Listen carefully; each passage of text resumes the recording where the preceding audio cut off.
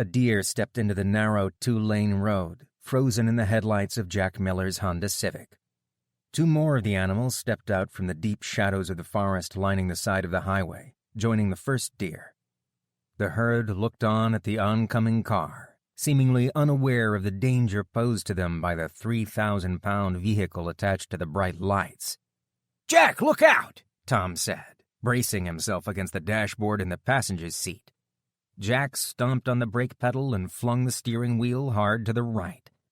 The white sedan slid sideways down the road, tires squealing as it barreled towards the herd of deer, threatening to tip over as 2 wheels came off the ground. "Dang it," Jack said, gritting his teeth.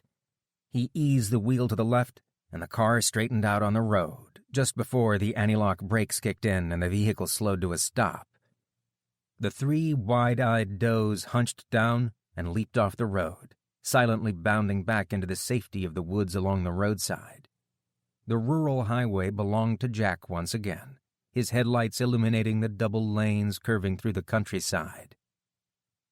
Jack gave a sigh of relief and wiped the beads of sweat off his forehead. His pulse slowed as his adrenaline rush dissipated. "Here, hold this," Tom said, passing a half-empty cup of coffee to Jack. Tom's white dress shirt was soaked from the spilled coffee, leaving a wet outline that ended in his lap. "Damn it, Jack, pay more attention to the road. With all of the crackpot doomsday theories you talk about, it'll be a damn deer crossing the road that winds up killing us."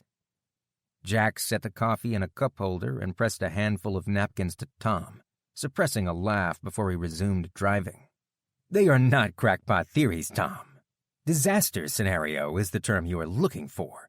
Besides, they aren't my crackpot theories. I just pay attention to the right people, not the vultures on the 10 o'clock news that report on disasters after they happen. Pick up a history book sometime. The past is littered with civilization-ending events. And with the amount of fragile technology we use today compared to just 100 years ago, forget about it. We're all hosed. It's only a matter of time. If you don't want to be one of the survivors, well, ignore the facts all you want, my friend," Jack said, unable to contain a measure of smugness. "Just because a few bunker-dwelling eggheads believe the world will end in their lifetime doesn't mean we should all freak out. I want to enjoy life, not worry about what's coming around the next corner. You'll drive yourself nuts worrying about all the things that could kill you," Tom said. "Speaking of crackpot theories, did you watch the news last night? That North Korea ballistic missile came down 300 miles off the coast of San Francisco. They could tip one of those babies with anything. A dirty bomb, a pathological agent, an EMP. Tell me that doesn't scare the hell out of you," Jack said. "Oh, God, not this again. Forget that I even mentioned doomsday. Or crackpots. How many miles left until we hit Kansas City? You've already lectured me on nuclear war, pandemic disease, solar flares, and asteroids this trip. I don't know how much more of the apocalypse I can take. My mother-in-law is coming to town next weekend. Tell me how to prep for that," Tom said. "You're on your own there. Seriously, though, 300 miles off the coast. North Korea has seriously upped their game in the last couple of years. These aren't small test missiles we're talking about. These are ballistic missiles capable of carrying large payloads. You can't tell me that China hasn't slipped them tech. Do you subject your wife to all this nonsense, or is it just me? You can't go around worrying about this type of stuff. It might happen, or it might not. It's going to drive you mad," Tom said. "Of course Yes, Amy and I talk about preparedness quite a bit," Jack said. Though, if he was honest with himself, he did most of the talking and she did the listening. At least he hoped she was listening. "Tom, I'm just saying it's better to be a little prepared than to be caught completely off guard. Even having a few extra cases of bottled water and a 2-week supply of food on hand could mean the difference between life and death. A pile of tin cans and a bunker in my basement isn't going to make me feel any safer. You scare too easy, Jack. You just have to roll with the punches. You can't be prepared for everything life throws at you. The risk is so minimal it isn't even worth worrying about. If any of this stuff happens in my lifetime, I'll eat my shoe," Tom said. Jack drove on in silence for a few moments, watching Tom out of the corner of his eye. Tom took a sip of his coffee, and Jack tapped his foot on the brake. The last bit of coffee spilled out of the cup, dribbling onto the front of Tom's shirt. "Jackass! Seriously, what is the matter with you? Are we 13 years old here?" "I told you accidents happen. It pays to be prepared," he said. Tom shook his head, looking less than amused. "Oh, come on, you were already wet," Jack chuckled, handing a stack of napkins to Tom. "Did Kenny teach you that trick or Danny?" Tom asked. Jack laughed. "Neither of the boys. That one is older than dirt. Kind of like you, Tom." Tom was a good friend and co-worker, even if he did rib Jack about his prepping hobby. He couldn't blame Tom for being a little cranky about the spilled coffee. Both of them were sleep-deprived and over-caffeinated in their push to make the drive from Springfield, Missouri to Kansas City tonight. After 2 weeks of work integrating servers at a series of distribution sites for a client, they were both exhausted and ready to finish the job. Setting up the last 2 servers up at the Kansas City facility would take 3 days, tomorrow morning, Tuesday, and Wednesday. If they worked hard, they could be out by Wednesday afternoon. Then they would be free to make the long drive back to the home office in Baltimore. It was about time, too. He missed Amy and the boys. It was hard to be away for work this long. Suddenly, the power lines strung from poles alongside the road glowed blue, looking like strands of neon draped from pole to pole. As quickly as the blue color appeared, the strands brightened and changed color to a white-hot glow, dimly illuminating the road. "Tom, do you see that? What the heck is that?" Jack asked, the hackles on the back of his neck standing straight up as a shiver ran through him at the eerie sight. "What the—" A flash of blinding white light dispelled the darkness as an electrical transformer mounted to a telephone pole exploded just in front of the car, sending sparks flying in every direction. The transformer burst into flames of white and blue, dripping white-hot molten metal to the ground. Jack squinted his eyes and brought his hand up to shield his face against the brilliant light. For a brief moment, the highway was as bright as day, turning the gray and black landscape into their daytime shades of color. The light disappeared quickly enough, leaving the car enveloped by darkness, hurtling down the rural highway. The car's headlights and dashboard were dark. The burning transformer in the rearview mirror was the only visible light. Jack struggled to see through the bright white blob seared into his vision from looking at the transformer. He thought he could see the lines in the center of the road, but realized in a panic that it was the afterglow from the overloaded power lines. He slammed his foot down on the brake, but it was too late. The car shuddered violently as it ran off the side of the road into a ditch. The car spun out of control and then flipped onto its side, tumbling over and over again until it slammed into a tree, throwing Jack forward against his seatbelt. His head struck the windshield, and then he was flung back against his seat. The sound of metal and glass crunching into the tree was deafening, impossibly loud and close. When the noise stopped, he reached for his seatbelt in the darkness, cutting his hands on shards of glass scattered across his lap. Jack felt around his body, afraid to find bones sticking through the skin. Every inch of his body registered pain. The world spun wildly from the car's tumbling roller coaster exit off the highway, his head throbbing. "Tom, are you all right?" he asked. Antifreeze dripped onto the engine block, hissing as it touched the hot metal and evaporated as a puff of steam. Broken glass crumbled underfoot as he let off the brake pedal. As his eyes adjusted to the moonlight, Jack took in the severity of the crash. Glass splintered in a circular pattern where his head impacted the windshield, stained with blood.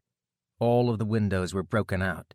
The front end of the car was crumpled all the way to the dashboard, and the roof of the car was smashed in so that he couldn't sit up straight in his seat without hitting his head. A mixture of bright pinpoints of light and black spots formed in front of his eyes. His vision narrowed to a small gray tunnel in front of him. Panic set in. He knew this feeling. He'd blacked out once before as a teenager after hitting his head on the pavement playing basketball. He turned to his friend in the passenger seat, his foggy mind finally remembering that Tom was in the car with him. Tom's mouth hung open. His head lolled to the side at an awkward angle. His eyes were closed, as if asleep, and his body slouched over against the passenger door. Jack reached over and shook Tom, attempting to rouse him. "Tom, wake up. We crashed. Come on, Tom. Get up," he said. Tom didn't move. His arms sluggish and heavy, Jack put his hand on Tom's chest to make sure he was still breathing. His hand bumped into a large, rough object sticking out of the middle of Tom's chest. Jagged and splintered pieces jutted out of the end of it, and he recognized the texture as tree bark. Jack pried a splinter off of the branch sticking through Tom, deliriously attempting to pull the branch out bit by bit. His eyes grew heavy, his world spun wildly, and then he slipped into unconsciousness as a silent, deep darkness overtook him. Chapter 2. Amy Miller fluffed up her pillow, stretching out on the bed as she waited for the movie to start.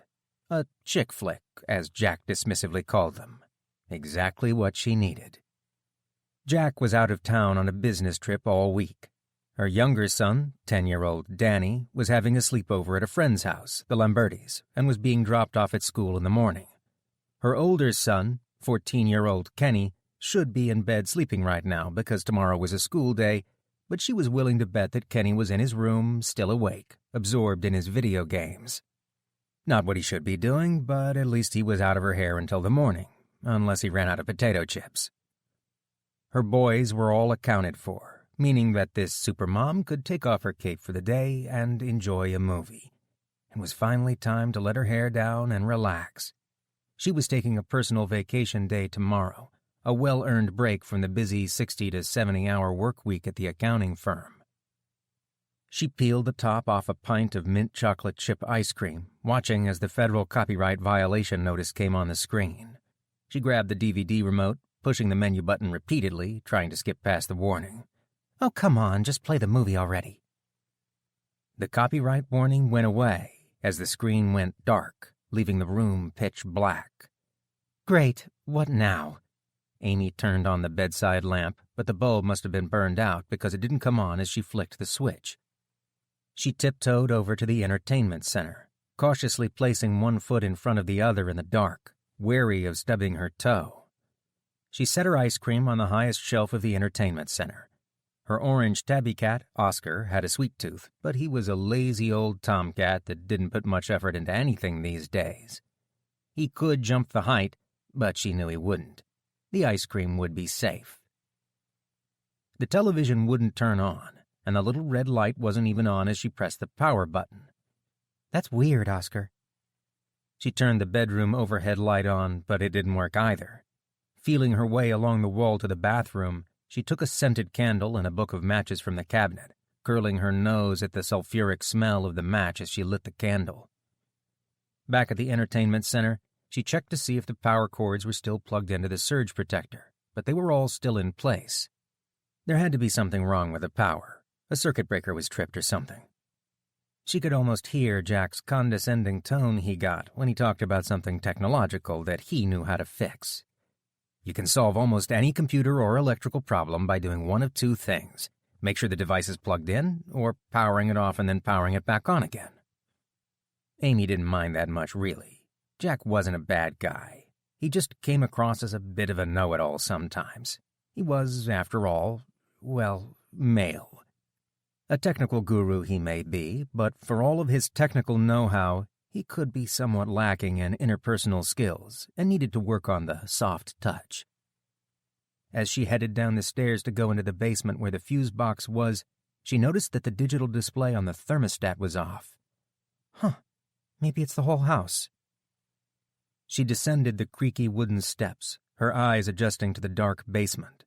The flame from her candle flickered from a drafty window, and she cupped her hand around it to keep it lit.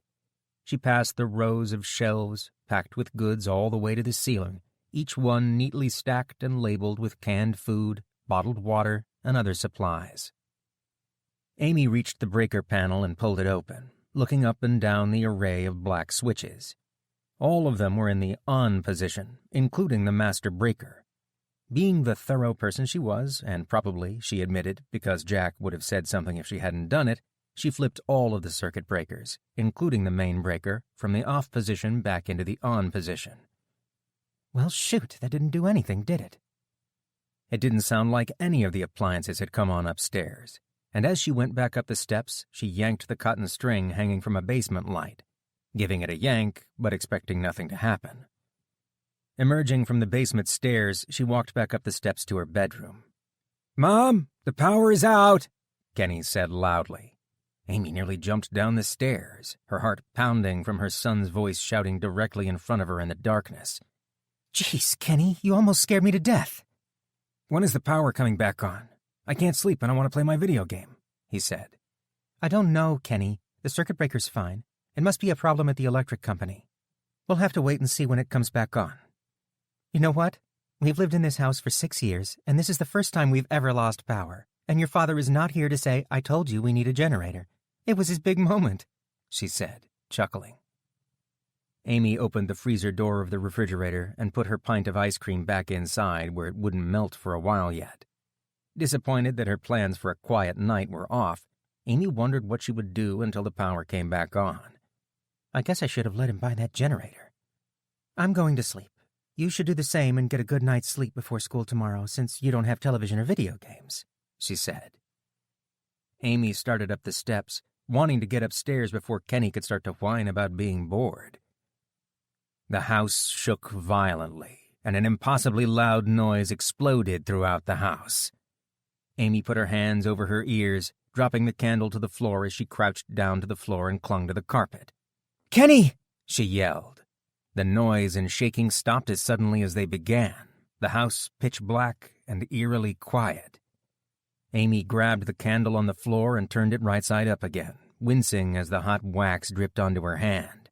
Her ears rang with a high-pitched tone. "Kenny? Kenny, are you okay?" she asked. "I'm fine. What was that?" he asked.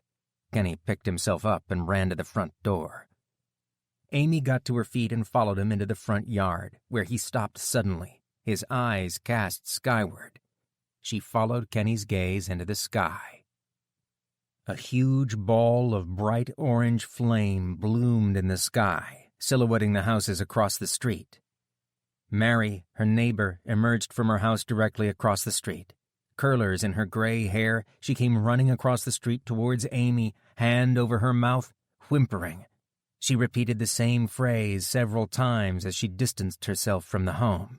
"Oh my God! Oh my God!" she said. "It hit our house!" In the growing light of the column of flame, the damage to Mary's home was visible. The entire upper half of the roof had been destroyed, ripped off of the rest of the house.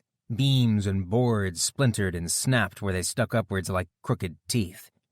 The chimney was broken clean off. Shingles and bricks were strewn across the remaining roof. Amy embraced her friend, hugging her tight. Mary trembled uncontrollably, tears running down her face as she clung to Amy. "What happened?" Amy asked, full of awe at the still-growing fireball. Mary turned to look for herself. Over the top of her house, an enormous cloud of thick smoke and fire billowed some distance away, emanating from the fireball. The cloud grew in size, flames flickering along the central column. Just then, another explosion rocked the street, whipping her hair around her face as the wind from a shockwave hit them. Amy dropped to her knees, covering her ears against the noise. It wasn't as loud as the first explosion, but this one sent an even larger column of fire into the sky that dwarfed the first. Angry red and brilliant blue flames intertwined as the fireball expanded skyward. Mary's whimpering was drowned out by the screams and shouts of several neighbors, milling about in their front yards as they emerged from their homes. "Mary, are you sure you're okay?" Amy asked, looking her over for injuries. The woman nodded her head, setting the orange curlers in her hair shaking. Her hands trembled as she wiped away the tears streaming down her cheeks. "What about Dan? Is he home?" "Oh, my God! Dan! My Dan!" she cried out, turning to run back across the street to her home. Just as she approached the front door, a stunned-looking Dan stepped off the front porch, wearing his signature baseball cap and flannel pajamas. He hurried into the street, looking over the roof of the house at the billowing pillars of fire and smoke. "Holy jeez," he said. "What the hell is that? Somebody call 911. Amy pulled her phone from her pocket to dial the police. The screen was black and wouldn't turn on. Had she plugged it in last night? Surely she had. She tried again, frustrated at the device, holding down the button to restart the phone. Dan held up his cell phone with a questioning look. "My dang phone is dead. Is yours working?" "No," said Amy. "I'll go use the landline." Amy turned and ran to her house, making her way quickly to the kitchen. She picked up the telephone and was greeted with silence. She clicked the receiver a few times, expecting a dial tone or at least a little static, but she heard nothing. What was going on? The power was off and the phone wasn't working either? Amy rubbed her temples, trying to calm her nerves. The phone line was still supposed to work even if the power was off, wasn't it? Dan shouted to her from the doorway, his voice full of terror. "Amy, come quick. Get out here and look at this." She ran back to the front door, stopping suddenly just outside the doorway, clutching at the open door for support as she looked to her left to where Dan pointed his finger, tracing a moving line across the sky from one pillar of fire to the next. She didn't see anything for a moment, but then recognition hit her. Tears began to streak down her cheeks as horror and disbelief filled her. An airplane glided along in eerie silence, briefly illuminated by the tall, fiery red clouds of the airliners that had already crashed. It dipped lower and lower in the sky until it passed out of sight, hidden by the rooftops of other homes. A split second later, a new explosion hit the street. Men, women, and children screamed in terror. Another blast of flame rose like a pillar in the sky. Neighbors clung to each other and shrieked, some fleeing back into their homes for safety, some running down the street. She watched as one of her neighbors got into his car and slammed the door shut. He banged the dashboard repeatedly, got out of the car, and pulled the engine hood open. Shaking his head in frustration, he kicked the fender and ran down the street. Amy turned to Dan, who stood open-mouthed, his jaw silently moving, hands clenching and unclenching. A wave of pity and grief hit her as the realization dawned at his reaction. Dan and Mary had a grown son. He was a pilot. "Dan, what happened? What could have done this?" she asked. "My home phone is dead, our cell phones won't work, and the electric is out too." A ball of fear and worry formed in her stomach. She had an eerie feeling as she walked around the side of her house and into her backyard. She knew where the planes were coming from. They were supposed to be landing a few short miles south of where they were crashing. As she faced south in the direction of the Baltimore-Washington International Airport, horror filled her as she made out several more columns of orange flame rising into the air from around the airport and surrounding neighborhoods. What in the world was happening? Chapter 3. Awareness came to him slowly. His mind felt sluggish and unclear. Where was he? How did he get here? Why did he hurt so much? Jack shut his eyes tightly against the bright sunlight beating down, which was only adding to his splitting headache. His body felt like he'd been run through a meat grinder, with aches and bruises on every part of him. But it was his head that hurt the worst. Jack looked in the rearview mirror and winced at the large lump protruding from his forehead. Tom's laptop lay on the dashboard, thrown out of the back seat by the impact, and was the likeliest explanation for the wound to his forehead. Memories of the crash last night rushed back to him in a flood of emotions. The bright flash of light, the steering wheel twisting out of his grip as they went off the road, the car rolling and tumbling until they hit the tree. Tom. Jack sat bolt upright, sending shards of broken glass to the floor, and turned to his passenger in a panic. Tom lay in the same position as the night before, sunlight filling in the terrible details that Jack had guessed at the night before. When the rolling car had come to a violent stop against the tree trunk, a low-lying branch had been broken in two. The shaft of the broken branch thrust through Tom's chest like a spear. He must have been killed instantly, impaled through the heart by the arm-sized spear of wood.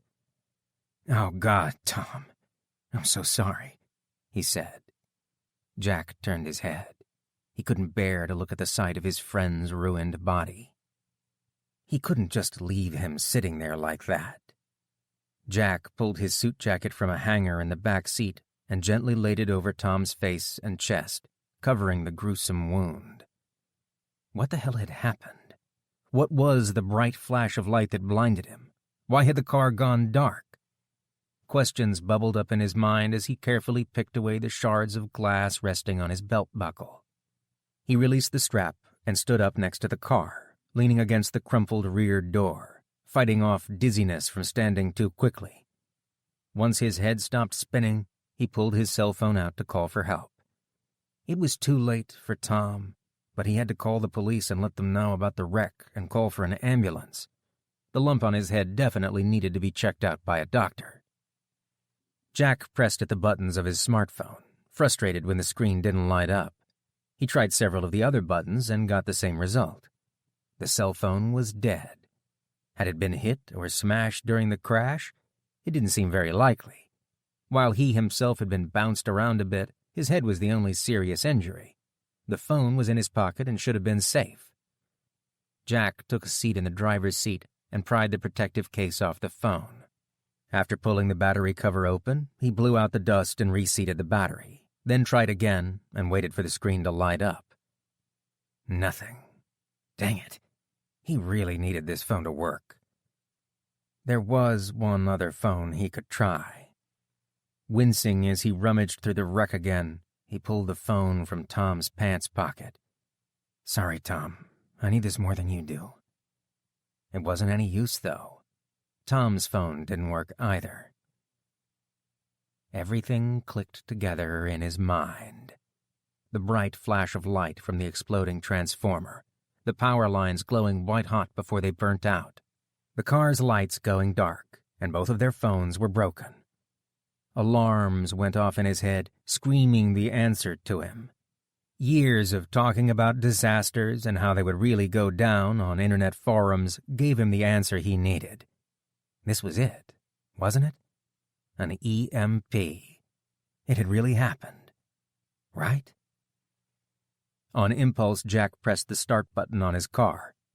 Nothing. Completely dead. Not even the dashboard lit up. So many people had doggedly shut him down for so long, saying it would never happen, he just didn't trust himself anymore. He had to find more proof. He needed to make certain it was an EMP before he jumped to conclusions. But first, he needed to clear his mind or he wasn't going to make it very far. Jack then rummaged through the wreck, trying to find some evidence to prove the butterflies in his stomach wrong. He tried his laptop, and then Tom's laptop, and every other electric gadget in the car. None of them would power on. What were the chances the wreck had destroyed everything, and the utility transformer blew out at the same time? Not likely. The North Korean ballistic missile that landed a few hundred miles offshore of California yesterday. What if they'd launched a second missile successfully? It couldn't really have happened, could it? He'd spent so much time thinking about disaster scenarios and planning for the aftermath that he really couldn't believe it was actually happening. What should he do now? He could stay here with the car and wait for someone to come along the highway to help. If he was wrong about the EMP, another car was bound to drive by sometime soon. If it proved to be true, he'd be a day behind schedule. He knew a day could mean the difference between life and death in certain situations. But behind what schedule, he had no clue. He hadn't planned on an EMP happening while he was away on a business trip. Stepping out onto the blacktop pavement of the highway, he looked up at the sun's position in the sky. It had to be at least noon. A sinking feeling grew in his stomach. This wasn't an interstate highway, but it was still a highway, no matter how rural. Plenty of traffic followed this route from Springfield to Kansas City, dozens of cars an hour, at least. The car accident was clearly visible from the highway. There was no way you could miss it. Surely someone would have passed the wreck and stopped by now if other cars were still working, right? Lowering his eyes from the sun, he noticed one other piece of evidence. High atop a utility pole sat another transformer, charred and blackened, just like the one that exploded the night before.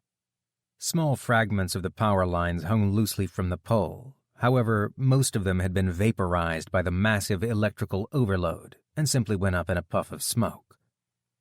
Jack walked over and sat in the deep shade of an oak tree, leaning against its trunk. It wasn't so impossible, was it? An EMP device was much simpler to manufacture than a nuclear weapon, perfectly suited to the purposes of a country like North Korea. If they could lob a ballistic missile high above the United States, a nuclear-powered EMP would devastate the country. It wasn't the nuclear explosion that would do the damage, but the enormous electromagnetic pulse of energy emitted from the device would carry far across the country, bouncing around off the upper atmosphere. The energy surge would destroy any electronics in its path, burning out their sensitive components. The electrical grid was especially susceptible because the power lines used to distribute electricity throughout the nation also acted as giant antennae, picking up the pulse of energy and overloading anything attached to it, just like the pole-mounted transformers that exploded last night. Jack couldn't sit still any longer, consumed with worry and doubt. He left the shade of the old oak tree behind and made his way to the car. Eyeing the contents of the trunk, he took stock of what he had available: his suitcase and a small bug-out bag. It was going to be hot, and his clothes were blood-spattered. Jack unbuttoned his dress shirt and tossed it into the trunk, removing a neatly folded T-shirt out of his suitcase. As he unfolded the T-shirt, he traced his fingers over the stitchwork of the yellow and black patterned tiger logo, Kenny's teen colors. He pictured his older son standing on the pitcher's mound, eyeing down a batter. He'd worn that shirt to every one of his son's ball games. Where was his son now? Fear and a sense of helplessness hit him right in the gut. Kenny, his younger son Danny, and his wife Amy were over 1,000 miles away from here. God help him. This couldn't be happening right now. Blinking back tears, Jack grabbed his Baltimore Orioles baseball hat and pulled it down on his head, weighing his options. What should he do next? Part of him wanted to stay with the car, clinging desperately to the belief that he was wrong and there was no EMP, just a set of unlucky coincidences. It all added up, though. His car's electrical system had broken, and his cell phone, and Tom's phone, and the transformers. Running once more over the list of dead electronics at his disposal proved how unlikely that was, as much as he wanted it to be true. Amy would be worried sick about him by now. He didn't have a way to call her. He needed to hear her voice, to hear her tell him that she and the boys were safe. Maybe he could find a town with a working phone, or somebody with a ham radio, or something that still worked.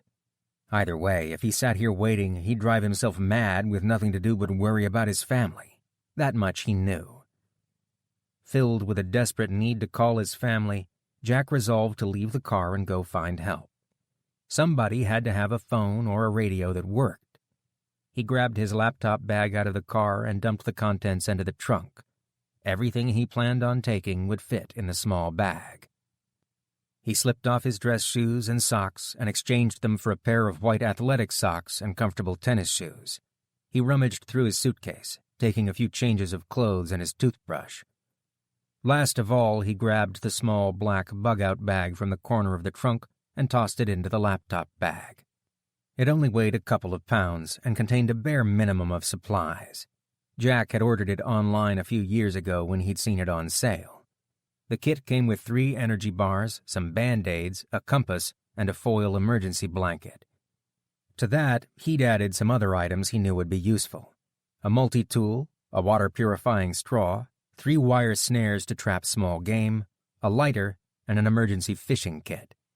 It was everything he needed to start a fire, keep warm, catch and cook his food, and sanitize his water. He stuffed the supplies into the laptop bag along with a bottle of water from the car. It wasn't much. He wished he had the much larger BOB from his Suburban. That one had a 9mm and a lot more supplies, but he'd been afraid to pack the 9mm in his company vehicle. That would be a quick way to get fired if anybody found out about it at his work. He'd also love to have the 1972 Chevy Silverado parked in his garage at his disposal. The old beast was probably still running, since it didn't have an onboard computer or fuel injection. There was nothing to be done about it. Hopefully, Amy would remember to try to start it up. He didn't have a bug-out location, they just didn't have the money. But Amy was smart and tough as nails, and she'd get some use out of it if she could. Amy, his wife. He had to call her. Jack slung the laptop bag over his shoulder, pulled his baseball cap down tight over his head, and set out down the road. There had to be a working phone somewhere. Chapter 4. Amy raced up the basement steps 2 at a time, carrying an armful of notebooks from Jack's bookshelf in the basement. She brought them into the kitchen and dumped them on the kitchen table.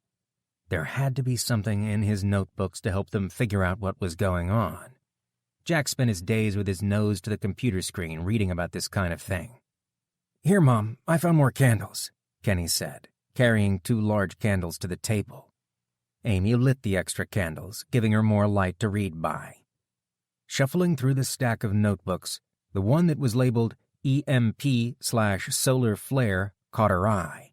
She knew what an EMP was. Jack made sure of that. Dan adjusted his glasses and squinted at the smooth blue loops of Jack's cursive writing in the binder, his brow furrowed. What the heck is an EMP? I know what a solar flare is, but what's that got to do with plane crashes? Mary cast him a withering look. "We have 300 cable channels and you don't watch anything but golf. The Science Channel had a special about this. They said it could break all the electronics in computers. Airplanes use computers to fly, dummy. Electronics, you know, like the television has." She scanned Jack's notes, taking in the first page of handwritten notes. A solar flare is a burst of high-energy radiation from the sun, usually during the solar maximum. Solar flares usually only affect communications and won't affect electronics. Whatever had just happened was affecting more than just communications. Planes were falling out of the sky. It couldn't be a solar flare. She skipped down a few paragraphs. An EMP, electromagnetic pulse, is a powerful burst of electromagnetic energy. EMPs can come from several sources, but the most likely would be the detonation of an EMP-generating device by a rogue nation, foreign power, or terrorist group. If detonated high over the United States, such an EMP could take out the entire electrical grid and all unprotected electronics. No more airplanes, cars, phones, televisions, computers. Everything we take for granted in modern civilization would be gone in a heartbeat. There would be no warning of such an attack. It will be a civilization-changing event. Mass panic, social breakdown, and rioting will start as soon as people realize how dire the situation is. The food distribution network will stop functioning, and food will become scarce as tractor-trailers and trains become unavailable. City water will likely turn off at some point. Competition for resources will get bad. She couldn't read any more. It was terrible. It just kept going on and on like that, Jack's imagination running wild of how bad things would get. An EMP couldn't have happened, could it? He had always had an overactive imagination. Amy noticed a sticky note poking up from the back of the notebook labeled EMP. Flipping to the back of the notebook, she passed disaster plans, exit routes for the house, and stopped at a checklist the tab was attached to. EMP, yes or no? 1. Power off? All electronics? 2. Cell phone dead? 3. Landline phone dead? 4. Car won't start? 5. Neighborhood power, cell, phone dead? 6. Will the Silverado start?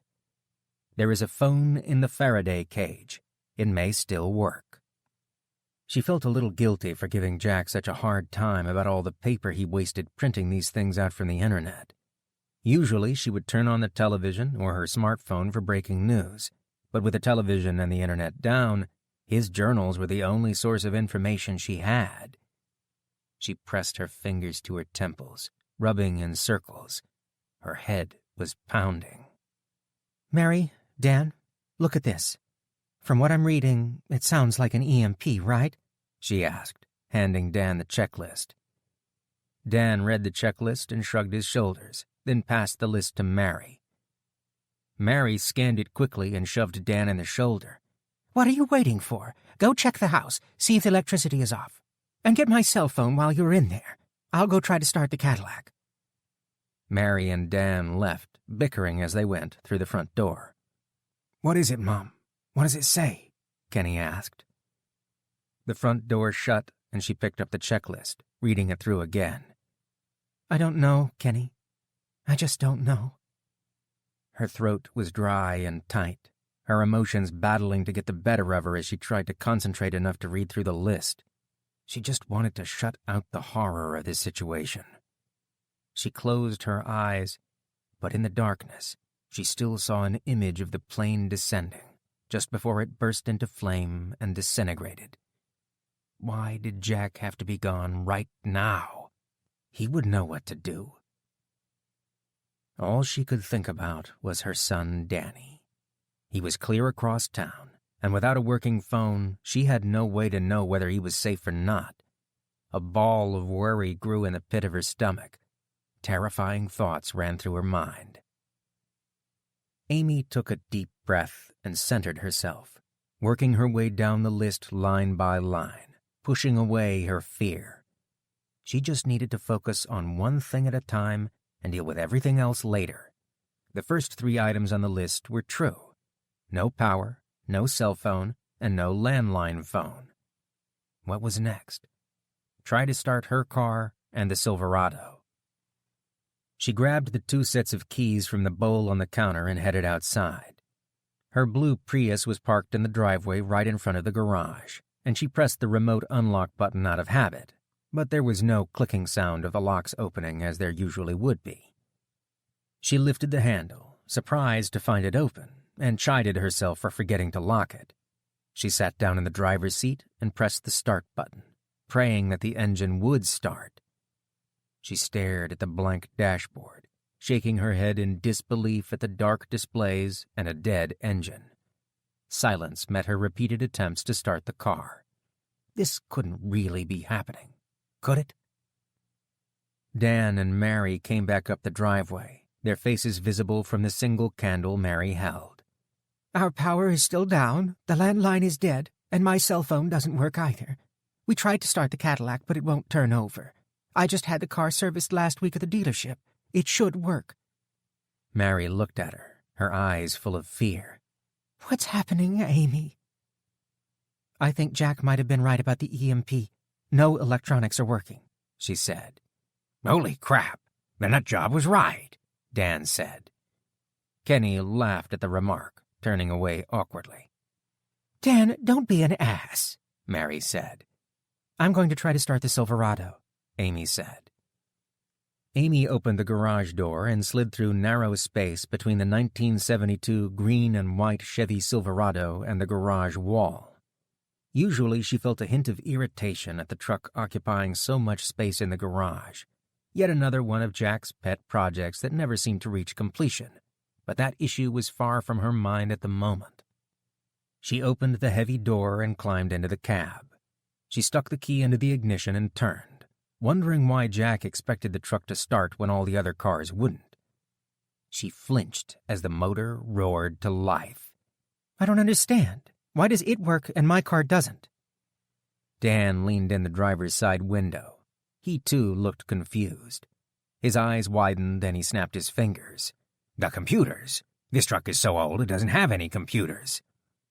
Amy turned the key and shut the truck off, struck by a thought.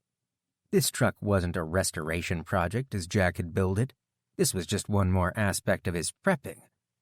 Clever man, knowing that she would resent the truck if he plainly called it a bug-out vehicle. Jack was right, "An EMP did this," she said. What was the last thing on the checklist? Jack had an emergency phone in the Faraday cage, whatever that was. Amy held on to a glimmer of hope as she rushed into the basement and grabbed the large metal box off of his bookshelf. When she opened the metal box, she removed the box inside of it, which was wrapped in silver metallic wrapping and labeled Backup Cell. She tore through the shiny silver material coating the box and pulled out a styrofoam block, which she cracked in half at the seam. It held a bag inside, held shut by a bright yellow sticker marked Anti-Static Bag, Warranty Void if Opened. Amy pulled the sticker off and opened the bag. A cheap black cell phone sat at the bottom of the bag. Amy turned the phone on and closed her eyes, clutching it between her hands as if she were in prayer. She was afraid to look at the phone, hoping that Jack was wrong about the EMP. After years of listening to Jack drone on about unlikely catastrophic events, preparing for things that she knew would never happen in her lifetime, she was terrified that he might actually be right. Danny was across town at a friend's house spending the night, and Jack was 1,000 miles away in Missouri. This couldn't be happening. It just couldn't. The phone beeped as it started up, sending a shiver down her spine. She picked up the phone and opened her eyes. 0 bars. Her stomach climbed into her throat. She dialed Jack's cell phone number and pressed the call button. She brought the receiver to her ear, but heard nothing. Amy tried again to dial the number and waited several moments for any sort of sound to come out of the phone. Nothing. She could dial numbers, but nothing happened. No dial tone, no operator. Nothing. It had to work. It just had to. Amy threw the cell phone across the basement, and the phone shattered against the wall, green circuits and small colored wires poking out from the ruined device. Was it possible that Jack was right about the EMP? It was terrifying, but it felt like he was right. What if he was right about how quickly things would get bad, just as he seemed to have been right about the EMP? Kenny was here, but Danny was at the Lombardi's house across town. Her son was out there while planes fell from the skies. She had to get Danny home. "Kenny," she yelled as she ran up the basement steps. "Kenny, put your shoes on. We have to go get Danny." Her stomach turning somersaults and racked with a sick feeling. She had one thing on her mind: get Danny home. Chapter 5. The sun beat down relentlessly on Jack. Sweat poured from his neck and face. The heat created shimmering mirages that danced above the asphalt highway in the distance. It was the end of a long, hot day of walking.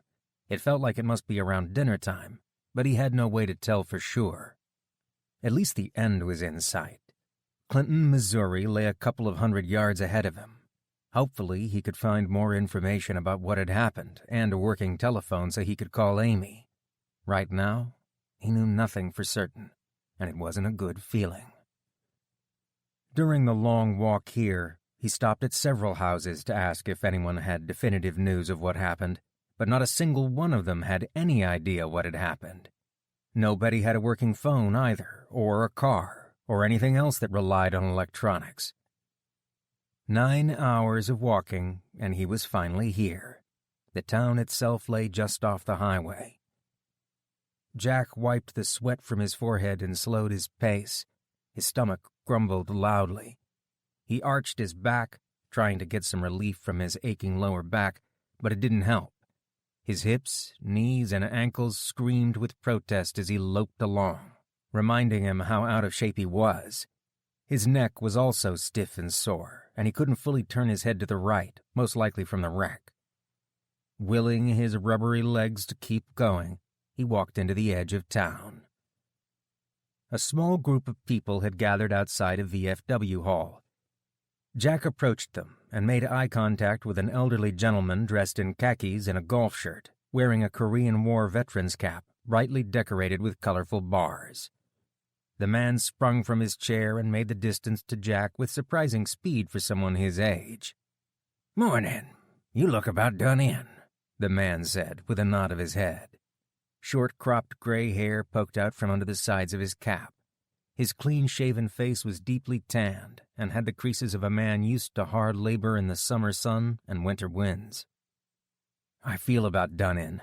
I wrecked my car several miles back along the highway. My cell phone is broken. I couldn't call the police," said Jack. "I need to use a phone. Do you have one?" The old man shook his head from side to side. "Phone is out. Power is out. All the cell phones, too. It's the same with our television and cars. Any idea what happened?" Jack sighed. "I was about to ask you the same question. My friend Tom and I crashed last night outside Osceola. The power lines blew out and my car lost power. We hit a tree. Tom, he didn't make it." "I'm terribly sorry to hear that," he said. "The sheriff will be here soon to talk to the town about what happened. He'll send somebody out for your friend." Jack's stomach growled loudly, gurgling with hunger. "Did you eat yet today? How long have you been walking? That's got to be about a 7-hour walk from Osceola," the man said. "I had an energy bar earlier. It was a long walk. I don't know how long it took," Jack said. The man held his leathery hand out to Jack, gripping Jack's hand with surprising strength. "I'm George Cooper, by the way. Come on in. We'll get you something to eat. Folks gathered here after the power and everything else went down. People brought plenty of food with them today." Jack followed the man. "Some food would be greatly appreciated. My name's Jack Miller." Inside the VFW hall, Jack sat down and dove into the plate of eggs that were set in front of him, shoveling them in as fast as he could move the fork. After he finished the 3 over-easy eggs on his plate, he made short work of several crispy strips of cold bacon and moved on to the huge sliced sections of red tomato. He was unprepared for the tangy sweetness of the vine-ripened vegetable, and it must have shown on his face. "Never had a vine-ripened tomato before, have you? Just them little mushy, unripe things they sell at the grocery store?" said George. Jack nodded his head in agreement as he ate the salt and pepper-covered slices. George put another serving of bacon and tomatoes on his plate. "I noticed the ring on your finger, and I know the look on your face you were wearing when you came walking up the road. You've got family you're worried about, right? I was married myself for 54 years before the Lord took my Nancy away. We have 3 strong children and a whole mess of grandchildren running all over the state," George said. Jack looked down at his hands, spinning his wedding ring around his finger. It was all he could do to keep the worry off his face. George seemed to sense Jack's emotional conflict and asked, "Where are you from?" "Baltimore, Maryland. My wife and 2 sons are there." George whistled a high-pitched keen. "That is quite a distance. What will you do?" George said. The hall erupted in chatter just then, and Jack turned to look at what caused the commotion. A man came through the door, clearly the sheriff, judging from his hat, badge, and the pistol strapped to his belt. A younger man in his early 20s walked next to him, dressed in shorts and a t-shirt. The sheriff made his way to the front of the hall and stood up on a milk crate facing the group. The crowd chattered anxiously, and he gave a shrill whistle to get their attention, quieting the group. "Everyone, I know there has been a lot of speculation about what is going on, and I have some new information. Now, it's not the best news in the world, but it could be a lot worse. Hear me out until I'm done telling you. There's plenty to follow that should set everyone's mind at ease." The sheriff pulled the young man standing behind him closer to the group. "As some of you might know, my brother Mike works at the Whiteman Air Force Base just north of here. This here's my nephew Sean, Mike's boy. Earlier this morning, I sent Mike up to the air base on a bicycle to see if he could find out what is going on. He's just returned with important news. Late last night, there was an attack." A man shouted out from the crowd. "Was it the Russians? Terrorists?" Another man yelled out, "Yeah, who did it?" Others started to shout out their own questions, to which the sheriff raised his arms and gave another shrill whistle through his teeth, calming the group. Now come on, people. Hear me out before you all shout out your questions. The word from Mike is that there was an attack of some sort just after 11 p.m. The airmen on duty tracked some sort of anomaly on their radar screens, something high above the base. It wasn't like anything they'd ever seen before. At first, they thought it was a ballistic missile, but it didn't have the same radar signature. The radar operators went on high alert, and a couple of seconds later, everything went dark, the same thing we experienced here. The lights went out, power was off, and the phones weren't working. Here's the bad news. The base commander said it had the markings of a huge EMP, or an electromagnetic pulse. That is, a burst of energy powerful enough that it destroys computers, the electrical grid, and anything with a microchip.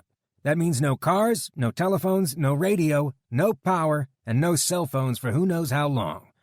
He thinks the EMP was powerful enough that it would affect the entire United States from one coast to the other.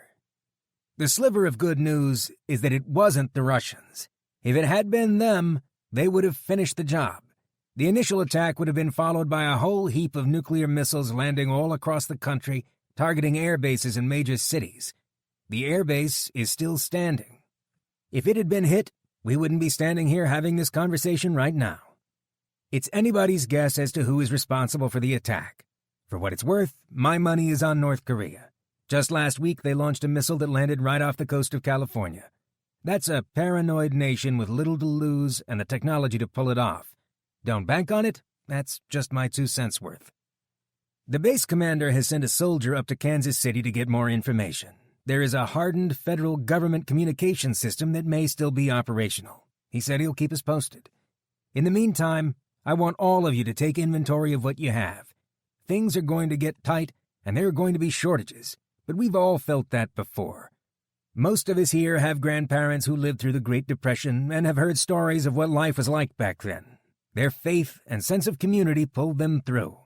If we stick together, we can ride this out. Food, medical supplies, water, anything you need. We'll start a message board here in the VFW hall and make sure everyone has what they need. Now, everybody go about your business as usual and don't start a panic, the sheriff said. To his surprise, the crowd took the news well, considering the gravity of the situation. All around him, the townspeople hugged and shook hands, reassuring each other that they were there for each other. This wouldn't happen in downtown Baltimore. Jack found himself nodding in agreement with the sheriff's assessment. Yet, at the same time, the man's words struck fear in his heart as his worst fears were confirmed. On some level, he was hoping he was wrong, that this was a freak accident or some sort of localized event. A direct hit by a large EMP.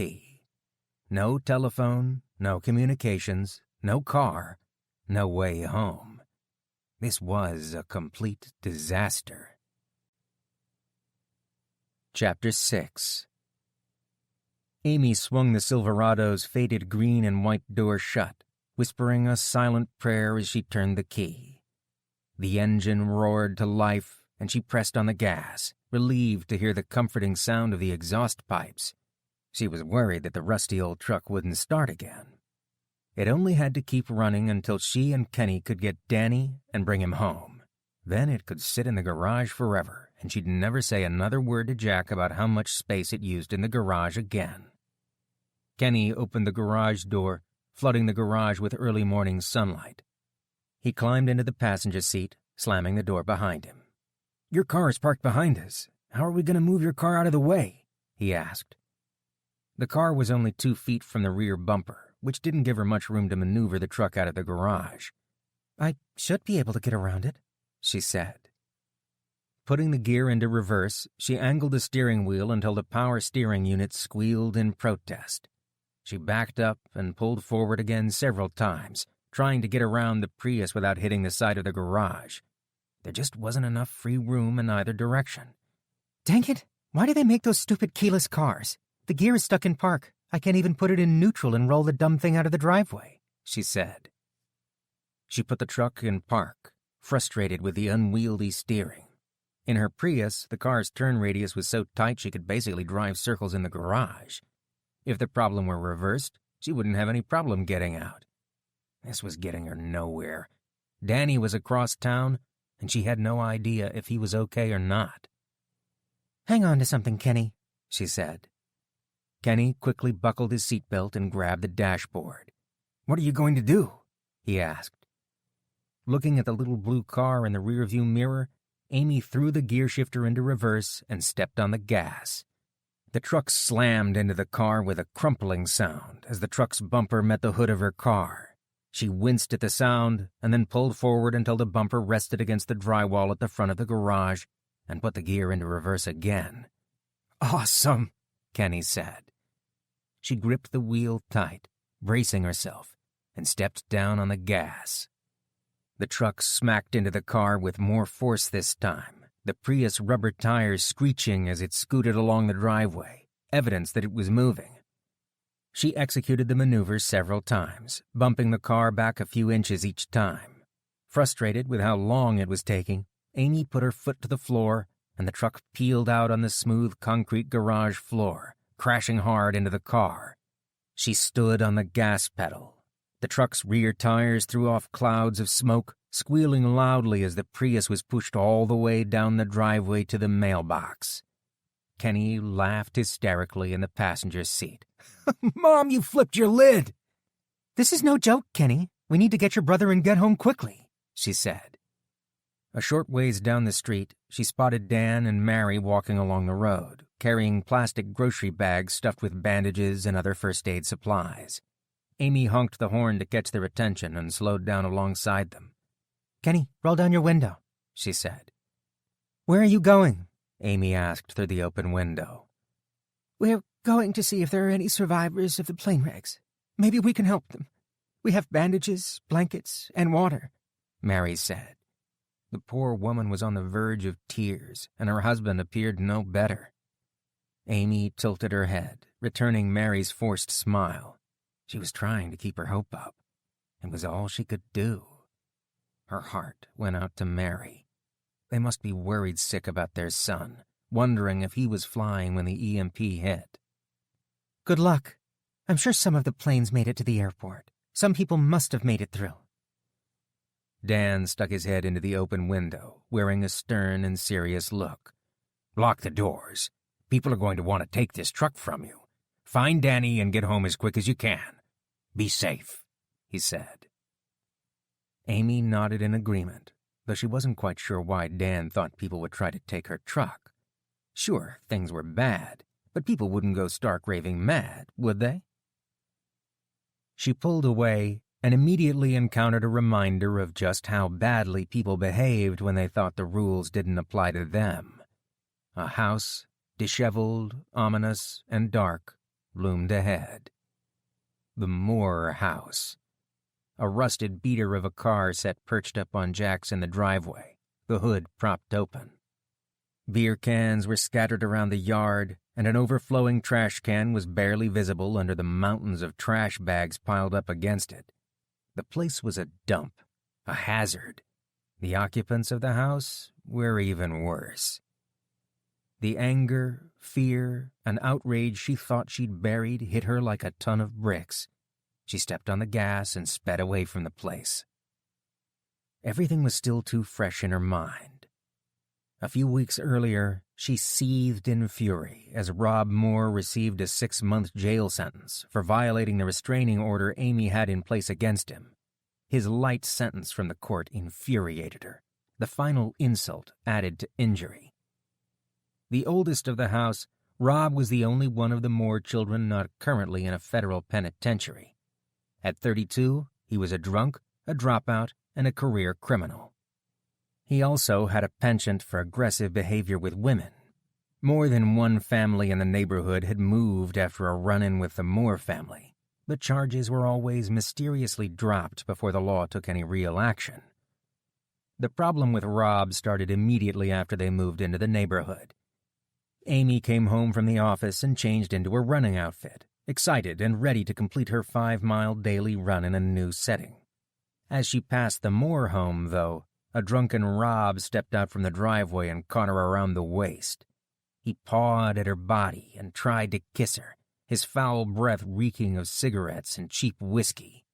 She struggled, but he wouldn't release her. He pushed her against his car, tried to force her into the back seat, which is when she finally was able to wriggle free of him. She ran home and called the police. The police took him in for aggravated assault, and that should have been the end of the issue. Unfortunately, Rob didn't get the message. He made bail a week later, which she only learned of after she caught Rob outside of her bathroom window, peeking in while she was in the shower. The second incident resulted in a restraining order, along with a promise from police that he would be held in jail without bail until his court date. The nightmare seemed to be over. 2 weeks later, though, Jack reluctantly went away on a business trip after much convincing from Amy that she would be all right. Her boys stayed the night with their grandparents, and Amy had planned to spend a relaxing night with a hot bath followed by a movie. As the tub filled with water in the bathroom, Rob broke the lock on the front door and snuck into the house, taking her by surprise. Unfortunately for Rob, her vigilant neighbor Dan kept tabs on the Moore children and took notice when Rob went to her front door. Amy stood in the bathroom, shaking in Rob's clutch and terrified. A silver object flashed behind Rob's head, followed by a sickly thump, and Rob dropped to the floor like a sack of potatoes. Dan stood there, a 3-iron in his hands, his face red and shaking with anger. Rob moaned on the floor, blood trickling from his head, until the police arrived to cart him away. The district attorney personally swore to her that Rob would be put away for a long time. During his incarceration, though, Rob provided inside information about a high-level drug dealer and testified against him. The felony charges were dropped, and he received a much more lenient set of misdemeanor charges. The result was a sentence of 6 months of jail time to be served consecutively with 3 years of probation. Amy was thoroughly disillusioned with the criminal justice system by the event. Wheeling and dealing with criminals to get dirt on other criminals just didn't feel right to her. The dirtbag Rob was being helped by the system instead of being punished by it. Leaving the Moore house behind, she drove faster through the neighborhood, itching to get Danny home. People milled in the street, rubbernecking at the downed airliners, pieces of which still smoldered. She honked the truck's horn at them, which elicited more than a few strange looks in her direction. She felt the weight of their stares as they moved out of the street. Their eyes seemed to bore into her and ask, "Why does she still have a car? What gives her the right?" Besides the foot traffic, the street was littered with cars that were incapacitated by the EMP. Some had simply stopped in the street. Some had crashed, but each one of them forced her to slow down and carefully navigate around. Eventually, they made it through the neighborhood and made better time driving through the business section of town. There were just as many stalled cars, but since there were 2 lanes in each direction, she had plenty of room to drive around the stalled vehicles. "Mom, what are they doing?" Kenny asked, pointing across the street at a strip mall lining the side of the road. Thick black smoke poured from the broken display window of one of the shops, red flames visible through the window. Next to the burning shop, a stream of people dashed in and out of a liquor store, carrying armloads of stolen alcohol. A man dashed out of the liquor store right in front of the truck, 2 bottles of whiskey in hand. The man looked right at her and boldly stepped in front of the truck, almost daring her to keep going. Amy slowed just enough so that she wouldn't hit the man, then pulled away. "Looters. Those people are stealing. It's disgusting," she said. Amy split her attention between keeping her eyes on the road, wary of any more people running in front of the truck, and watching the looters behind them. In the rearview mirror, she saw a man in a leather jacket and a black wool cap run out of the liquor store, pushing a grocery cart packed with cases of beer and bottles of liquor. Another man, clearly the store owner, ran out after him while screaming at the man to stop. When the looter refused to stop, the store owner raised a handgun and pointed it at the looter's back. A chill ran through her spine as he opened fire several times, emptying the gun into him. The looter slumped over the cart and fell to the ground, a dark silhouette on the pavement.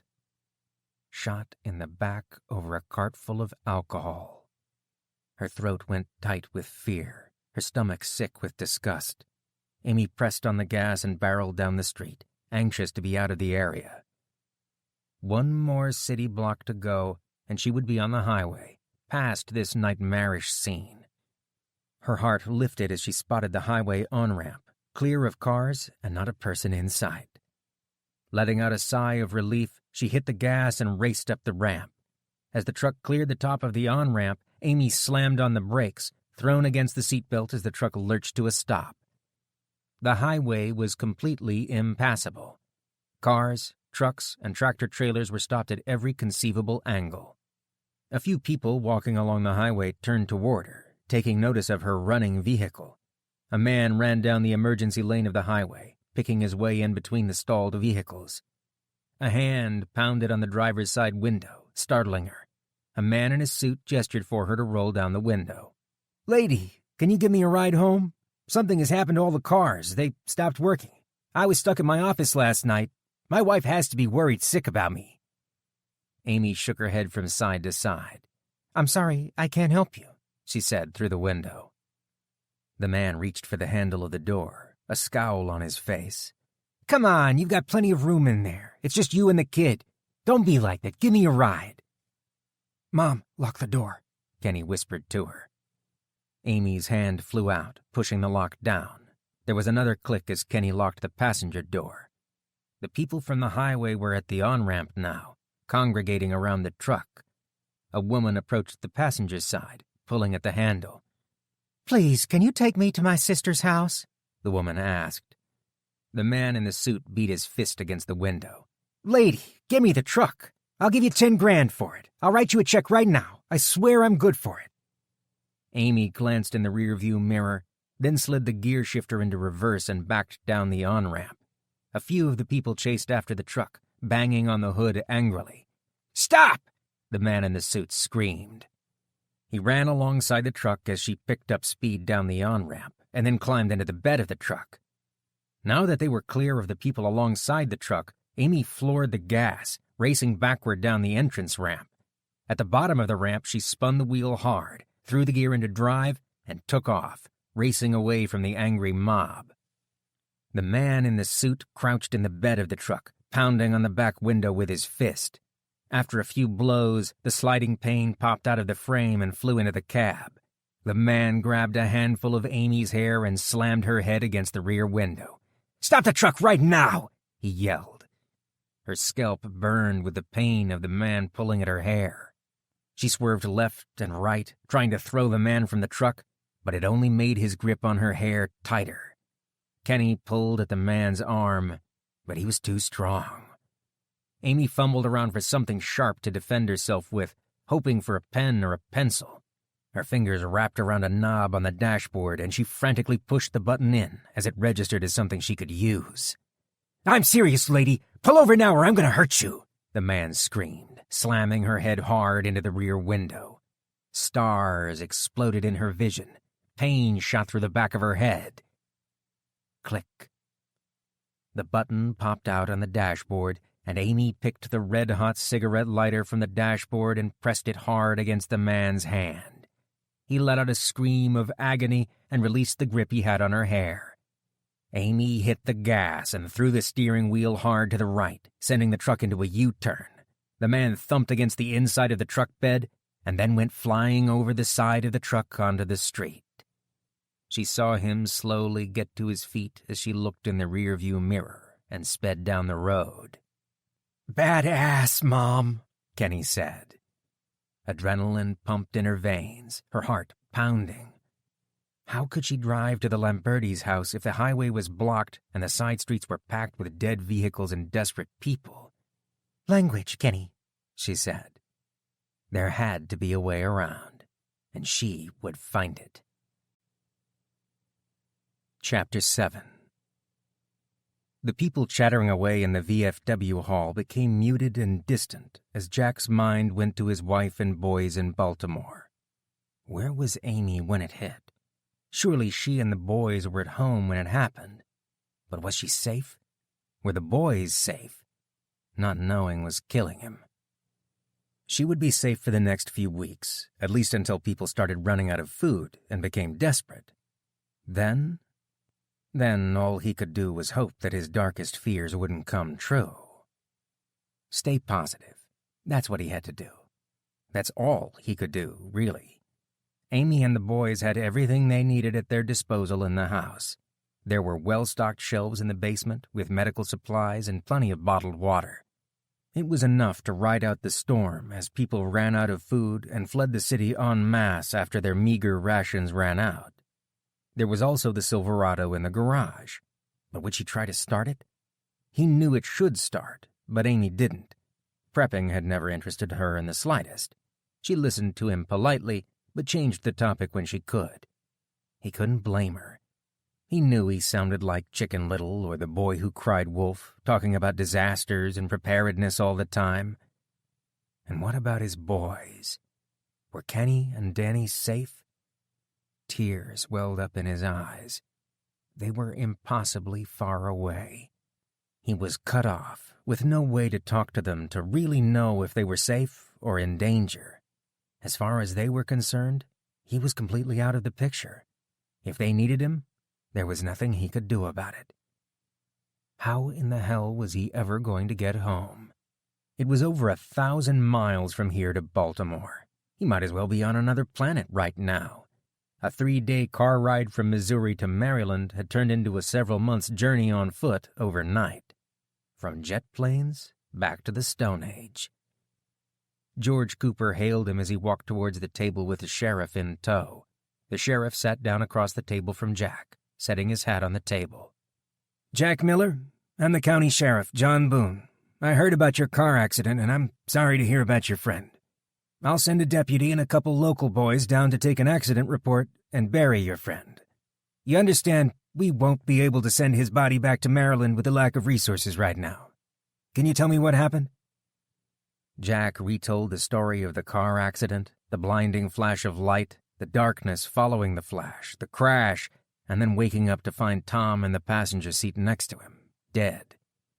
It filled him with sadness, bringing him right back to the scene of the accident.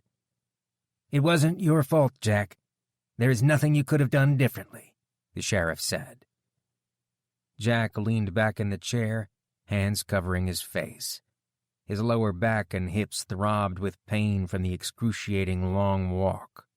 He couldn't sit still in the chair for much longer. What are you going to do now? George told me you were from Baltimore. That's a long way to go with no vehicle. If you'd like, I can ask around and see if someone can put you up until all this blows over and you can catch a ride home, Sheriff Boone said. This wasn't going to blow over. That was wishful thinking. It would take a long, long time to rebuild the infrastructure needed to bring power back to big cities. Small towns like this would be far down the list of places to get up and running. Almost all of the vehicles in existence were a complete write-off. Most of them had 10 or more onboard computer chips, and without those, the motor wouldn't turn over. If the highways ever filled with cars again, they wouldn't be the cars sitting out there on the highways right now. I don't know. I guess I'll try for Kansas City and find a way to call home. Your brother mentioned a federal communication network. I've never heard of it, but it makes sense. The military has to have some kind of hardened communication network, something EMP resistant, right? If anybody has a way for me to talk to my family, I'll find it in one of the largest cities. Otherwise, it's a long walk home, Jack said.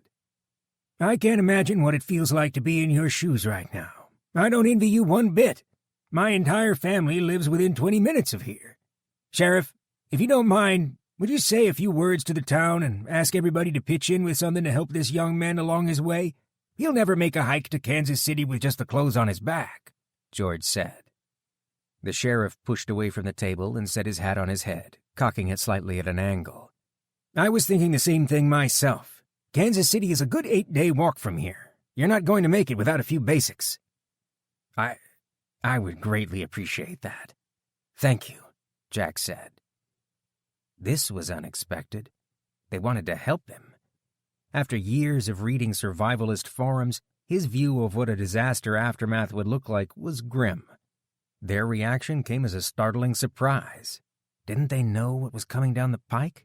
There would be food shortages, looting, and lawlessness.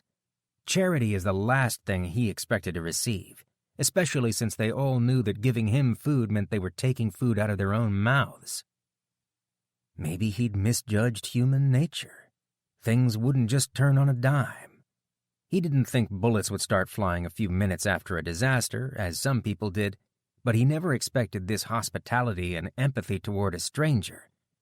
As long as there were people like George Cooper and Sheriff Boone around, things would never fall apart so quickly. Things would have to get a lot worse before that happened, at least in his neck of the woods anyway. The sheriff stood in front of the assembly and asked the people in the hall if they could pitch in something to help Jack on his journey to Kansas City. Within half an hour, Jack had more gear and food than he could possibly carry, along with well wishes, handshakes, and promises of prayer on his behalf from everyone in the room. Jack looked over the pile of gear and food, wondering what he should bring with him. A week-long walk was no joke. The day-long hike here had left him sunburnt and exhausted. At least he wouldn't have to worry about food or shelter. He made a small pile of his selections: a sleeping bag, a small pop-up tent, frame pack, tarp, and some other basics, along with all the food and water he could carry. He took the last bits of his bug-out bag from the car and stuffed them into the backpack, remarking to himself that the snares and fishing line had been completely useless. It was an important lesson he wouldn't forget. Civilization would not fall to chaos overnight, and he wouldn't have to fend for himself as long as he was willing to reach out and ask for help. Their kindness would get him to Kansas City, not his prepping and gear. Lifting the stuffed frame pack onto his shoulders, he adjusted the pack until the weight settled into place. This was the painful takeaway, the most obvious lesson to date in disaster preparedness. Working a desk job and getting no exercise were a surefire way to be unprepared for anything. His feet were a blistered mess and his legs cramped, unused to the physical activity. He felt like hell, not like starting an 8-day forced march to Kansas City. How would he feel once he got there? He tightened the straps and waved goodbye to the people standing outside the VFW hall. Cigarette smoke hung in the air as people talked by the light of kerosene lanterns. He had a long walk ahead of him, and he wanted to get a few more hours under his belt before finding a place to camp. The white lines marking the side of the rural highway were barely visible in the deepening darkness. Jack set out for Kansas City to find a way to call home. Chapter 8. Amy pulled the truck off the main road and turned behind a large warehouse, pulling it behind a large green dumpster that kept the truck hidden from the road. She turned the engine off and rested her head against the steering wheel and closed her eyes. People were going berserk between the storekeeper who shot the looter and the man in the suit who had assaulted her over the truck. "Mom, what's the matter?" Kenny asked. "I just need a minute," she said. She felt the back of her head, unsurprised to find blood on her fingers from where the man had yanked at her hair. What was the matter with him? Was he crazy? Images of the shooting played in a loop in her mind, watching the liquor store owner shooting the looter as he ran away with a cart of stolen liquor. The owner, his face a mask of indignation and rage. A series of sharp cracks as the pistol fired, the looter falling to the ground.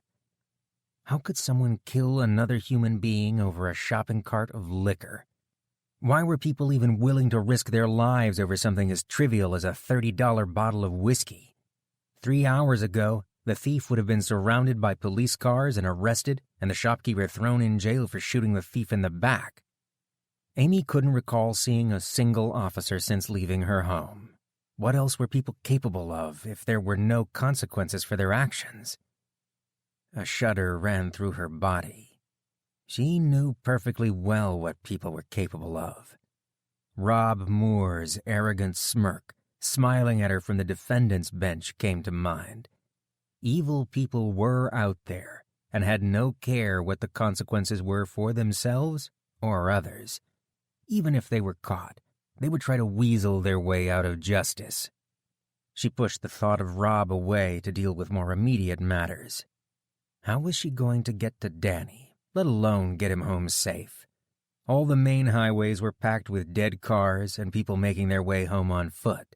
Would it be better to just go home and wait for things to calm down? Danny was probably all right at his friend's house.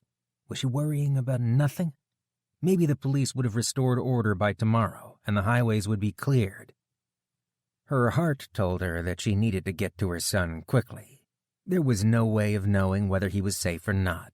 Everything was happening so fast and unexpectedly, just like Jack had said it would happen. Looting, people taking what they wanted. Society was falling apart at the seams.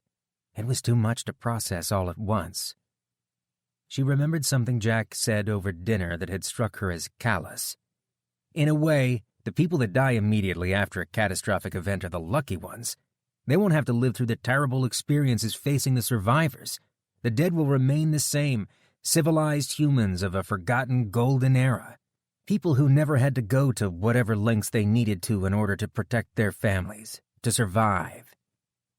Amy struggled to change her point of view. Waiting around for things to get better and hoping Danny was all right wasn't going to cut it. Maybe Jack was right. She needed to get hard and help her family get through. How would that help her right now, though? She just needed to get to her son. She could take the back roads and pick her way around stalled vehicles and pedestrians, but it would take hours at the current snail's pace. Each time someone stepped out in front of the truck, she had to stop and wait for the person to move. How are we going to get to Danny?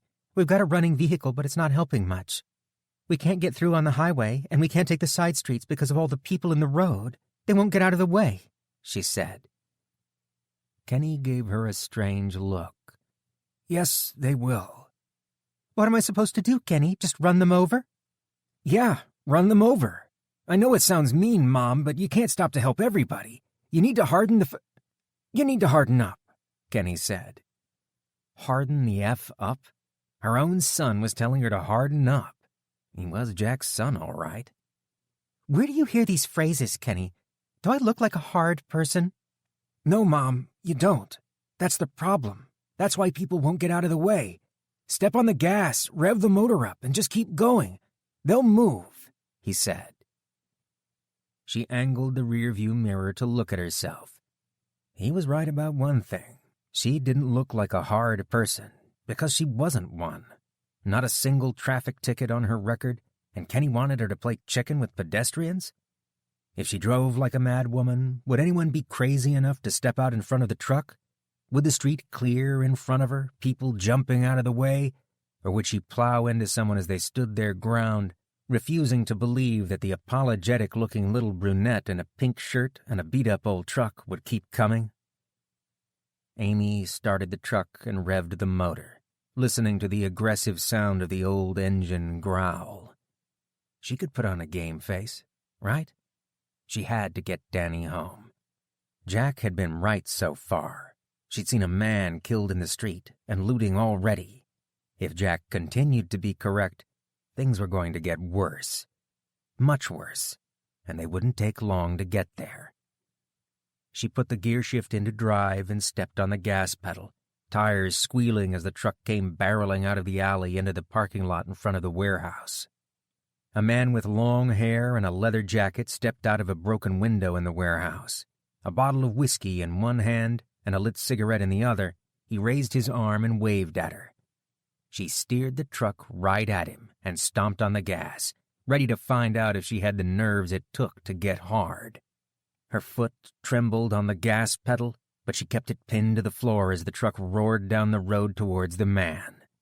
He was close enough that she could see the fear in his eyes as he dropped the whiskey bottle and leaped out of the way. "Hell yeah, Mom! Hardcore!" Kenny said. A wave of adrenaline coursed through her body, her heart pounding as she rounded the corner of the parking lot and pulled onto the main street. She couldn't believe what she'd just done. Kenny was right, though. He moved. He wasn't her problem, and she couldn't risk stopping the truck to find out what people's intentions were from now on. She needed to be more aggressive and focus on her family and their safety, not the well-being of strangers.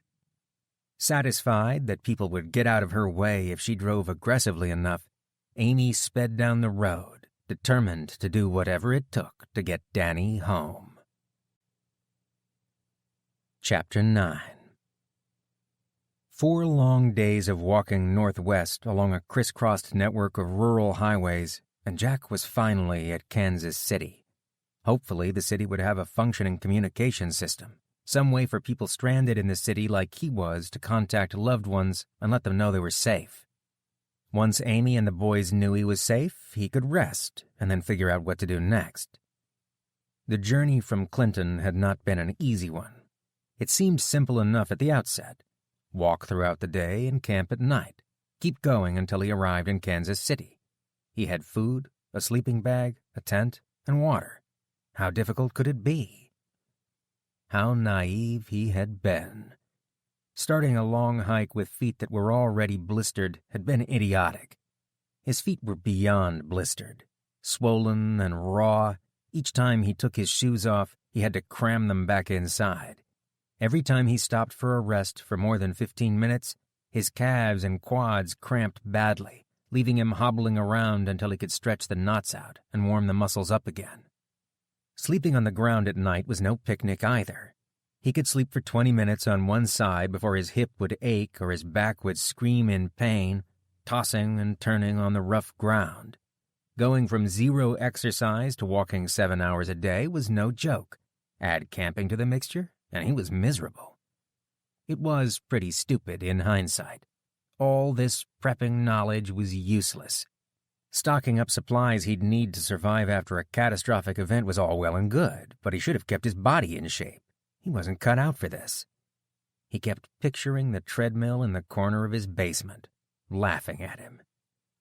At least he hadn't gone hungry, though the food supplied by the generous people of Clinton was almost gone. A couple of tomatoes, 2 biscuits, and a small wedge of cheese were all that remained. Water hadn't been a problem either initially. He filled his bottle at faucets from roadside homes, though for the last day, none of the faucets he tried produced any water. The city water reserves must have dried up after the pumps stopped working. A ways down the interstate highway in front of him, a few hundred people stood in ragged lines. Curious, he moved cautiously forward, keeping close to wrecked cars and tractor-trailers. If possible, he wanted to find out what was going on up ahead before he stepped out into the open. Passing an overturned tractor-trailer, he glimpsed the lines of people queued up that ended at a physical blockade. Police officers sat at tables, speaking to the people at the front of the line. Other police officers and state troopers stood guard, rifles and shotguns in hand, at the ready. The way forward into the city was blocked except for a single gate guarded by 2 state troopers. Cyclone wire and fencing blocked the highway off, effectively funneling foot traffic into a single point well covered by the armed cops. Jack walked in between the 2 long lines of people, getting more than a few angry glances, as if he were trying to cut ahead of them and pull a fast one. Jack approached a red-faced trooper with a military crew cut at one of the tables. The trooper held a man's driver's license in his hand, turning the card in the sunlight as he looked suspiciously from the card to the man's face. He approached the officer, stepping up to the table. "Excuse me, are there any working phones I can use? I need to call my family. They haven't heard from me in days, and I'm sure they're worried sick about me." The red-faced trooper wiped the sweat from his forehead, barely glancing up at Jack from his paperwork. He grasped the hand of the man whose ID card he'd just inspected and pressed the man's finger to an ink pad, capturing his fingerprint on a sheet of paper. "Get in line like everyone else. No, there aren't any working phones you can use here," he said. "What is this line for? I just want to ask a couple of questions. It looks like a long line," said Jack. The trooper looked up at him, a nasty glare on his face. "Are you stupid or just deaf? Get to the end of the line. If you're a resident of Kansas City, then get in the line on the left. If you aren't from here, then get in the line on the right." The trooper pushed out from the desk and stood up and pointed his finger at the end of the line, his finger shoved right under Jack's nose. "Way back over there. I'll see you in 5 or 6 hours. If you want to get in a camp, you'll wait your turn like the rest of these people." The trooper huffed and returned to his seat at the table, wiping the sweat from his sunburnt brow. "Next!" A camp. What did he mean by that? Whatever it was, he wasn't going to press this guy any further. Jack backtracked past the other people waiting in line. There had to be a different way into the city. They couldn't cordon off an entire city. He just needed to find a phone and then get out. Maybe he could try to skirt the highway checkpoint and sneak somewhere else. "You, in the Orioles hat, stop," said an authoritative voice. Jack stopped and turned around, convinced that he would see the agitated state trooper following him. It wasn't, though. A Kansas City downtown cop opened a gate in the fencing and walked towards him. He grabbed him by the arm and pulled Jack off to the side, away from the other people in line. "Give me your ID," he said. The officer glanced at the state troopers at the checkpoint. "Edgemere, Maryland, huh? Long way from home, aren't you? What are you doing here?" the cop asked, his voice softer than his original authoritative shout. "My car broke down. I was on a business trip on my way to Kansas City from Springfield," Jack replied. "What are you doing now? Are you trying to get into one of the relief camps?" the cop asked. The officer glanced over his shoulder at the state troopers again, one of which was now pointing at the officer and Jack. He grabbed Jack's arm, pulling him along. "Come here. Come with me." Jack was pulled along, wondering what was going on. When they were out of sight of the checkpoint, the cop questioned him again. "Are you planning on staying in Kansas City? The entire city is on lockdown." "I wasn't planning on staying. I came here to find a working telephone or some way to get a hold of my family back home."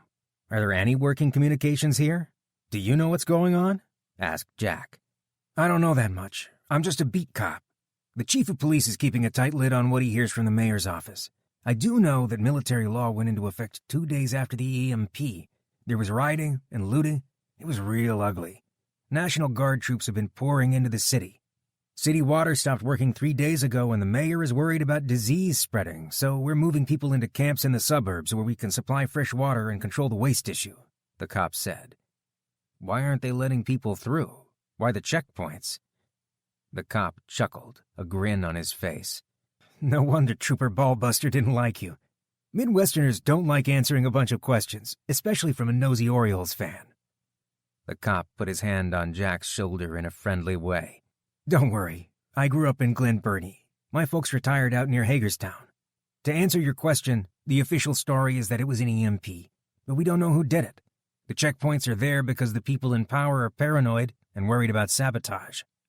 As to the phones, I've heard that there is a working communication system in one of the Fed buildings, but there's no way they're going to let you use it. I did some asking around myself and got nowhere." "So why are you telling me all this?" Jack asked.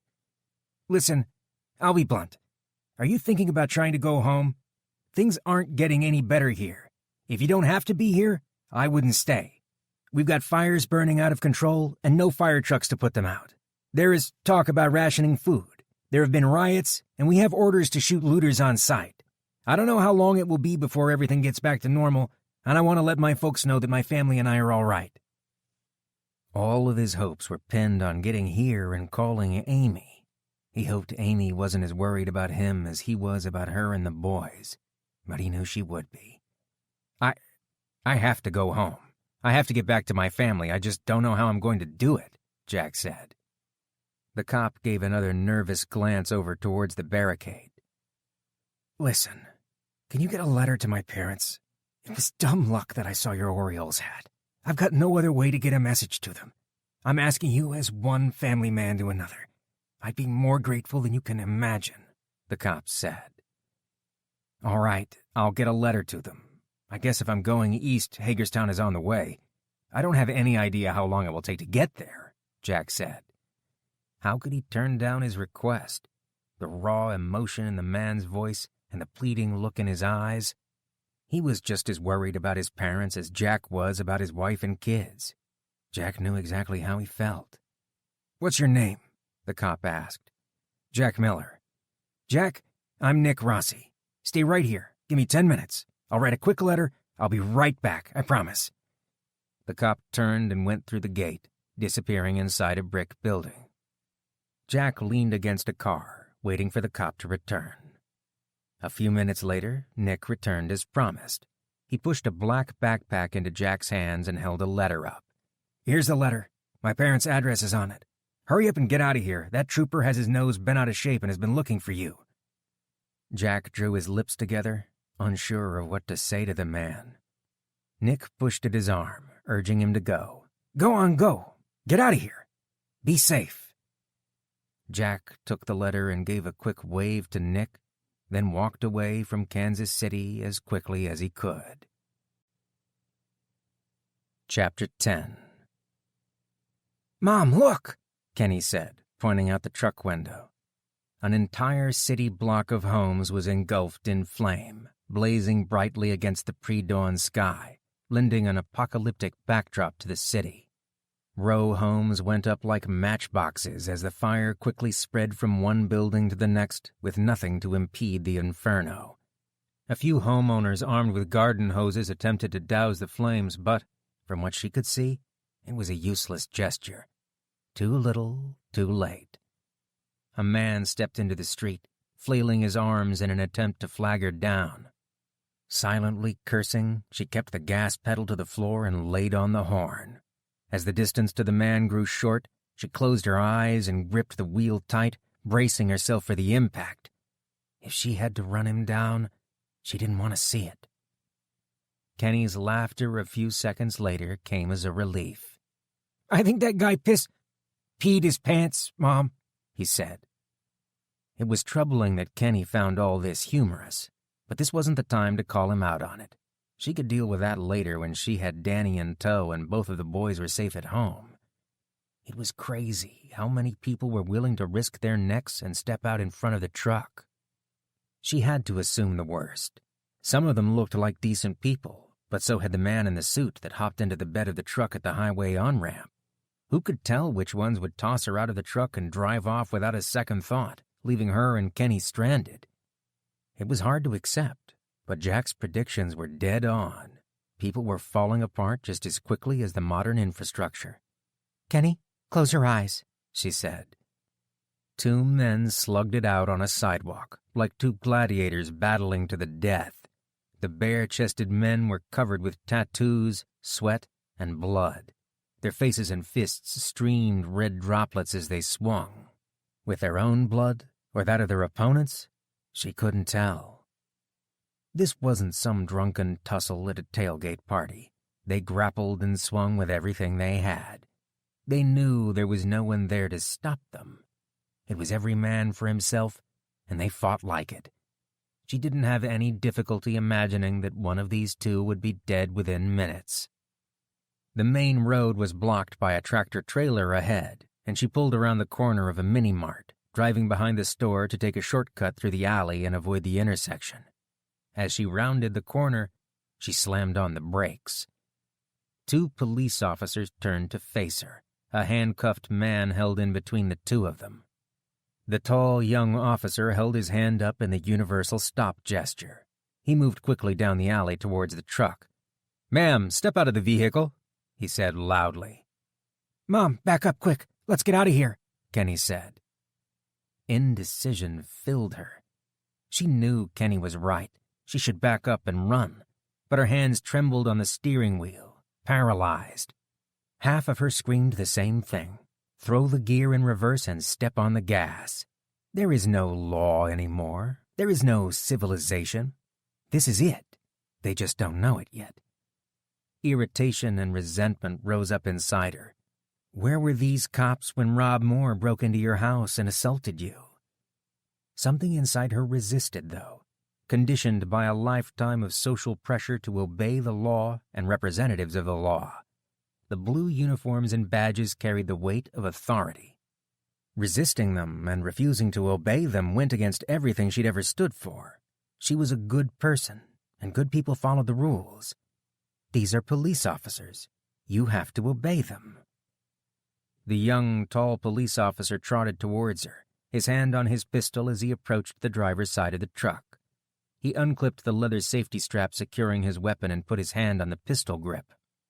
The other gray-haired officer had set the handcuffed man against the alley wall and now stood directly in front of the truck. He slid his pistol out of his holster and stared her down, his eyes cold as ice. "Ma'am, put the vehicle in park, turn off the engine, and exit the vehicle. Now," the gray-haired officer said. She reached for the gear shifter, hands trembling out of control. Tears rolled down her cheeks. She needed this truck. It wasn't right for them to take it from her. The gray-haired officer raised his pistol and leveled it at her. "Last warning. Turn the engine off and exit the vehicle now," he said, shouting the command. With the officer's attention fully focused on Amy, the handcuffed man got to his feet and took a few tentative steps away down the alley. Neither of the officers took note, and he beat a hasty retreat around the corner of the alley. Amy wiped at her eyes.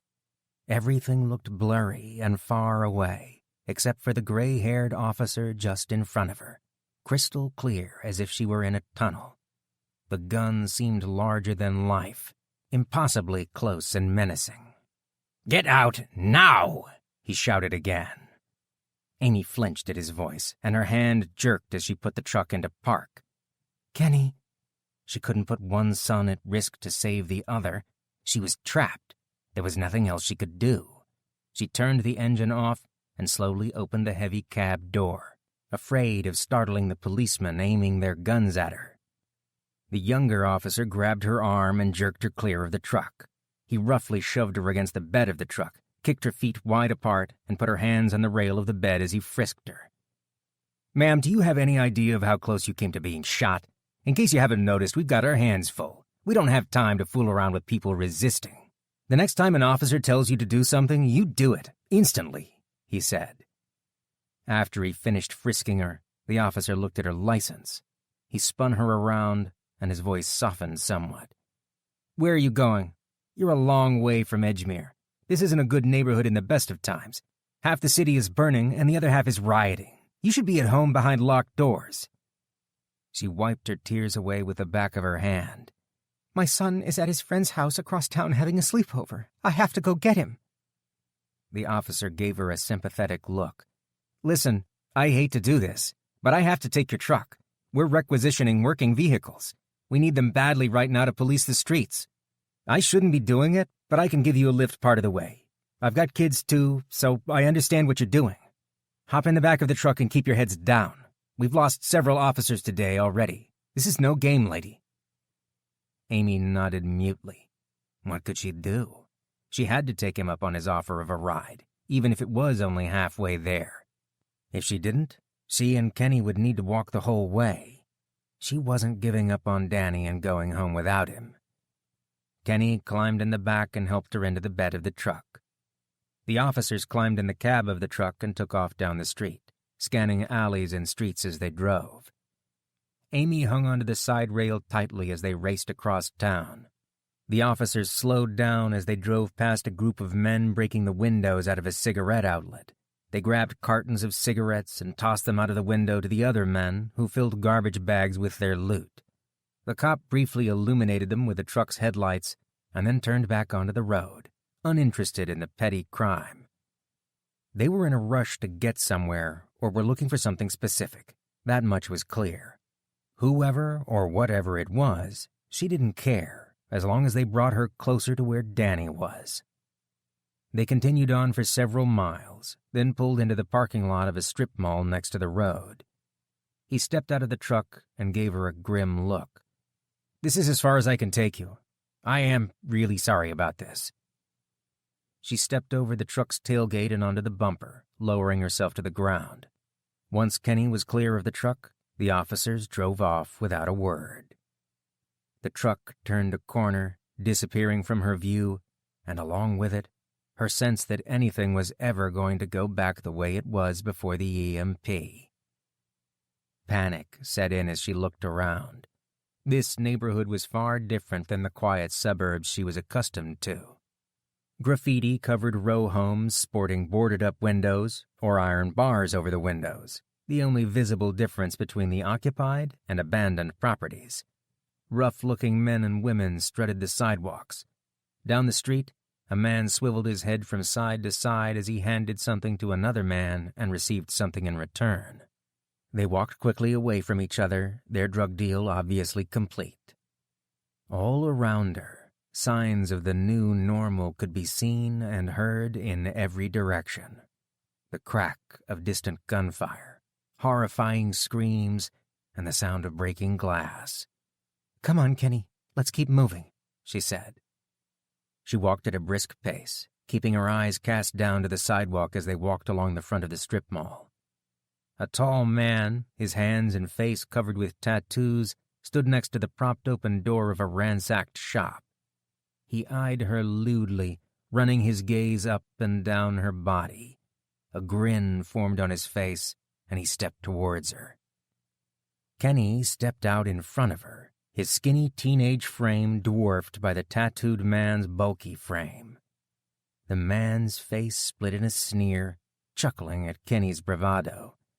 Another large man stepped out of the shop, carrying an armful of stolen goods. "Come on, man, get your mind out of the gutter and keep an eye out for the cops. You want to go to prison?" he asked. The tattooed man took the armful of goods from the other man, a sinister frown appearing on his face. Amy urged Kenny off the sidewalk and kept her head down as she gave the men a wide berth, avoiding eye contact with either man. They kept walking until they were at the far end of the strip mall. She turned the corner and then spun Kenny around. "If that happens again, we run. Don't try to fight someone like that. He could easily kill you, Kenny. I couldn't live with myself if something happened to you," she said. "I was just—" "I know, Kenny, and you were very brave. But next time, we run. Understand?" Kenny nodded glumly. Was she doing the right thing? Was it stupid to bring Kenny out here and put him in danger? She couldn't have left him in the house alone either, though. The truck was her last hope to get Danny home quickly. Now it was gone. The cops were supposed to protect her, yet they took her truck and dumped her off in a terrible neighborhood. The world was upside down. She needed to find the quickest way out of here and get to Danny. Fast. Chapter 11. 3 hours outside of Kansas City, a thunderstorm suddenly came out of the west, overtaking Jack as he made his way east along the highway. Rain poured from the low-hanging clouds in sheets, drenching everything in its path. The wall of water reduced visibility to less than 20 feet. The thunder was deafening out in the open, the only noise loud enough to be heard above the chorus of raindrops drumming on car roofs.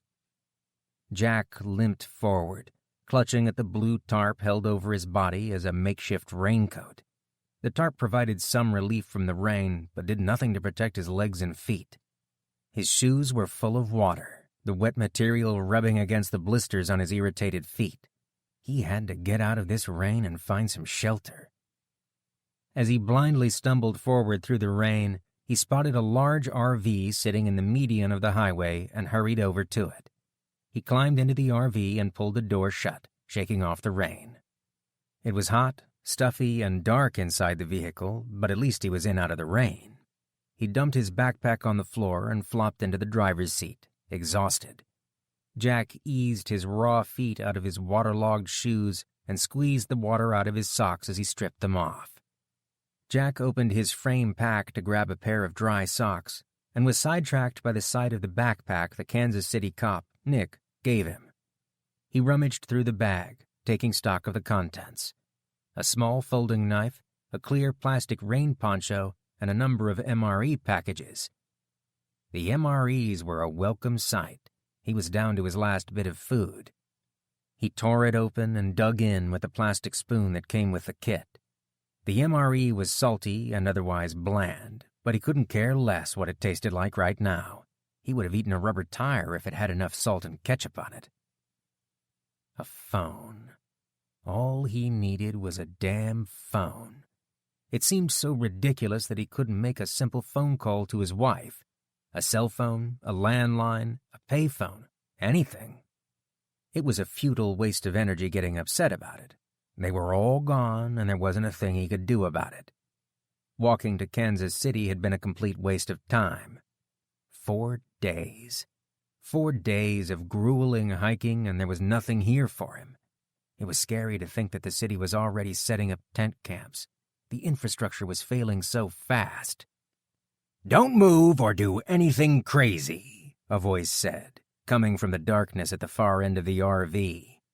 Jack flinched at the voice. "I'm sorry, I didn't know anyone was in here. I can go." he said. "Do you have any weapons on you?" the voice asked. "Just a pocket knife, no guns," Jack said. "Who are you?" "Jack Miller." A large, scruffy-looking man with a full beard inched forward cautiously out of the darkness, holding a long knife which he leveled at Jack. "What do you want? Where are you from, Jack? You've got a funny accent," the man asked. "I was just trying to get in out of the rain. I'm from Baltimore." The man ran his fingers through his grown beard, sizing him up. He lowered the blade, but kept his distance. "Jack from Baltimore, huh? Well, I'm Dave from Kansas City, Jack from Baltimore, and I guess you can stay here. It's raining pretty bad out there. Besides, it's not my rig anyway," he said, chuckling. "Thanks. It is really coming down out there," Jack said nervously. He wasn't sure what to say. It was his first time talking with an armed man. "Do you have any food, Jack?" Jack pulled one of the MREs out of his backpack and tossed it over to the man.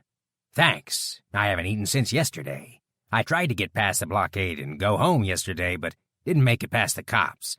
They wouldn't let me in without an ID, and I'm not going to any government camp. Fascists," Dave said. "I turned back from the checkpoint too," Jack said. "I walked 70 miles to get back here after my car died, coming back from St. Louis. I figured I'd wander around the city and find another way in. There's always another way. How about you, Jack from Baltimore? Where were you when it happened, whatever the hell it was that did all this? Where are you trying to get to?" "Home," he said simply. "And I thought my hike was something. Wow. Baltimore. Man, you've got one hell of a walk in front of you, Jack. Got any kids back home? Family?" "A wife and 2 boys. I've got a girlfriend and a 4-year-old boy in the city waiting for me. He's a handsome little devil. I didn't have much before I had the boy. Nothing worth giving a damn about anyway. Gives you something to fight for, doesn't it?"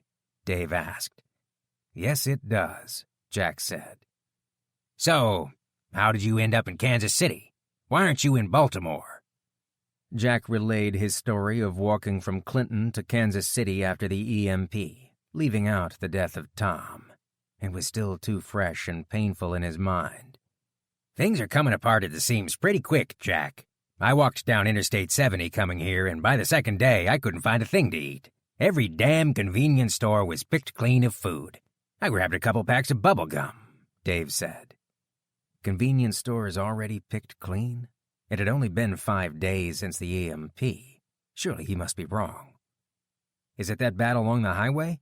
I started walking down I-70 because it's the most direct route home. I guess I didn't think about where to get food.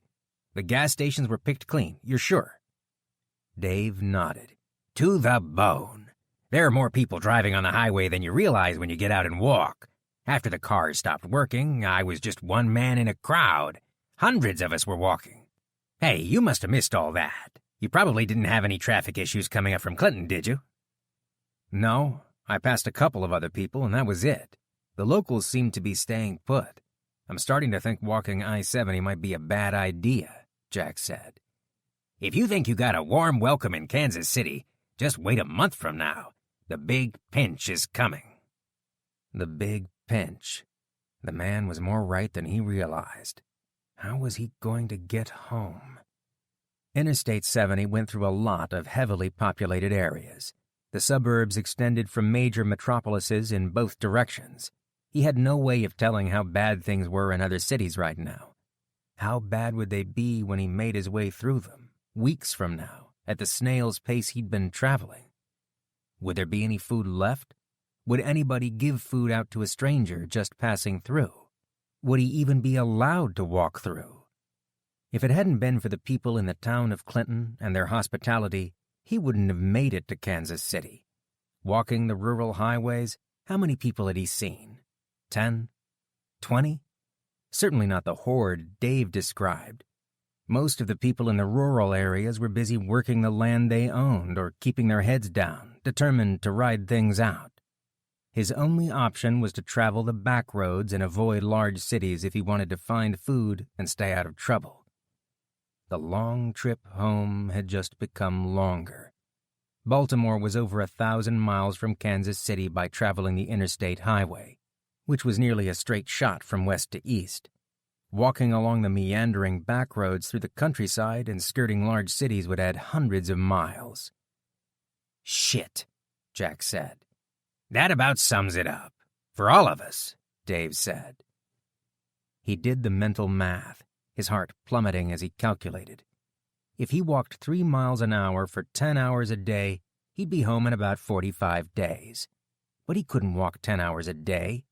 His feet would be worn down to the bone by then at that pace.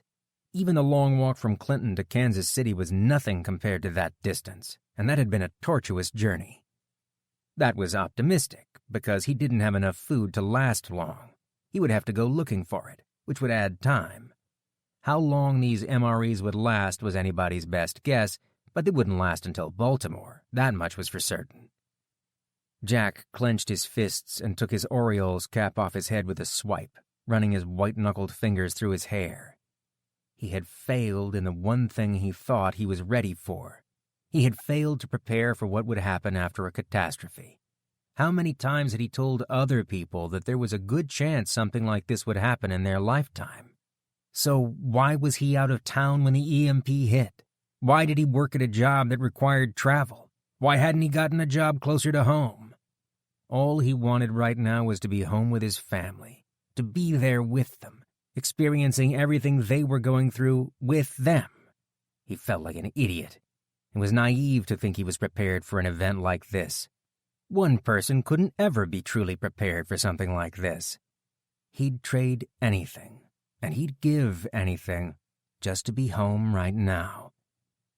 Jack closed his eyes and forced himself to stop the self-pity.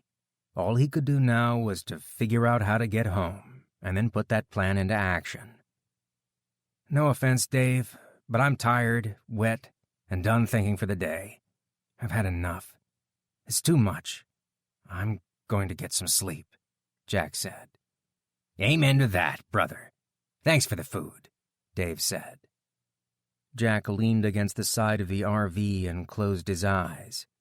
The idea of walking the back roads home seemed like the best option, but it would take so long. There had to be an alternative.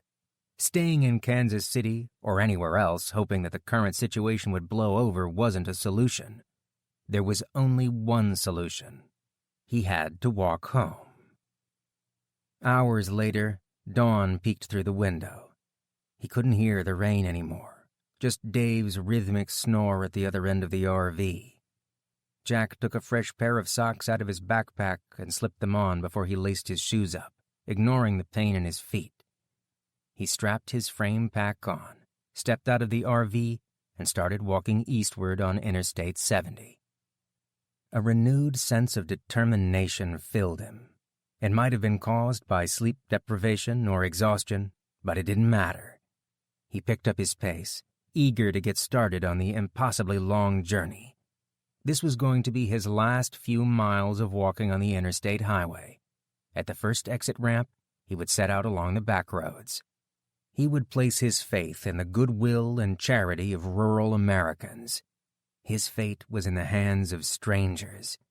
He would trust in his fellow man so that he could get home to his family. Chapter 12. A dark cloud of smoke hovered above the city of Baltimore, obscuring the city's skyline and blocking out the sun. From her current vantage point, she could see that the fires had kept burning through the night in the suburbs. Areas that weren't on fire were scorched black, columns of black smoke rising into the air from the burnt-out wrecks of homes that remained after the fire ran out of fuel. Hardly any part of the city was untouched. By the time she got to Danny and they got back home, would they have a home left to return them to? "How are we going to get to the Lamberti's house without the truck? This is so messed up. The cops stole our truck. Seriously, that doesn't even happen in my video games," Kenny said. "I know, Kenny. They did what they thought was right. The same thing we are doing. If we have to, we'll walk there." The sound of a car engine interrupted their conversation, and she looked over her shoulder at the sound of the approaching car. The sound was distinctive and couldn't have stood out more if it were a rocket taking off. Aside from the screams and shouts of people, the city was silent, devoid of the noise of everyday life. An ancient-looking rusted-out pickup truck from the 1950s went roaring by, the bed of the truck packed with uniformed police. They were armed to the teeth with tactical weapons, body armor, and riot shields, scanning the streets as they drove by. It was good to see the police out, but they were gone as quickly as they arrived. Without the police, she felt naked and exposed. She stuck out like a sore thumb here. Everything about her, her hairstyle, her clothes, and the way she walked screamed, "I don't belong here." Kenny had a natural swagger that seemed to fit right in, and with the baggy, hooded sweatshirt he wore pulled over his head, he blended in naturally. She kept her head down, mimicking the way Kenny walked. They had enough trouble without calling the attention of undesirables to themselves. They kept walking, and over the rise of a small hill, Amy spotted something that brought her a shimmer of hope. A department store stood a few blocks away down the slope. The store's sign was usually lit up, the LED backlighting visible from quite a distance, but now was dark and unremarkable. "Come on, Kenny, I've got an idea," she said, running down the hill. A mob of people crowded around the front of the store, clamoring to get in. It was a miracle that against all odds the store was open. If she could swap her uncomfortable flats and Kenny's sneakers for 2 pairs of running shoes, they could run to the Lambertis. She could finally put all her hours spent running to a practical purpose. Kenny was a cross-country runner and wouldn't have any trouble keeping up. As she drew closer, her spirits fell as she saw her mistake. It wasn't a line of shoppers waiting for the store to open. There were people looting the store, carrying armfuls of inventory through the broken glass of the front doors. People were pushing shopping carts filled to the brim with goods. Computers, DVD players, stereos, and televisions. Did they not know that this stuff was worthless now? They should be taking food and water. These people were either optimists or idiots. It did present an opportunity. They could walk on by and let the mobs pick the place clean, or she could run into the store, get a few vital items that would allow her to reach Danny, and get out. It was stealing, and she knew it was wrong, but she could rationalize her actions later. The police had effectively stolen her truck and left her in this tight spot, so this was karma coming back around to make up for it. "Kenny, stick with me. We're going to go get a few things and get out. Don't draw attention to yourself." "Wait, what are we doing?" he asked. "Just stay with me," she said. She kept her head down as they approached the entrance and scooted into the store behind a pair of large women pushing a cart, loudly talking to each other about what they wanted to steal. Once inside the door, she grabbed Kenny's hand and pulled him along behind her, sticking to the side of the store closest to the wall. She moved quickly between racks of shirts and pants, stepping over the mess on the floor left by the looters. Amy took a black backpack off of a discount rack and slipped the strap over her shoulder. It was the perfect size to fit all of the items they would need to bring with them.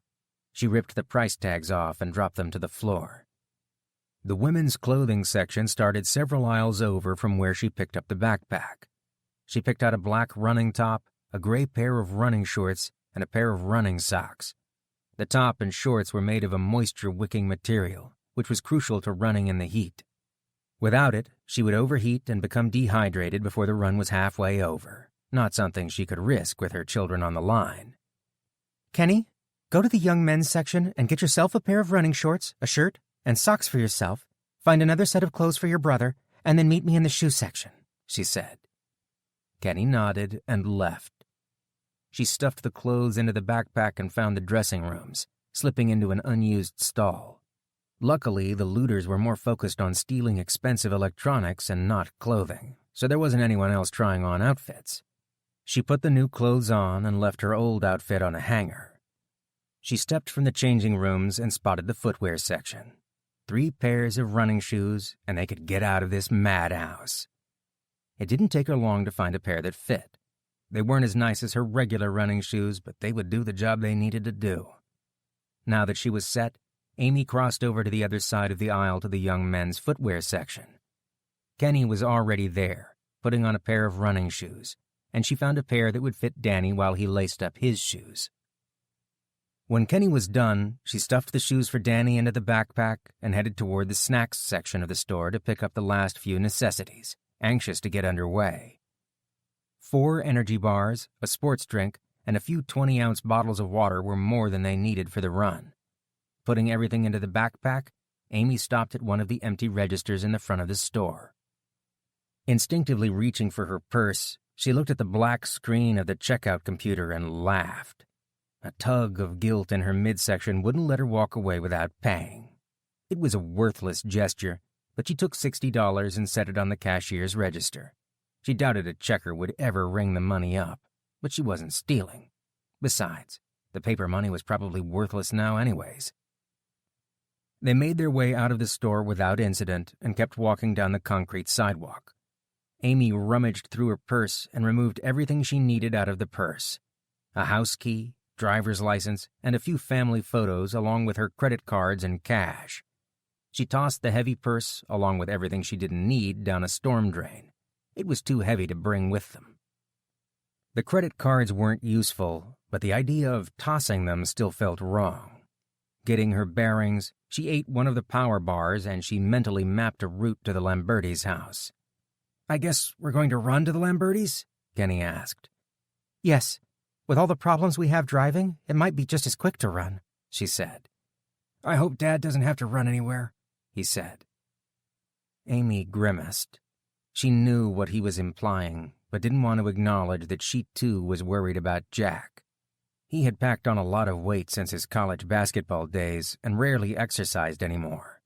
There was no way he could do the kind of run she and Kenny were about to make. Amy picked up her pace, transitioning from a casual walk to a slow jog as she warmed her body up for the run. The shoes weren't all that bad for retail store running shoes. They cost 1/5 of the shoes she bought at a runner's shoe store, but they still had the same feel on her foot. Plenty of support for her arch, but not too rigid, and the heel was snug but not tight. She tightened the strap on the backpack and shifted the weight closer to her body. The weight of the backpack was the only real difference between this run and her daily run around the suburbs. Well, the only difference if she ignored the fires, civil unrest, and looting. She increased her speed to a slow run, giving them both another few moments to warm up. After that, she would settle into her marathon pace, which she could keep up for 4.5 hours without stopping. Under normal conditions, it was long enough to complete a marathon. But these weren't normal conditions. "Are you ready, Kenny? I'm sorry you have to do this, but we have to get Danny home," she said. Kenny ran cross-country and shouldn't have any trouble keeping up, even though he wasn't used to running at marathon distance on pavement. He was young and in shape, and physically able to push himself. Surprisingly, he had shown little of his usual attitude towards her. He knew the stakes and was doing his best. It made her proud of him. "Let's go get the little turd," Kenny said. Losing the truck to the police had been a major blow, and she was still angry at the police for confiscating her vehicle. That was in the past now, like many other things, and she had to let it go. She refocused her mind on the run, concentrating on her stride, her breath, and the natural rhythm of her body. She had to get to Danny and get him home. That was all she could let herself focus on. Marathons she ran for no greater reward than the achievement itself. Now the stakes were higher. Her younger boy awaited her at the finish line, a couple of hours away. Nothing would stop her from completing this run. Chapter 13. The river's brown water flowed slowly under the narrow one-lane country bridge, and a red and white plastic bobber floated along with the current. The sun high overhead beat down mercilessly in a cloudless sky, and there wasn't a hint of a breeze to provide relief from the soup-thick humidity. Jack watched the bobber float downstream, eagerly watching for any sign of a fish nibbling at the hook. His vision blurry and out of focus, it took all his attention just to watch the bobber. His fever was worse today than yesterday. When was the last time he'd eaten? Was it 3 or 4 days ago? The empty knot that was his stomach said it had been 3 months, not 3 days, and commanded his undivided attention. He felt like a walking, talking, empty stomach. A fish was what he needed. Just one fish. A little fish. A minnow, even. What would a minnow taste like? He didn't care as long as he could swallow it. The bobber floated past unperturbed by fish for the 100th time this morning.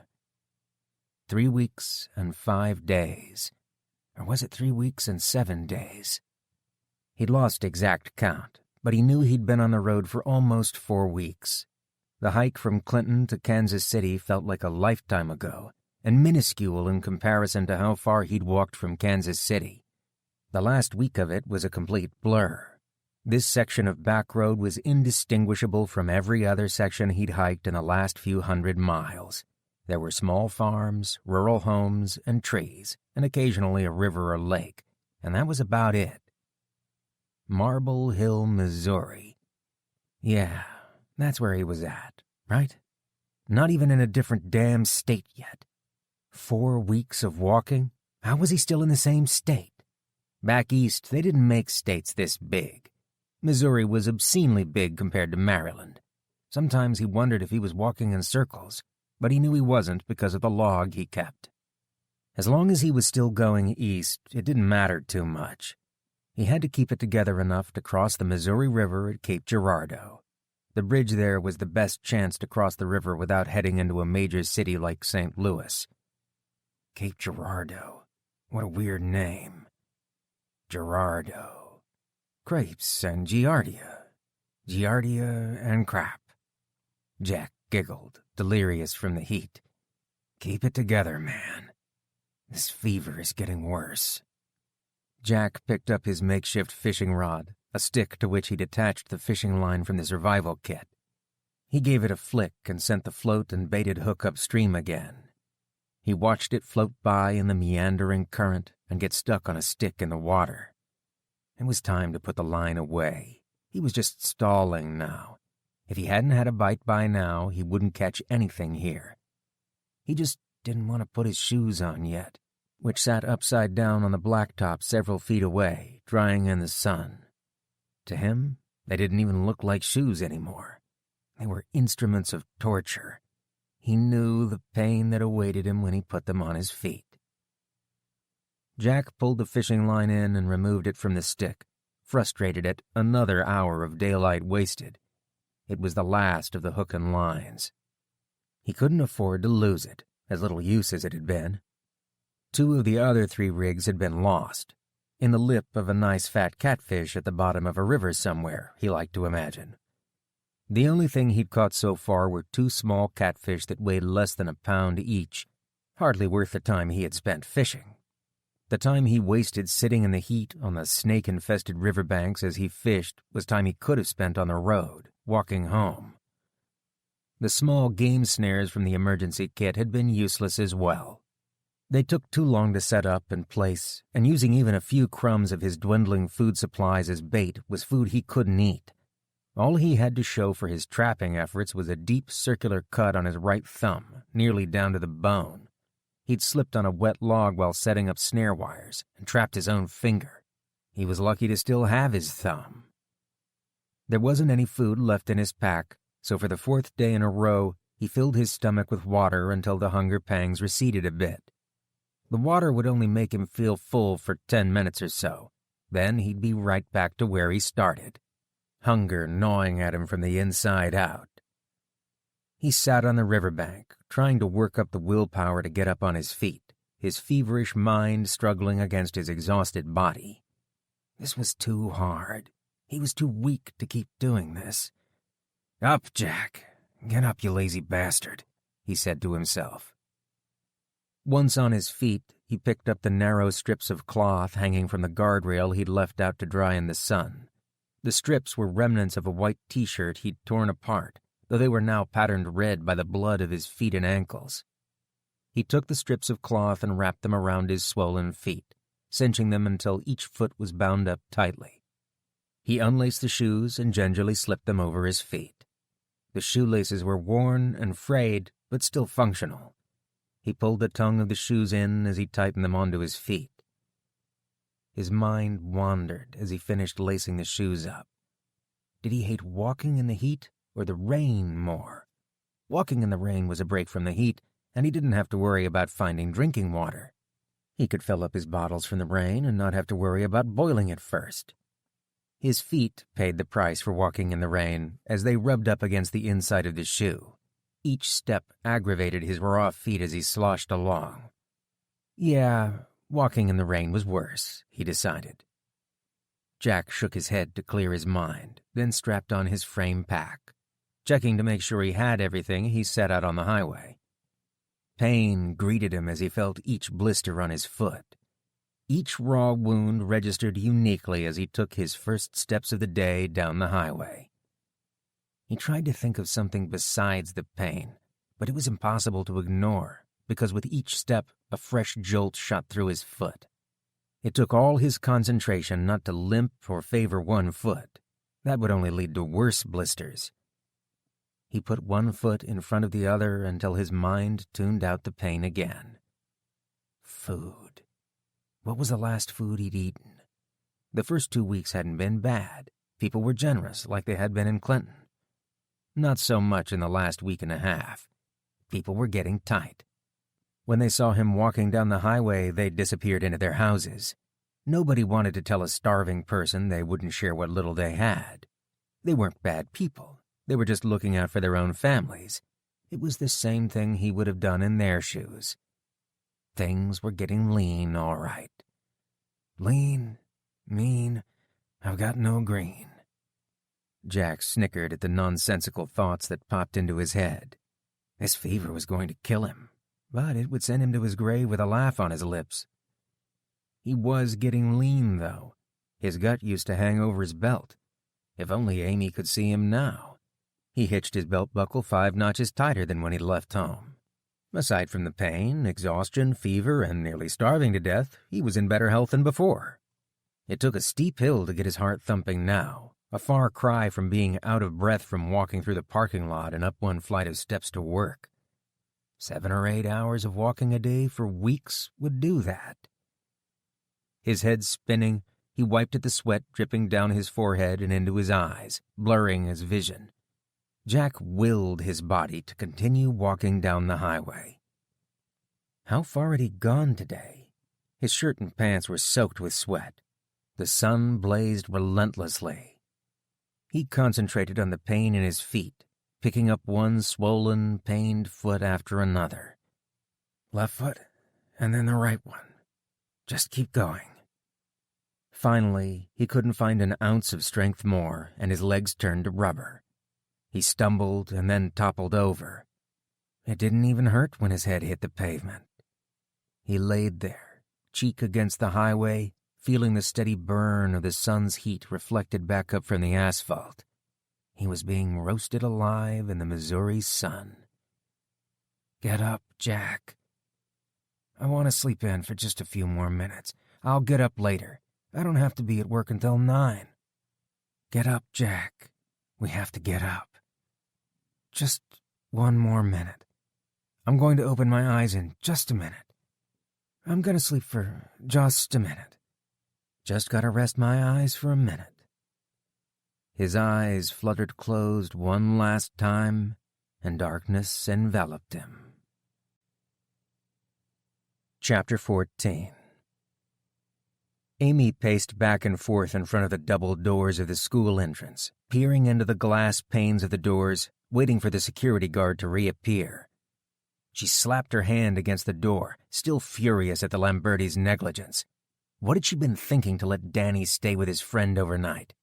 Apparently she didn't know them as well as she had thought. They seemed like decent enough people before the EMP, but now she couldn't hold them in higher contempt. She and Kenny had gone through hell and back, only to find that the Lambertis had walked their son and Danny to school as if nothing had happened. How could they take the boys to school? What kind of idiot walks their child to school with the world falling down around their ears? You'd have to be a complete moron not to notice something is really wrong, she said. Amy put her foot up onto a metal trash can and stretched her leg out, easing the cramping tendons and muscles. She slowed her breathing down to calm herself. Switching to stretch the other leg, she kept a watchful eye on the double door's small windows. Calm down, Mom. They had no idea what's going on in the city. All they knew is that their electricity was off and their phones didn't work, Kenny said. Amy turned and pointed at the billowing clouds of smoke hanging over the city, black and ominous. And the city is on fire, and no cars are working, and I could go on and on and on with reasons they should have kept Danny right where he was, Kenny. They should have known something was wrong, she yelled. Kenny became quiet and stood with his back to her. Amy blew out a stream of air. I'm sorry, Kenny. I didn't mean to snap at you. I just can't believe this happened. They have their heads in the sand. It's all right, Mom. Everything is going to be okay. Danny is at school, and he's okay, he said. Where is this guy? The security guard should have been back here 10 minutes ago. When they first arrived, she'd banged loudly on the locked double doors at the school entrance for 5 minutes before a security guard finally appeared at the door. He asked what she wanted at the school, demanded to see her ID, and then the suspicious guard gave her a puzzled look and disappeared down the hall without a word. Finally, the security guard's tired face reappeared.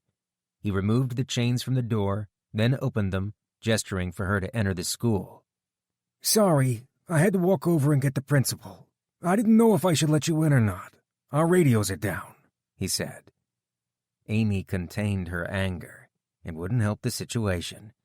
Is Danny here? She asked. Yes, Mrs. Miller. Principal Barton is fetching him from the gym. We have all the kids gathered in the gymnasium, the guard said. You mean there are more kids than just mine and the Lombardis? Yes, quite a few actually. Some people closer to the school walked their kids in this morning after the buses didn't go out, he said. Amy stalked off down the hall, leaving the security guard behind. She knew where the gymnasium was, and she wasn't going to wait around for the principal to bring her boy to her. She needed to see him right now.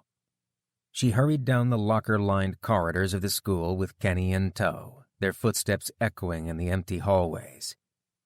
Halfway to the gymnasium, the principal rounded the corner of the hallway leading to the gym, escorting Danny. There he was, strutting down the hallway, that distinctive gait both boys shared with their father, a kind of lackadaisical stroll. He was a smaller version of his brother and father, with his brown hair and blue eyes.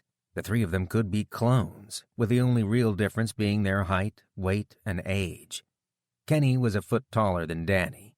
Jack stood a head higher than Kenny and was much heavier. Her hands flew to her mouth. She couldn't stifle the tears that fell from her eyes. Her relief was overwhelming, like she hadn't seen Danny in a year. She ran the final few feet to Danny and gathered him into her arms, crushing him in a tight hug. Oh, Mom, stop. That's so embarrassing, Danny said, wriggling free of her. What's going on? Why are you here? The principal stood by, a grim smile on his face. He cleared his throat to grab her attention. Mrs. Miller, can I talk to you for a few minutes? Amy nodded and turned to the boys. Danny, go put your books and homework in your locker and meet me back here. Kenny, go with him. I'm going to talk to Principal Barton for a few moments. Kenny pushed his younger brother by the shoulder. Come on, Dorcas. Let the adults talk. You're never going to believe what happened. The principal's game face disappeared as the boys turned the corner of the hallway, the anxiety showing through his expression. How bad is it out there? When I left this morning, my car wouldn't start and my cell phone wasn't working, but I put it out of my mind. I only live a few blocks down the street, so I didn't think anything more of it and walked in.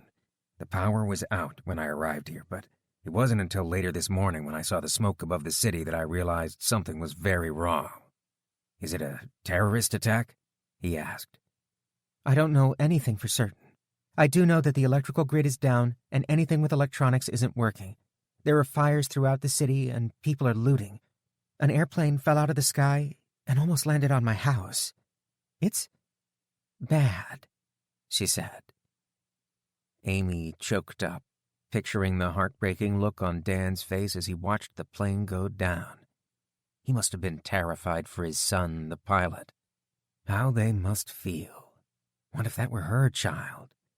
How did you get here? you live across town, right? One of the security guards is attempting to repair a school bus, but I would be hesitant to let the bus leave, even if we were able to get it running. It may be best to keep the students here and wait for their parents to pick them up, he said. We ran. Believe me, there is no way you were going to navigate the streets with a school bus. All the roads are blocked with stalled cars and people on foot, she said. What were these parents thinking, dropping their kids off at school when something was clearly very wrong? Were people really that clueless? Maybe she was being too harsh. If Jack hadn't been interested in prepping, she wouldn't have pieced things together herself. The principal nodded grimly. Yes, I was thinking the same thing myself. I'm beginning to think we need to make plans to feed and house the students that are already here for the time being. How are you going to get home? Amy removed the black backpack and pulled out Danny's pair of sneakers. The same way I got here. We'll run. The boys will have a story to tell their grandchildren about, she said. Is it safe for you to be out there by yourself with just your kids? He asked. We'll be all right. We got here in one piece, so we can manage to get home. I know which areas to avoid on the way back. I do need to prepare Danny for what he'll see. It isn't pretty out there. Be careful, and please feel free to come back here if you don't think you can make it home safely. Honestly, I could use your help if you decided to stay. Even though there aren't many students here today, most of the staff never showed up to work this morning. We're pretty short-handed, he said. The boys appeared around the corner, shoving each other as they walked down the hall. Amy handed the pair of running shoes to Danny. Danny gave her a strange look. What are these for? Danny, we need to have a talk. Something serious has happened, and I'll need you to keep calm and listen to what I have to say. Kenny smirked as he and Danny exchanged a look. Don't look at me. Ask Mom. Danny frowned and raised his chin up. I know what's going on. Somebody attacked us with an EMP, didn't they? Dad said this was going to happen. The power is off, the teacher's cell phone isn't working, and my pocket game station is busted, Danny said. He paused and glanced at the principal, caught out by his admission. I heard somebody else's game station is busted, he said. The principal shook his head, shooting a knowing smile at Kenny. I think you just got busted. You think we don't know you kids bring cell phones and game stations to school? If I punished every kid who did it, I'd have to hire 2 additional full-time teachers to staff the detention room. Danny flushed red. Turning to her, he asked, So, was Dad right? Was it an EMP? Amy sighed. She was still on the fence about how much to tell them, but Danny had already figured out what had happened. He must have paid more attention to Jack's long-winded catastrophe monologues than she had. Yes, it probably was. She knelt down in front of him, putting herself at eye level with him. I'm going to take you home, but I want you to be prepared for it before we leave. It is going to be scary. We're going to see some things that are going to frighten you. But we will be all right and get home safely if you listen to me, trust me, and we all stick together, she said. What's with the new shoes, Mom? Danny asked. We're going to run home, she said. Why didn't you take the car? Asked Danny. Kenny interjected before she could answer. Because the car is dead, you moron. All the cars are dead. I thought you listened to Dad. Cars have electronics too. The whole world is toast. But what about Dad? Is he going to come home? Is he okay? Danny asked, his voice quivering. Amy shot Kenny a look that silenced him and wiped the smirk off his face. That was exactly the type of fatalistic attitude she was trying to steer Danny clear of. She lifted Danny's chin with a finger. Your father is going to be all right. He's very resourceful and knows more about what is happening right now than anyone I know. He's going to be just fine, I promise you. It broke her heart to see Danny worry about Jack. She was worried about him too, but she had to believe he was all right. If she knew her Jack, he would figure out a way to get back home. Jack was highly informed on disasters, catastrophes, and preparedness. She was probably worrying about nothing. But still, he was in Missouri, 1,000 miles away. How could he get home without a car? Amy forced her mind back to the present situation. The thought of Jack 1,000 miles away with no way home nearly had her in tears. She had to be strong for the boys. Put your shoes on. We're going to go. We're going to go through the suburbs and go around the city instead of going straight through. It is a longer run, but it will be safe. We're not going to stop for anything. We'll keep quiet and keep moving. If something scares you or bothers you, just keep running and we'll talk about it when we get home. We want to go as fast as we can, she said. Kenny shuffled from foot to foot, itching to leave. To him, this was an adventure. At his age, he wasn't thinking about the human impact of the disaster, only that this was more exciting than the daily routine of school and homework. Danny looked frightened, his eyes brimming with tears as he laced his shoes. Danny, we'll be okay, she said. Kenny rolled his eyes. Dude, there's nothing to worry about. Pretend we're playing Special Ops 4 on the game station. We're on the red flag team, and our house is blue base. We have to avoid enemy patrols and get through the war zone so we can plant the red flag in the blue base. Danny wiped his eyes and smiled. Okay, I have level 3 in stealth so I can be quiet and sneaky, he said. Amy caught Kenny's eye and gave him a silent thank you. Special Ops 4 was rated mature for violence, and she didn't allow Danny to play it, but apparently his older brother had ignored the rules again and let him play the game. She wouldn't call him out on it. If it helped Danny through the experience, then that was what mattered right now. The principal walked them to the main entrance, where he instructed the security guard to unlock the chains and let them leave. He waved to them as they left. Good luck, boys, and don't think this gets you off the hook for homework. Soon as things are back to normal, you're coming right back here. The run was going to be a long one, but she already knew the most troublesome areas to avoid. Danny ran with her twice a week. It was his time to get his mother all to himself. So it would be a stretch for him, but very doable. Kenny would have a harder time on the way back. He ran cross-country, but he had just finished a long run on the way to the school. He was a healthy teenager, though, and he could keep up if he paced himself. Remember, we are going to move fast. Stick together. The last thing we want to do is become separated. Kenny, let me know when you get winded and need a rest. Try not to choke on my dust, loser, Danny said. Whatever, dork, Kenny said. Amy smiled. She was relieved to hear their sibling rivalry. If a little healthy competition helped normalize the situation for them, all the better. Their home was a long way away, and she needed the boys to give it everything they had. She picked up her pace and looked over her shoulders, checking to see that the boys were right with her. They kept pace to either side of her. They were both as prepared for the journey as they would be. Amy settled into a marathon pace and put all distractions from her mind. Within a couple of hours, she and the boys would be home and safe. Chapter 15. Water, Jack said. He tried to lift himself up onto his side, but the effort made his stomach heave. A cup appeared at his mouth. Cool water. Thirst. Gulping water down. Take it easy, you'll just throw it up again, a voice said. Shivering. Cold and burning hot at the same time. Jack opened his eyes and squinted them shut against the bright sunlight. There was too much light. His head pounded. Thirsty. Water, please, Jack asked. A cloud of cigarette smoke wafted past, turning his stomach. It's broth. Sip it. Don't gulp it down, a voice said. Jack cracked his eyes open. A man with a cigarette hanging between his lips passed him a cup. He lifted his head and sipped at the soup until the cup was empty. Shivering again, he pulled a blanket up to his chin and closed his eyes, quickly falling asleep. A small campfire burned a few feet away. The cigarette-smoking man sat on a milk crate next to the fire, puffing away at a cigarette. He was thirsty again. "Where am I?" Jack asked. The man looked up at him and tossed his cigarette butt into the fire. "Well, look who's alive. Good morning, Jack. Don't get up, I'll bring you some water," he said.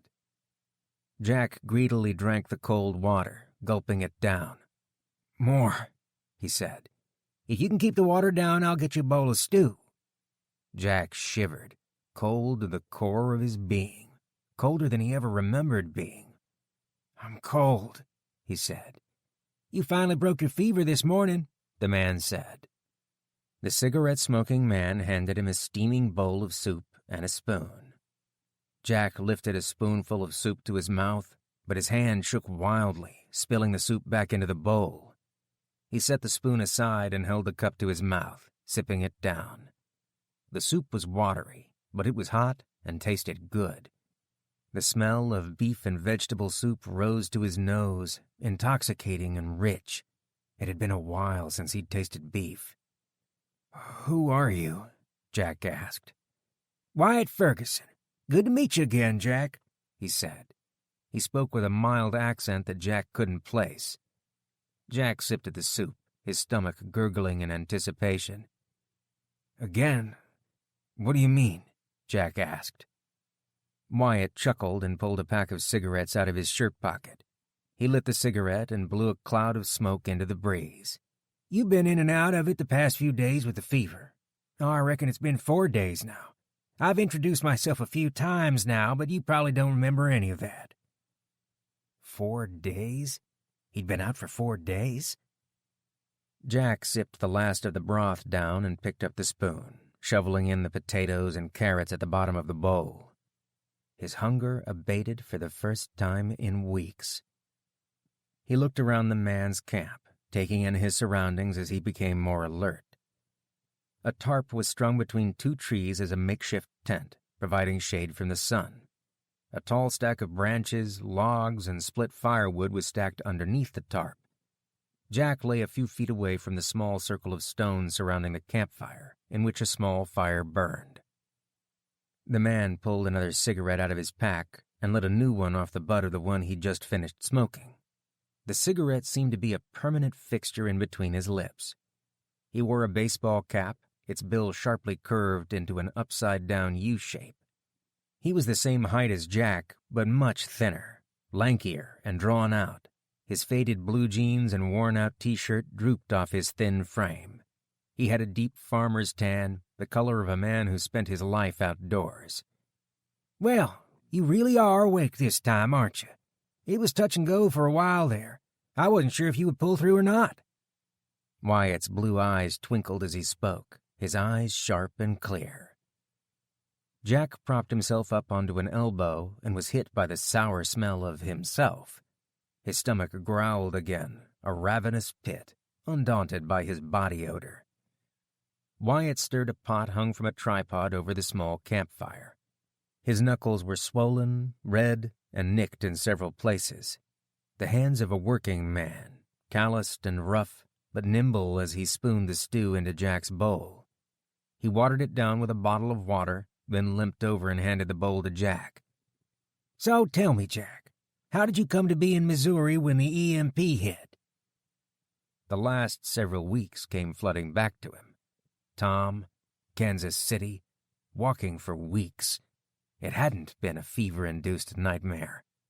I've got to go. I've got to get home to my family, he said. Jack stood up on shaky legs. Black spots appeared in his vision, and dizziness overtook him. Jack sat down hard, almost tipping over. Sit down before you hurt yourself. You're not ready for that yet, you damn fool, Wyatt said. Where are we? Jack asked. Wyatt tossed his cigarette butt into the fire and rubbed his hands together, warming them over the flames. We're in Marble Hill, Missouri. Well, close enough to it anyway. Walking distance for most people. What are you doing here? Why did you help me? Wyatt pointed up the hill away from the camp back toward the highway. A tractor-trailer lay at an angle, leaning against the inside turn of a sharp curve. The wheels were half buried in the loose gravel and dirt. The trailer sat tilted at an angle, 2 wheels up off the ground. I was driving this rig when the EMP hit. My load was a little heavy and I was running the back roads to avoid way stations. After the lights went out, I used up the last air pressure in the brakes and ditched right there. I'm one lucky son of a gun. That could have been an outside turn instead of an inside turn, and I'd be at the bottom of that steep cliff right there. "The short way down," he said. "How did you know it was an EMP? Did you hear that from someone?" "Just because I'm a redneck doesn't mean I'm stupid, Jack. I have the internet just like everybody else," Wyatt said. "So why are you still here camping on the highway? The EMP hit a month ago." "I've been waiting. Waiting for you, I think," he said. Jack's wacko radar went off the charts. "I don't understand what you mean." Wyatt gave a laugh that turned into a coughing fit and lit another cigarette. "Jack, that sounded kind of weird, didn't it? Let me ask you a question. Do you have family in Baltimore?" "Yes, a wife and 2 boys," Jack said. "I figured as much. So you were trying to walk back to Baltimore?" "Yes." "I thought so. So let me ask you this, Jack. You told me yesterday that you walked from Clinton to Kansas City and then all the way here, but you didn't say much else. Why come this way? I-70 is a straight shot. Was it already bad in Kansas City?" Wyatt asked. Jack nodded. "Yes, I was turned away from Kansas City. It looked like things were going to go bad quickly in the big cities. I left the interstate and started walking the back roads. I wanted to cross the Missouri River at Cape Girardeau and steer clear of the big cities up north along I-70. Wyatt smacked his hand on his knee. "I knew it. Good thinking, Jack. I agree. Things are probably even worse now in the cities than right after the EMP hit. So, you've really been walking this whole way?" "Yeah," Jack said. Wyatt snickered. "I'm sorry to laugh at you, Jack, but didn't you think to get a bicycle? Barter something for it? You'd make better time?" Jack's cheeks burned hot as coals. "Idiot. A bicycle. Well, I didn't really have anything to barter with. No cash in my wallet," Jack said. You could have traded a few days of labor for a bike. With tractors broken, I'm sure farmers are just itching for help. They still got farms to run." "That didn't occur to me. I haven't seen anyone on a bike, or I probably would have thought of it myself. I've mostly been walking in the dark when the moon was bright enough. It's a lot cooler than walking during the day," Jack said. "Can you ride a bike, Jack?" Jack furrowed his brow. Who was this man? Had he nursed him to health just to poke fun at him and make him feel stupid? What did he want? Get to the point. "Well, the point revolves around whether you can ride a bike or not. Can you ride a bike, Jack?" Wyatt asked. "Yes, of course I can ride a bike. What kind of idiot can't ride a bike?" Wyatt leaned back on his milk crate, eyebrows arched. He pulled a cigarette out of his pocket and set it between his lips. "An idiot without a bike," Wyatt said, giggling. That stung. "Oh, I'm just having some fun now. Don't get angry. Just like you, I've got someplace I need to go. Morgantown, West Virginia. Now, if a feller is taking the back roads, then West Virginia is on the way to Baltimore, Maryland, if I'm not mistaken." Curiosity was killing him. What was he getting at? Wyatt stretched his leg out and stuck his booted foot up on a rock. He unlaced the boot and rolled his blue jeans up, exposing an artificial leg. He placed his hand just above the knee, gesturing with a sawing motion. "This is where they took her off. See, I can't walk back to West Virginia. I can't even ride a bicycle. I guess I could hobble there, but it would take me a year or 2. The way I figure it, Jack, we're both going the same direction." "What are you getting at, Wyatt?" Jack's stomach rumbled loudly. Now that he was awake again, he was famished. Wyatt ladled a bowl of stew out of the pot and handed it to Jack. "I've got a bicycle and a bike trailer stowed away in my rig. The trailer is sturdy enough to haul a few 100 pounds." Jack spooned the stew in. It tasted incredible after a steady diet of nothing for the past week. This bowl wasn't watered down like the first. The pieces of the puzzle were easy enough to put together once Wyatt mentioned the trailer. "Are you telling me you want me to haul you around in a bike trailer from here to West Virginia?" "Bingo! He's got it in one, ladies and gentlemen. Now, you might be thinking you could just take the bike from me and ride off without me. I can't run all that fast. I'm missing a leg after all, right?" Jack shook his head vigorously. "I wouldn't do something like that. That is not who I am. Besides, you saved my life. I couldn't just turn around and steal from you." Well, he is a decent person after all. Wyatt winked. I'm just fooling with you, Jack. While you were unconscious, I went through your wallet. I saw you were from back east. I also saw pictures of your family. You're a family man, a good person. I don't know why, but I just had a feeling you were somebody worth saving. Jack reached for his back pocket, his wallet still in place. Sorry for going through your things, Jack, but I don't trust people. I don't know you from Adam. Sure, I would have helped you out either way, but I needed to know if you were decent folks or not. Back to the proposal we were talking about. While I can't pedal a bike, I can do a lot of other stuff to pull my own weight. I noticed you got some snare wires and fishing line in your backpack. Had any luck? You don't look like a feller that knows how to set a snare, if you don't mind me saying so. Food is getting scarce, and people are going to stop sharing what they have. They have to look out for their own families. It's human nature. Where I come into all of this is that I can hunt, fish, trap, and forage. I'm not talking about using some silly emergency kit snares or fooling around with a line and hook. I'm telling you that if worst comes to worst, I can keep our bellies full living off the land. Wyatt paused and lit another cigarette. Jack shook his head in amazement. He'd never seen someone smoke so much in his life. That's just for starters. Now, I also know about people, Jack, especially country people. If we need to barter for something, I'm the guy you want to have with you. Heck, that was true even before the EMP happened. Frankly, Jack, I'm surprised you made it this far. You started out with next to nothing and hiked this far. You've done pretty good considering you had to stop and find food along the way. The two of us, as a team, we could be on our way home after you're back on your feet. In fact, with what I got in the back of my trailer, we won't have to waste time scrounging around for food. So what do you say, Jack? An honest job. You haul me around and I'll make sure you have a full belly every day. A fair deal? Why, what's in the back of your truck? Jack asked. Wyatt sat back on his milk crate, grinning. Well, there's a lot of junk back there in the way that we'll need to clear out before we can get to the good stuff. 8 pallets of premium canned dog food, shrink-wrapped and sitting just as pretty as can be in the trailer. Jack took another bite of his stew, shaking his head in confusion. How does dog food help us? What, are we gonna trade it or something?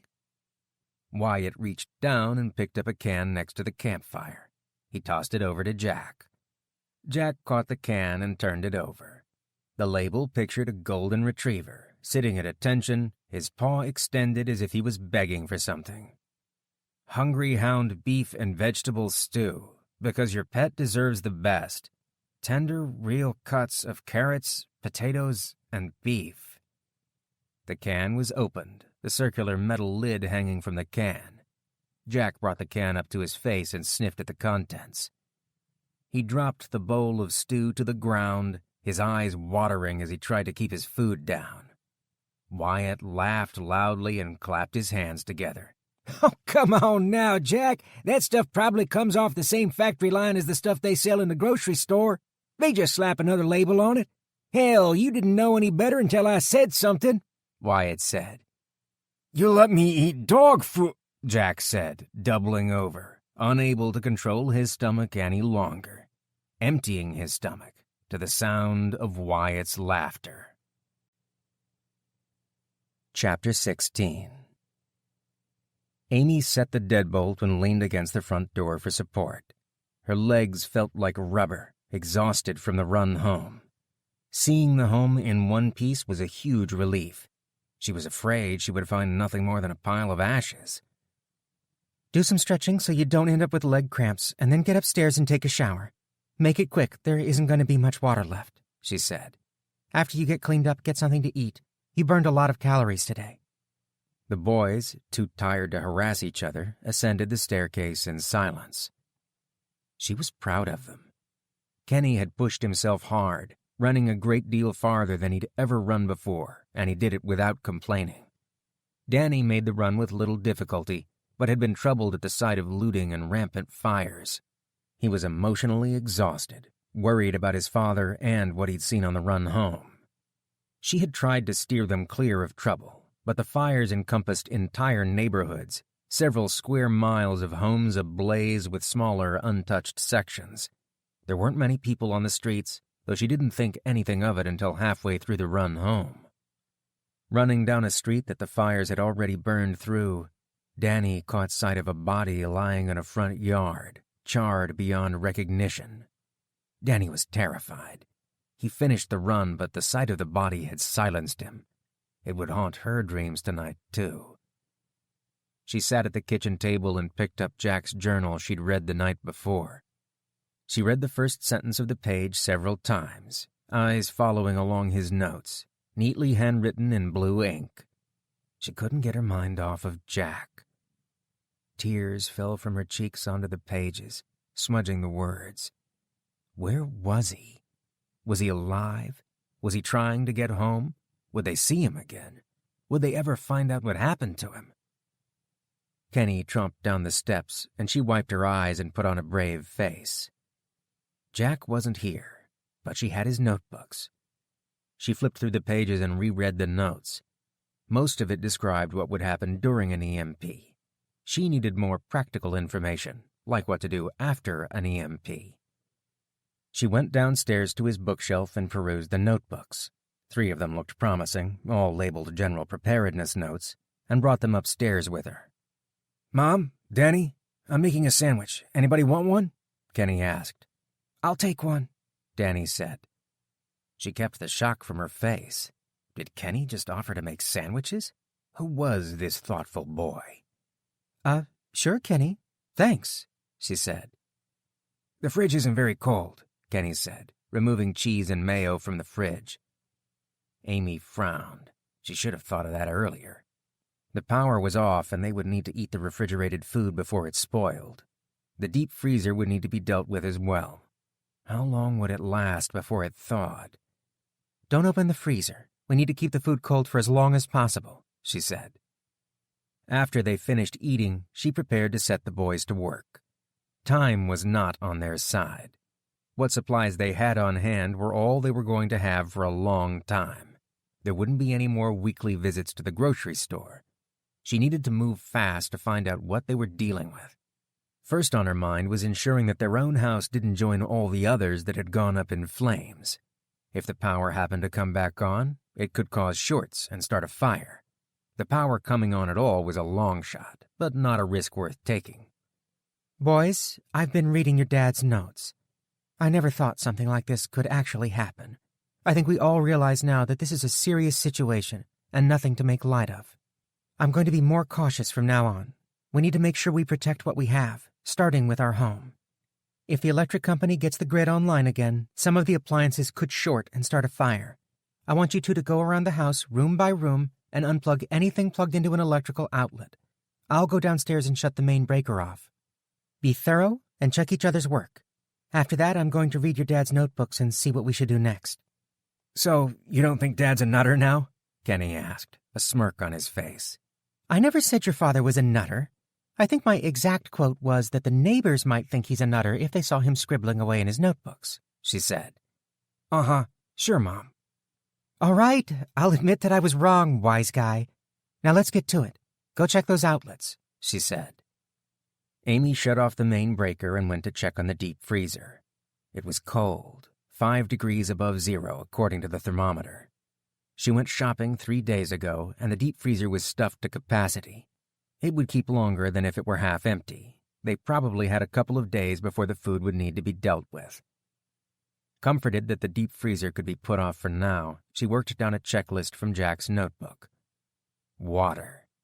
If the city water system stopped, they were out of luck. There was no telling how long until that happened, but she wasn't going to sit idly by. She recalled quite clearly that there were 4 blue 55-gallon plastic water drums in the garage. One more set of nuisances that took up a lot of space in the garage. Another one of his preparations that had irritated her and that she was now thankful to have. When the boys were done unplugging the appliances, she would have them fill the drums. That would give them 220 gallons of drinking water, in addition to an entire shelf full of bottled water. Mom, we unplugged everything.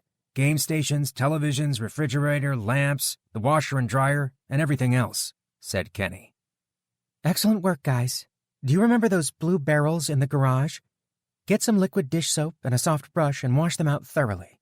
Once they are clean, bring them to the basement and fill them up with water." "Why are we doing all this, Mom? Is the water going to stop working?" asked Danny. "It might or it might not, Danny. We are not going to take any chances, though," she said. Amy took a fresh notebook and pen and went into the basement. Too much had happened in the last day. She was exhausted, physically and mentally. If she sat down even for a moment, she would end up a crying mess. That was the last thing the boys needed right now. They needed to see their mother in control and confident. She could cry later when they went to bed. Right now, she could take stock of what they had on hand. Walking through the rows of shelving, it surprised her how much Jack had managed to stock away. In fact, he had become interested in doing all of the grocery shopping a few years ago. She should have been more suspicious, but given the quantity of food here, she wouldn't complain. Each staple food was represented: cans of soup, boxes of noodles, potted meats, cans of tuna, and jars of jellies and peanut butter. There were large tubs of flour, sugar, sacks of rice, and containers of beans. How would she cook without the electric stove top? It was something to figure out, but at least they had food. They were better off than many people would be right now. Many of her friends shopped on a whim and didn't stockpile foods. They had little more than what was in their pantry. A large object boomed loudly as it tumbled down the steps just behind her. Amy nearly jumped out of her skin at the sound. She spun around to see one of the blue 55-gallon drums at the foot of the steps. "Kenny, you about scared me to death." Kenny stood at the top of the steps, as surprised as she was. "Sorry, Mom, I didn't see you down there," said Kenny, smirking. Amy squinted her eyes and leveled a look at him, before she smiled thinly and let him off the hook. Now that she had a good idea of how much food and water they had, she was even more relieved. Jack had stockpiled a massive amount of food. What else did Jack have stashed away in the basement? She often heard him going into the weight room in the basement, but knew that he wasn't lifting weights. Amy opened the door, eyeing the two large metal cabinets across the room from her. She didn't come down into the basement much, and had never asked him what was inside of them. Trying the handle, the doors remained firmly locked. Curious, she continued to catalog other supplies, making a mental note to come back to the shelves when she found a key to fit the cabinet and see what was inside. Chapter 17. Wyatt tossed a set of keys in Jack's direction, sending them through the air in a high arc. "The trailer keys," he said. Jack snatched his hand out, deftly grabbing the keychain from the air. 4 days ago, he could barely sit up on his own. Now he could hardly sit still. Wyatt insisted that he rest until he was fully recovered from the fever before they attempted to unload the pallets of dog food from the tractor trailer. He was itching to get it done. The road tugged at his mind. Every passing day spent in recovery was one more day that should have been used to put miles behind him. There wasn't any question what he would do. His mind was set. If pulling Wyatt's trailer along got him home, he'd do it. He would swallow his pride and eat the dog food, whatever it took to get home. The padlock securing the door fell away as he slid the key in, and he pushed the trailer door open. Halfway open, the door jammed in place, likely because the truck and trailer rested at a sharp angle, leaning against the hill. Jack stepped onto the rear bumper and pushed hard, forcing the door open with an ear-piercing screech of metal on metal. Peering into the trailer, he surveyed the work to be done. Wyatt's bike, a bright orange lightweight mountain bike, sat near the door, and Jack was surprised at how little it weighed as he lowered it down to the ground. The frame even looked to be about the right height for him. Next to where the bike sat, he found a canvas bag filled with spare tires, tubes, and bike chains and tossed it out of the trailer. Jack raised his eyebrows at the makeshift trailer. Obviously not intended to be a bicycle trailer in its first life, it was jury-rigged and put together from spare parts.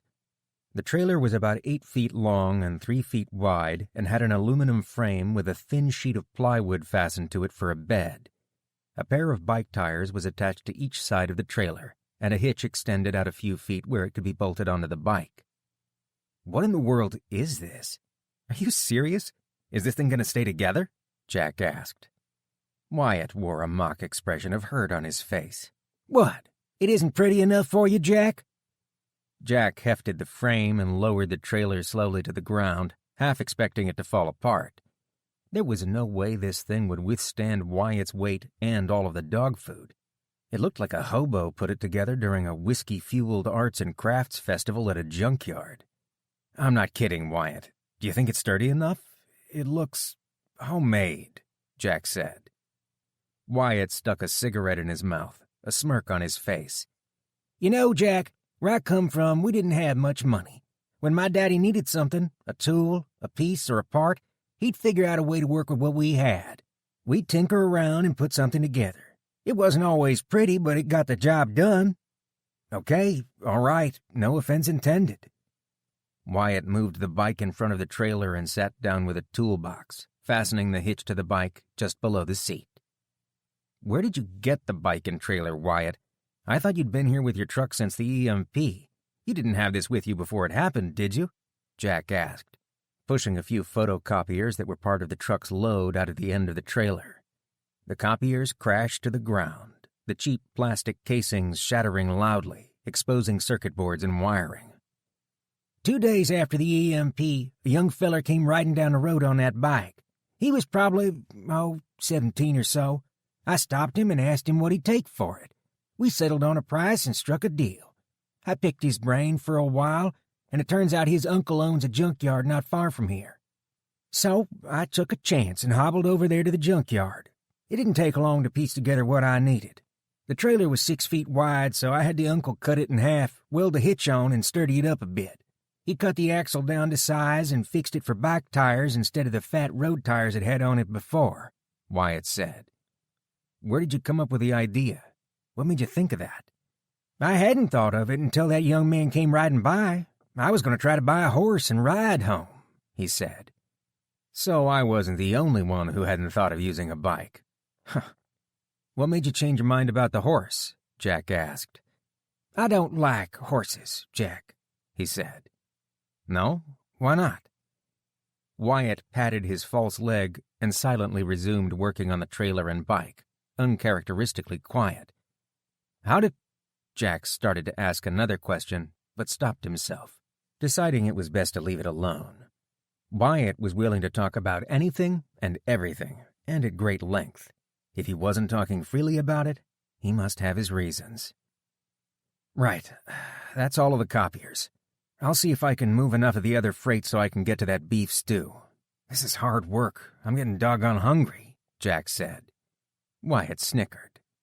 He had to admit, once he got past the idea of eating dog food, it didn't taste any different than a certain brand of beef stew he'd eaten plenty of times before. The consistency was the same, as were the ingredients. Big chunks of beef, carrots, and potatoes. It was dark in the middle of the trailer, and Jack had to squint to see what the contents of the pallets were. Pallets sat at odd angles, leaning against each other and thrown about when the tractor-trailer crashed into the hillside. He had to climb over and squeeze through tight spaces to get around them and access the deeper parts of the trailer. The first 2 pallets he checked were bags of dry, organic dog food. At least they had cans of wet dog food to work with. He couldn't picture convincing himself he was eating anything other than dog food if it was in the dry pellet form. Jack slid his body into the tight space between 2 stacks of pallets. One of the stacks was piled 3 pallets high and tilted at an angle. It hung halfway off of the pallet below it. Jack pushed at it cautiously with a finger, testing it to see if it would stay where it was or if it would topple over. It wiggled a bit, but didn't move much. He peered into the darkness and saw the pallets of canned dog food stacked up on top of each other behind the precariously perched pallet. If he could just squeeze himself in there, he could pull all the cans out that they needed, instead of unloading the entire tractor-trailer first. It would save a lot of time and effort, time that would be better spent actually traveling, not messing around in a trailer. Jack wedged himself between the stacks of pallets, trying to squeeze past, but the space was just too tight for him to fit through. Next, he tried to push the pallets out of the way, but they were simply too heavy. If he rocked the pallet, he could probably work it over a few inches, just enough for him to get access to the canned dog food. Jack braced himself and pushed against the pallets repeatedly, causing it to sway. It started to creep across the floor as he pushed. The pallet above his head shifted towards him suddenly, tipping over on its side, pinning Jack's hand between one heavy stack of pallets and the other. Pain shot up his arm, his left hand crushed under the weight of the pallet. He pulled at his hand but couldn't free it. His heart thumping loudly in his chest, panic set in. Jack screamed wildly. He couldn't move his hand. Jack pulled and pulled, trying to free his trapped fingers, but the pallet wouldn't budge. "Help! Wyatt!" he screamed. Wyatt was beside him in an instant. He pushed at the pallet with no luck. "Hang on, I'll find something to use for leverage," he said. Wyatt rummaged around the trailer, searching in the dark. He moved out of Jack's line of sight and returned a few seconds later with a black steel crowbar in his hands. Wyatt inserted the crowbar between the two pallets and pried the pallet up a few inches. Jack pulled his hand out, panicked at the sight of his hand. The hand felt like it was on fire. 2 fingers, his pinky and ring finger, were crushed flat, twice as wide as the others and stuck out at an odd angle. He closed his hand into a fist, but only his 2 undamaged fingers and his thumb curled. The fleshy part along the side of his hand had been crushed as well, angry red where it had been compressed. The pain was so bad he couldn't think. Cradling his injured hand, Jack climbed out of the trailer, pacing back and forth. The wounded fingers and palm were now swollen up like angry red sausages, ready to burst. Blood flowed freely from several places, dripping down his arm. Through the pain, Jack raged at his own stupidity.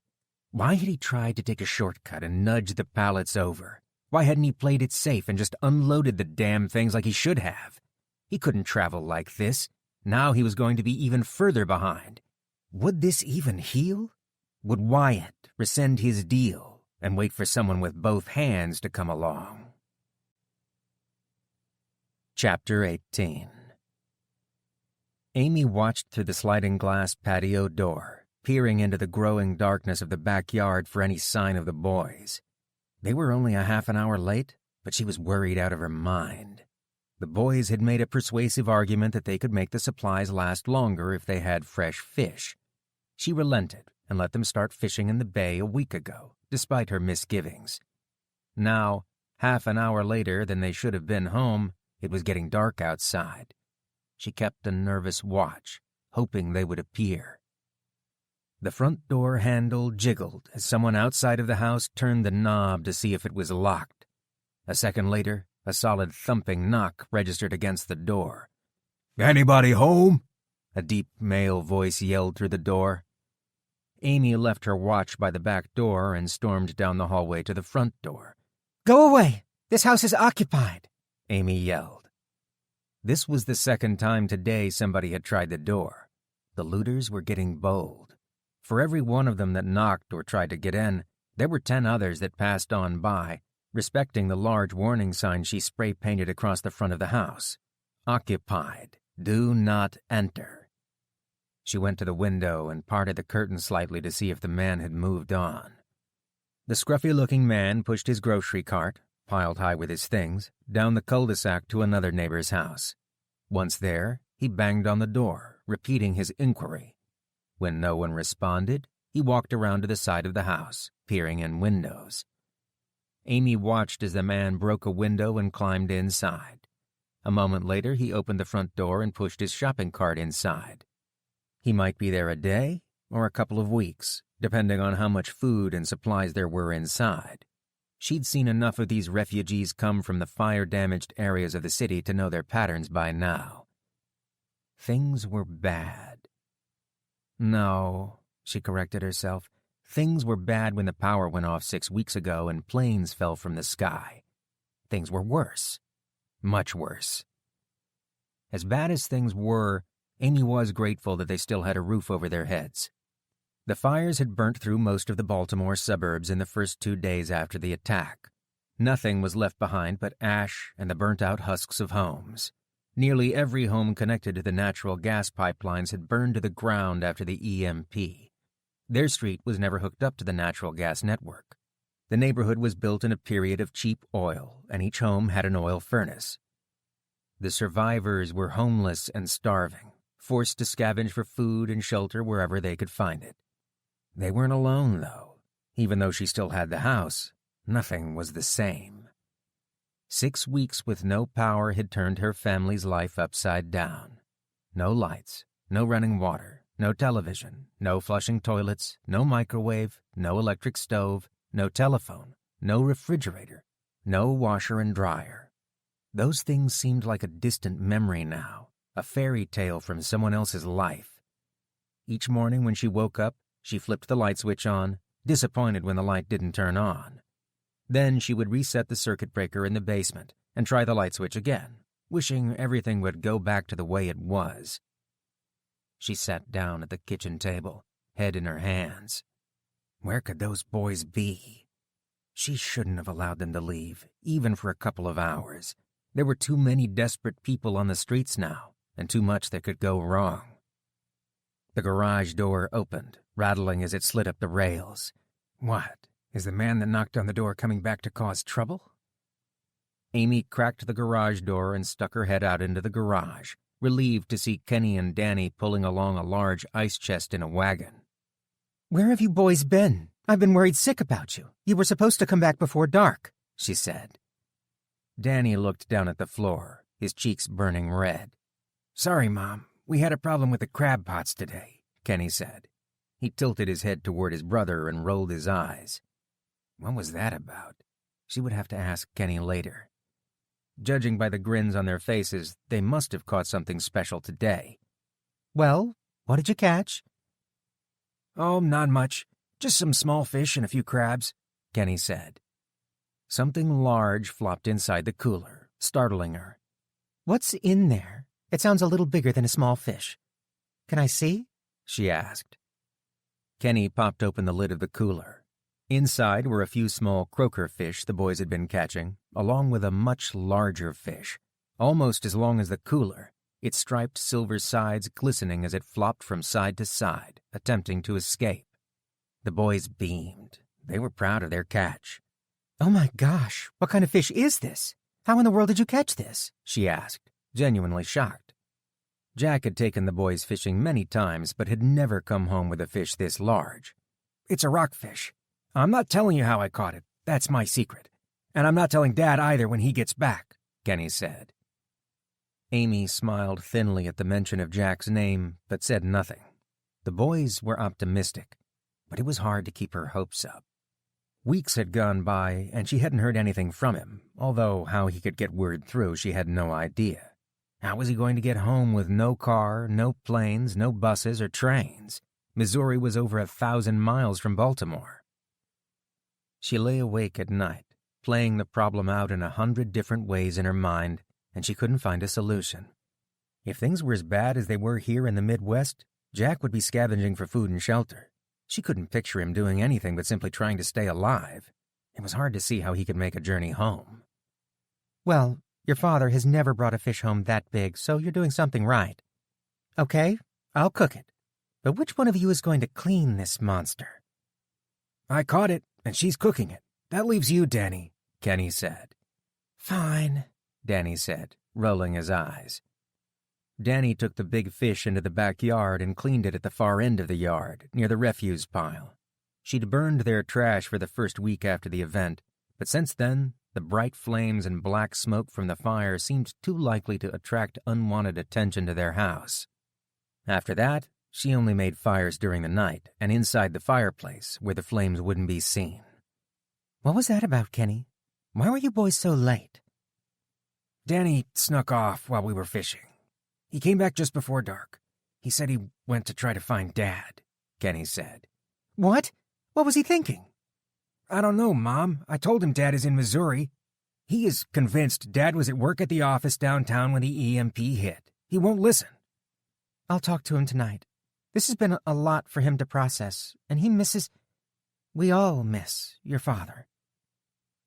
Amy started a fire in the fireplace and set a large pot of water on the grate to boil. Once the water was roiling, she tossed the crabs into the pot, their blue-green shells rapidly turning red as they cooked. Danny returned with a cleaned fish, leaning to one side as he walked, burdened by the weight of the rockfish. "Look at that thing. It must weigh 20 pounds even after you cleaned it," she said, hoisting it up by the gill. Amy carried the fish to the kitchen and laid it onto a cutting board, carving the fish into 2 large fillets. She seasoned them with a little olive oil, salt, and pepper, then wrapped the fillets in aluminum foil and placed them on the grate. After the fish was done, she brought the fillets to the dinner table on a platter, along with the crabs, and opened a can of collard greens.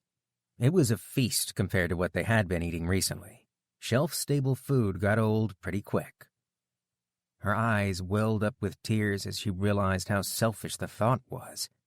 Jack had stockpiled all of this food for them, but he wasn't able to benefit from it himself. At least she had food. She hoped that wherever he wasn't going hungry. The boys joined her at the table and waited for her to start the prayer and begin dinner. "Lord, we give thanks for the fish you provided today. We also ask that you watch over Jack and provide—" The garage door opened, squeaking loudly on its rails. Amy dropped her fork onto the table, heart pounding in her chest. The garage door into the house was locked. Should she confront whoever it was or just let them take whatever they wanted out of the garage and hope they would leave? During her indecision, the choice was taken out of her hands. The tip of a crowbar bit into the door by the lock, and she watched in horror as the wood gave way, the door frame splintering into pieces just before the door flew open. A huge man stood in the doorway, crowbar in hand, shrouded by darkness. Danny screamed and ran from the table. Kenny sat unmoving in his chair. Amy was frozen in place. In the flickering firelight, his eyes seemed lifeless and dark, menacingly inhuman. She silently screamed at herself to take action and do something. Amy picked up the fork she dropped on the table and hurled it at the man, followed by a knife, her dinner plate, and anything else she could get her hands on.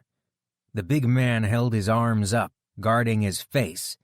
The fork hit his arm and went flying off in another direction. The man took a step backward into the garage, stumbling on the steps. "Get out!" she screamed at him.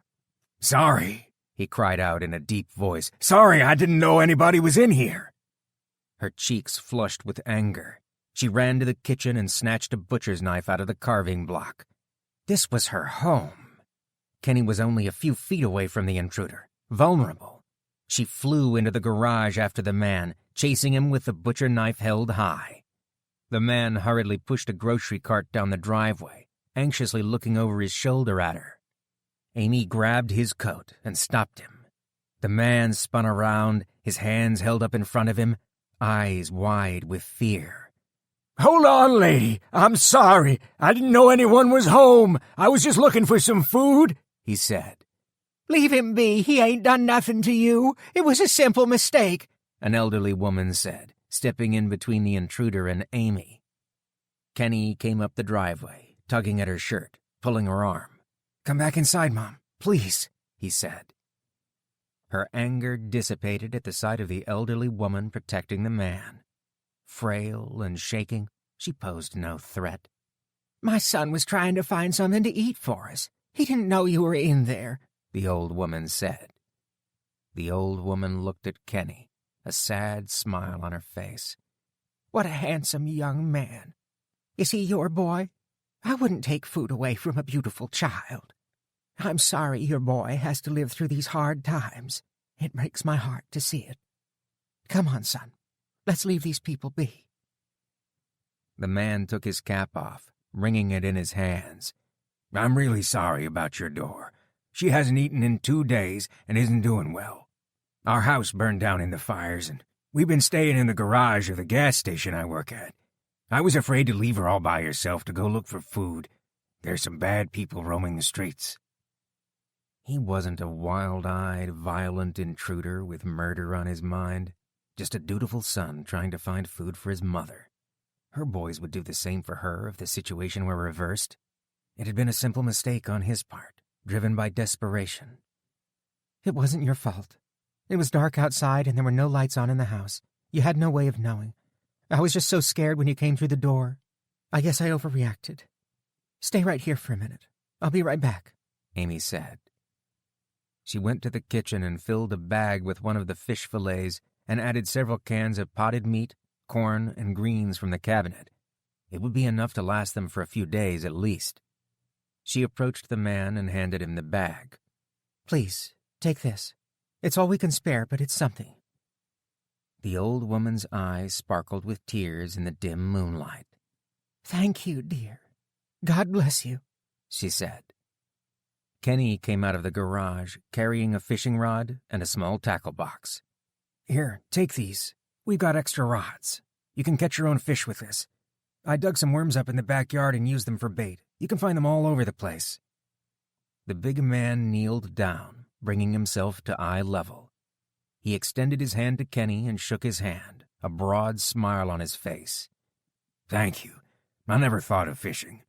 I haven't been fishing since I was a little boy, but it looks like I've got plenty of time to do it now. You go get them children inside now. It's not safe out here after dark. Thank you again for the food, the old woman said. Amy gathered Kenny and went back into the house, her chest swelling with pride at Kenny's generosity and thoughtfulness. That was very nice of you to give that man the fishing rod. Dad always said, give a man a fish and he'll eat for a day. Teach him to fish and he'll eat for a lifetime, Kenny said. Amy inspected the ruined doorframe on the way back in the house. She lifted the door back into place, and it closed, but she would have to reinforce it. The door wouldn't hold up if they had another intruder. She looked around the garage for a piece of wood to nail the door shut, and paused in her tracks. The Moore house loomed large across the street as she peered through the open garage door. This wasn't the first time an intruder had broken into her home. She shuddered at the memory. Rob was serving time in county jail, or she didn't know what she would do. Leave the house? The journey to retrieve Danny had opened her eyes. There were bad people before the EMP attack. The only thing keeping them in check was the knowledge that innocent people could dial 911 and have a policeman there in minutes. Now there wasn't anything to give the truly wicked pause. She nailed a 2x4 across the door as a temporary fix and joined the boys at the table for supper. She pushed her food around the plate with her fork, her appetite ruined.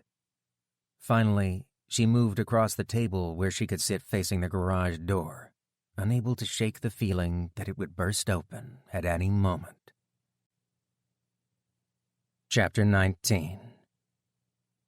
Jack lay in his sleeping bag next to a small campfire, shivering despite the heat from the fire, lost in a feverish dream. He drifted somewhere between sleep and awareness, unable to fall completely asleep from the throbbing, aching pain that encompassed his left hand and crept up his arm. Beads of sweat dripped from his feverish forehead. Something tugged at his hand, disturbing the wound and making the dull ache become sharp and intense.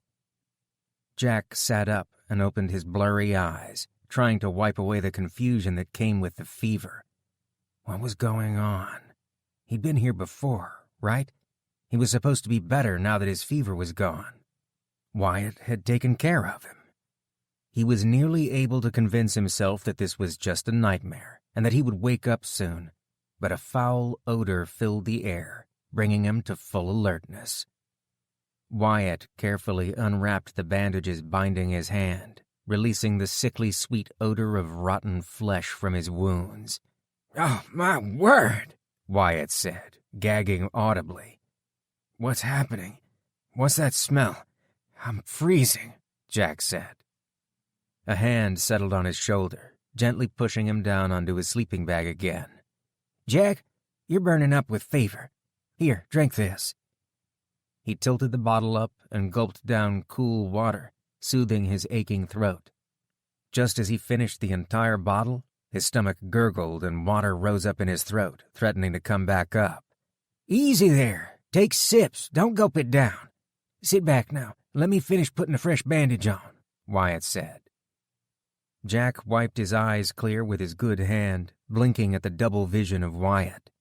His body ached and his joints hurt. The hand throbbed with every beat of his heart. It was sweltering hot, yet he shivered with cold. His stomach cried out for food, but he was too sick to eat. "Oh, good Lord," Wyatt said, pulling the last of the wrappings off of Jack's hand. He tossed the bandages into the fire and walked several feet away into the bushes, gagging as he went. Jack's stomach, already queasy, became unsettled at Wyatt's loss of composure. Jack stumbled to his feet and made it a few feet away from his sleeping bag before stumbling to the ground, losing it altogether. He doubled over, the motion from vomiting causing his entire arm to throb in pain. When the dry heaves finally ceased, he shuffled in a dizzy stagger back to his bed. He pulled the hand up against his body, nursing it under his armpit, afraid to see what the bandage had concealed. He forced himself to face the reality, and the sight shocked him. His 2 crushed fingers were black, fingernails popped off, and the skin split open along the length. The digits were swollen to twice their normal size, as was the left side of his palm where the pallet had crushed. He couldn't see his wedding band on his ring finger anymore, the plain gold circle buried beneath the rotten flesh. The smell was sickening, and he pushed his hand far away from his body to avoid the odor. Jack bit down hard, gnashing his teeth, fighting back the urge to heave again. Wyatt came back from the bushes, settling down into a squat next to his bed, and placed his hand gently on Jack's shoulder. His face was unreadable, but his eyes were full of concern and worry, his voice gentle and pleading. Jack, we have to do something about those fingers. It's been 4 days. This isn't going to heal on its own. We have to do something about it. No. This isn't happening. Just take me to a hospital. Take me home. Amy will take care of me, Jack said. His feverish mind refused to accept the situation. He wanted to be home with his family. Would he die here, in some ditch alongside a road in Missouri? Would Amy ever find out what happened to him if he died here? Jack, there are no hospitals nearby. No doctors. We haven't seen another soul for days. Nobody is coming to help you, and I can't carry you out of here and find help in time. We have to do something. The blackness creeping up from your fingers into your arm, that's gangrene. Those fingers have to come off. This fever is hotter than hell, and you're getting sicker. If we don't do something right now, the infection will spread to your heart, and you will die, said Wyatt. Jack shook his head weakly. This couldn't be happening. It was wrong. He was supposed to be in Kansas City right now, in an air-conditioned conference room. He should be eating donuts, having coffee, and getting ready to teach his software training seminar. No, I'll be all right. Just give me 1 more day to sleep, and I'll be fine. Jack, you will die here. What about your wife and kids? He reached for his wedding band, recoiling in pain as he touched the wound. That gold band gave him comfort when he was on the job, alone in a hotel at night, far from his wife. He would listen to Amy talk on the cell phone, telling him about her day, and he would spin the ring around on his finger, a physical link and reminder of their bond. He couldn't see the ring now, the golden sheen concealed from him, hidden by the rotten flesh of his hand. He didn't want to look at the infected fingers any longer. They were just another set of problems that stood between him and his wife, his family. How was he supposed to prepare for something like this? He'd never read about any of this in prepper blogs. Nobody talked about the real things an EMP would take away, your family and loved ones. They only talked about the things that didn't matter, the electronics, cars, and telephones. None of that crap mattered. The EMP had taken away something much more important, his family, and had stripped away everything he knew. Now it was going to take his life. Despair filled him, his energy spent. He couldn't lay here and let himself die, hoping and wishing his hand would heal. After all of the things that had happened to him, all he'd been through to get this far, he couldn't give up. His goal was still the same. He had to go home. He'd come too far to give up now. Looking at the black fingers, he stiffened his resolve. He pictured the golden wedding band somewhere under the wound, his only remaining link to his family. The blackened fingers were just another obstacle now, something to be gotten rid of, and something to overcome. Jack gnashed his teeth together, his voice ragged and raw. Do it. Get my ring back. Do whatever it takes. Wyatt nodded his head solemnly, the cigarette and perpetual smile missing from his face. I'll go fetch some water and set it to boiling on the fire while I put together everything I need. I'll give you a couple hours to get some water in your system and rest. You've been passed out for a full day now. I'll let you know when we're all ready. Wyatt dug through his red toolbox and pulled out a cloth and a canister, then gathered bandages, cloth, and other tools from around the camp. Jack's head ached, and he rested his head back on the sleeping bag and closed his eyes. His thoughts on his family, he pictured them just as they were when he left for work some weeks ago.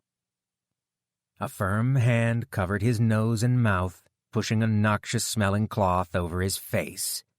Jack struggled to get up, but a strong hand pressed firmly against his chest, holding him down on his sleeping bag. The smell was overpowering. He knew that smell. What was it? Panic set in, and he tried to lift his sluggish arms to fight Wyatt off. Ether. Oh, shit. Ether. Sorry, Jack. It'll be easier if you don't see it coming, said Wyatt. Wyatt's face was the last thing he saw as haze gathered around the edges of his vision, closing in to form a tunnel, then faded to a flat gray sheet. And then, sleep. Chapter 20. Amy dragged herself out of bed, squinting at the early morning sunlight beaming through the window. Exhausted, she rubbed her eyes and went down to the kitchen to make a pot of cold-pressed coffee. Cold-pressed with powdered creamer wasn't the same as a freshly brewed hot cup with real milk, but it was better than nothing. The boys were already in the kitchen making their breakfast when she got downstairs. Good morning, boys. How did you sleep? Okay, said Kenny. All right, Danny said. Kenny pulled down 3 plates from the cabinet, slamming the cabinet shut. Danny jumped at the noise, his eyes wide as he looked around the room in a panic. Jumpy much? His brother asked, giggling. Kenny rolled his eyes and looked at his mother. Danny thinks the man from last night is going to break down the door again. He didn't go to sleep last night. Danny gave his brother a hateful look and ran from the room, bolting up the steps. The sound of his bedroom door slamming shut echoed through the house. Cut him some slack, Kenny. You have to remember he's only 11 years old. He isn't equipped to deal with this as well as you are. Sorry, Mom. I was just teasing him, he said. Amy went up the stairs and gently knocked on Danny's door. Danny, can I come in? His muffled reply came through the door. Okay. Danny sat on his bed, hands in his lap, staring at his shoes. Amy sat next to him, brushed his hair out of his face, and wrapped her arm around him. Danny, it's all right to be scared. Can I tell you a secret? Kenny is scared, whether he shows it or not. I'm even a little scared, she said. I want Dad to come home. I miss him, he said, leaning his head on her shoulder. I know, sweetie. I miss your father, too. He will come home. It might take him a long time, but he will come home. I promise you. Amy made a silent prayer, hoping it was true. But shouldn't we go look for him? Honey, he is a long way away. He would want us to stay here, in our house, where it's safe. If we went looking for him now, he wouldn't know where to find us when he comes home. Trust me, please, when I say he will be back. I know he will. It's dangerous out there all by yourself, and I don't want you running off looking for him by yourself. Okay? All right, Danny said. Come downstairs and eat some breakfast, and ignore your brother. The more you react to him, the more he'll bother you. Amy went to the kitchen and sat down to eat the plate of cold pork and beans with Vienna sausages. It was Kenny's idea of making breakfast for everyone, not what she would have chosen, but since he showed initiative, she wouldn't split hairs about what he prepared. Danny, I'm sorry I scared you. I was just trying to get you to lighten up, Kenny said. She hated to bring up last night's intrusion again, but they had to talk about it. Amy lay awake all last night, tossing and turning, worried about the flimsy locks on the doors and windows. It was all that separated her and the boys from intruders. That man had broken in all too easily. Boys, I've been thinking about the man breaking in last night. Supplies are running out, and people are getting desperate. They have to come out of their homes looking for food. There will be more of them as time goes on, and as they get hungry, bad people might try to take our food from us. We've been lucky that we haven't run into any bad people yet, she said. We need to find some way to protect ourselves. Last night, I grabbed a butcher knife from the counter, but it took me too long to get it. If that had been a real bad person, I wouldn't have had time to grab the knife. What about a baseball bat? We got hockey sticks, too, Kenny said. That's a great idea, Kenny, she said. A bat was perfect. It could hurt someone, but wasn't likely to kill them. She couldn't bear the thought of killing someone who broke in, unaware that the house was occupied. It stung to admit it, but her views on guns had been naive. She would be able to keep the boys and herself safe if she had a gun. It would level the playing field against bigger, faster, and more violent intruders. Just the sight of a gun would scare them off. They might not be intimidated by her wielding a bat. Amy sighed. I know I keep repeating this, but I wish I'd listened to your father. I wish we had a gun right now for protection. Kenny choked on his forkful of beans, coughing them up onto the table. He took a sip of water and looked guiltily down at the table, his cheeks and neck beet red. Are you all right? What's the matter, Kenny? She asked. Nothing, Mom. He squirmed in his seat as if it were a hot plate, his eyes darting left and right, unable to meet her gaze. Kenny, if you're going to lie, you need to get a lot better at it, she said, arching an eyebrow at him.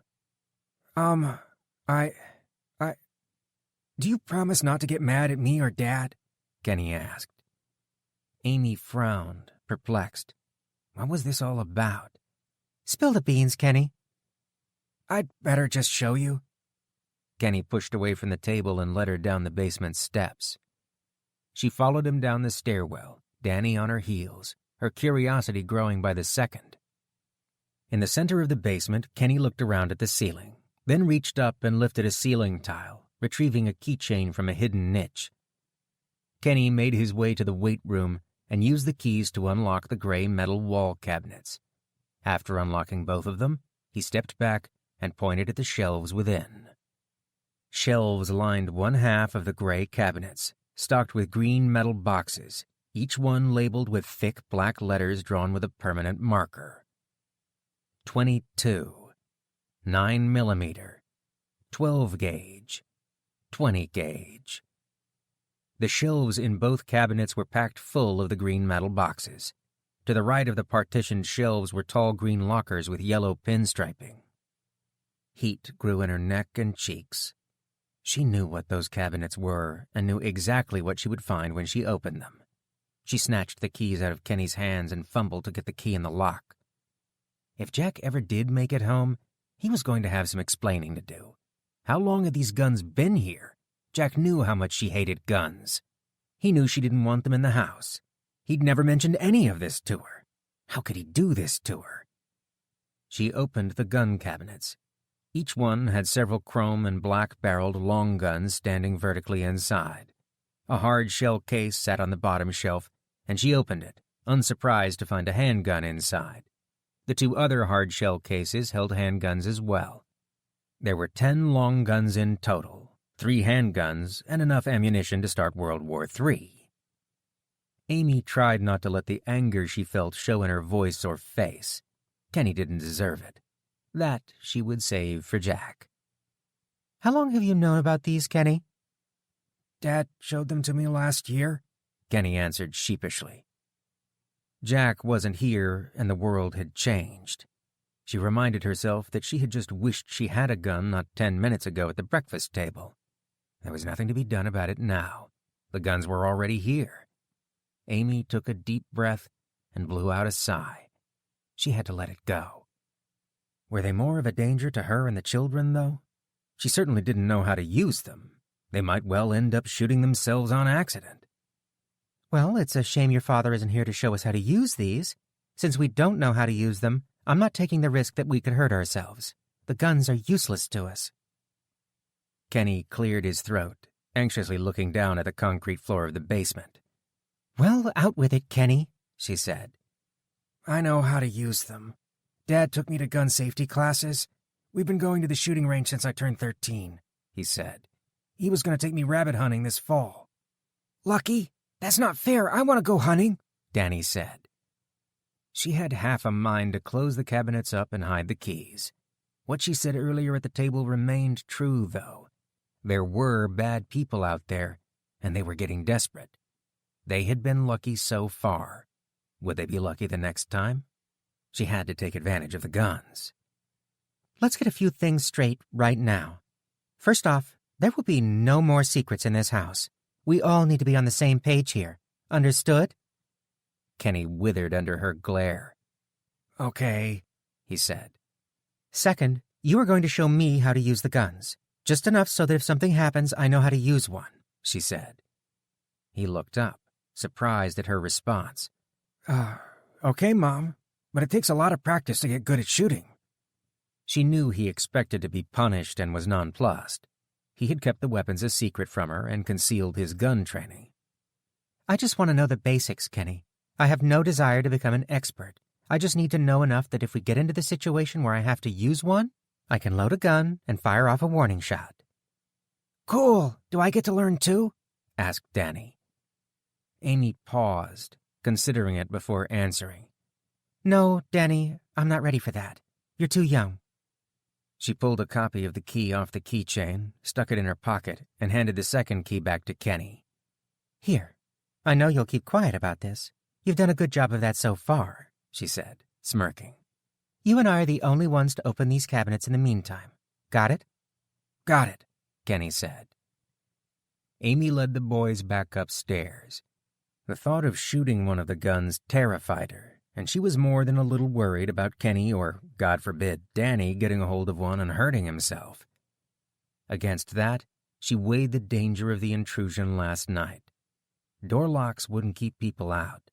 They were meant to keep out casual thieves, not determined intruders. Now, at least, if things became desperate, she had the means to keep herself and her sons safe, provided she overcame her fear of guns. Chapter 21. Jack wiped the sweat from his forehead onto his shirt sleeve, balancing the bike with the remaining 2 fingers and thumb of his left hand on the handlebars. He switched the bike to a higher gear, pumping his legs hard as he started to climb to the low rise of the hill. His face a mask of determination, he propelled the bike and the heavy trailer steadily up the hill. How far they had come since they left Marble Hill. They were near another small town he'd never heard of called Waverly, Kentucky. It had been a long bike ride for sure. Missouri was just a feverish memory now, far behind them. Wyatt's jury-rigged cart was holding together well enough, though he had been skeptical at first. It didn't have to look pretty. It just had to do the job. That was all he asked of anything anymore, including himself. His left hand was a mess to look at, but he still had his thumb, middle, and index finger. It was enough for him to pick things up. The skin was mostly healed over, although it still pained him on occasion. Other times he was almost able to forget that the fingers were missing unless he was careless and bumped the wound, which sent a jolt of pain up his arm. Wyatt had removed the fingers and cauterized the stumps with a white-hot iron. Jack didn't remember any of it, which was for the best. He pedaled up another steep rise, head down and legs straining with effort. His wedding band dangled down from a silver chain around his neck and swung from side to side as he pedaled. The ring was a constant presence, a reminder of his goal, what he had lost, and why he had to keep going. Whenever he felt like his legs would give out, he would focus his attention on the ring, giving him all the incentive he needed to keep pedaling. It was grueling work, nothing like riding a bike for pleasure. Wyatt, the trailer, and the food were a heavy burden, though his legs were powerhouses compared to what he could do a few weeks ago. His heart drummed a steady beat, grown accustomed to the daily exercise. Wyatt was a good man, and for all his eccentricity, Jack genuinely liked his company. He genuinely cared for others, and it showed in his interactions when they met people. It was something that bugged him often. What would have happened if he had met Wyatt before the EMP? Would he have even listened to the man talk for a minute before making his mind up that he was an ignorant hillbilly? Probably, if he was honest with himself. What else had he assumed? What other snap judgments had he made? Wyatt had a lot of character, and there was a lot to learn from him. Patience was something Jack had always struggled with, and it seemed to come naturally to Wyatt. After the amputation of his fingers, Jack was ready to get up and get on the road. He wanted to get back to Baltimore as soon as possible. Wyatt had urged patience and caution, reasoning that another week or two wasn't going to cost them anything in the long run. They might as well start the trip with Jack at 100% and not take the risk of the infection recurring. They ended up spending 3 weeks resting, making sure he was well enough to start the trip. His mind lost in thought, he pedaled onward down the highway. "That's far enough. Hold it right there for a minute," a voice said. Jack looked up, startled by the voice, and pulled the bike to a stop. Just in front of them, a line of vehicles stretched across the road, blocking the way forward. 2 men with rifles stood behind the vehicles, eyeing Jack and Wyatt suspiciously. A man riding a tall gray horse and wearing a sheriff's uniform challenged them. He held the reins in one hand, his free hand resting on the saddle's pommel. "Where are you two headed? What's your business here?" the man on the horse asked. "We're just passing through, heading east. I'm going to Baltimore and he's going to West Virginia," Jack said, pointing over his shoulder at Wyatt. The man nudged the horse and the gray mare clopped slowly forward. He looked the bike and cart over, a hint of a smirk appearing in the corner of his mouth. "Where are you boys coming from? Where were you at when it happened?" he asked. "I was near Clinton, Missouri when it happened, and I walked to Kansas City right after it hit. I started walking home then until I met Wyatt, the man in the cart. We've been traveling along the back roads ever since Marble Hill, Missouri, avoiding the big cities," Jack said. "Is that a fact? You have any ID?" he asked. Wyatt handed his driver's license to Jack, who took them over to the man on the horse. The man looked at the IDs and then at the men's faces, scrutinizing them. He handed the cards back to Jack, his expression loosening a bit. "Sorry if we seem less than hospitable. I needed to be sure you were who you said you were. My name's Alder Jacobs, Sheriff Alder Jacobs. I don't know if you boys have run into any trouble on the road, but we've had a few less than desirable types come through from the larger cities. We've had break-ins and robberies, hence all of this," he said, gesturing toward the roadblock. "Sorry to hear that. We haven't had any problems so far, but we don't have much to steal either, just what you see here," Jack said. "Don't underestimate people. Desperate people, especially ones that were bad to begin with, will take anything, even your life, if it means they get to stay in their miserable hides for 1 minute longer." "I hear you loud and clear on that one," Jack said. "Well, I won't keep you two any longer. I'm sure you want to be on your way." He turned and motioned to the men at the barricade. "Let 'em through, Tom. I'll walk 'em through town." A man put the center car in the barricade in neutral, and then the others pushed it out of the way. Jack rode through, the sheriff leading the horse through the barricade just behind him. He pulled the horse up alongside the bike and trailer, walking along at a trot. "This is some beautiful country you got here, Sheriff. It reminds me a bit of where I'm from, if a little less hilly, maybe," Wyatt said. "Is that right? I've never been to West Virginia myself, but in my mind I picture mountains, what with the coal mining and all. I'm a Missouri boy by birth, down around the Ozark Mountains. It always seemed a little flat around here for my liking. You'll feel more at home in eastern Kentucky. It's a little hillier there," the sheriff said. Wyatt smiled. "The Ozark Mountains are a beautiful place, and I feel right at home there." He chuckled and nodded at Jack. "He doesn't want to know about the Appalachian Mountains since he'll be the one doing all the peddling." The sheriff shook his head, eyebrows raised. "You boys got some brass making a trip like that, I'll give you that." They rode through town slowly with their escort, curious townspeople peering at them as they walked by.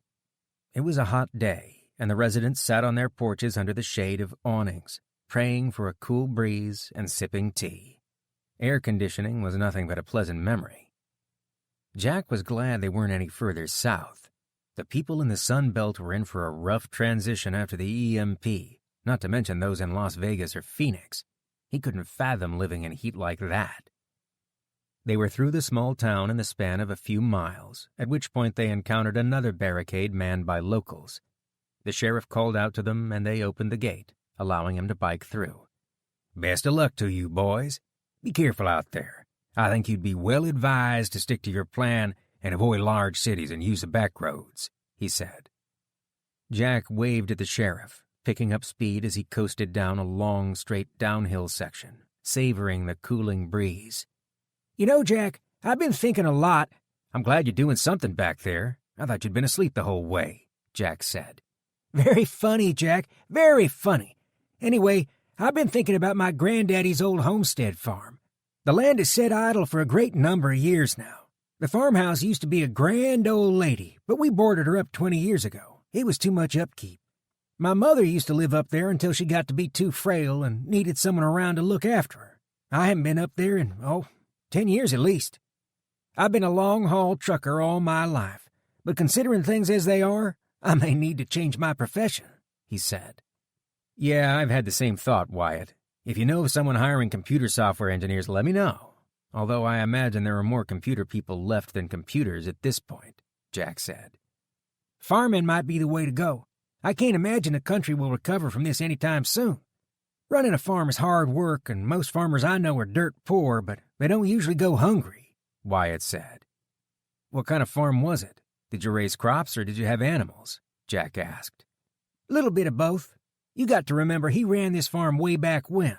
I'm not talking about a few thousand acres of a single crop like the big soybean or corn operations nowadays. It was more along the lines of a couple hundred acres and a variety of crops and animals. This was a self-sufficient small country farm, carved out of the Appalachian woodlands by my granddaddy's folks. The farm has around 120 rolling acres of West Virginia hillside that is suitable for grazing animals. We got some bottomland, too. There's a river running through the valley. Now, it's a narrow valley, but the soil is rich, black, and tillable. It hasn't been planted in a long time, but if you clear the young trees out, and since all the stones are already gone, it wouldn't take too much work to turn the soil over again," Wyatt said. Wyatt went on for some time, describing his youth spent picking fruit from the trees during fall. His grandmother would send him out with a pail to fetch pie cherries fresh off the tree and cut rhubarb stalks for pie making. He described the smell of the cherry rhubarb pie as it sat cooling in the windowsill, which seemed to drift for miles on the wind, enticing a hungry belly. The property also had a large number of domestic and wild nut trees, hickory nuts, hazelnuts, and black walnuts. His favorite fruit was the wild persimmon trees that grew in the hedgerows. It was easy for Jack to visualize the place in his mind. He'd long harbored a fantasy of packing up the family and moving to the country to lead a self-sufficient lifestyle, away from the crowds and noise of the city. It was a nice thought when he was tired of staring at a computer screen for hours on end at work, but, at the time, a pipe dream all the same. He couldn't picture Amy or his sons on a farm. "I can almost smell the rhubarb and cherry pie. Damn it, Wyatt, why'd you make me smell the pie?" Jack asked. "How do you think I feel? I know what the pie tastes like," Wyatt said. "The real money came from up high in the hills, up away from the highway and way back in a holler. That's where my granddaddy would set his still up. He stayed up there a good portion of the year with his brothers during the Prohibition days. There's a spring up there, and they turned cornmeal, sugar, yeast, and that spring water into the smoothest tasting white lightning you've ever had." Wyatt pulled a cigarette out and stuffed it between his lips. "There weren't any jobs for an educated hillbilly. Nothing you can make any money at anyhow. But my granddaddy said something that stuck with me. Nothing can stop a determined man once he hardens his mind to a task. It's just a matter of making up your mind to do it. You do what you got to for your family." So his wisdom did have a source. He could almost hear Wyatt's grandfather relating the phrase to a young Wyatt, who Jack comically pictured with a cigarette in his mouth. Jack pedaled on, daydreaming of a different kind of life, one in which he would never need to leave his family behind again, where he could provide everything they needed right from the land with his own two hands, and with everyone he loved alongside him. Chapter 22. Gunfire echoed off the side of the neighbors' houses, each shot spaced 3 to 4 seconds apart. Amy lined the bright green pistol sights up in the center of the target, her breathing controlled and steady, bringing all of her focus to the center of the target. One smooth exhale, and she squeezed off the last round. Pop. The bullet punched a hole dead center in the black circle on the paper target. Amy ejected the magazine, pulled the slide back, locked it, and looked down the barrel to make sure there wasn't another round in the chamber. Confident that her weapon was unloaded, she picked up the empty brass casings from the ground and stuck them in her pocket. The Ruger LC-9 was her favorite pistol by far. She pulled the earplugs out and shot Kenny a cocky grin. 4 weeks of daily target practice shooting 3 sessions a day, and it felt like she was finally getting better. She walked out to the target in the middle of the backyard and retrieved the shot-up paper, noting the placement of the holes. "Nice shooting, Mom. Way better than Dad could ever shoot," he said. "Is that why you bought all the laser sights?" she asked. The Ruger LC-9 had off-the-shelf green optic sights, nothing too fancy. Jack affixed laser sights on the shotguns and a few of his other firearms that painted a red laser dot on the target. The dot was set to be dead on at 25 yards, but you could adjust your aim by raising the barrel a little if you were further away. The Remington 870 tactical pump-action shotgun terrified her at first. It just looked menacing and delivered a powerful kick that would put you on your rear end if you weren't ready for it. The 870 was her favorite shotgun now. She could set the red dot on a target and blow a huge hole in it with buckshot or a slug. It was a visceral pleasure that couldn't be explained, only experienced to fully appreciate it. "Dad said the laser sights are good for home defense, for when you need to point and shoot without thinking. Plus, it looks cool," Kenny said. "I'll grant him that. It does look cool. Let's wrap it up and get some dinner. It's getting dark out, and we don't want to be out here too late in the day attracting attention," she said. They went inside, and she dumped the spent shell casings out of her pocket into a plastic painter's bucket next to the back door. They had a hoard of ammunition, but it felt wrong to just throw things away. The empty casings weren't immediately useful, but who knows? Maybe one day they would find reloading equipment. She opened the cabinet and perused the canned goods there. It was already late, and she hadn't planned anything for dinner tonight. There was just too much work to be done. Kenny and Danny had put a lot of effort into digging a pit for the new outhouse, but it was tiring work, and she felt obligated to help. The list of things they took for granted before the EMP grew longer every day. Something banged loudly against the front door. Amy flinched and ran to the front of the house. Peeking out the window, what she saw filled her with panic. A dirty, tattooed biker stood at the end of the driveway, dressed in a leather jacket. His long hair and beard blew in the wind as he tossed a rock at the front door, banging loudly against the door as it hit. Another man crouched down behind one of the neighbors' cars, holding Danny by the arm. "Come out, lady. We have your boy. We don't want to hurt him. We want to make a trade. The boy for guns," the biker in the driveway shouted. "Oh my God, they have Danny," she said. She went to the front porch, sliding her hand under the grip of her pistol. Her throat tight and dry, she couldn't find her voice as she watched Danny struggle against the man holding him. "All we want are some guns, and then we'll let—" Danny came running towards the house, right past the biker at the end of the driveway, who reached out but failed to grab him. "Ah, the little shit stabbed me with my own knife. Grab him!" the biker who had held him in a headlock yelled. Amy backed into the house, holding the door open for Danny, ready to slam it shut just as soon as he came through the door. "Run, Danny, run!" she yelled. Danny ran full speed toward the house, the biker hot on his heels a few paces behind him. He made it onto the porch and into the doorway when he suddenly cried out. She was about to slam the door shut, but an arm appeared in the doorway, grabbing Danny by the neck, preventing him from fully entering the house. Amy grabbed Danny's arm and pulled with all her strength, holding on to her son. "Come here, you little shit!" the biker yelled. They struggled in the door frame, Danny clinging onto the door and grasping at her arm. She used her free arm to slam the door shut on the biker, trying to release his hold on Danny. The biker kicked the door back open, pulling Danny backwards. He slipped his arm around Danny in a headlock, preventing her from pulling him into the house. "Mommy," he said, his voice coming out in a squeak, caught between her and the biker in a tug of war. Danny! Let him go, you animal!" Amy said. She held on to Danny's arm as she pried at the man's arm held tight around Danny's throat. He gripped Danny like a constricting snake, and she couldn't get purchase without digging into her son's throat. Danny's face was red, and he choked, struggling to breathe in the biker's stranglehold. Amy pulled as hard as she could, and Danny nearly slipped through the biker's grip, coming through the doorway, dragging the man with him. She pushed the door against the biker's arm and leveraged herself against the wall in the front door, pinning his arm so that he couldn't escape with her son. The biker yanked back, pulling Danny the other way, refusing to give up his purchase on Danny's neck. That left Amy a tenuous grip on his arm as she herself was yanked to her feet, unable to counterbalance the biker's physical strength and weight. Danny's lips turned blue as he was suffocated by the tug of war. His eyes wide with fear, tears streamed down his face.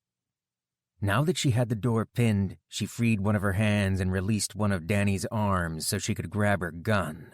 She brought the weapon up and aimed at the man's forehead, 3 feet away. For a second, she had a clean shot, but something held her back from taking it. It felt wrong, killing the man without warning. "Let him go, I'll shoot," she said. The man ducked his head behind Danny's own head, obstructing her shot. He was now partially shielded by Danny, and she couldn't get a clean shot. Danny and the man wavered in and out of her sights as they tugged at each other. "Screw you, lady. You're not gonna shoot. You'll hit your kid," he said. Danny's eyes rolled back in his head, his lips drained of color, face turning blue. Drool ran down his chin from his lips. What if she missed? What if she hit Danny? Indecision paralyzed her, and her hand wavered as she aimed. A red dot appeared on the man's forehead, followed by an explosion of sound. Amy fell to the floor, Danny tumbling inside the house after her, the man's arm no longer around his neck. Her ears rang with a high-pitched whine. Time seemed to slow down and compress. She held on tightly to Danny, unwilling to let him go. Adrenaline clouded her mind, and she didn't understand what was happening. Kenny appeared and moved into the doorframe. He dropped to a knee and tucked a rifle against his shoulder. Putting his face to the stock, he fired off a round, then another, and then another, the loud rifle shots hurting her ears in the confined foyer. "Don't come back! I'll kill you too!" he yelled. Danny sputtered and coughed as he fought to regain his breath. After a panicked moment, his eyes opened as he gulped in deep breaths, clinging to her tightly. "Kenny?" she asked. Her mind was a whirl of confusion. "What happened? Kenny, what just happened?" Chapter 23. The green mile marker sign alongside the road indicated 4 more miles until they hit Raywick, Kentucky, the middle of the state. 7 days of hard biking had brought them here. They were making good time. His body had become used to the daily grind of riding up the increasingly steep hills. He wasn't looking forward to the slopes he would face once they were truly in the Appalachian mountain range, but that was a problem for another day. On the road ahead, a middle-aged man and woman, their clothes soiled and dirty, pulled a cart laden with wood down the highway. The man bent over at the waist as he pulled at the ropes attached to the cart like a mule. The woman pushed the back of the cart, her sunken eyes boring into him, full of suspicion. She looked over her shoulder, sneering at them until they were out of sight. People hardly looked the same anymore. Exhausted, gaunt faces with dirty clothes covering thin bodies. The effects of the EMP were becoming more visible. Early on, people like these clung to the belief that the world would go back to normal, and they waited for the power to come back on. They remained hidden in their homes, eating through their food supplies until there was nothing left. He was seeing the hardest hit.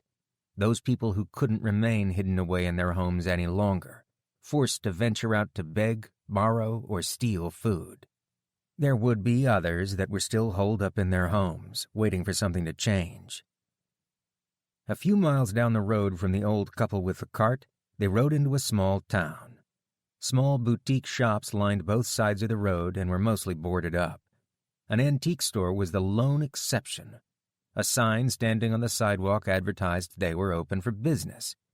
A group of men talked quietly among themselves just outside the store, rifles and shotguns slung over their shoulders, grim and serious-looking.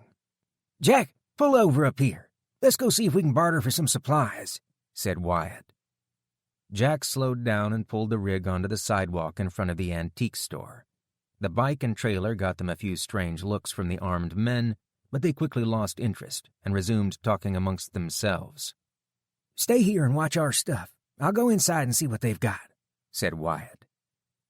Jack leaned the bike and trailer against the brick facade of the building and walked along the sidewalk, peering at the curiosities in the antique shop windows. A wiry, bearded man appeared in the window's reflection, ragged and dangerous-looking. Jack flinched, then felt foolish as he realized he was looking at his own reflection. His appearance was startling. He looked so different, it was hard to accept. His beer belly was gone. The fat burned away as he pedaled over hundreds of miles, hauling Wyatt in their gear. The thick brown beard made him look rugged, like a lumberjack or coal miner. He combed his fingers through the tangled beard, straightening it. What would Amy think of him? He doubted she would even recognize him. Hygiene had taken a back seat to making progress on the road. He had a pretty simple system. When he started to stink, he would jump in a lake or a pond with a bar of soap. He still brushed his teeth twice a day, but that was as far as it went. A shave and a haircut were luxuries he didn't have the time or supplies for. Setting small game traps, foraging for food, and resting was far more important. Getting home was their primary goal. It didn't matter to them what they looked like when they arrived. Jack's ears perked up as he overheard some of the armed men's conversation. He stepped a bit closer to them, looking around at the shops along the street, trying not to be too obvious in his eavesdropping. "They said it was half the town now was sick with typhoid fever the last I heard. A couple of our folks tried to go to the FEMA depot there to trade for salt, but National Guard soldiers in hazmat suits had the whole city cordoned off. Barricades everywhere, not letting anybody in. That ain't even the worst of it. Jim Braddock said the National Guard conscripted his nephew. That boy's only 17 years old. He ain't even signed up for the draft yet. They took him away just as pretty as you can please and set him to work digging graves for the people that died of typhoid. They took a bunch of the other youngsters, too, putting them all to work. They're burning the bodies before they bury 'em, all in a big pile. Jim's brother, the boy's pa, was right mad and walked up to the National Guard armory, a shotgun tucked under his arm, and demanded to speak to the man in charge. They took him inside, and I don't know what was said in there, but when he came out, he looked scared out of his skin, and he didn't have no shotgun anymore neither. Wouldn't say a word about it to anybody. Just went on home and never said another word about it," the taller man with a rifle said. Not just typhoid either. A man came through a week ago from upstate and said his family caught a bad case of the stomach flu. Tore through the whole family in a couple of days, made him terrible sick, and laid them out flat for a full week. They're okay now, but he said it was a close thing, another man said.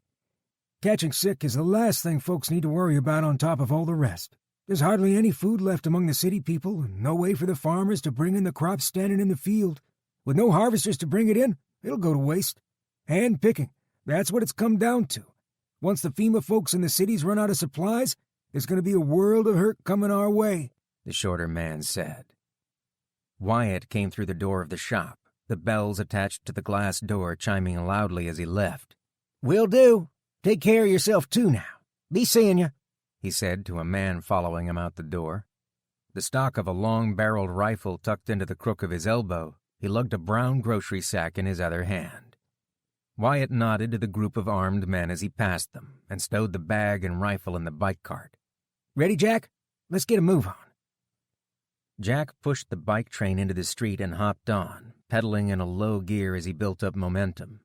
His strong legs carried them quickly through the main street of the small town and when they were a few hundred yards past the last building, Jack turned over his shoulder and yelled back at Wyatt, "How in the heck did you get that gun? How did you pay for it?"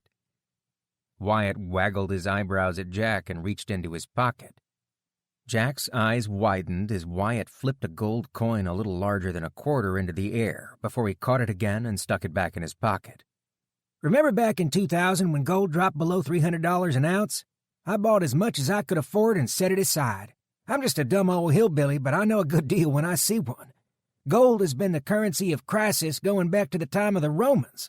That antique shop owner would have laughed me out of town if I'd brought in a wallet full of greenbacks, and would have tossed me out on my head if I'd pulled out a credit card. Gold holds its value, becomes even more valuable when the chips are down. You can feel the weight of it and admire the color of it. Every idiot knows that gold is worth something, even if they don't know why. It is ingrained into us as human beings. Wyatt pulled his cigarette out and stuck it between his lips, cupping the lighter against the wind as he brought the flame to life. You know, I almost cashed out all of my gold completely a few years back. In 2012, gold went over $1,600 an ounce. Unbelievable. I sold half of it then. I used the money to care for my mother and pay the taxes on my granddaddy's farm. The rest of 'em I hid in a few places, just for emergencies. I had a few hidden in my truck, he said. You never cease to amaze me, Wyatt. What kind of rifle is that? Asked Jack. This, he said, holding the rifle up, running his hand over the smooth wooden stock, is an air-powered .22 pellet gun. I also bought a tin with 5,000 pellets. No gas cartridge required. You just open the stock and the lever action fills the chamber with air when you close it. Slip in a pellet and she'll take down a rabbit or squirrel out to 30 yards. I was hoping to find a decent .22 caliber rifle and would have settled for a 20 gauge, but he didn't have either. I couldn't believe my eyes when I saw this beauty, though. That antique store owner has no idea just how valuable this rifle is. Ammunition is going to get scarce, especially shotgun shells. I can make a little mold in any hunk of lead and make my own pellets. I'll have an unlimited supply of ammo. Not much good against anything bigger than a rabbit, but we'll be able to shoot all the squirrels we can eat with less effort than setting up trap lines. That sounded good. Setting up trap lines was a lot of work, but the reward was well worth it. Once he got over the idea of eating a squirrel, he found them surprisingly good. Fried squirrel was a welcome change from their stable diet of canned dog food. Squirrel was just one of the wild foods that Wyatt introduced him to. While Jack stretched his legs at the end of a long day of cycling, Wyatt would forage for wild edibles. He had no idea there were so many types of wild greens you could eat. Wyatt often came back with some that he recognized as weeds he'd pulled out of his yard back home. Now he knew their names and what they tasted like. Red clover, dandelions, and lamb's quarters, along with others he'd never seen before, like nettles. His stomach rumbling with hunger, Jack pedaled faster. He wanted to give Wyatt plenty of time to hunt when they stopped for the day. A bellyful of fried squirrel with a side of wild greens was a powerful incentive. Chapter 24. Amy shoveled the last bit of dirt over the shallow grave and packed it down. There would be no marker for the biker. Hauling him down the street to an empty lot and burying him was as much as he would get out of her, and more than he deserved. Let's go home, boys. No need to say a prayer. He is on his own when he meets his maker. Shovel over her shoulder, she walked with purpose back to the house. The incident highlighted just how dangerous the world had become. There would be no more fishing trips or other needless trips out of the house. It was safer inside and out of sight. Kenny and Danny trailed closely behind her. Kenny walked tall, his head up, scanning the street ahead and behind them for any sign of danger. He held a shotgun at the ready, a serious look on his face. Was this her boy? He looked hardened, his eyes a man's eyes. What happened to the whiny teenager who complained about doing homework and shirked any responsibility he could? Overnight, he seemed to have changed. Her 14-year-old boy had just killed a man because she couldn't or wouldn't. It was such a blur. Danny held hostage, him running to the doorstep, the tug of war over Danny, and the shot. It was over in a minute, but it seemed like hours to her, the images fresh and in great detail in her mind. Kenny's decision to act had saved his brother's life. He saw the struggle in the doorway, he had a shot, and he took it. She felt tremendously guilty. She should have shot the man while she had the chance and not given him a warning. Her indecision and hesitation had forced Kenny's hand. He had no choice but to shoot the biker to save his brother's life. Her son had just killed a man because she had failed to do it herself. She locked the door behind them and checked the window to make sure the biker's companion hadn't come back to avenge his friend, but the street was empty. It was doubtful he would be back after seeing his companion shot.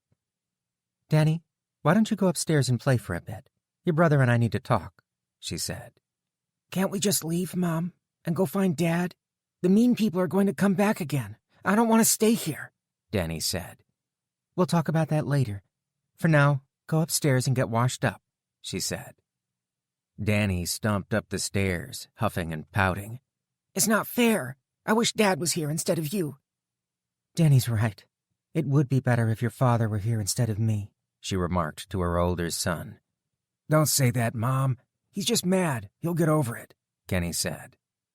"It's not just him I'm worried about," she said. Amy pushed the mop of brown hair hanging down over Kenny's forehead out of his eyes. He didn't seem at all bothered that he had shot and killed a man 3 hours ago.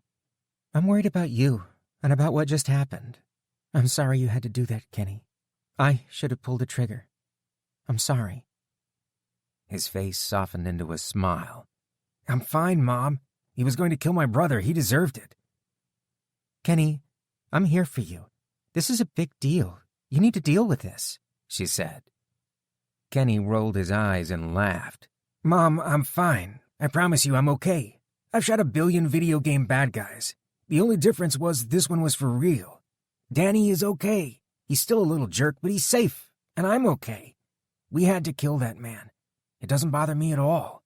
You overthink things too much, Mom," he said. The cold look on his face as he shot the man had scared her, but he was still her Kenny, her little boy. He was going to grow up fast in this new world, and she would have to come to terms with it. This wasn't how things were supposed to be. He should be playing baseball and going out with friends, learning to drive and planning for college in a couple of years, not killing intruders and protecting his family. "All right. Please let me know if you need me. And Kenny, you did save your brother's life. Thank you. I'll never forget that," she said. Kenny hugged her and went into the kitchen and rummaged through the cabinets for food. That offered some comfort. If he was eating, it was a sign he was going on with daily life. Maybe he was comfortable with what he'd done.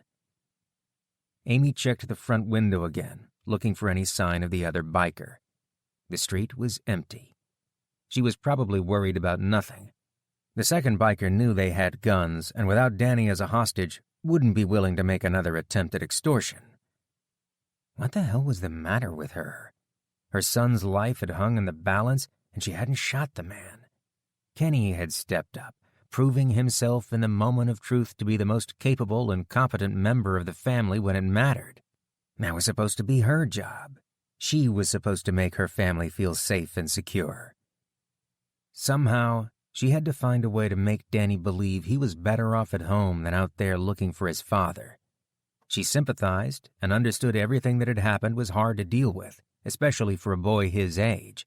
She wanted to go look for Jack just as badly as he did. But what would they find out there except unnecessary danger? They had enough food and water here. The house provided her the illusion of safety. This wasn't the first intruder in the home. Rob Moore before the EMP event, the man scavenging food for his mother, and now this. It didn't feel any safer, but she didn't want to leave the familiarity of their home. Kenny was right. She was overthinking. She pointed the gun at the man's head, frozen with fear, but that wasn't completely it. She thought bluffing would be enough to make him release Danny, and she wanted to give him the chance to flee by warning him. Surely a sane person would see reason and leave. It hadn't happened that way, though. The threat of shooting him hadn't been enough. The guilt hung from her shoulders like a weight. She had to let go of the way things used to be. The old rules didn't matter anymore. There were no police to come help them. There were no courts, nobody to punish others for her. Kenny had adapted quickly to this new reality, and he understood the rules of the game. Protect your family. Things are simpler now.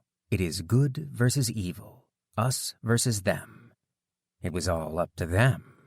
She had to think and act accordingly. No matter what happened, the survival of her family would have to come first, even at the cost of her sense of morality. She had to protect her sons. She was the only thing standing between them and the world. The boys were all she had left. Sinking against the wall, she let the tears stream down her cheeks. Never again would she second-guess herself. From now on, if her family was threatened, she would shoot to kill and do so without hesitation. Chapter 25. Another 7 days on the road and they were nearly through Kentucky, just past a small town named Gage. Jack was frustrated. They should have made more progress, but the past week had been one setback after another. 3 times they had been turned back by locals, forced to backtrack and go miles out of their way to find an alternate route. He couldn't blame them. Desperate city people were starting to show up in the rural areas looking for food and shelter. Some took what they needed by force, leaving small towns with a bad taste in their mouth, wary of future strangers. "Wyatt, you all right with me putting another hour in on the road today?" Jack asked. "If you're up to it, by all means, go ahead." It was late afternoon, around the time they usually stopped for the day and made camp, but Jack was itching to make up for lost time and put some miles behind them. All he could think about was his family. Instead of feeling relieved that he was more than halfway home, he was filled with nervous energy, anxious to get back to them. He was obsessed with making good time. Pedaling the bike was a practice of discipline, burning the weakness from his body, getting him one step closer to his family. Head down while he pedaled, his wedding band dangled in front of his face from its chain like a magic talisman, giving him the determination to keep going when his body was spent. He pushed through and found a second wind, making good time for the next hour. "I'm done, Wyatt. Let me know if you see a good spot to camp," Jack said. Minutes later, Wyatt called out to him. "Here we go, Jack. Just off to the right here." There were a few hours left before dark, and he pulled the bike onto a gravel side road. A small stream ran parallel to the road, leading into a grove of trees 30 yards further on. Once the bike and trailer were stowed away, Jack set to work gathering fallen tree branches from deeper within the woods. He hauled enough wood out to fuel the fire for the night and dropped it next to the fire pit Wyatt was in the process of digging. It was a neat setup, something he had never seen before all this. Wyatt dug 2 holes down into the earth, connecting them with a little tunnel towards the bottom. He put twigs and dry starter material in one of the holes, and the other drew air into it once the fire was lit. The fire pit used less fuel than a regular campfire, and it cut down on the amount of firewood they needed to gather each day.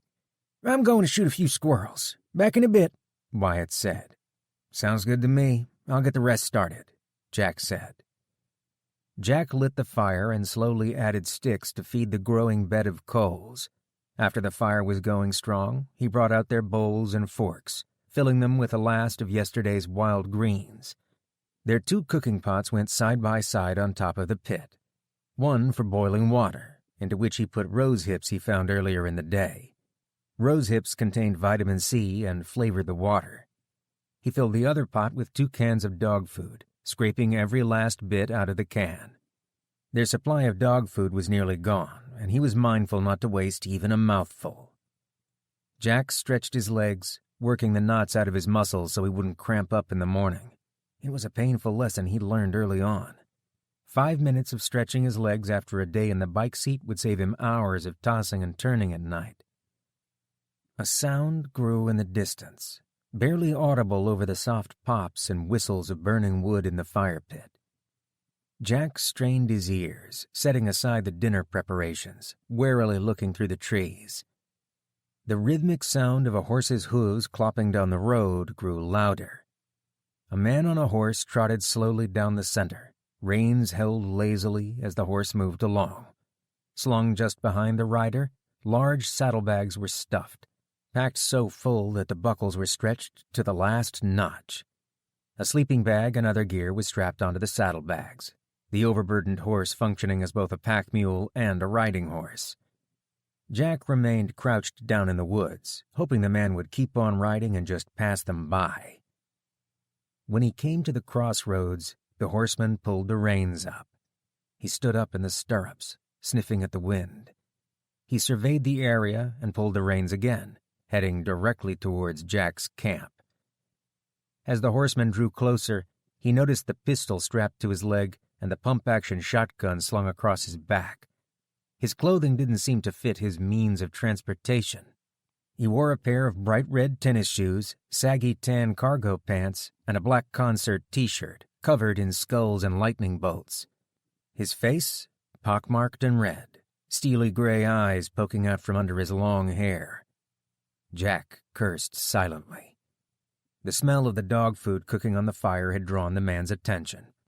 Jack slid the pot off of the fire, knowing it was a futile gesture at this point. The man brought the horse to the tree line and stepped down, peering around in all directions before he raised his arm up and hailed Jack. "Something smells good. Can you spare a bite to eat? I've been riding all day and I'm famished," the horseman said. What should he do? The man didn't seem to be a threat. Would he have announced himself if he was here to cause trouble? He sounded friendly enough.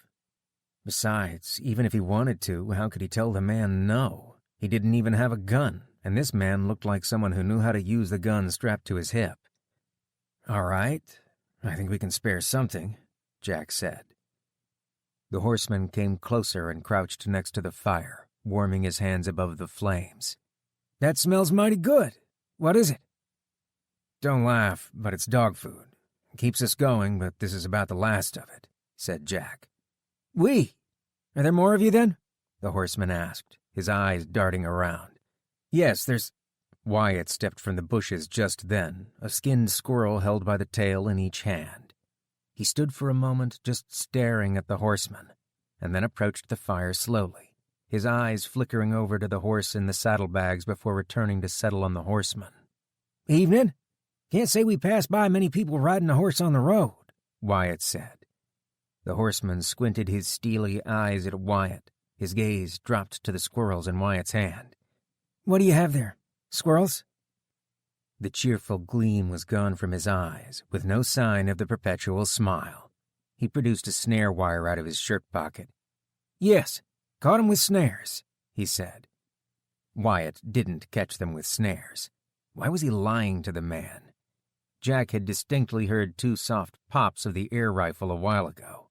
He was like Pavlov's dog, his mouth watering whenever he heard the sound because it meant there would be squirrel for dinner. Did Wyatt sense something he had missed? The steely-eyed horseman motioned Wyatt over to the fire, stepping back several feet himself. 2 squirrels? One for each of you, then." Wyatt said nothing, just returned the man's hard look. "Just the 2 of you, then. Well, come on over here. Don't let me stop you from making dinner." He leaned back against a tree. "Say, you don't mind sharing those squirrels with me, do you?" Wyatt skewered the squirrels on roasting sticks and placed them over the fire. Without looking up, he replied, "They're all yours." Wyatt caught Jack's eyes. He didn't say a word or make an expression, not even a blink, but it was all he needed to understand Wyatt's unspoken communication. This horseman was a threat. "Why don't you fetch us some water from the river, Jack, and we'll boil up a pot of clean water for this gentleman. Send him on his way with his canteens full," Wyatt asked. Jack nodded his head and turned to fetch a container from the carts. "That's far enough. No need for that. Now, turn around slow," the horseman said. Jack turned around, as slow and calm as he could. The horseman had the pistol pointed right at him. Jack held his palms wide to show that he would offer no resistance. "We don't want any trouble." The horseman lifted Jack's shirt up and patted his pants pockets down, tossing Jack's small knife into the woods. "Good. And how about you? You have anything I should know about on you?" the horseman said. Wyatt stood up, facing the man, his reply flat and forced. "Nope." "Whoa there, this one's got some fire. Turn your pockets inside out and you keep them ice blue peepers on the food you're cooking. You can get 'em off me. You don't want to make me nervous now, do you?" the horseman asked. His voice was deep and caustic now, entirely lacking the friendly tone from earlier. Wyatt emptied his pockets and went back to the fire, turning the squirrels on their spits. "Well then, let's just have a cozy little dinner party here and I'll be on my way," the man said. The camp was silent for the next 10 minutes as the man sat with his back to a tree, his pistol leveled at them. He never seemed to blink, watching them like a hawk. He was unnervingly calm. One of the pine logs in the fire popped loudly, startling Jack, but the horseman didn't bat an eye. Wyatt removed the squirrels from the wooden spits and served them on a plate with a large helping of dog food and wild greens and held it out to the man. The horseman stepped forward a couple of paces, then stopped abruptly. He flicked his gun to the side, motioning Wyatt away with his gun. "Set that plate on the ground and back away. You weren't planning on tossing that pot of boiling water on me, were you?" He looked over, and sure enough, Wyatt had a white-knuckled grip on the pot, the muscles on his forearm tensed up as if ready to throw it. Wyatt eased his hand off the pot's handle and set the plate on the ground, backing away slowly. The man chuckled and picked up the plate. His eyes never left Wyatt as he scarfed the food down, eating in silence with his gun leveled in their direction. The food finished, he tossed the plate to the ground and gestured with a gun. "Now, you two step over there and lay face down on the ground, hands on the back of your head. We'll take a look and see what else you've got around here." Jack lay with his face down on the ground next to Wyatt. The man rummaged through the cart, tossing things out into 2 piles. The remaining cans of dog food went into 1 pile, and their clothes, spare bike tires, and other odds and ends into the other. "Hot damn! They're even my brand. You guys are just too much. I'm glad I met you," the horseman said, pulling a carton of cigarettes out of the cart. He stuck a cigarette between his teeth, lighting it with his free hand. Wyatt muttered a curse as the carton of cigarettes went into the pile. Their snare wires and other food went along as well. "Dog food and squirrels, huh? How far we've fallen, eh, boys? Well, beggars can't be choosers, or so they say," he said. "You just keep flat on the ground until you don't hear hooves on the road no more. I've got a keen eye, and if I see you move, I'll come right back over here and put a bullet in each of you. That won't do any of us any good, 'cause I don't like to waste bullets, and you don't want me to waste your sorry asses. So do us both a favor and just stay down." The man stuffed the stolen goods into a burlap sack and put them in a saddlebag. He untethered his horse and climbed into the saddle, trotting off down the road without a word. He was quickly out of sight, and after a few minutes more, out of earshot as well. Wyatt sat up and reached into his shirt pocket, producing a cigarette. He shook the pack, looking inside, a frown on his face. "Well, I always did want to quit. I got 3 left." "Where's your air gun? "How did you know he was going to rob us?" Wyatt shook his head, taking a deep drag off his cigarette. He stared at it longingly, blowing out a cloud of smoke. "I don't know. I just had a feeling. I heard you talking to somebody, so I hid it under a fallen tree before I came back into camp. We can go back and get it in the morning. There's no way he'll find it in the dark, even if he did come back." "What do you mean you just had a feeling?" Well, he seemed like a normal person to me, up until you came back to the camp with the squirrels," Jack said. Wyatt scratched his chin, looking at the ground. "He was too careful. Nothing you did escaped his attention. He watched us like a hawk. Somebody with eyes like that, well, he has a predator's eyes. He gave me the willies." A few meager bites of dog food were all that was left of their dinner. He never thought he'd be sorry to see the end of the dog food, but there it was. They would have to rely on Wyatt's air gun to provide meat and live off of what plants they could forage along the way. Jack shook his head in disbelief. This was the country his children would inherit, if they were still alive. It was a shameful day when people were robbed at gunpoint over a few cans of dog food in America. Chapter 26. Amy looked out through the sliding glass patio door to the backyard where the boys were hard at work, laughing and talking together. It was a change from their usual sibling rivalry, and it had only taken the apocalypse to bring them closer together. Danny hauled a bucket up out of a large square pit in the ground using a rope and pulley. He dumped the bucket of dirt into a wheelbarrow and lowered the empty bucket down into the pit. A mop of brown hair was all that she could see of Kenny popping up every once in a while like a gopher as he dug. She was proud of them both, working together as a team and putting every ounce of effort into the job. None of them had been prepared for this kind of life, but they were doing the best they could. Every day presented a new challenge, some workaround to fill a need they previously took for granted, as the boys would readily attest to.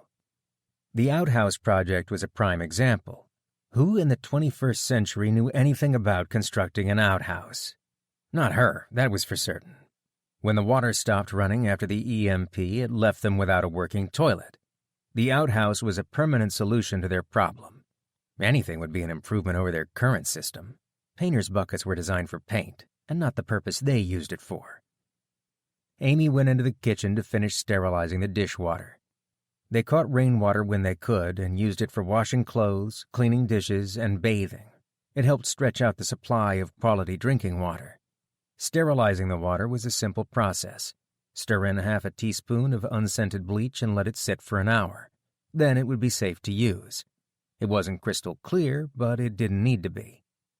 While they had hardly made a dent in the 4 blue drums of tap water in the basement, that was because she was so frugal with it. They only used it as drinking water. The boys were free to have as much water as they wanted out of the drums, but she strictly enforced the rule concerning the prepackaged 20-ounce bottles of water. The bottles were only to be used when they ventured out away from the house. The bottles were portable, making them valuable. After sterilizing the water, she used it to wash the dishes. Once clean, the dishes sat on a drying rack to drip dry. The dishes were showing their age, worn, faded, and some of the coffee cups were chipped. The set was 11 years old. Kenny was 3 years old when she and Jack bought them at the department store. It was their first decent set of stoneware as a couple. Lost as she was in the moment, she remarked to herself that she should ask Jack if he wanted to look for a new set soon. Amy shook her head, brought back to the present. Jack. He wasn't here. He wouldn't be coming home for a long, long time, if he ever made it back at all. It was intolerable not knowing if he was alive, where he was. What had happened to him after the EMP? She wanted to believe that he was on his way home, but could she really believe that? Jack was rational, if a little flighty and unrealistic sometimes. How would he react to the EMP? Would he decide it was logical to stay in Missouri and wait things out, or would he make a foolhardy quest to cross half the United States on his own? She couldn't decide what she hoped for. It would be dangerous to travel, and she half hoped he wasn't trying to come home. At the same time, the kids needed him. She needed him too. But could he do it? Could he make it to Maryland from Missouri? Could she forgive him if he stayed in Missouri and didn't try to get home to his family? It was impossible. This was all impossible. Amy bowed her head and interlaced her fingers. She had not prayed and asked for anything for herself since she was a teenager. She knew it was hypocritical, but before the EMP they were only religious on Easter and Christmas. Something compelled her to do it now. Please help my husband get home alive. Nothing matters to me but the safety of my children and my husband. I would give up everything to have him back with us, to bring our family back together, at least to keep him safe and out of harm. I hope you are listening, she said. Amy watched the boys through the kitchen window, hard at work in the backyard. What would she do if their father never came home? She threw the dish towel into the sink in frustration and stormed out the patio door. This was silly. Crying wasn't going to do her, Jack, or the boys any good. She chided herself, picking up a shovel. She needed to be around the boys right now, not alone in the house weighing a future that might never happen. Putting on her best game face, she approached the boys.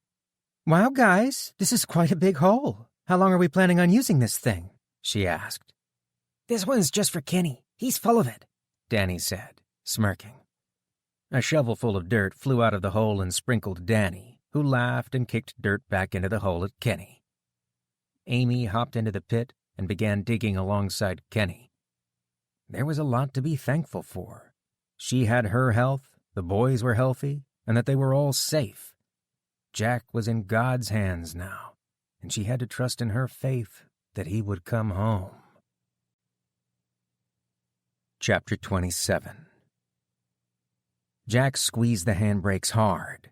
The bike slowed to a stop, and the cart lurched sideways from the sudden stop. The hairs on the back of his neck stood on end, and his stomach tightened with instinctive fear. "Jack, what's the matter?" "Up ahead, look," Jack said, pointing to an intersection 50 yards in front of them. "Oh man, not another one," Wyatt said. An old stone church stood at the four-way intersection in the center of the small town, surrounded by department stores, their doors long closed to business. A preacher stood in front of the church, a Bible in hand, praying over a tall pile of bodies wrapped in white linen. A dust mask covered his mouth. He wore safety goggles on his eyes, and he had yellow rubber gloves on his hands, standing out against the black leather binding of the Bible. 2 other men wearing similar protection pushed a wheelbarrow over and stacked another body onto the pile. They stood by, waiting silently for the preacher to finish, and then one of the men used a can of gasoline to douse the bodies. They all backed away as one of the men tossed a match onto the pyre, flames rising high into the air. The preacher brought his hand up to his mouth, coughing violently. He bent over at the waist, making retching noises, the attack sending him to his knees. "Turn around, Jack. Let's find another way around," Wyatt said. He didn't need any other encouragement. Jack turned the bike and trailer around and pedaled fast and hard back the way they had come. This wasn't the first town that had some kind of serious illness going around. Jack and Wyatt had been agreed on a crucial point early on in their journey. They needed to avoid contact with other people and stay as far away from big cities as possible. Dense populations meant those areas had run out of resources more quickly, and disease had run rampant. They had come so far and were so close to their goal. Now in Galapagos, Ohio, they were less than a week away from Morgantown. He didn't know what disease the people in that town had, but it would spell the end of one or both of them and their journey if they got sick. With no dog food left and unable to barter in towns, they were on a steady diet of squirrel and wild edibles. Jack knew just how lucky he was to have run into Wyatt. If he hadn't, he would have starved to death by now. Before the EMP, he personally knew of 3 or 4 wild plants that were edible, nowhere near enough to sustain him. The same went for obtaining meat. Jack's use of snares had been a dismal failure until Wyatt showed him how it was really done. Wyatt was a virtual cornucopia of edibles knowledge and knew wild animal behavior from first-hand experience. Jack thought he knew it all when he left home. He'd read plenty of articles on how to build animal traps. He knew 3 or 4 fancy setups that used stones to drop a weight on an animal or choke one to death, but since he had no real-world experience, the knowledge was useless. His traps took almost an hour to set up if he was lucky. Wyatt showed him how to set up a simple squirrel trap, a pole leaning against a tree with a snare loop. It took 5 minutes to set up and actually worked. It was humbling. He'd been wondering a lot lately how much of the prepping knowledge came from people with real-world experience, or if they were simply talking out of their rear ends. Wyatt was the opposite of those internet know-it-alls. He was happy to share his knowledge because he cared about others, not because he wanted to look smarter than someone else. It was ironic, now that he thought about it. Jack was an educated man who'd spent 4 years in college with his nose buried in books. He didn't know if Wyatt had even finished high school, and he wouldn't insult him by asking. But here he was, with Jack supplying the physical labor, powering the bike, and it was Wyatt's extensive knowledge, wisdom, and skills that kept them both alive and fed. The hillbilly trucker from the Appalachian Mountains was the brain of this operation, and the egghead computer guy with a college degree was the brawn. He reflected that this reversal of roles would never have happened in the city. People in positions of power would let others starve in camps before they stepped down to let someone more knowledgeable like Wyatt lead the way. It was a shame, really. There was a whole countryside full of wild foods available if you knew what you were doing. Jack and Wyatt hadn't even tapped into a quarter of it. This wasn't the easiest season to survive in, yet Wyatt kept them both fed. According to Wyatt, when the acorns ripened and dropped in the fall, they could process them into food. All you had to do was leach them in water and grind the acorns into flour. A few large trees would produce enough mast to keep a person going all winter long. It wasn't a dilemma for Jack. He wasn't the same man as he was before the EMP. He always thought he knew best, yet now he'd follow Wyatt to hell and back, no questions asked. Jack glanced down at his ring swinging on its chain, his thoughts on his family. He didn't toss and turn at night like he did the first weeks after the EMP. There was no point spending sleepless nights raging at the unfairness of what had happened. Before the event, he tried to control everything, obsessed with all of the things that could go wrong in the world, worried about each and every one of them. It was as if he thought he could control or stop fate. He was calmer now, trusting in what the higher power had in store for him, for better or worse. Whatever happened, there was meaning behind it, even if he didn't understand it. He trusted himself, too, now, that he was doing the right thing and doing everything he could. He trusted in Amy to keep the boys safe, and he had to trust in Wyatt. Whatever fate awaited all of them, he would face it. What he was missing before the event was hope. He had it now, and had learned to rely on it, resting all of his fears and doubt upon it. You do what you can, and you have to let the rest go. Wyatt had given him hope when he had none, desperate to get home, nearly at the end of his life. And then Wyatt showed him how to have hope, not by telling him, but by showing him. By providing an example of how to face life's difficulties and keep going with your head up. Jack pedaled on and kept going long after he normally would have stopped for the day. Sure, they had lost time now and would need to backtrack, but he was able to hold his frustration in check. He would do whatever was within his power to get them home, even if it meant backtracking all the way to Missouri and starting the journey home over again. Chapter 28. Amy tied off the plastic garbage bag of food waste and grabbed the paper grocery bag containing trash for the burn barrel. They separated all of their trash into what could be burned and what would be buried. Mice and rats were a virtual plague, thousands of them scurrying about looking for food. There seemed to be more rodents than people, and she worried about them spreading diseases. They didn't leave any food out in the house and disposed of the trash daily, making sure there was nothing to attract the rodents near the house. Hefting the 2 bags, she slid open the glass sliding door to the back patio and headed toward the backyard. The last light of the sun clung to the horizon, a red and purple smudge reflecting off of the low-hanging clouds.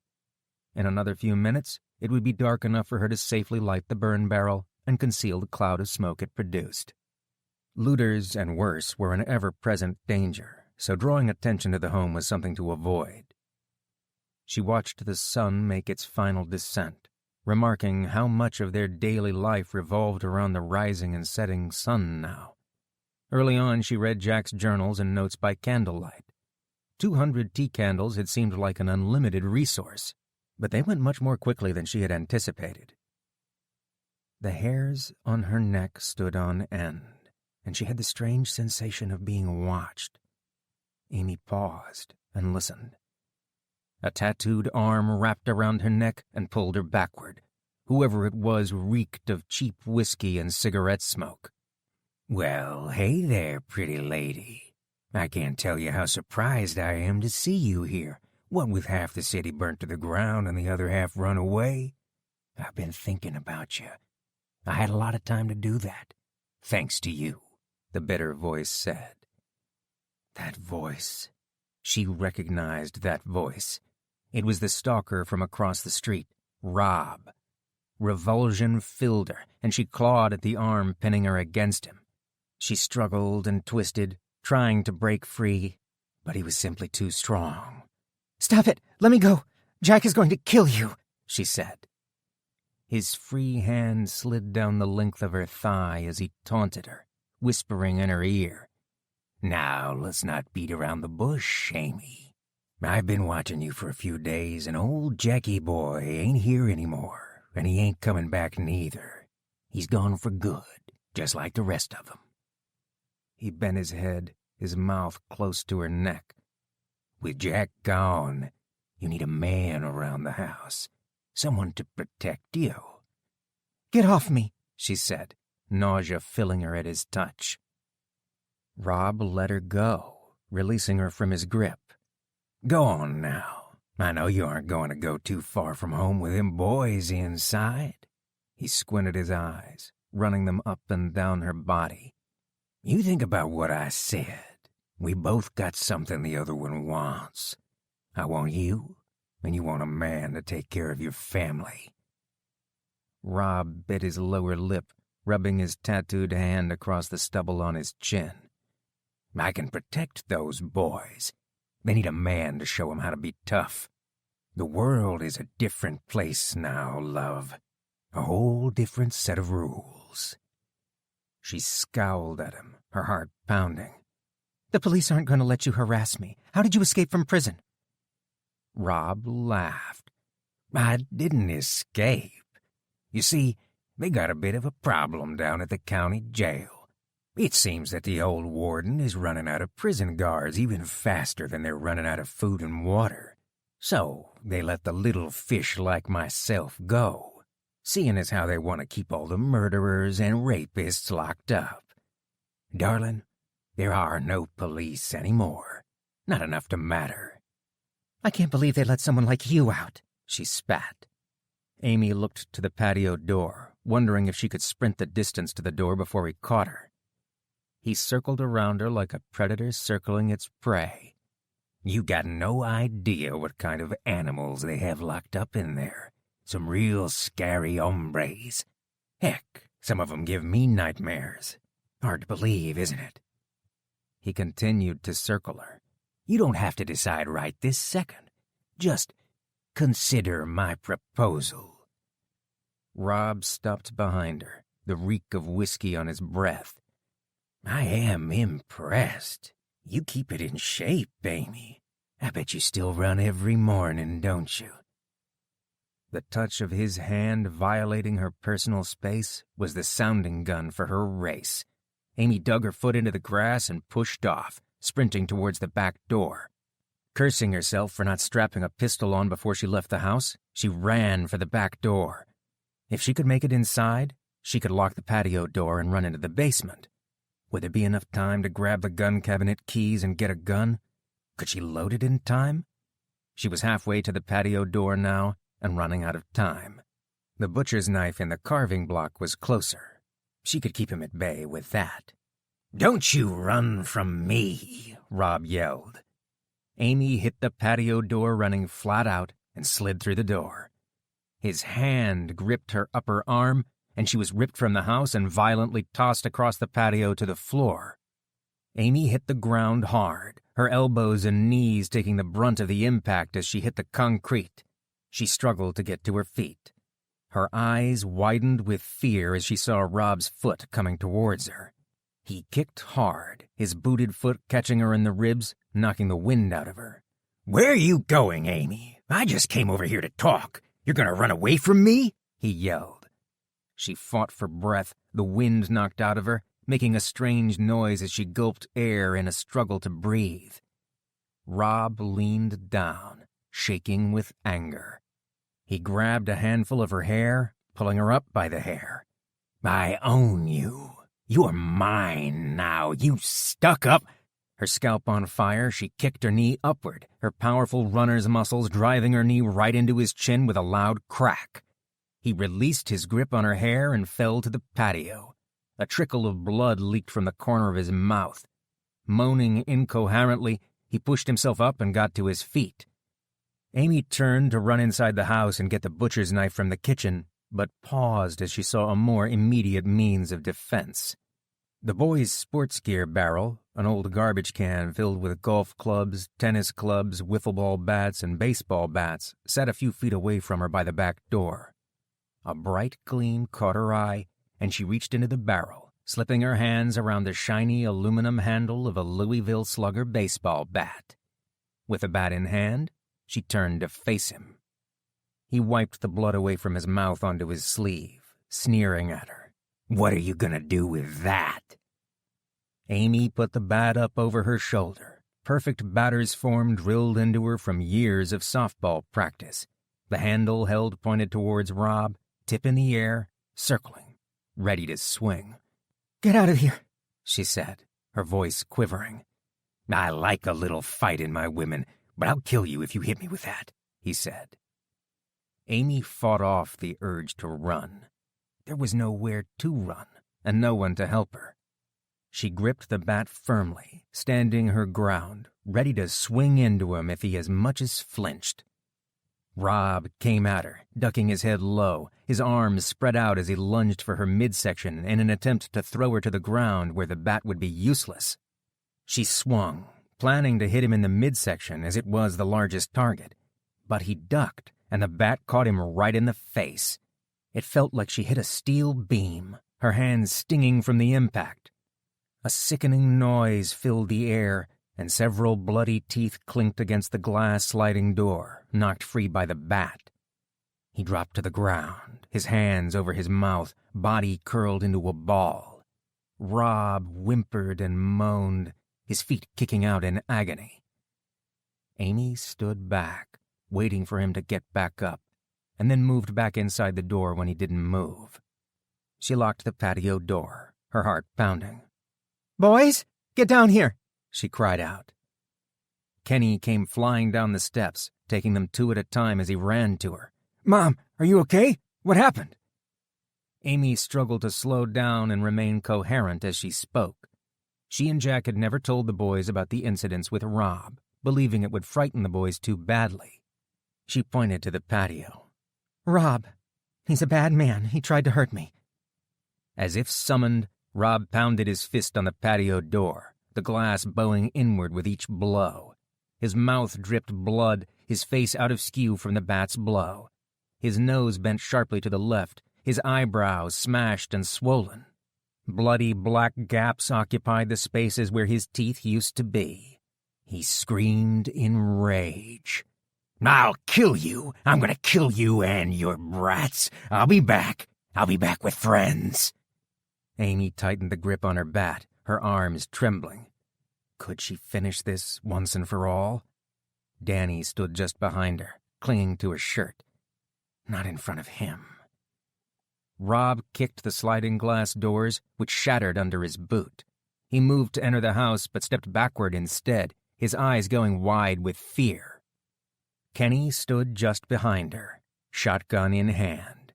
He chambered around, the sound loud and instantly recognizable. Rob turned tail and ran flat out from the patio. Kenny raised the barrel and shouldered the shotgun, stepping through the broken glass of the patio door. Glass crunched underfoot as he lowered his face to the stock and pulled the trigger. The flash from the gun lit up the night as the shot exploded from the barrel.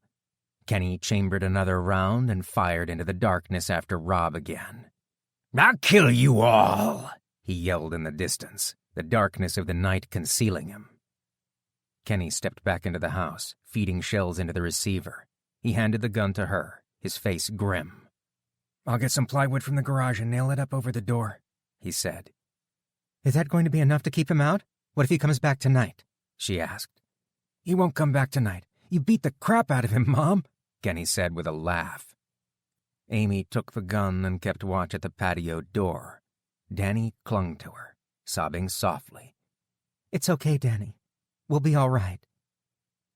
Amy stared into the darkness, arm wrapped around Danny, comforting him. But would they be all right?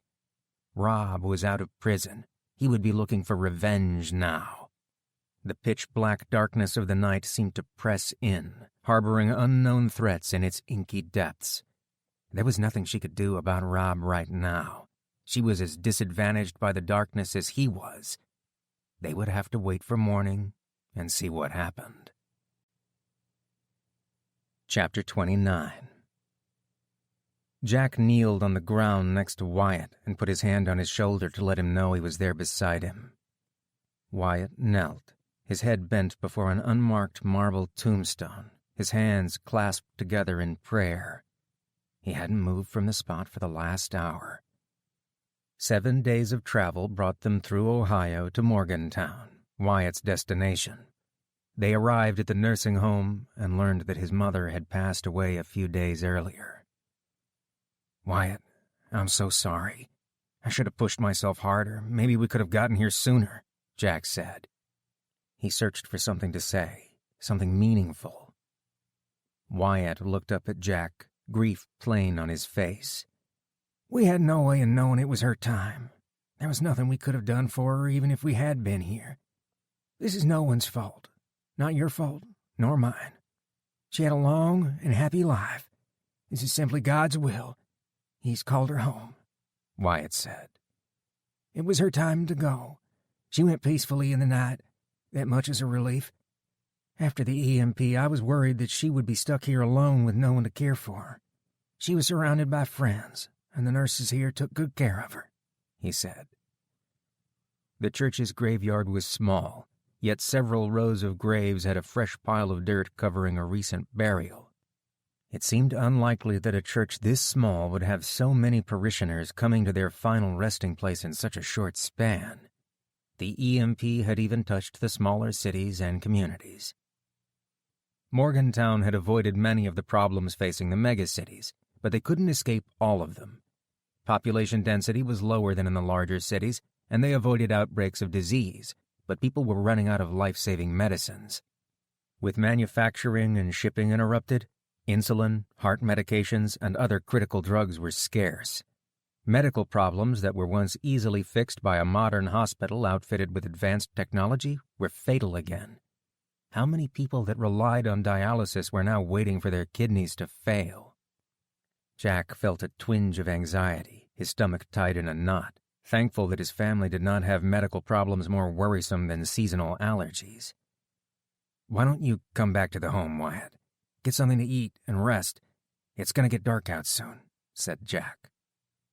He stood up and held on to Jack's arm. The pain in Wyatt's blue eyes dug into his soul, tears brimming in the stoic man's eyes. "Jack, go get your family. Go find them and get them to safety.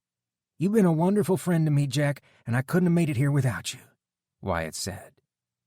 He paused, shaking a cigarette loose from his pack. "Jack, there's something I've been meaning to ask you, but it never seemed to be the right time on the road. I'm going to rest here for a while, take some time to come to terms with my mother passing. After that, I'm going to head for the old homestead in the hills. You and your family are welcome to join me. In fact, I was really hoping that you would. The farm has everything we need to live and prosper. A farmhouse, fields, and orchards. Get your family, and then come back and we can all go together. It'll be safe there and we can start something new. I don't have any blood relatives left now, but Jack, I consider you to be my brother after all we've been through. Please tell me you'll consider it." Jack solemnly nodded his head and tried not to tear up.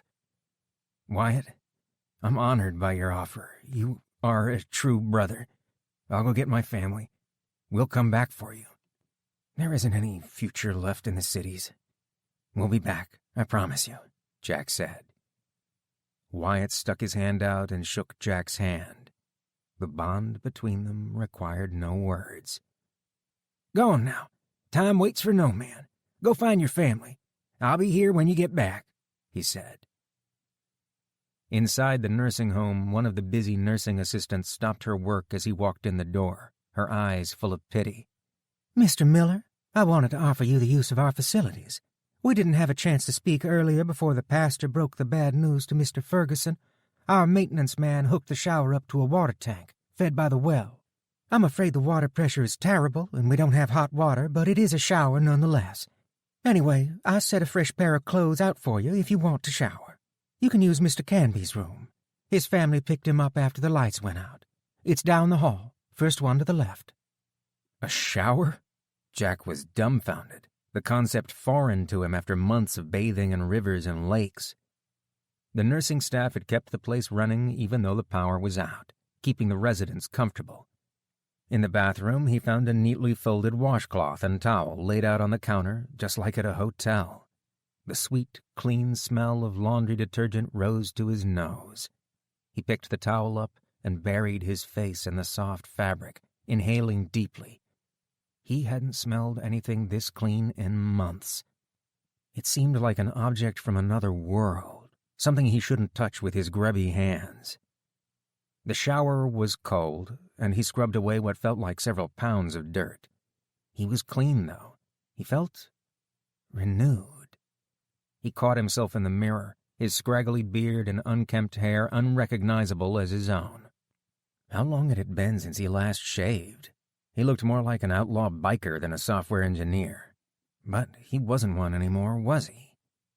Jack took a pair of scissors and trimmed away at the beard until it was reduced to a more respectable and uniform length. Then he filled the sink with water and lathered up a handful of shaving cream. Using short strokes with the disposable razor, he trimmed the edges of the beard. A chill ran through him. Whose face stared back at him? He knew he'd lost a lot of weight. His pants hung loosely from his hips, but it was visible even in his face. Gone was the fat, burned away by hard walking, biking, and outdoor living. He felt better than he had since his 20s, and looked it, too. The diet of wild greens and squirrel combined with grueling exercise had left behind hard, lean muscle. Jack pulled on the shirt and pants the nursing assistant left out for him. They were a better fit than his old shirt and pants, which were soiled and worn beyond recognition. Picking up his old shirt and pants, a sour smell rose up to his nose. Had he really smelled that bad? No wonder the nurse offered the use of a shower. Jack tossed the clothes into the trash and gathered the rest of his things. The nursing assistant rapped lightly on the door, poking her head in. "Oh, my! You startled me. I didn't recognize you all cleaned up.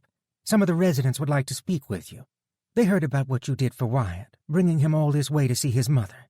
Some of the folks here can't get their relatives to travel 5 blocks to visit on the weekends, so it touched their hearts. Anyway, they were deeply moved and want to do something to help. Could you see them for a moment before you leave?" Jack nodded, unsure what to say. He followed her down the hall into the activity room where a number of residents lounged, playing card games, knitting, and chatting with each other. An elderly gentleman wearing a USMC veteran's cap sprung to his feet when he saw Jack, his wide grin full of white teeth. "Jack, we heard what you did for Wyatt, bringing him back to his mother. She told us right up until the end that she knew her son was safe and on his way to get her. She never doubted him for a minute. Many of us here have family living all over the country, and you've given us hope that we might see them again," he said. "We put together some food for you to take with you. It's not much, but it should get you to where you're going." He started to protest. He didn't want to take food out of the mouths of these elderly people. They had enough problems on their hands.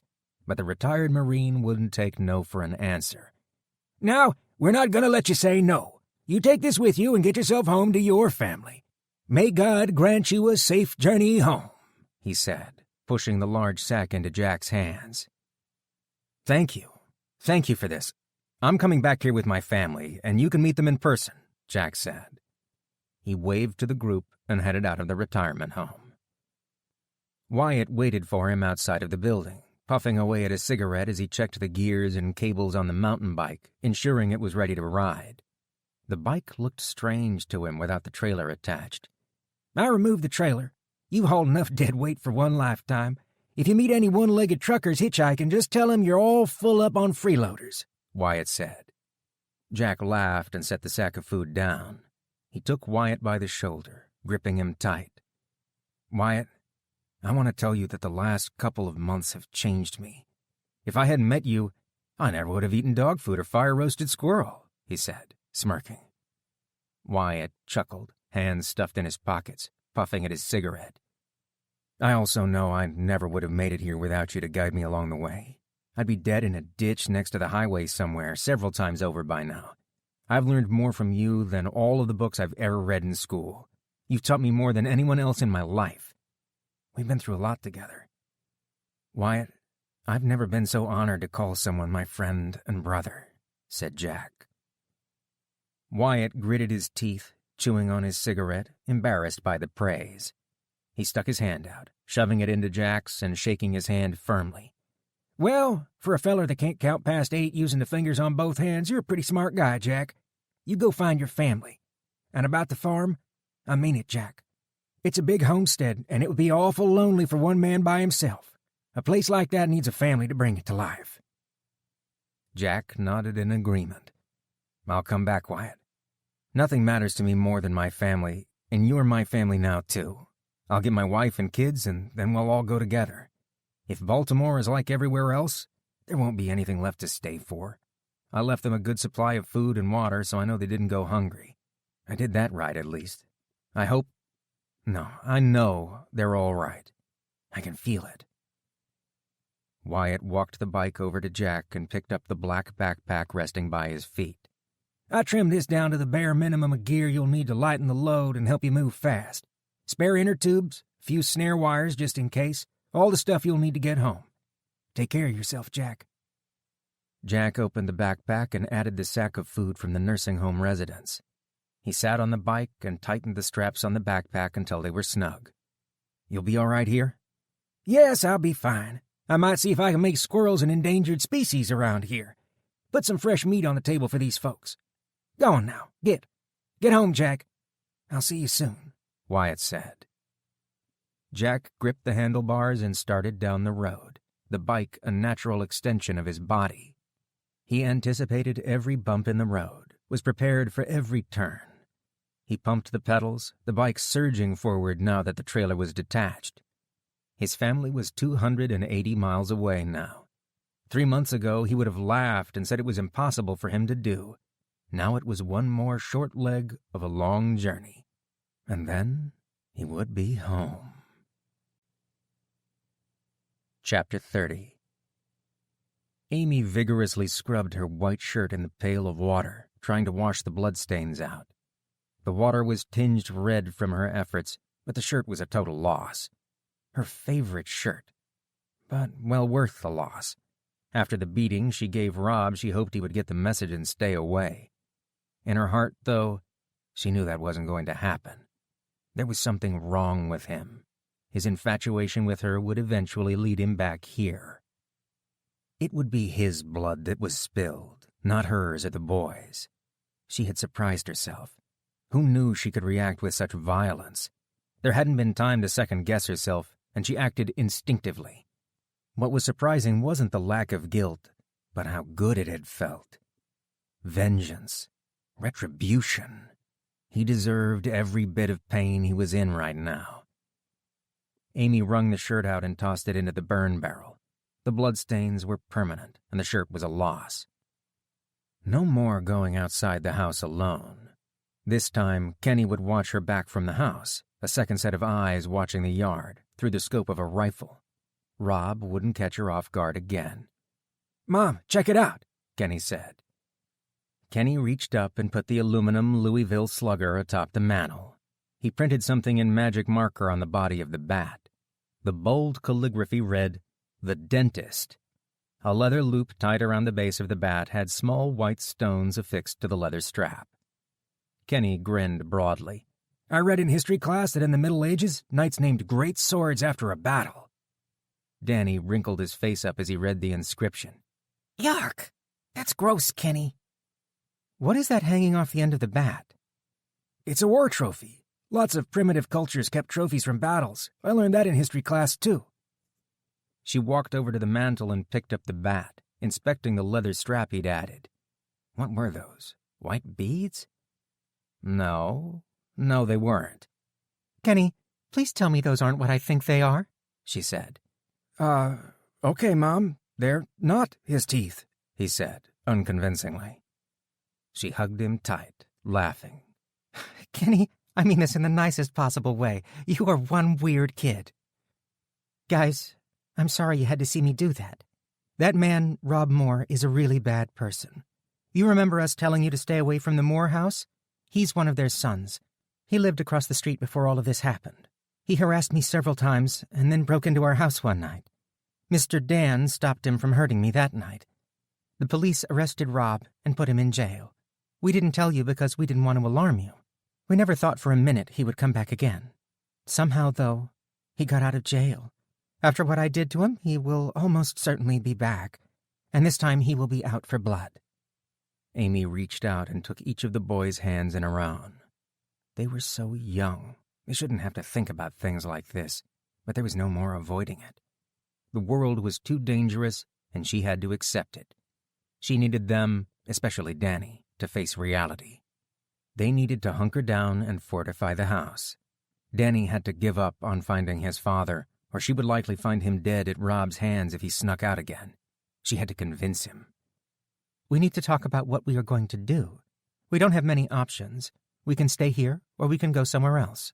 If we stay here, we have food, water, shelter, medicine, and most importantly, your father will know where to find us when he comes home. But staying here also means Rob knows where we are. We'll have to defend ourselves because he will come for us. If we leave, we'll have to leave everything behind. We won't be able to carry all of the food and supplies, and there is no guarantee we'll be able to find a safer place than this house. We'll have to scavenge for food, water, and find shelter. If we did go, we would have no way to let your father know where we went without also alerting Rob. That means there would be little chance of us ever seeing him again.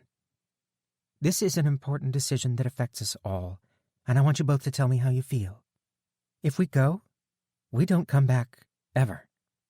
If we stay, that means no more running away looking for your father. It's simply too dangerous, she said, turning her gaze to Danny. I'm sorry, Mom. I want to stay and wait for Dad. I won't leave the house again, Danny said. Kenny looked down at the table, frowning. What is it, Kenny? I was just thinking about Dad. I miss him, and I wish he were here, he said. Amy squeezed his hand tight. I know, honey. I miss him too. If we stay here, he will come home. I believe that. I don't want to leave. I want Dad to come home. I promise, Danny said. You're right, Mom. Where would we go? Dad gave us everything we need to stay here. It would be stupid to leave it all behind. I'm not leaving without him. We should stay and fight, Kenny said.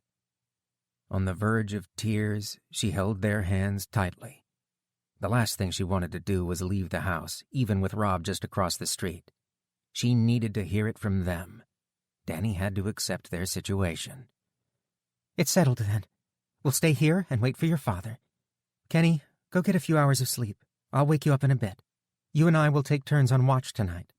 From now on, we won't let Rob or anybody else catch us off guard again.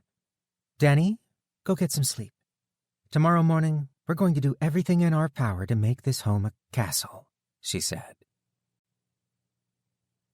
Chapter 31. Baltimore. Home. Jack stood on the remains of the Francis Scott Key Bridge, overlooking the ruined segment of Interstate 695 that passed over the Patapsco River. At least, it used to cross over the river. The wrecked hulk of a liquid natural gas carrier ship lay on the shore beneath him, hull and tanks exposed, completely obliterated by an apparent explosion. The bridge was gone, too, for the most part, except for a small section jutting out over the water on either side of the river. If he had to guess, the huge LNG carrier lost power during the EMP and drifted into the support pilings of the bridge, rupturing one of the tanks. Natural gas wasn't explosive in its liquid form, but once it escaped containment and became gaseous, it mixed with oxygen in the air, a highly explosive mixture. One spark was all it would take to set the ship's leaking contents off like an atom bomb and blow the bridge sky high. That put a real dent in his plan. Less than 10 miles away from his house, but he might as well be on the moon without the use of the bridge. He turned around and coasted back down the interstate, weaving his bike in between stalled cars. He had two other options to directly cross to the other side of the river, but they weren't really options at all. Two tunnels passed underneath the river, Highways 95 and 895, both descending to 100 feet. Finding a clear passage through 1.5 miles of dead cars in the dark tunnels when he didn't even have a flashlight was a fool's errand. The only path forward was to go around the river on the surface roads, traveling in a semicircle around Baltimore. That was a problem because Baltimore's roughest neighborhoods lay in a ring tightly encircling the city. Skirting downtown would take him through all of the worst boroughs. The heart of the city would be no cakewalk either. Before the EMP, it wasn't an issue, safe in his car with the doors locked and law enforcement policing the streets. Who knew what waited downtown? He and Wyatt managed to skirt every major city on the journey here. Now there was no other option. He had to travel through the city. There were only a few hours of light left before dark, and he wasn't about to camp overnight this close to home. The thought of being a few miles away from his wife and children was maddening. Wyatt's near miss with his mother lay heavy on his mind. Could he forgive himself if he came home a day too late and found Amy and the boys missing or dead? Not an option. He pushed on, pedaling hard. 30 minutes later, and he was in the outskirts of the city. He couldn't believe what the city looked like. Not just the damage done by the EMP, but what happened since. Burned-out homes, trash mounded up into piles taller than a man. That was if people had bothered to move the trash at all. Some homes had piles of rotten, stinking garbage just outside the front door. Were they ignorant of disease or simply too lazy to care? A shiver ran up his spine as he passed 3 bodies wrapped in white bedsheets, abandoned by the roadside. The smell was sickening, and he held his breath until he was well past. "Hey, you! Here, come here!" a voice called out urgently. A heavy-set policeman leaned out of his front door, hand on his gun, and waved at Jack to get his attention. He looked around, wary of an ambush. Was this guy really a cop, or did he just have on the uniform? He didn't trust anyone after being robbed by the horsemen. Jack slowed his bike and kept his distance. "Hey, what are you doing out here? Are you crazy? Nobody goes out alone out here. Get inside before you get yourself killed." The policeman glanced up and down the street nervously, his hand on the hilt of his pistol. Jack stayed on the bike in case he needed to move fast. "Why's that?" The policeman looked at him as if he had 2 heads. "Where have you been? There is no government anymore. It's every man for himself. I'm only sticking my neck out because I'm an idiot with a soft spot for other idiots. My neighbors all left weeks ago. I should have left when everybody else did." The cop brought his sleeve across his forehead, wiping away the sweat. "Listen, you better get inside somewhere fast. Believe me, you don't want to go that way. Downtown isn't safe anymore." "Was there an outbreak or something?" asked Jack. "If only it were that simple. Gangs run the city now. When food got tight, the city council voted to release all the non-violent prisoners, hoping they would go somewhere else and be somebody else's problem. Morons. Those non-violent prisoners came back and broke out their gang members, the violent prisoners. They took over the city. Look, don't be stupid. Stay out of the city if you want to live." The policeman abruptly shut the door. A deadbolt and chains rattled as he locked himself in. There wasn't enough food left to go around the long way.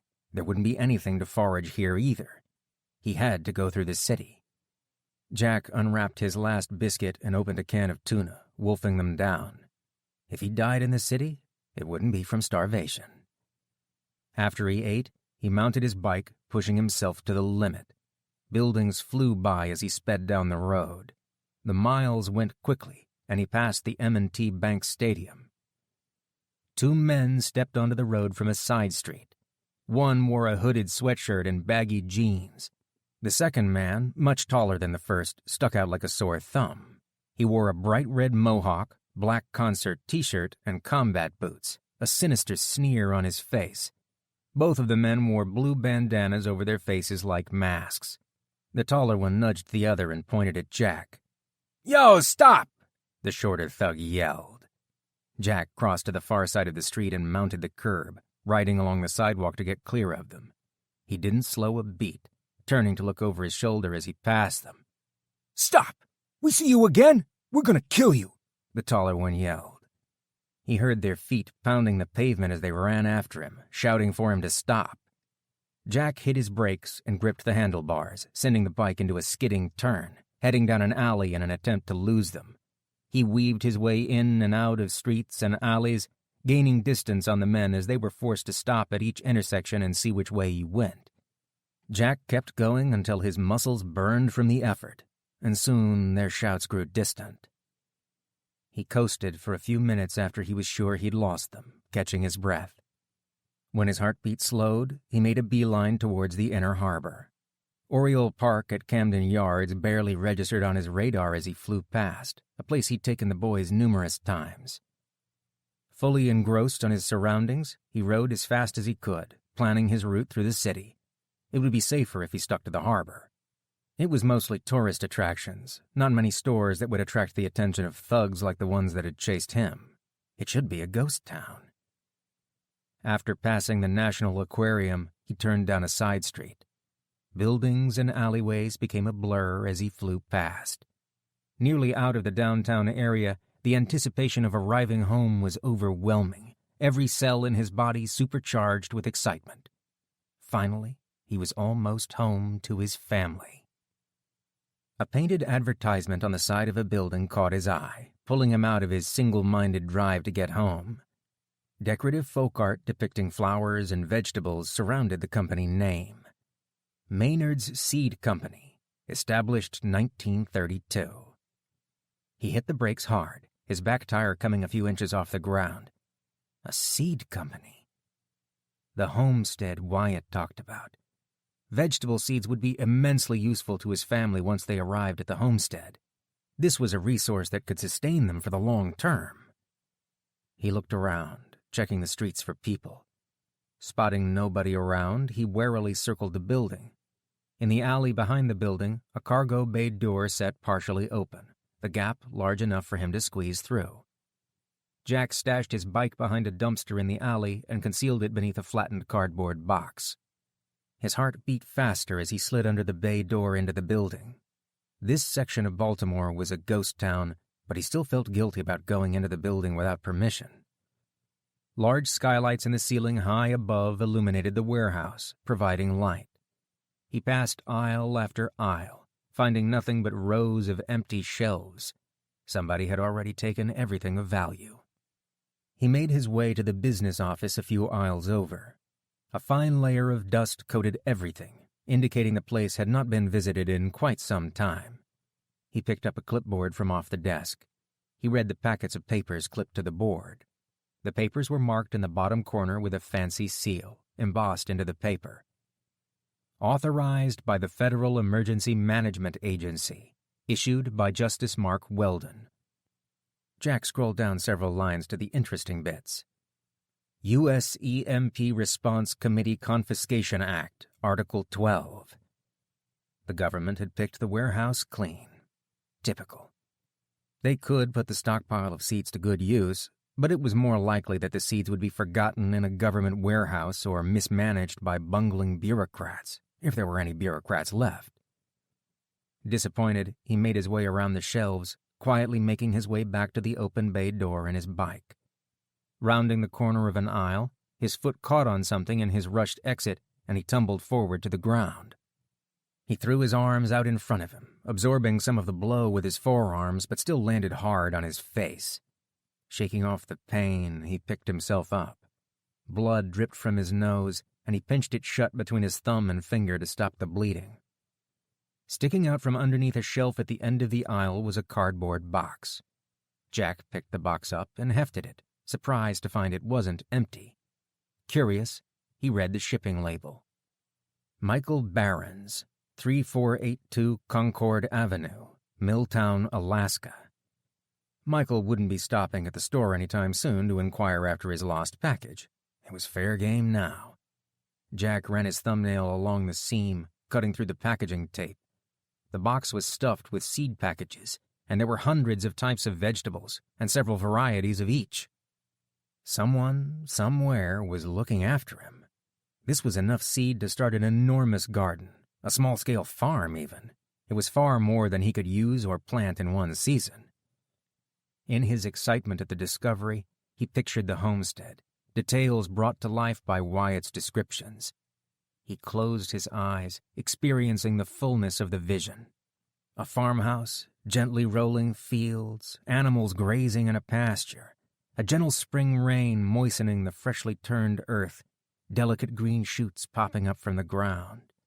He pictured his family working together in a large garden, hoeing dirt around neat rows of winter cabbage. Wyatt backing an antique tractor out of the barn, a plow hitched to the tractor. It was all there, everything he needed at Wyatt's homestead. The seeds. His vision was complete now. Jack resealed the box, elated with his discovery. He slid the box under the bay door and lowered himself to the ground, rolling under the bay door and into the alley. Before he could get to his feet, fists pummeled him, pushing him into the ground. "Found your ass!" the man with a red mohawk yelled. A heavy blow landed on his forehead, followed by kicks to his midsection. The two men kicked and punched him relentlessly, their fists and feet racking his body with pain. Jack tried to get up off the ground and fight back, but he was pushed back down. Unable to get to his feet, he covered his head with his arms, trying to protect his head. "I told you to stop, shithead," the shorter thug shouted. "This is our neighborhood. You don't belong here." Kicks landed on his back and his legs. A powerful kick hit him in his side, knocking the wind out of him. Pain exploded in his ribcage. Lightning stung his side as he tried to breathe. The beating continued for several minutes. His front teeth wiggled loosely as he passed his tongue over them. He spit out a mouthful of blood, the iron taste turning his stomach. His entire body beaten, bruised, and in pain. He couldn't see out of his left eye. Was it swollen shut, or had they put out his eye? "Stupid ass, coming down here. This is our turf. You don't take shit without us saying so." The man with the mohawk picked up the box of seeds and ripped it open. "What the hell is this? Seeds? You taking a beat down for some seeds, stupid ass?" The other man cackled. "Yo, we beat him bad, bro. Look at his head. Look at how bad he's swollen up. He's bleeding all over. Grab his bike and that backpack. Let's see if Big D will give us something for it. Throw them seeds in the bag. Shit, maybe he'll take them too." Jack grunted, his mouth filling with blood again, obstructing his breathing. He spit the blood out and moaned. "What? You want some more?" the thug with the mohawk shouted. Jack watched in horror, unable to move as the thug with the mohawk picked up a bottle off of the ground. His lips twisted in a sneer, and he brought the bottle down, smashing it over the top of Jack's head. Bright, white light filled his vision. His head felt like he'd stuck his tongue in an electric socket. Trying to get up and run, his body wouldn't respond. Black spots winked in and out of his vision, the spots growing larger by the second. The thugs gave him a final kick and took his bike, his backpack, and the box of seeds with them as they left the alley. Jack rolled onto his side, vomited, and blacked out from the pain. Chapter 32. First things first, guys.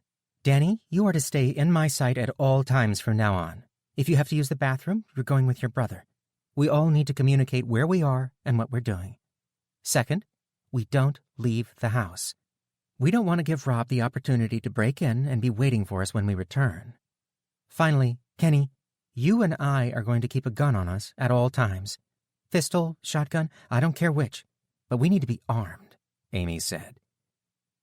"Does that mean no more fishing?" Danny asked. I'm afraid so, Danny. We have enough food and fresh water in the basement to last us a long time. Maybe Rob will leave when he runs out of food. There can't be that much food left to scavenge. The fresh fish was wonderful, and I really appreciated the work you did, but I am not willing to risk your lives over it. "We should also keep plenty of ammo upstairs. Should I move the gun safes upstairs? Going to the basement takes too long," Kenny said. Excellent points, Kenny. Okay, guys, any other ideas to keep the house safe? If we're going to stay, we have to defend the house. Our lives depend on it, she said. "We can make booby traps, like some cans tied to strings that somebody would trip over and make a lot of noise," Danny said. That's a really good idea, Danny. In fact, we can use that idea on all the windows and doors. Something to let us know if a window or door is opened. Anything to give us a little extra time to react, Amy said. "I've been thinking about how to make the doors and windows stronger. We could board up the windows and make a little window to shoot out of, like with a sliding piece of wood or something to cover it. And we could put a big piece of wood across the doors to keep people from bashing them down. Dad has some metal brackets in the workshop we could use, Kenny said. Good. Where can we get the wood? We can't risk going across town to the hardware store. Is there anything around us we can use? Amy asked. I know. There's a whole bunch of wood over there on the street behind us. It's on a big truck, Danny said. Hey, yeah, he's right. They were building a new home over there. There's all sorts of plywood and lumber. How will we get the wood here, though, without leaving the house unoccupied? We shouldn't split up, but we shouldn't leave the house empty. Do we have a way to be in both places at once? Amy asked. A window shattered in the living room, sending shards of glass flying all over the room. Amy flinched and then ran to the window to find a large rock on the floor amidst the glass. She looked out the window, startled to find a tall man with a shaved head and tattoos running away from the house, his middle finger extended upward as he ran. "That's from Rob, bitch!" the man yelled. Across the street at the Moore house, Rob leaned against a parked car, a cigarette in one hand, a beer in the other. His face was a swollen mess of black and blue, his eyes swollen completely shut where she'd struck him with the bat. He raised his arm high in the air and lifted his middle finger. Two rough-looking men standing behind Rob laughed loudly and pointed at the house, cheering on the skinhead that had thrown the rock as he rejoined the group. The skinhead picked up another rock from the street and launched it towards the house, the rock falling harmlessly into the front yard. So, he did have a gang. This was not welcome news. Rob was bad enough on his own, and these men looked like hardened criminals. Stay away from the windows, boys. Rob has some new friends. I'm sure there will be more rocks coming through the windows. No sooner had she spoken than another man broke from the group and ran into the front yard, lobbing a rock against the house. The rock landed on the roof with a thud and then tumbled onto the front porch. Kenny took the rock from the living room floor and used it to break out the remaining shards of glass hanging from the window. He lifted his pistol up and fired 2 shots out the window. The gang scurried behind the parked car, yelling insults and threats across the street. "Kenny, what are you doing?" Amy yelled. "Target practice," he said. "Relax, Mom, I'm not going to shoot them. You and Danny go get the wood. If I'm here shooting at them, they won't know you're out getting the wood. They're pretty stupid," Kenny said. Uncertain, she looked through the window at the group of thugs across the street. They popped their heads up periodically and lobbed rocks, which fell far short of the house. Kenny was right. If they wanted to get the wood to fortify the house, this was their opportunity. She may as well take advantage of the diversion. Only fire warning shots, Kenny. I don't want you shooting someone. We don't know who these people are.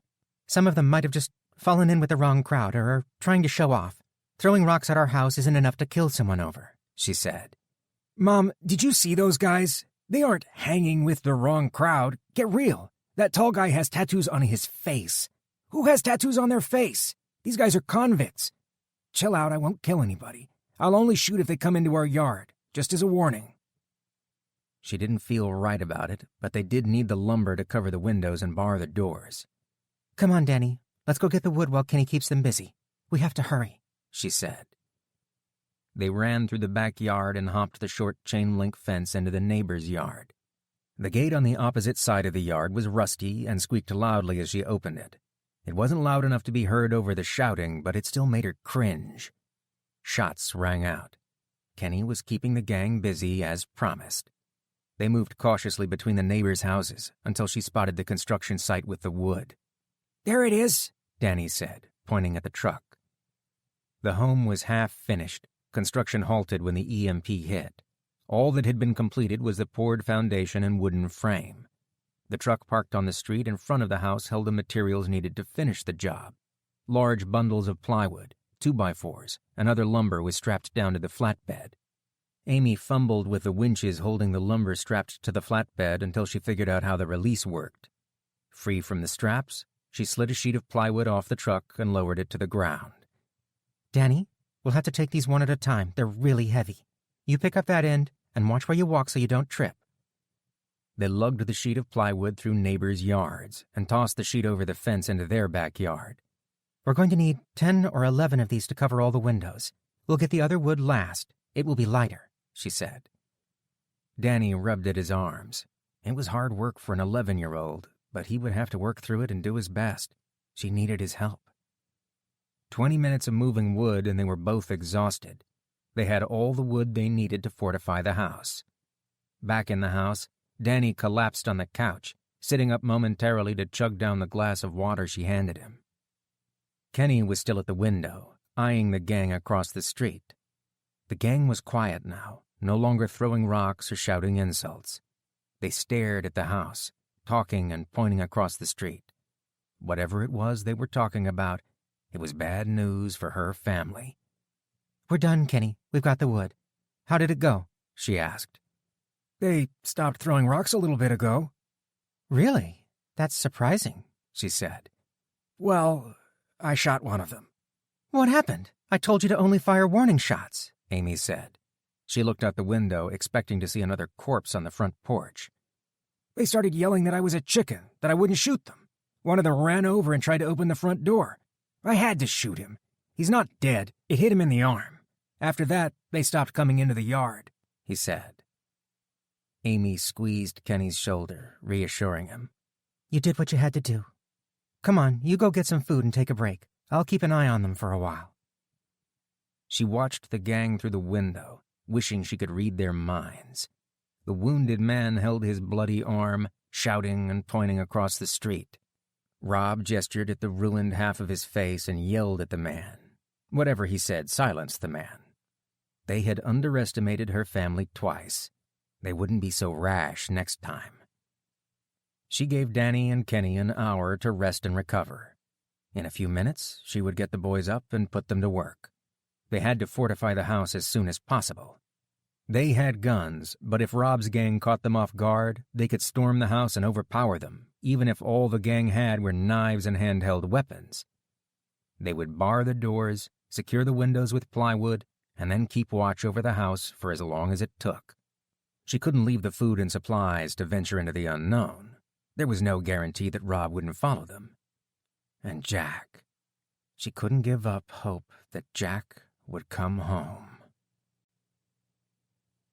Chapter 33. He should be dead, his first thought as he regained consciousness. Jack grabbed the edge of the loading dock and pulled himself into a sitting position. His head throbbed mercilessly, his ears ringing as he felt at the golf ball-sized lump. His left eye was completely swollen shut, his right eye cloudy and filled with black spots. The alley spun as if he were drunk. He waited for the dizziness to pass, the wild spinning making his stomach turn. He doubled over and heaved, the motion lighting up every damaged nerve in his body. Splintering pain went through his ribs with every breath he drew. Jack cleared his throat and wiped the blood away from his mouth. He was so close to home, and yet still so far away. All this way, only to be shown how powerless he was by a couple of thugs.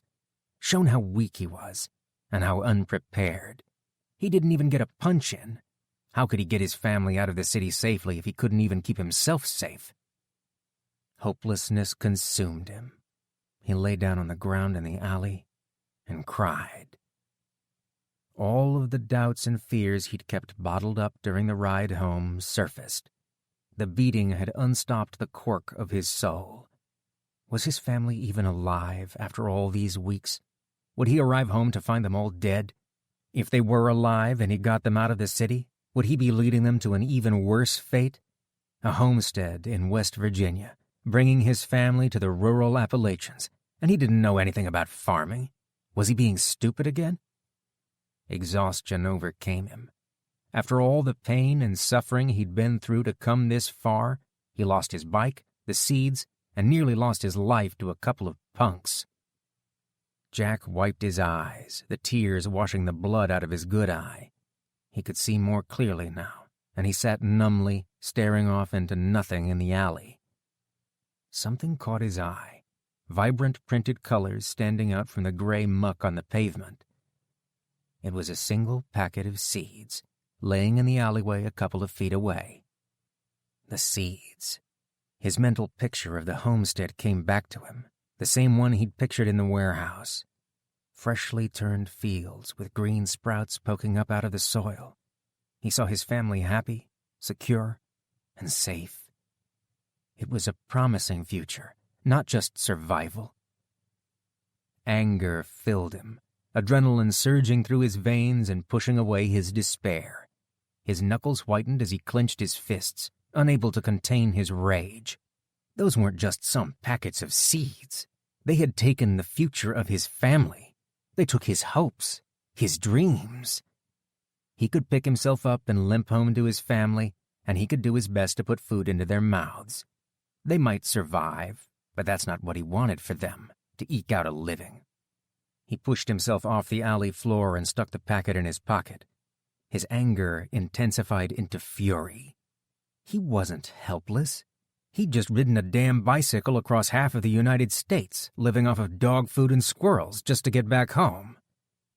Something Wyatt had said came to mind, reaching up from the corner of his mind. What was it he said? Something his father, the bootlegger, had said. That was it. He remembered now. A man will do anything he has to for his family. Nothing can stop a determined man once he hardens his mind to a task. It's just a matter of making up your mind to do it. All doubt and despair left him. The pain in his body became a distant secondary feeling to the rage, the determination that filled him. His mind was focused on the problem with a razor-sharp clarity he'd never felt before. He knew what he had to do, and he was going to do it. It was just that simple. He'd find the thugs and get his seeds back. Looking around the alley, he searched for a weapon. He couldn't go empty-handed. That would be foolish. He needed a weapon. He couldn't see out of his swollen eye. He had to do something about that, too. Sliding underneath the cracked bay door of the seed warehouse, Jack got to his feet and moved with a purpose through the aisles, making his way to the restroom he'd spotted earlier. In the mirror, he recoiled from the nasty wounds on his face. His left eye was swollen shut. Nicks and cuts covered his face from where the punks had stepped on his head, grinding his face into the pavement. Jack slipped his shirt over his head and bunched it up over his knuckles, making a fist. He slammed his fist against the mirror. The mirror shattered in hundreds of pieces, shards of glass falling from the mirror frame. He took one of the smaller shards from the sink, its sharp edge held against his swollen eyelid. Not entirely certain this was a smart thing to do, he hesitated. Boxers used to have cut men who would drain the blood if their eye was swollen shut during a fight. But he wasn't a boxer, and he wasn't a cut man. He didn't know what he was doing. But if he couldn't see clearly, he had no chance against the two thugs. Screw it. He drew a deep breath and sliced into the swollen eyelid just below his eyebrow, then made another cut into his upper cheek just below the eye. He dropped the mirror shard into the sink and squeezed the swollen tissue, blood squirting everywhere. A few moments later, and the sink, mirror, and Jack were all coated in blood. The swelling had gone down, drained away. He opened his eye and blinked, regaining some vision out of the eye. Wasting no time tending to his other wounds, he stormed out of the bathroom. He had to catch up to the punks before they got too far away. He ran through the aisles, scanning the shelves for something he could use as a weapon. Row after row held nothing but dust and empty cardboard boxes. The place was empty. Everything of use had been looted. He searched the office next, wildly flinging open desk drawers and filing cabinets, desperate to find something. He could use a pair of scissors, a letter opener, or anything. He came up empty as he rummaged through cubicles. About to give up and find a weapon in the street, he rounded a cubicle and found a small hall closet. A janitor's closet, the door left wide open, stuffed with cleaning chemicals, towels, and a janitor's broom. Perfect. Exactly what he needed. He unscrewed the broom head from the handle, hefting it and getting a feel for the weight and balance of it in his hands. With a two-handed baseball swing, he brought the broomstick down onto a computer monitor. The broomstick sent the monitor flying across the room, impacting the wall with a satisfying explosion of glass and sending a cloud of dust into the air. Jack made his way back to the alley. They had gotten the jump on him last time. This time, he would make sure he had the element of surprise. He would find them, and he would make them pay for what they had done. Then he would take the seeds and his family's future back. Chapter 34. The narrow alleyway was pitch black as Jack snuck down it, silently padding around trash cans, feeling along. Row homes on either side of him created deep shadows, preventing the dim moonlight from revealing his presence. The alley ended just ahead as it intersected with a road, moonlight reflecting off of the wet city streets. He hunkered down in the shadows just a few feet from the road. There they were, the two thugs walking down the street, heading in his direction. As loudly as they talked, it had been an easy task finding them in the dead quiet city. Crouching hidden behind a trash can, he waited for the men to walk by. Two men, one riding a bike, but he had to be sure it was the right men. He slowed his breathing down, tried to calm his nerves. Could he pull this off? "Yeah, man, I told you she was a freak," a voice said. His companion slowly circled the bike around him as he strutted down the street. Jack peeked around the corner. A red mohawk. There was no mistaking him. An image of the men was burned into his brain, bottle in hand, smashing it down over his head. Not something you tended to forget. Yeah, it was the thugs, all right. The other thug circled him on his bike, Jack's backpack slung over his shoulder. His heart beat so loud in his chest he was sure they would hear it. It was so quiet, even his breath seemed impossibly loud. The two men walked right by him, oblivious to his presence. They moved down the street and disappeared from view as it curved around a corner. Jack ran back along the alleyway and crossed over a couple of streets. He ran as fast as he could without making too much noise. He would get ahead of them and cut them off. An ambush. 3 streets up, he cut back over to the road and listened for sounds of their approach. "Big D said he was going to string that dude up. I wouldn't mess." Jack inched out of the alleyway along the side of a row home. This was the perfect spot. The row home stood on the inside bend of a corner, the area dark and secluded. Even if he screwed up badly and was caught out in the open, the men wouldn't be able to see him until he was already on top of them. He crouched next to a porch stoop, keeping to the deep shadows. Jack wiped the sweat from his hands and gripped the broom handle in both hands, white knuckles gripping the heavy wooden shaft. Their voices grew louder as the two men approached. Jack's heart beat faster, but not from fear this time. An adrenaline rush fueled by his anger surged through him. These two punks had left him for dead in his hometown after a 1,000-mile journey to get back. What right did they have? The bike's gear chain rattled louder as the thug coasted down the street, keeping pace with his companion on foot. Click, click, click. The noise stopped periodically as the thug coasted around, riding in a circle around his companion. Jack held the broomstick like a spear, his muscles tensed up, ready to strike. Everything was riding on this. He would only have one chance to strike. If he failed, they would be on him in an instant. Click, click, click. A bike tire appeared just in front of the stoop. Jack lunged out with the broom handle, jamming it through the spokes of the front wheel. He tensed his body, hanging onto the broom handle as it lodged itself between the tire spokes and the frame of the bike, causing the front tire to immediately stop. The thug went flying over the handlebars of the bike, his face smacking into the pavement with a sickening sound. He lay unmoving on the street, the bike tumbling down onto the street next to him, with its back tire spinning uselessly in the air. Jack wrenched his broom handle free of the bike and turned to face the other thug. "What the?" the thug with the mohawk said. Jack sprang to his feet and jumped out of the shadows. He swung the broomstick around like a baseball bat, hitting the man in the stomach. He raised the broom up again and brought it down on the thug's arm with a heavy crack. The punk screamed in pain, falling to the ground. Just as fast as he went down, he sprung back to his feet, whipping a knife out of his pocket. He stepped backward out of reach of Jack's broomstick. "You just messed with the wrong people. We're in Big D's crew. He runs this town," he said.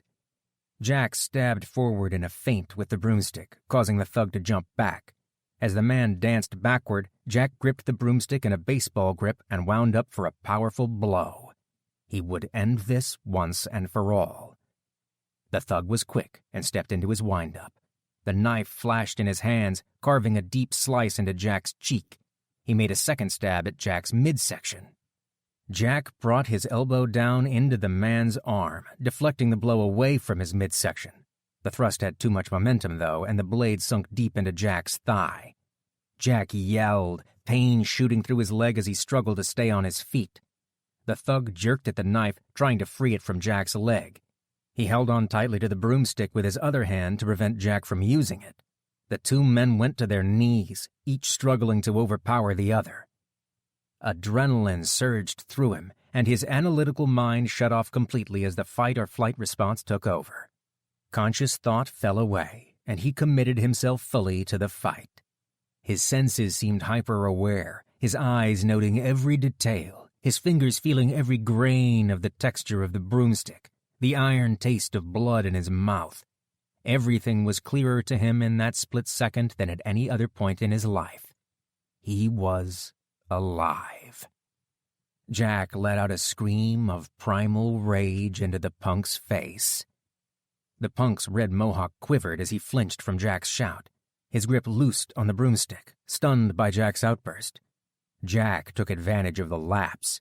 He slid his hand down the broomstick until he felt the cold metal of the end cap under his fingers.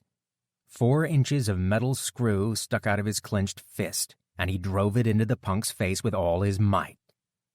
The punk dropped to the ground, screaming incoherently, clutching at his eye. He writhed on the ground, kicking his feet about in agony. Jack raised the broomstick over his head and brought it down like a club on the man's leg with all his might.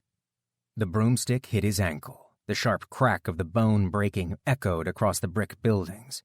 The punk screamed, drowning out all other sound. He wouldn't be standing up any time soon. Jack got to his feet, clutching at the knife in his leg. He pulled it out of his thigh and wrapped his shirt tightly around his leg to stop the bleeding. The knife had sunk deep into his thigh muscle. 3 months of biking had made his legs bulky and muscular. Without the padding of extra muscle, the blade could have nicked his femoral artery and he would have bled out in minutes. Jack sank to his knees. The adrenaline rush had run its course and he was winded from the fight. He breathed deeply and smoothly, allowing his heart rate to slow down to a normal pace. The man with the red mohawk stopped his moaning long enough to hurl insults at Jack. "Big D is gonna kill you for this. He's gonna feed you to his dogs," he said. He rolled onto his side, his hand covering a bloody eye socket. Hatred blazed from his remaining eye as he glared at Jack. This wasn't done yet. He was alone. He couldn't leave these men alive. They had already tried to kill him once and had left him for dead. There were no police to cart the thugs off to jail, nobody he could call for help. In a corner of his mind, a small voice shouted, "This is against the law. You can't do this." Jack shut the voice down. There was no law here anymore.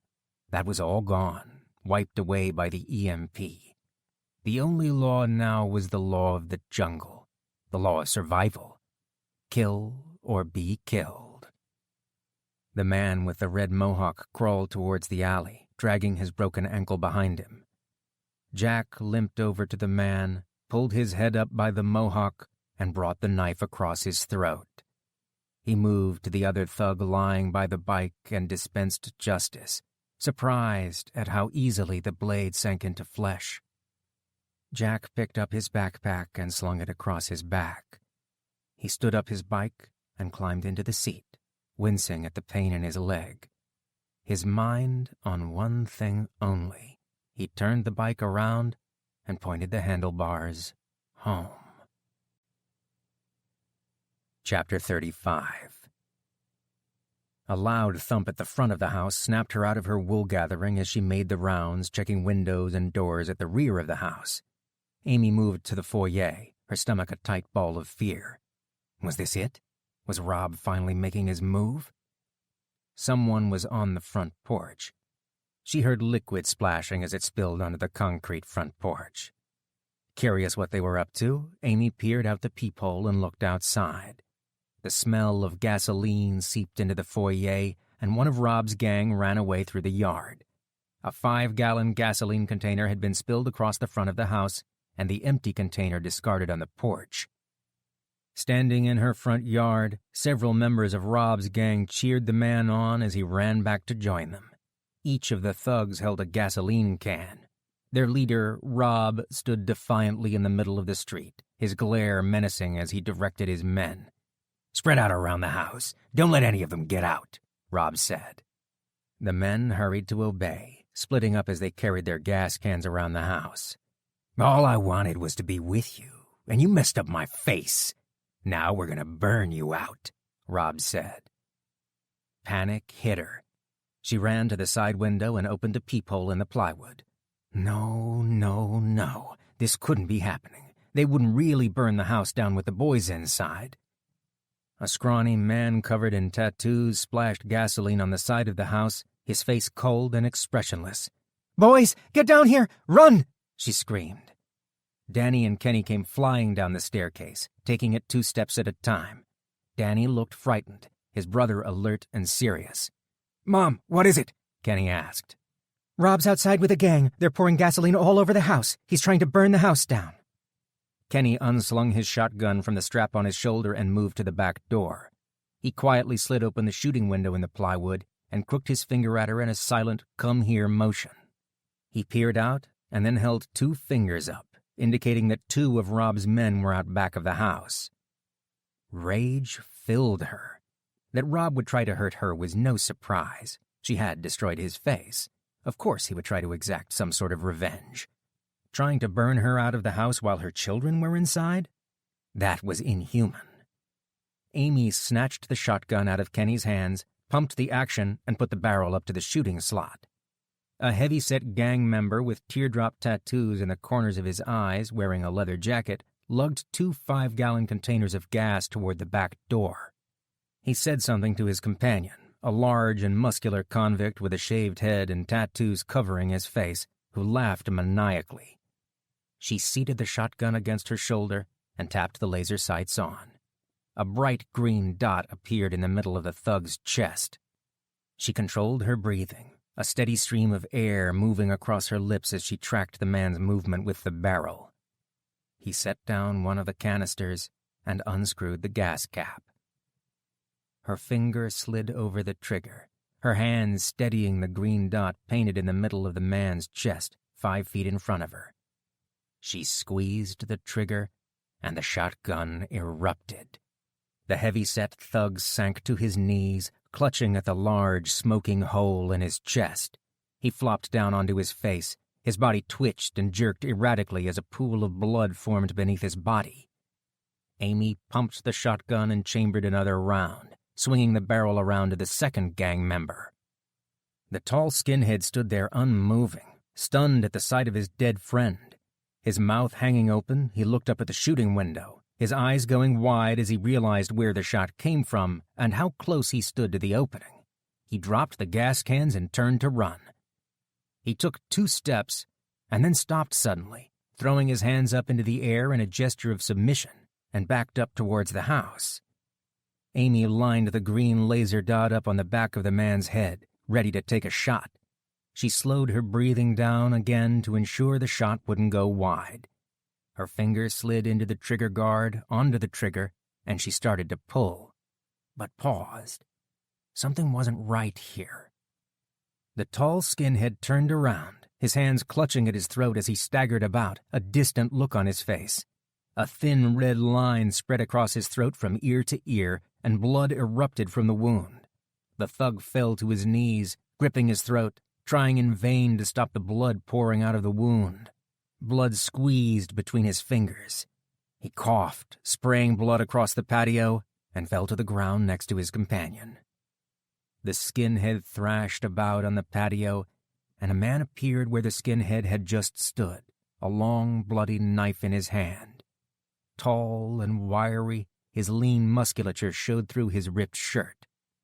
Who the hell was this guy? He was dirty and looked like a bum in his tattered pants and worn shoes. His eyes shone in the dark from underneath an uncombed mess of dirty hair, his gaunt face marked by a long red gash on his grime-smeared cheek. This wasn't any one of the gang members she'd seen before. Rob's gang wouldn't be caught dead looking as filthy as this man. There was something about his eyes, though. He looked just as dangerous as the rest of them. Kneeling down next to the thug, the stranger sunk his knife deep down into the skinhead's neck just at the shoulder. The skinhead stopped thrashing and lay still on the ground. The man pulled his knife free and moved over to the heavy-set thug she had shot. He slid the long knife into the same spot as the other man, ensuring he was dead, then wiped his blade off and put it back into his sheath. Amy followed the man with the shotgun, green dot painted on his chest, wondering if she should shoot him. Who was this man, and why had he intervened? It was every man for himself after the EMP, a painful lesson that had taken her too long to learn, but she had learned it. People didn't take risks for strangers like that anymore. There wasn't anything at stake for this stranger. Kenny, there's a strange man out there. He just killed one of Rob's gang. Really? What is he doing now? I don't know, but he killed the tall skinhead with just a knife. Should I shoot him? She asked. The stranger lifted his head, his eyes flickering to his right. He crouched down low and moved against the house, flattening himself onto the ground. Crawling on his hands and knees, he disappeared into the long grass of the yard, his dirty skin camouflaging him. Amy let her finger off the trigger as he drew out of sight. I lost him. He's crawling through the grass next to the house, she said. Curious, she went to the side of the house and peered out another peephole. A third dead gang member's body lay face down on the ground in the side yard, his eyes wide open in a blank stare. His head was turned the wrong way around, neck broken. Kenny, stay here with Danny. Keep the back of the house covered. If you smell smoke, don't wait for me. Just get your brother out and run. Run as fast as you can, as far as you can, and get away, Amy said. Danny whimpered, huddling against the couch. Kenny squinted his eyes, peered out of the slit, pistol in hand. Got it. They won't get past me, Kenny said. The stranger was nowhere to be seen, and Amy ran to another peephole on the other side of the house. He was wrestling with one of Rob's thugs, the fat, loud one with jet-black hair. Their arms locked at the shoulder, each tried to throw the other to the ground. The fat thug had the upper hand, his heavy bulk larger than the stranger, and he threw his weight to the side, sending the stranger flying into the side of the house. The stranger's knife flew from his hand into the long grass. The fat thug rushed forward, circling his hands around the stranger's throat, and squeezed tightly. The man gasped for air, scratching and pulling at the thug's arms as he tried to break free. The thug lifted the stranger off the ground as he choked him, his face turning red as he sputtered and coughed. Amy put the shotgun up to the shooting slot, but couldn't find a clean shot. The stranger's head moved in and out of the way as he struggled to get free. He held his hand up to the thug's face, straightened his thumb, and jabbed it deep into his eye. The thug gave a shrill scream like a child and released the man. He clutched at his wounded eye, blood and pink fluid running down his face. The stranger dove for his long knife laying in the grass and thrust it up under the thug's ribcage with a grunt. He pushed hard on the blade, slipping it in until the hilt met the thug's body. He stabbed the blade in twice more, each stab going in a different direction under the man's ribcage. The thug fell over, and the stranger pulled the blade free and wiped it clean on the other man's shirt. He rested, with his hands on his knees for a moment, chest heaving mightily as he caught his breath. After a moment, he slipped around the corner of the house and disappeared from sight, leaving another dead thug in his wake. Amy ran to the front door, following the direction of his travel. She looked around for signs of Rob's gang but found the area clear of danger. The stranger outside the door mimicked her action as he himself scanned up and down the street, his shoulders tense and alert. He turned to the house, his chest heaving, winded from the exertion of killing the gang members. Let me in. They're all gone now, he said. Who are you? Why did you help us? What do you want from us? There's nothing here for you. We don't have anything, she said, the barrage of questions flying from her lips. Whatever the man wanted, he was dangerous. He'd just killed most of Rob's gang with nothing but a knife in his bare hands. She wanted no part of him. She had to protect her boys. She couldn't trust someone that dangerous around her sons. Danny appeared as he came around the side of the house, running directly towards the man. Amy's heart skipped a beat as her son wrapped his arms around the dirty stranger and clung to his waist. The stranger ruffled the hair on Danny's head. Her eyes focused in on the stranger's knife, held in his hand on top of Danny's head, too close for comfort. How did Danny get out there? He was supposed to be with Kenny inside the house. 1,000 fears crossed her mind at once. "Daddy!" Danny cried out. Amy threw the door wide open and brought her pistol up to the stranger's face. Damn it, it was Danny and his delusion of seeing his father all over again. It would end up getting him killed. "Let him go, right now," she said. "Amy, I'm not gonna hurt him, or you. I'm home," he said. "Home?" she asked. His voice was ragged and raw, but she knew that voice from somewhere. Amy brought her hand to her mouth. Tears ran down her cheeks, her mind telling her that the impossible was happening. This man was scarred, dirty, and deadly. His face was familiar under the dirt, and he was the same height, but he was wiry and strong, not like her Jack. The way he carried himself, alert, with confidence and agility.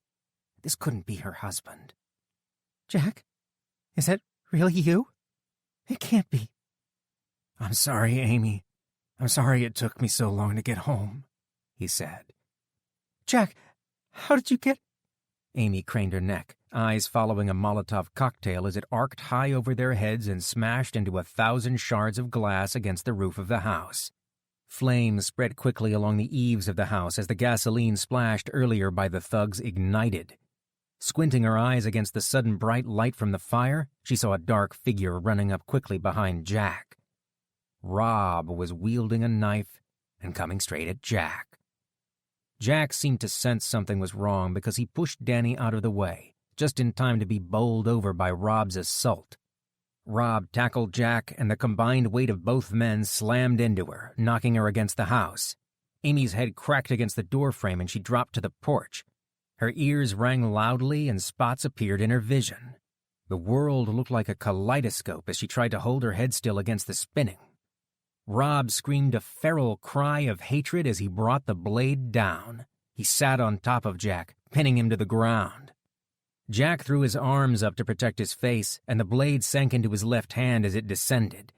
Jack screamed and thrust his body up, throwing Rob off of him and sending him to the ground. He grabbed his wounded hand. 3 inches of the blade stuck out of the back of his hand, his remaining 2 fingers and thumb twitching in pain. Rob rolled onto Jack again, his single eye glaring hatefully as he wrapped his fingers around Jack's throat, strangling him. Amy staggered to her feet, shaking off the dizziness. "Kenny, get out of the house! It's on fire!" she yelled into the open doorway. Kenny appeared in the hallway and took notice of the fight between Jack and Rob. "I'll help him get Danny to safety," she said. Kenny came running through the doorway, Danny in tow. He ran toward the street, away from the fire. Jack and Rob rolled around on the ground in their struggle, punching and wrestling for control. Jack held his own, but just barely. The knife protruding from his hand left him at a disadvantage. Jack held Rob's stranglehold at bay with his arms as he brought his knees up to his chest and planted his feet onto Rob's chest. He kicked his legs out, his strong muscles built from 1,000 miles of walking and riding, sending Rob flying through the air. Jack was on his feet in an instant, moving toward Rob. Amy pushed past Jack, shoving him out of the way. She hovered over Rob as he lay on the ground, trying to get back on his feet. Fury and outrage filled her heart. No more of this. Rob's undamaged eye widened with fear in the firelight. He held up his hands in front of his face. "Wait, please, don't," he said. Amy squeezed the trigger. She squeezed the trigger again and then again, firing shot after shot into him. The front yard exploded with the sound of the gun each time she pulled the trigger. She kept pulling the trigger until all she heard was the ringing in her ears and the click of the empty gun. A calm voice spoke, and a hand slipped over hers, gently sliding the empty gun from her hands. Chapter 36. Jack set the empty pistol on the grass and pulled Amy close into a hug. It was over. This had been so long coming, he just held her tight, refusing to let her go. He ignored the pain in his body. The feeling of rightness and completeness lasted a split second before it was interrupted. Where were his children? The fire. Amy, where are the boys? Boys, Kenny, Danny, where are you? Amy yelled, looking around the front yard. I'm here, Mom. Danny peeked out from behind the Prius at the end of the driveway. Where's Kenny? Jack asked, frantic. He went back inside the house, Danny said. Jack's stomach rose up into his throat. A cold sweat broke out on his forehead. The house was engulfed in fire, flames roaring loudly as they rose high into the night. Smoke poured out of the open front door, obscuring the inside of the house. Stay here with Danny. I'll get him out, Jack said. Jack ignored the hot lick of flames burning his exposed face and arms as he ran into the house. His eyes burned from the acrid smoke, and he crouched down close to the floor so he could still breathe. Kenny! Kenny, get out of the house! Where are you? He yelled. The basement door flew open and Kenny appeared, hacking and coughing. He staggered up the steps with 2 large duffel bags strapped across his shoulders. Kenny looked around wildly, clearly confused, affected by the smoke. Jack took the heavy bags off Kenny's shoulders and grabbed the back of his shirt, half carrying, half pushing him down the hallway towards the front door. Clear of the smoke and flames, Jack dropped the duffel bags onto the grass and spun his son around. Terrified that he'd lost him in the fire, his relief was overwhelming. Don't ever do something that stupid again, he said, hugging Kenny close. Guns! I got the guns! Ammo boxes are by the basement window. I pushed out as many as I could. Kenny doubled over, coughing and spluttering. Jack appraised the roaring fire. If the ammo boxes were just outside the window, could he get them? There was only 15 feet between the neighbor's house and his own. The heat from the fire reflecting off their house would be like an oven. Jack, don't you dare go back, Amy said. He was already mid-stride, running towards the side of the house. Flames licked at him as he neared the fire. The heat was intolerable, searing his throat with each breath. The foul smell of singed hair rose up into his nostrils. There they were, 4 ammo boxes sitting next to the broken-out basement window, untouched by the fire. Jack strained to pick them up and limped back into the front yard with a heavy load. He dumped them onto the ground next to the duffel bags and collapsed on the grass next to Kenny, Danny, and his wife. Amy glared at him with a look cold enough to cool the flames he just ran through. Don't you ever do something that stupid again, Jack Miller, she said. Kenny cleared his throat and coughed. It must be hereditary. Jack opened his hands wide and gave her an apologetic look. Amy held her glare, but Kenny snorted and laughed, releasing the tension. Her face softened, looking down at his hand. What happened to your fingers? She asked. Amy took his hand in hers, rolling it over and inspecting the damage. Oh, it was like that already. Well, the knife wound wasn't there, but the fingers were gone, he said. A puzzled look on her face, she turned to look at the blazing inferno that used to be their home. Well, it looks like I'm fresh out of Band-Aids, Jack. Can you come back in a few months? We can try to do the happy reunion thing over again if you like. He laughed hard, tears flowing freely as the worry and fears he kept bottled up for months rose to the surface. Jack gathered Amy and his sons into his arms in a family hug. This was everything to him, all that he needed right here. He squeezed them tight and didn't let go, promising himself he would never leave their sight again. Jack, we should try to treat your hand. You're bleeding on my shirt, and it's my last one, she said. I've got wet wipes and gauze in my backpack, he said. Amy unzipped the black backpack and lifted the box of seeds. What are these for? That's quite a lot of seeds. Planting a little backyard garden, Mr. Miller? I'm afraid you have to find another house first. Jack raised his eyes to their home, the fire lighting up the neighborhood as it blazed brightly. It didn't bother him at all. It had been a roof over their heads, nothing more. Nothing inside was worth more than what he had right here next to him. I had something a little bigger than a backyard garden in mind. My friend Wyatt has invited us to join him on his farm in West Virginia, Jack said. Amy raised her eyebrows. You have a friend from West Virginia, named Wyatt, with a farm? And you want us to move there? Well, it's more of an old family homestead than a farm, really. The house needs repair, and it will take some hard work to get the place up and running again. The fields need to be turned, old orchards reclaimed, and we'll have to barter for some livestock, but it is a place where we can build a new life and start over. Amy stared deep into his eyes. Okay. Jack balked, wondering if he was still in shock from the knife wound or from malnutrition. We can talk about it later if you want to. I understand it is a lot to take in all at once. We need to find shelter for the night tonight and scavenge some food for the boys. This can come later. Jack, if you think this is the right decision, then there isn't anything else to talk about. I trust you, she said. Danny and I will take care of dinner, Dad, Kenny said. Oh, what do you have in mind? The fishing rods went up in flames, but we still have crab pots in the bay. Jack raised an eyebrow and looked at Amy.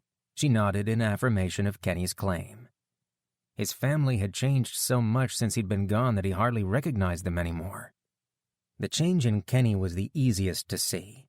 With the house burning down around his ears, he got his younger brother to safety and then went back inside the house to retrieve the guns and ammo. It was foolhardy, yes, but Kenny also knew that the weapons would be key to his family's survival. It was hard to believe he was the same irresponsible kid he'd left behind. Kenny's demeanor filled him with pride.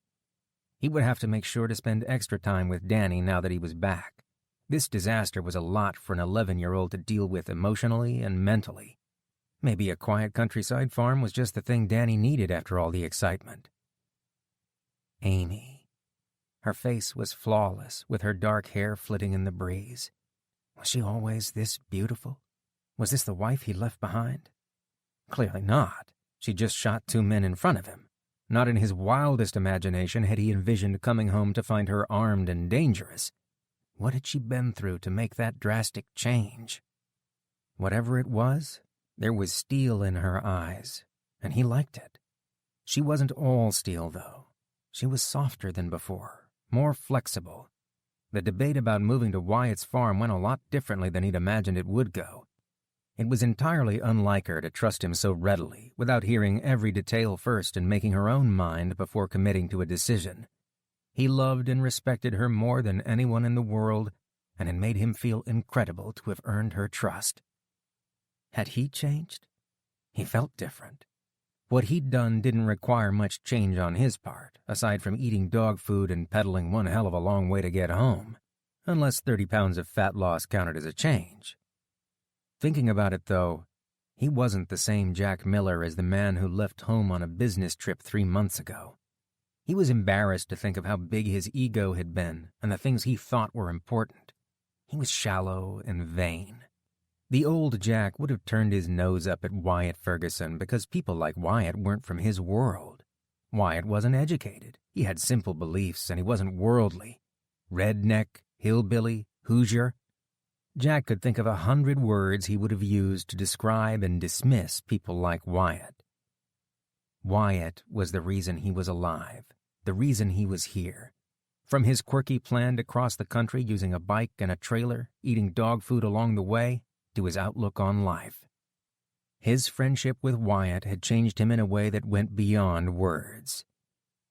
His wife and sons at his side, and his friend Wyatt waiting in Morgantown, Jack's vision of the homestead was clearer than ever.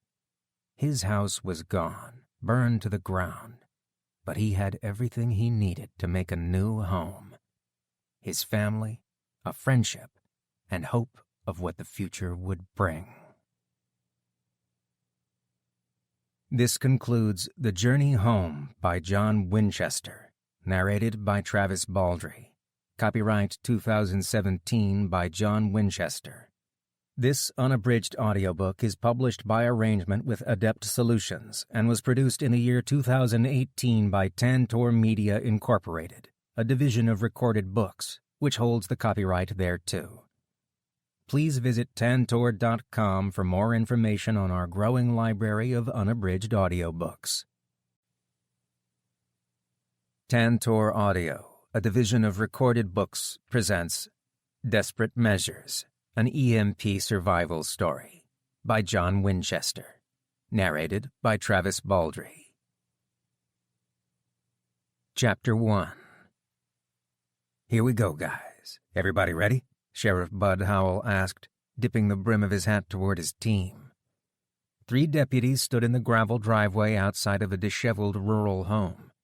Paint-chipped siding, unmowed grass that stood nearly a foot tall, and mountains of empty beer cans piled up next to the house spoke volumes about its inhabitants. This wasn't the home of a hard-working family who cared about appearances. It was a flophouse, nothing more than a place to hang out, get drunk, and get stoned. It was also, as his grapevine of informants told him, where cocaine could be bought if you had the right amount of money. The early morning light glinted off the deputies' badges, the bright gold standing out against the flat tan of their uniforms. He could read the anxious tension on their faces, but knew he could rely on them to keep their cool under pressure. This wasn't their first drug raid, nor would it be their last. Cocaine had become an epidemic in their county. Each one of his men had done this a dozen times before, bringing down countless coke dealers in the last 6 months. Chuck had been a part of the sheriff's team for as long as Howell could remember. Frank had signed on to the sheriff's department about 3 years ago. Both men had each joined the team with prior law enforcement experience, making this force one to be reckoned with. Buddy had come on board more recently. While he was fresh out of college and a bit wet behind the years, he brought with him energy and enthusiasm, as well as some new approaches that shone a fresh light on old procedures. He had already proven himself to be a valuable asset to the team. "Okay, Chuck, you take the back door. Buddy, you serve the warrant. Frank will take point once we are inside. Clear the living room, kitchen, and the bedrooms in that order. Watch the corners and doors. Don't wait more than 15 seconds after we announce the warrant or the drugs will be down the drain," he said. Sheriff Howell reached down to his service revolver and unsnapped the black leather safety clasp securing it in the holster. He took a deep breath and then blew out a steady stream of air, calming his mind. "Okay, here we go. 1, 2, 3. The deputies went into action, moving quickly and quietly up the rickety wooden steps of the porch one after the other, their movements synchronized like a finely tuned machine. Buddy reached out and covered the peephole on the front door with his finger, then looked in through the small stained glass window running the length of the door's frame. He shot a questioning look at the other deputy who was at the front window, peering inside. "I don't see anybody. You see anybody inside of the house, Frank?" Buddy asked, working his jaw muscles anxiously. At 22, he was the youngest member of the sheriff's team. He was smart and eager, but also more prone to excitement than the other deputies. His fingers played nervously over the long steel crowbar he held in his hand. "Nobody in the front room," Frank said. He drew his pistol from the holster and brought it up in a two-handed grip. He stood next to Buddy, his body tensed up and poised to move quickly into the home. "Sheriff's Department, we have a warrant. Open up!" Buddy yelled after pounding on the door with his fist.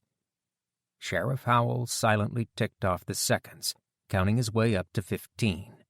Fair warning was a useless gesture in his opinion, but he observed the letter of the law.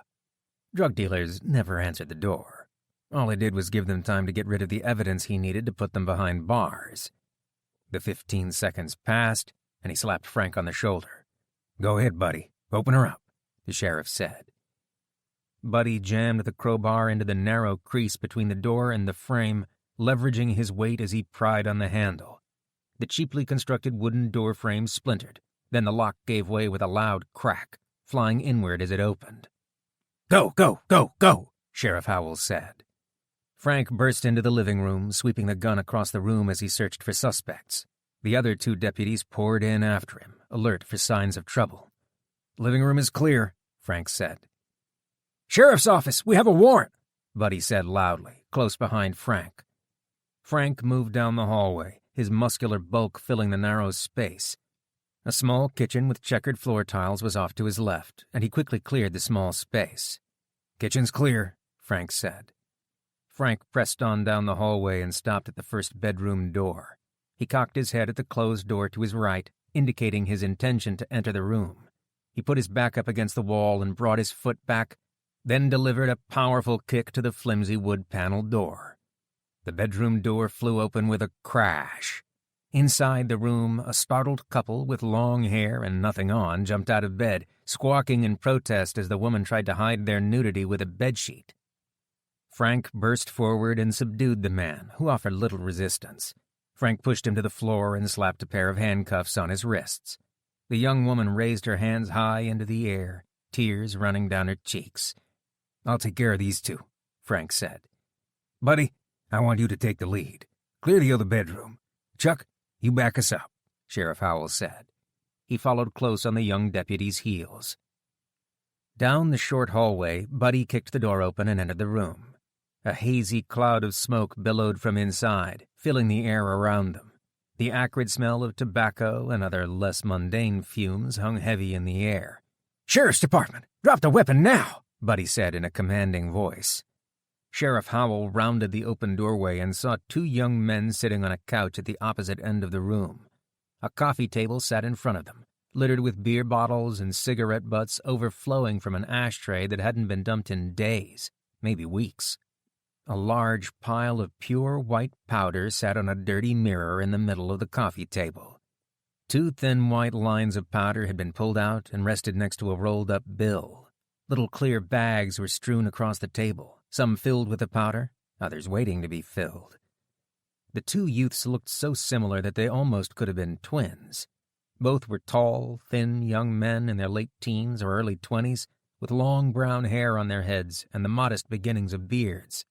Their black leather jackets had flames painted up the sleeves, with skull and motorcycle patches covering the rest. The stone-cold glare and scowl they both wore told him everything he needed to know about the pair. Coked out of their minds, these two weren't intimidated by their uniforms, their warrant, or by their guns. The young man on the left held a snub-nosed pistol pointed directly at Buddy's chest. His fingers squeezed, pulling the trigger back as if in slow motion. Sheriff Howell's stomach tightened as fear took hold of him. Time slowed to a standstill. His mind shouted at him to run in front of Buddy or push him out of the way, to do something to save him. But there was no time for any action other than to watch in horror. The coked-up young man fired the gun again. His eyes were merciless and unyielding as he pulled the gun's hammer back to take another shot. Years of training and instinct took over. Sheriff Howell aimed his sights on the young man with the gun and fired a rapid succession of 3 shots, ending the firefight. The gun fell from the wounded man's hand and he sank back into the couch, his ice-blue eyes registering first confusion and then surprise as he moved his hands up and felt at the holes in his chest. Blood flowed down his black t-shirt, staining his blue jeans as his life fluid pooled in his lap. Sheriff Howell lunged forward and kicked the gun away from the other young man, sending it to a far corner of the room. He grabbed his jacket and threw him to the ground. Sinking his knee into the man's back, the sheriff wrestled the dealer's arms around behind his back and cuffed him. On the couch next to him, the gunman stared off into the distance, his eyes vacant and empty, completely devoid of the hatred and defiance they held only seconds ago. With the gunman eliminated, Sheriff Howell spun around and went to his downed deputy, Buddy, who lay propped up against the wall. A trickle of blood flowed from the corner of his mouth, but he was otherwise motionless. Buddy almost appeared serene somehow, the tension gone from his youthful face. Sheriff Howell pulled the deputy up into his arms, cradling him close. He felt at the young man's neck and then put his hand on his chest, searching for a heartbeat. There was no sign of a pulse. Sheriff Howell couldn't breathe. It was as if he'd been punched in the gut. Tears fell unrestrained from his eyes. "Chuck, this whole time standing just behind the sheriff but out of the doorway, gasped as he leaned in and took in the situation. Frank quickly burst into the room with his gun drawn after having heard the shots. Both men's eyes grew wide as they looked down on their peer held cradled in the sheriff's arms. Howell muttered incoherently. His words wouldn't come out right. All he made was a gasping noise. He couldn't release the scream of anguish and disbelief inside of him. "Get on the radio and get an ambulance here right now. Tell them we've got an officer down. Sheriff Howell's son has been shot," Frank said. Howell closed his eyes and held them tightly shut, trying to block out the sight. With his eyes closed, he still felt his son's dead weight in his arms, the terrible pull of the young man rooting him firmly in reality. He curled into a ball, clutching Buddy to his chest. Frank's words echoed in his mind, over and over again. "Sheriff Howell's son has been shot. Son. Shot. Shot." In the darkness that consumed his mind, he hung suspended just outside of awareness. Somewhere in the corner of his mind, he knew this wasn't happening. A voice spoke louder, drowning out the memory. This wasn't real. This had already happened. This had happened long ago. Bud Howell sat bolt upright in his bed. His heart pounded in his chest and his hands shook as he frantically tried to catch his breath. Sweat poured from his feverish body, soaking the sheets. He rubbed at his eyes, trying to clear his vision and read the arms of the wind-up alarm clock on his nightstand.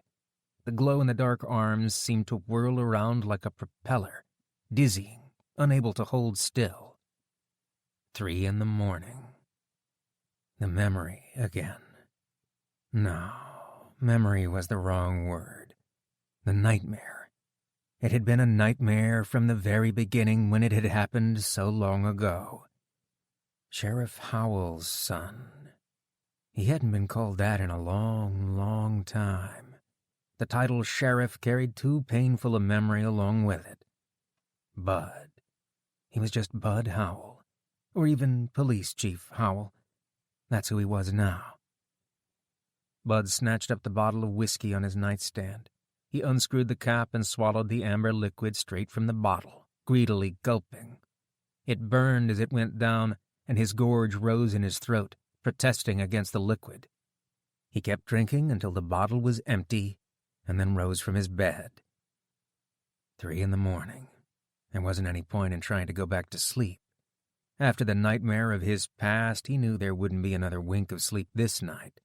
Better to get up and get moving. Put some distance between himself and the nightmarish memory. Bud took a towel from the linen closet and opened the screen door, letting it slam shut behind him. In the side yard, he hung a bucket beneath the well spigot and pumped the iron handle several times until water spilled out into the bucket. The water was ice cold and cleared his mind, dispersing his dark dreams. He needed a clear head today. At least as clear as he could get it after a sleepless night and a breakfast of whiskey. He was to meet up with the newcomer in town. The East Coast feller and his boy had invited him along on a supply run later this morning. Everything had to go smoothly. There wasn't any room for foul-ups now. Every action he took had consequences for the community. They were on their own and had to look out for themselves. They had little hope and even less food. Something had to give. Chapter 2. A winter wind howled through the gaps in the windowsills, making the farmhouse's old glass-paned windows rattle with each and every gust. It was bitterly cold outside, and only slightly less so indoors. The doors and windows needed to be resealed and insulated, tasks for which he simply didn't have the time. The rusty tin roof was waterproof, if unsightly, and at least kept the rain off their heads. Still, he ached for the long-gone comfort of a climate-controlled home where he only had to turn up a thermostat to stay warm. Jack shivered involuntarily, despite being only a foot away from the steady, glowing heat radiating from the cast-iron wood stove in the kitchen. He stretched his hands out as close as he dared to the metal, warming his numbed hands and fingers. Through the open door to the living room, a deep cough echoed, the sound carrying clearly into the kitchen. The cough became more and more intense, and he grimaced with worry and sympathy. The fit seemed like it would never end, until finally it ceased in a sudden silence. He sat perched on the edge of his seat in a nervous tension, waiting to hear the sound of breathing resume. After a tense moment, the labored breathing settled back into a regular, if raspy, pattern. "How is he?" Jack asked, peering around the corner into the living room. Danny sat propped up in a bed with his back leaning against the wall. The bed sat in the living room, just on the other side of the wall from the wood-burning stove in the kitchen. It was the warmest room in the house aside from the kitchen itself. Danny's face was pale and gaunt, his ribs bowed inward, and the cords stood out on his thin neck as he struggled to breathe. Amy sighed. He's exhausted. He can't sleep for more than a few minutes at a time because of the cough. He was awake for 15 minutes earlier this morning, and I got him to drink some broth. That's all the food we have until Kenny gets back." "How is the fever?" "It hasn't come back. The antibiotics really helped bring down the fever. He just can't seem to kick this chest cold. What he really needs is... Jack, I don't know what to do. I'm so scared," Amy said. "I know." Jack knew what she was going to say. Danny needed food. When they arrived at the homestead last year, fall was over and it was turning to winter. There was very little food left to forage. The orchard had long since dropped all of its fruit, and what was left on the ground, deer and wild turkey stripped clean. Game had been plentiful at first, but 3 adults and 2 teenage boys burned a lot of calories. Within 3 months, they had completely hunted out the homestead and were forced to go further and further afield to bring home fresh meat. It didn't take long for acorns to become their staple food. It still provided the bulk of their sustenance even now, months later. They missed the majority of the mass drop in the fall when the deer and other wildlife fattened themselves for the winter, but there had still been enough on the ground to keep them going. Processing them proved a simple enough matter. The bitter tannins were leached out in a fast-flowing stream. The nut meat was then crushed, dried, and then pounded into flour. Acorn flour had fats, proteins, and carbohydrates. Amy's acorn bread was enough to keep them going, if not well-nourished. Everyone except for Danny, that is.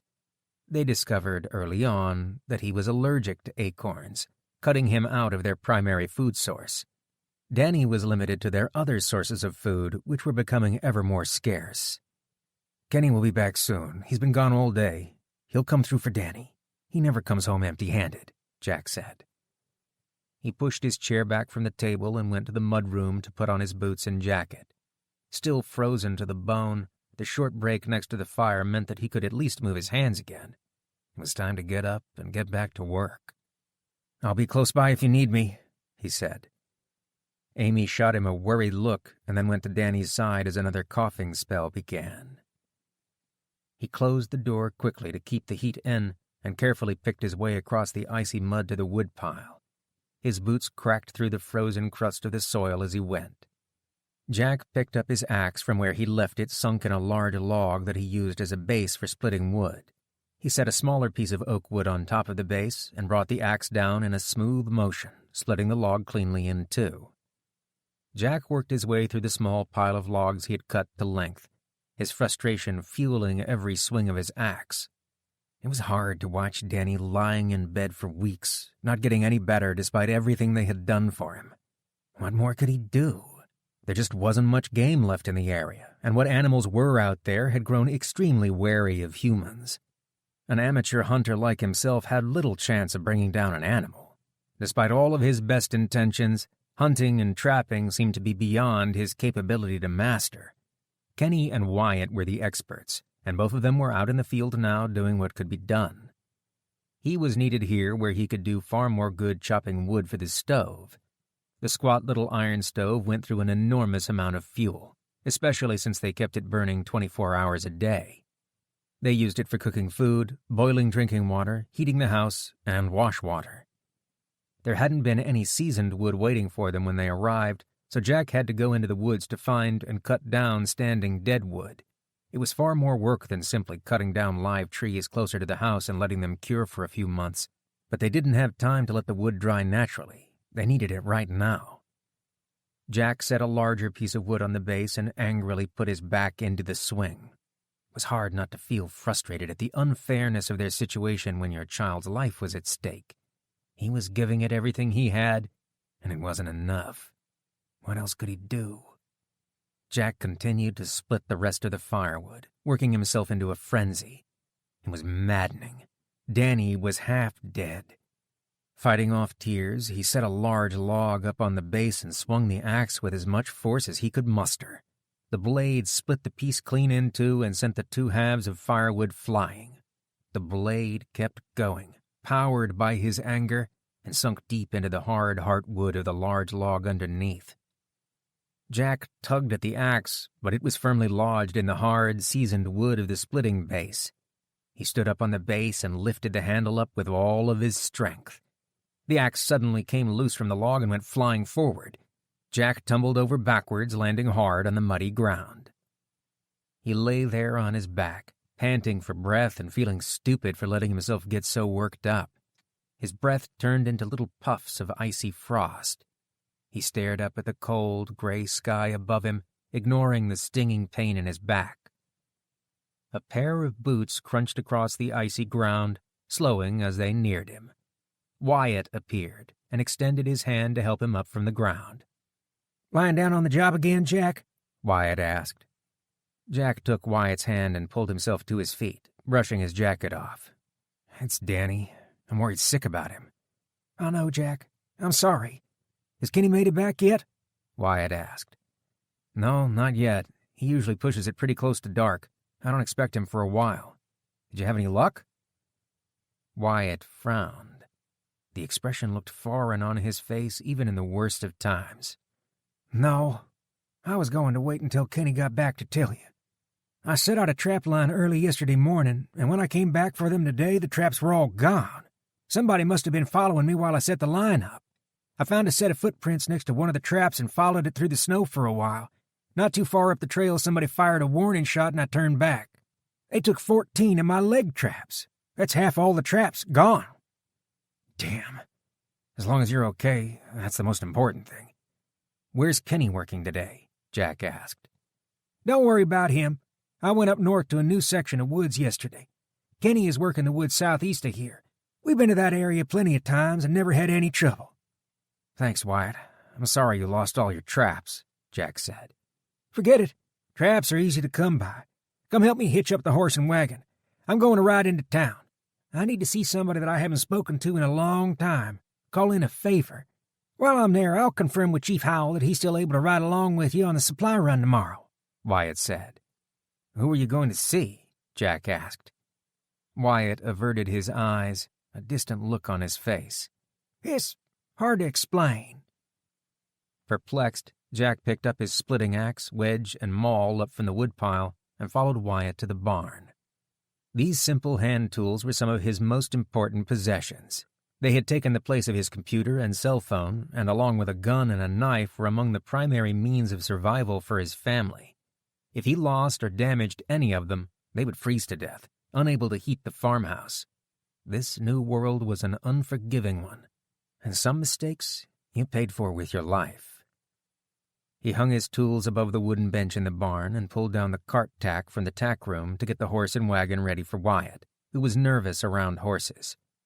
Jack opened the stall and led their horse, Britches, out into the barn's bay to get her ready to pull the cart. Shortly after they arrived at the homestead, Jack and Wyatt had realized that they needed something to help them carry large loads of supplies and goods to and from the nearby town. Hauling things around on a makeshift bicycle trailer just wasn't going to cut it once the snow came. Jack trekked to a nearby farm with Wyatt, hoping to make a deal for one of their horses. In luck, the farmer and his wife were alone and getting along in years, so a trade for a horse was made in exchange for several large bags of acorn flour and Kenny's help with chopping enough wood to prepare them for the cold winter to come. Britches was a beautiful animal, with a black mane and a shiny brown coat. Her attitude left more to be desired, though, and she picked up on Wyatt's unease around her. She was a schoolyard bully who would nip at Wyatt and push him against the side of the stall if the opportunity presented itself. Jack wasn't raised around horses, but after a couple of days of lessons at the farm, he understood their behavior well enough. They were herd animals, and the first thing they did was to fit into their hierarchy. Before taking Britches home from the farm, she had nipped at him to see how he would react. Jack followed the advice of the rancher and spent 3 hours with her in a round pen. He walked her around by the reins, lifted her feet, and made her perform various tasks, gently but firmly showing her who the boss was. With no tractor or trucks around, she was a vital part of the family workforce. Britches hauled logs out of the woods and pulled the small wagon into town, allowing Wyatt to trade for supplies. She ate well, considering how bad the food situation was for the family. Hay was plentiful, and she didn't require much supplemental food, just a bit of barley to give her diet some variety. After tacking Britches, Jack led her outside and hitched her up to the wagon. He scratched her withers and praised her for being compliant during the process. You couldn't just turn the key and go. Horses were a lot of work. "I'll be back as soon as I can." Wyatt tugged the reins, and the wagon slowly waddled down the gravel road. Jack watched the cart amble away until it was far down the gravel road and out of sight. He headed back toward the house to get a loaf of acorn bread before he went to the upper fields to do some work, but stopped when he noticed a figure off in the distance. At the far edge of the field, Kenny emerged from the woods, his long strides recognizable even from this distance. He stopped every few feet, rebalancing a sack he carried over his shoulder, which was obviously a heavy load. Jack let out a deep sigh of relief. Kenny had never failed to come through with food for his younger brother. A full sack of wild game meant that Danny had a few more days to keep fighting. He closed his eyes and whispered a silent prayer. He was thankful for the food and for another day that saw his family alive and still together. When he finished his thanks and opened his eyes, Kenny was nearly at the house. Concern for Kenny immediately filled him once the dark circles under his eyes came into view. Exhaustion was plainly written on his face. He had probably worked through the night again, setting snares and resetting traps. Processing the animals into meat and hide was hard work, especially in the bitter cold. "Kenny, thank God. I'm glad you're home. Wyatt just left. He said someone stole his traps and took a shot at him. I was worried about you, son." Kenny gave a tired smile. "I'm all right, Dad. Hey, look, I found another bear skeleton. 4 more teeth." "Is that right?" "Very neat," Jack said. Kenny had collected several large incisors from black bear skeletons he ran across during his trapping expeditions. He had amassed quite a collection of them, some of which were strung on a necklace he wore underneath his shirt. Jack took the heavy sack of meat and hide from his son, shouldering the load. "Come on, let's get you inside and get warmed up." Kenny tripped while heading up the steps, but quickly got back on his feet, trying to act as if nothing had happened. He grabbed at the doorknob, but fumbled. His hands were no longer nimble enough to grasp the knob and open the door. Jack grabbed Kenny's hand and felt his ice-cold fingers. His hands were pale and trembled wildly, his fingertips bright red. "Kenny, you're freezing to death. Pale reddened skin and ice-cold hands are the beginning of frostbite," Jack said. "I'm fine, just cold," he countered stubbornly. "Let's get you inside, son," Jack said. Kenny would let himself freeze to death before he came home empty-handed. Jack was going to lose both of his sons this winter if he let Kenny's brazenness continue. He couldn't let Kenny keep pushing himself this far, going on these long trapping runs in the bitter cold. Yet someone had to find food for Danny, or he wouldn't have enough energy to fight off his sickness. Something had to give. Everything was pinned on the supply run tomorrow with Chief Howell. Jack had to find more food to spare his sons. Chapter 3. Chief Bud Howell leaned back in his office chair with his feet propped up on his desk. He wore a heavy wool overcoat thrown over his body in a futile attempt to keep warm. The potbelly stove in the middle of the police station produced more smoke than heat, or at least it seemed so. Maybe he was just getting sensitive to the cold weather in his old age. He couldn't remember a winter this cold, ever. There was only one thing that would warm him up on a morning like this. He needed a drink. He opened his desk drawer and took a long swig from a pint of whiskey hidden behind some hanging file folders, and then slid the drawer closed again, just in time for his office door to swing open. "Chief, you better come outside and see this," Chuck said. Chuck was a good man who had been working for him for ages, but he wasn't much use as a law enforcement officer these days. At best, he could be counted on to relay simple information, which is why Bud had him permanently parked at a desk in the station answering phones before the EMP. Lately, though, even relaying basic facts seemed beyond his capability. From his elaborate description, this could be just about anything from an alien invasion to the second coming of Christ. He'd have to get up and find out for himself. Chief Howell had already been listening to the commotion outside. More accurately, he'd been trying to ignore it for the last 5 minutes, without much success. Whoever and whatever it was they were yelling about, their angry shouts carried right through the plate glass windows of the police station. He was willing to bet dollars to donuts that he knew the identity of one of the parties. Hell, a disturbance in front of the police station was nearly a daily occurrence around here. He shrugged off the overcoat and followed his deputy outside, shivering in spite of himself as an icy wind blew his unbuttoned jacket open. Just a couple of feet outside of the office, he desperately regretted leaving the overcoat behind as the cold air sucked every trace of warmth from him. 3 long-haired and heavily tattooed bikers stood in front of the motorcycle club across the street, smoking cigarettes and drinking whiskey. The local biker gang, the Joker's Hangman, had established its headquarters directly across the street from the police station. It was a pointed gesture from the MC's longtime president, Roy, a reminder that he wasn't going away anytime soon. Just another attempt by Roy to get under his skin. The sweet smell of tobacco carried a long way on the frigid wind. A lot of people in this town would give damn near anything for one of those cigarettes, and the gang knew it. They flaunted their ill-gotten wealth in front of the town, letting the smell float on the breeze for others to yearn after. There were plenty of people in town who would trade their last bit of food to feed their nicotine addiction, and trade they did. He knew where the biker gang got the cache of tobacco and whiskey they were sitting on. Soon after the EMP, an alcohol distributor's warehouse had been picked clean.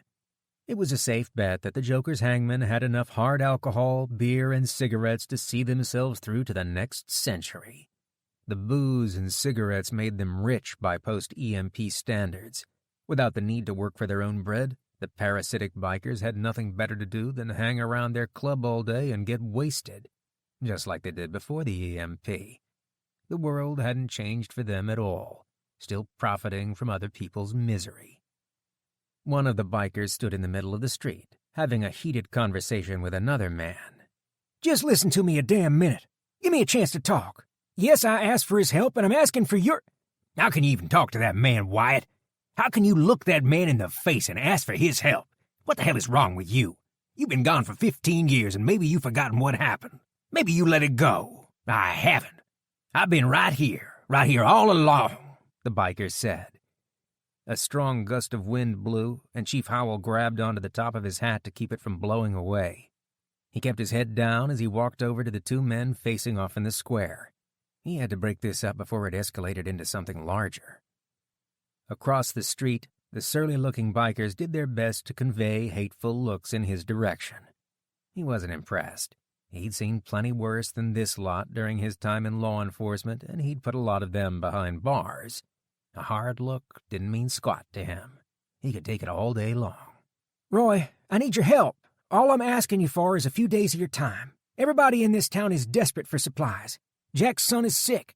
You and the club are in a position to help. You got running motorcycles and your men are healthy.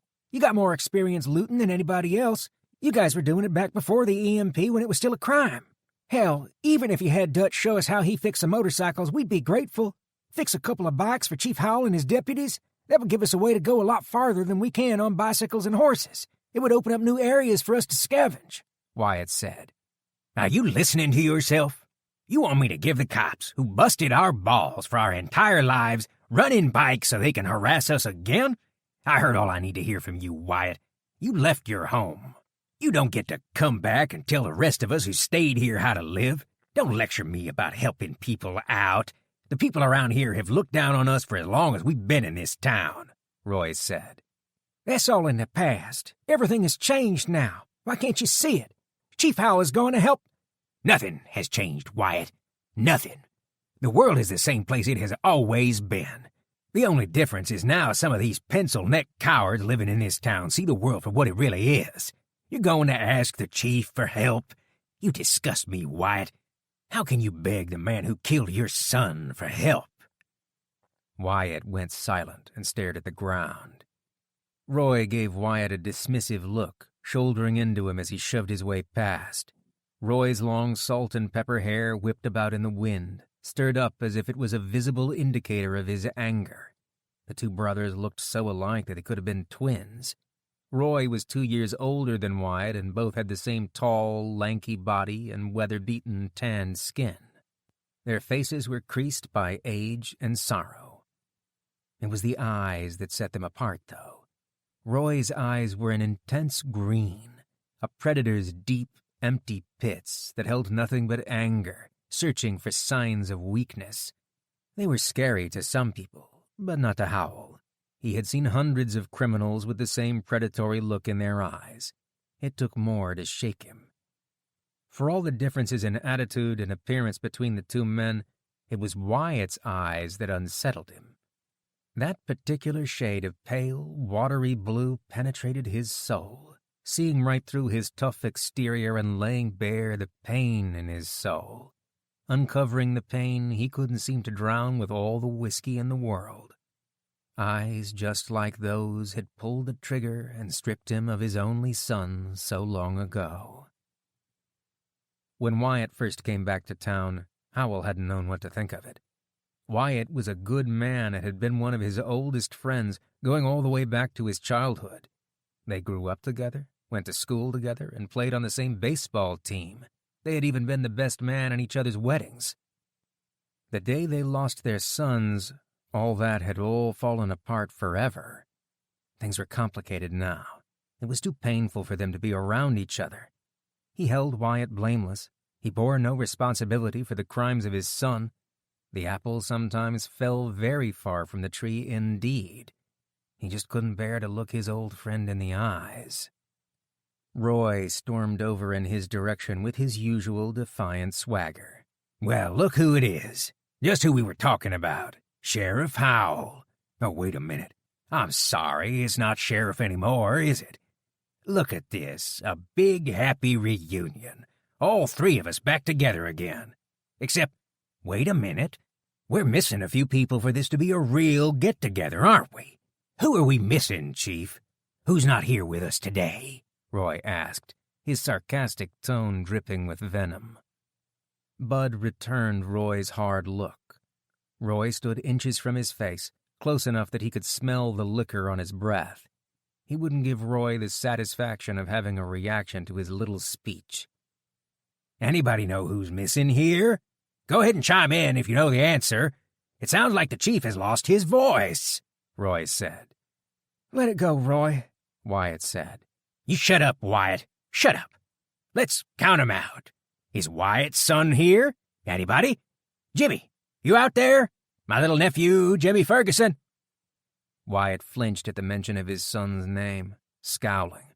"I don't hear anything. Nope, not here then. How about my son? Seth Ferguson, has anybody seen my son? Nope, he's gone too," Roy yelled. Roy stared long and hard at Wyatt, and then turned his glare in his direction. Roy spit on the ground at Bud's feet and then walked inside the motorcycle club across the street. It was true that he had killed Wyatt's son, Jimmy, but he had done it in the line of duty and in defense of his own son. Jimmy had been coked out of his mind and shot Bud Jr. during the drug raid. It was a terrible tragedy for which he would bear the weight for the rest of his life. 2 fathers and 2 dead sons. He and Wyatt shared a terrible bond that none of these other people here could imagine. Roy was the lucky one. He should have been thankful that his son was merely sent upstate to the penitentiary. Seth's sentence was complete now, but he had been in the state penitentiary when the EMP hit, due for release a few days after the event. Still, a missing son was better than a dead one. Wyatt exhaled a long, slow sigh. Bud, are you still able to go along with Jack on a supply run tomorrow? His son Danny isn't getting any better. He needs some real food. Jack is doing all he can, but he's at the end of his rope. He wants to head out to a section of the railroad tracks beyond the pass that we haven't scouted out yet, out by the Green Branch River. It's a long haul, Wyatt said. Let Jack know I'll be at the farm first thing in the morning. I've been meaning to get out that way anyway and see some of the folks that live there. We could use some supplies in town, too. Folks are just about down to their last. If we don't have an early spring, we're going to have an awful lot of graves to dig. The town's small population and size had proved to be a double-edged sword. Just after the EMP, there had been a steady stream of refugees coming out of the cities and into the larger rural towns. Aside from Wyatt's friend, Jack, not a single city person ended up in this backwater town. There was nothing to attract them here. It was too hilly for large-scale commercial farms, so there wasn't a surplus of food still on the stalk last fall. While the town had avoided the hordes of city people searching for food, they also missed out on the manpower boom of the larger communities. More hands meant they were able to spread out farther and faster in their search for the ever-dwindling supplies, stripping bare the bones of pre-EMP civilization. The door of the motorcycle club burst open as Roy emerged with a whiskey bottle in his hand, making his way across the street toward the two men. If only he had 10 young and capable police officers instead of this gang of drunken bikers, things would be a lot different. Say, Wyatt, I meant to tell you. I'm not sure I ever mentioned it. You know where my boy was when his mama died? Roy asked, taking a swig from the bottle of whiskey. Wyatt just gave him a sad look and remained silent. He was in the infirmary having a shank pulled out of his guts in Mount Olive Maximum Security Prison. I just thought you'd want to know. Do you know what happened to him after he got out of Mount Olive? 'Cause I never saw him again, Wyatt. I haven't seen my son. He never came home to me. Nobody knows where he is, Roy said. I just came down here to ask for help for my friend's son. The boy is starving to death. Jack's going to lose him if he doesn't find more food. I didn't mean to open old wounds or... Don't talk to me about losing a son, Wyatt. Don't you dare talk to me about losing a son, Roy said. He pushed Wyatt's chest roughly, sending him back on his heels. Wyatt snapped back, his voice raw and ragged. At least your son's still alive out there somewhere, Roy. Mine's dead. He ain't never coming back. All because of that dope you and your son were pushing, he yelled. Wyatt surged forward. He swung his right fist and it smashed into Roy's jaw, sending him sprawling to the ground. Roy sprung back to his feet, swinging wildly at Wyatt, but was held back as two of the bikers from the motorcycle club restrained him. He struggled to get free of them and screamed with rage as they pulled him back inside the club. Easy, Prez. This is exactly what the chief wants you to do. Don't let him throw you in the clink, a biker said. Wyatt started after Roy, and Howell grabbed him by the arm, holding him back. Easy, Wyatt. Cool off. Tell Jack I'll be there bright and early. We'll help him find some food for his boy. Chapter 4. Jack released the tow line attached to the chief's horse as they approached the mountain's summit. For the last couple of hours, the horse had steadily towed them up the incline on their mountain bikes, their feet dragging along the ground to keep their balance. They were a long way from town, and the setup had saved Kenny and him from making an exhausting climb up the steep mountain slope. The summit provided a view unlike any other. The height supplied a good vantage point from which he could see the several mountain ridges in the distance, which had hazy clouds that clung to their wooded slopes. On one of the slopes, far away next to the horizon, he noticed a wispy strand of smoke rising to join the clouds, likely from a remote, off-the-grid cabin.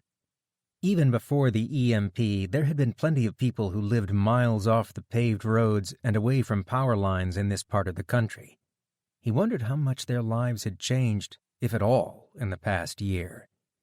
Jack recalled an old-timer that had come down from the mountains looking for a tow truck just after they arrived in Wheeler. He complained that his phone stopped working and that his truck had broken down. He was running low on coffee and sugar and had to walk to town to make his yearly supply run. The old-timer had been unsurprised to hear about the EMP. It amazed him that people still lived a life so disconnected from the rest of the world, yet it was a beautiful landscape in which to do it. He wished he could have visited here before the EMP. There was a lot of scenery to take in that he didn't have time to enjoy. Jack, I have to hand it to you. Nobody else thought to come out on this section of the railroad track. What made you think of it? Chief Howell asked. It's a long shot, but I thought we should check it out. I don't know much about trains and what they carry, but all of the stores have been looted out months ago, Jack said. It's definitely worth looking into. Trains around here carry just about everything. West Virginia ships out a lot of raw material. Timber on flat cars, and hopper cars carry coal, ores, and wood chips from lumber mills. It's mostly raw commercial materials, but finished goods and food are shipped on the railroads too. They'll be inside of shipping containers or box cars. The ones that interest us are the intermodal cars and box cars. Intermodal cars are just containers stacked right on top of flat rail cars. It's the same type of container tractor trailers move on the highway. Well, kind they used to move anyway. They rode for another hour, slowly descending the mountain. Chief Howell's horse tentatively stepped through the loose shale and rocks along the side of the railroad. Her flattened ears showed her displeasure at moving down the slope through the treacherous terrain. Jack and Kenny were forced to move slowly as well. The railroad tracks hugged the cliff tightly through this section of the track, and they rode their mountain bikes between the tracks on the railroad ties themselves. It made for a teeth-chattering, bumpy ride, but it was still faster and less dangerous than walking down the tracks. The last thing he needed was for Kenny or him to step in a hole in between the rail ties and sprain an ankle. As they descended, the scenery changed along with the elevation. The ground became less rocky, and mountain grasses covered sunlit glades among the tall white oaks and poplar trees. The riding grew easier for the horse and the mountain bikes, and they were able to make good time as they traveled into the center of the valley. "Chief, look up ahead," Jack said.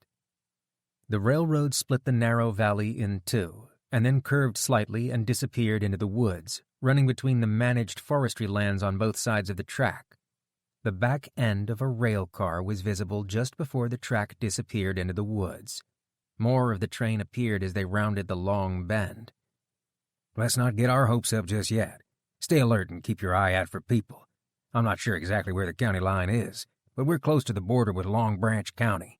Other people might have their sights set on this section of track. We've already had problems with other towns becoming territorial, and understandably so. If we had a resource this big, you better believe I would have somebody keeping an eye on it," Chief Howell said. The train lay half a mile down the track, and more cars appeared from around the bend as they grew closer. The cars in the rear were midnight black and had the name of the rail company stenciled in bright yellow on the sides. These hopper cars were filled to the brim with black coal, the dull black rock mounded up and visible from the ground. Other cars were nondescript gray rectangles painted with indecipherable markings on the sides. "Here we go.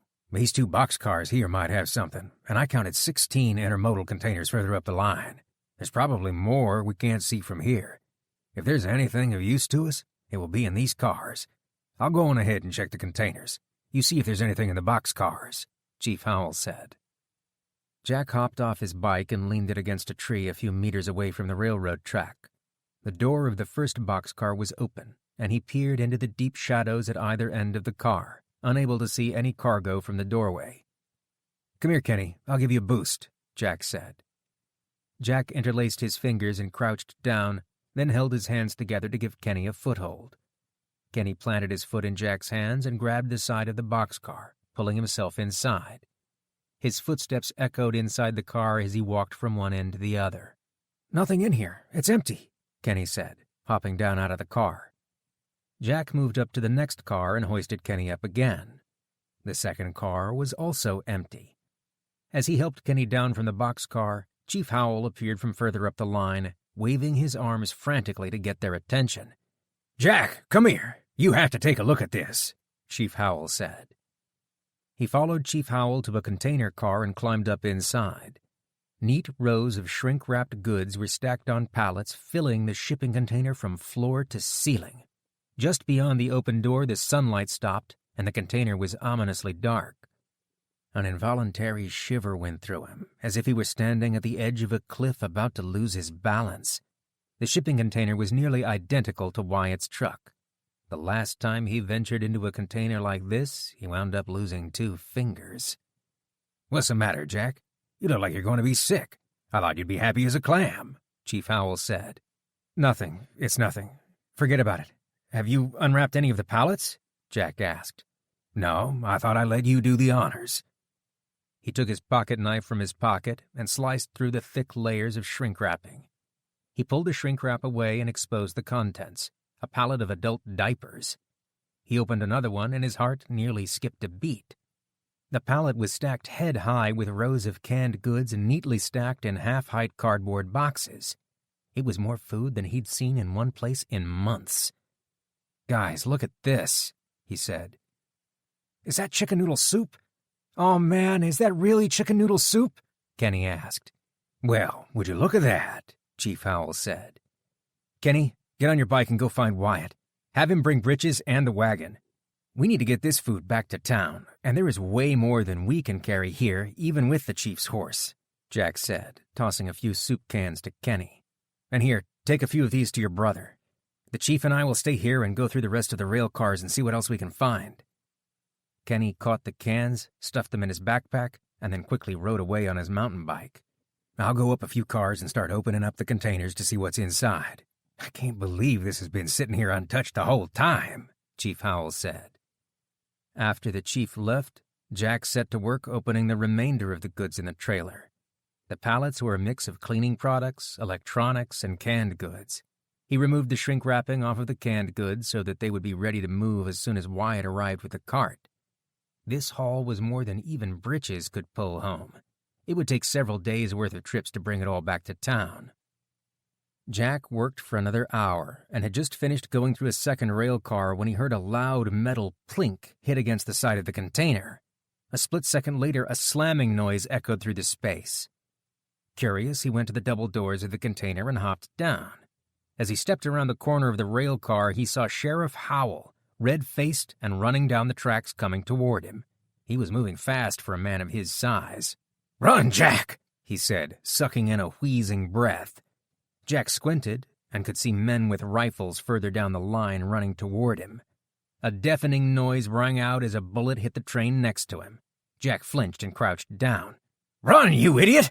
Chief Howell yelled as he mounted his skittish horse. Jack drew his pistol, ready to return fire if he was cornered by one of the men. He picked up his bike and ran to catch up with the chief, but then stopped in his tracks. All of that food. He couldn't just give up all of the food they'd just found. Danny needed that food badly. The couple of cans Kenny took back with him weren't enough. The men were still far down the railroad tracks, but were approaching fast. He had just enough time to hop into the car and fill up his backpack. Without hesitation, he pulled himself into the train car. He found the pallet of chicken soup and ripped the cinch of his backpack open.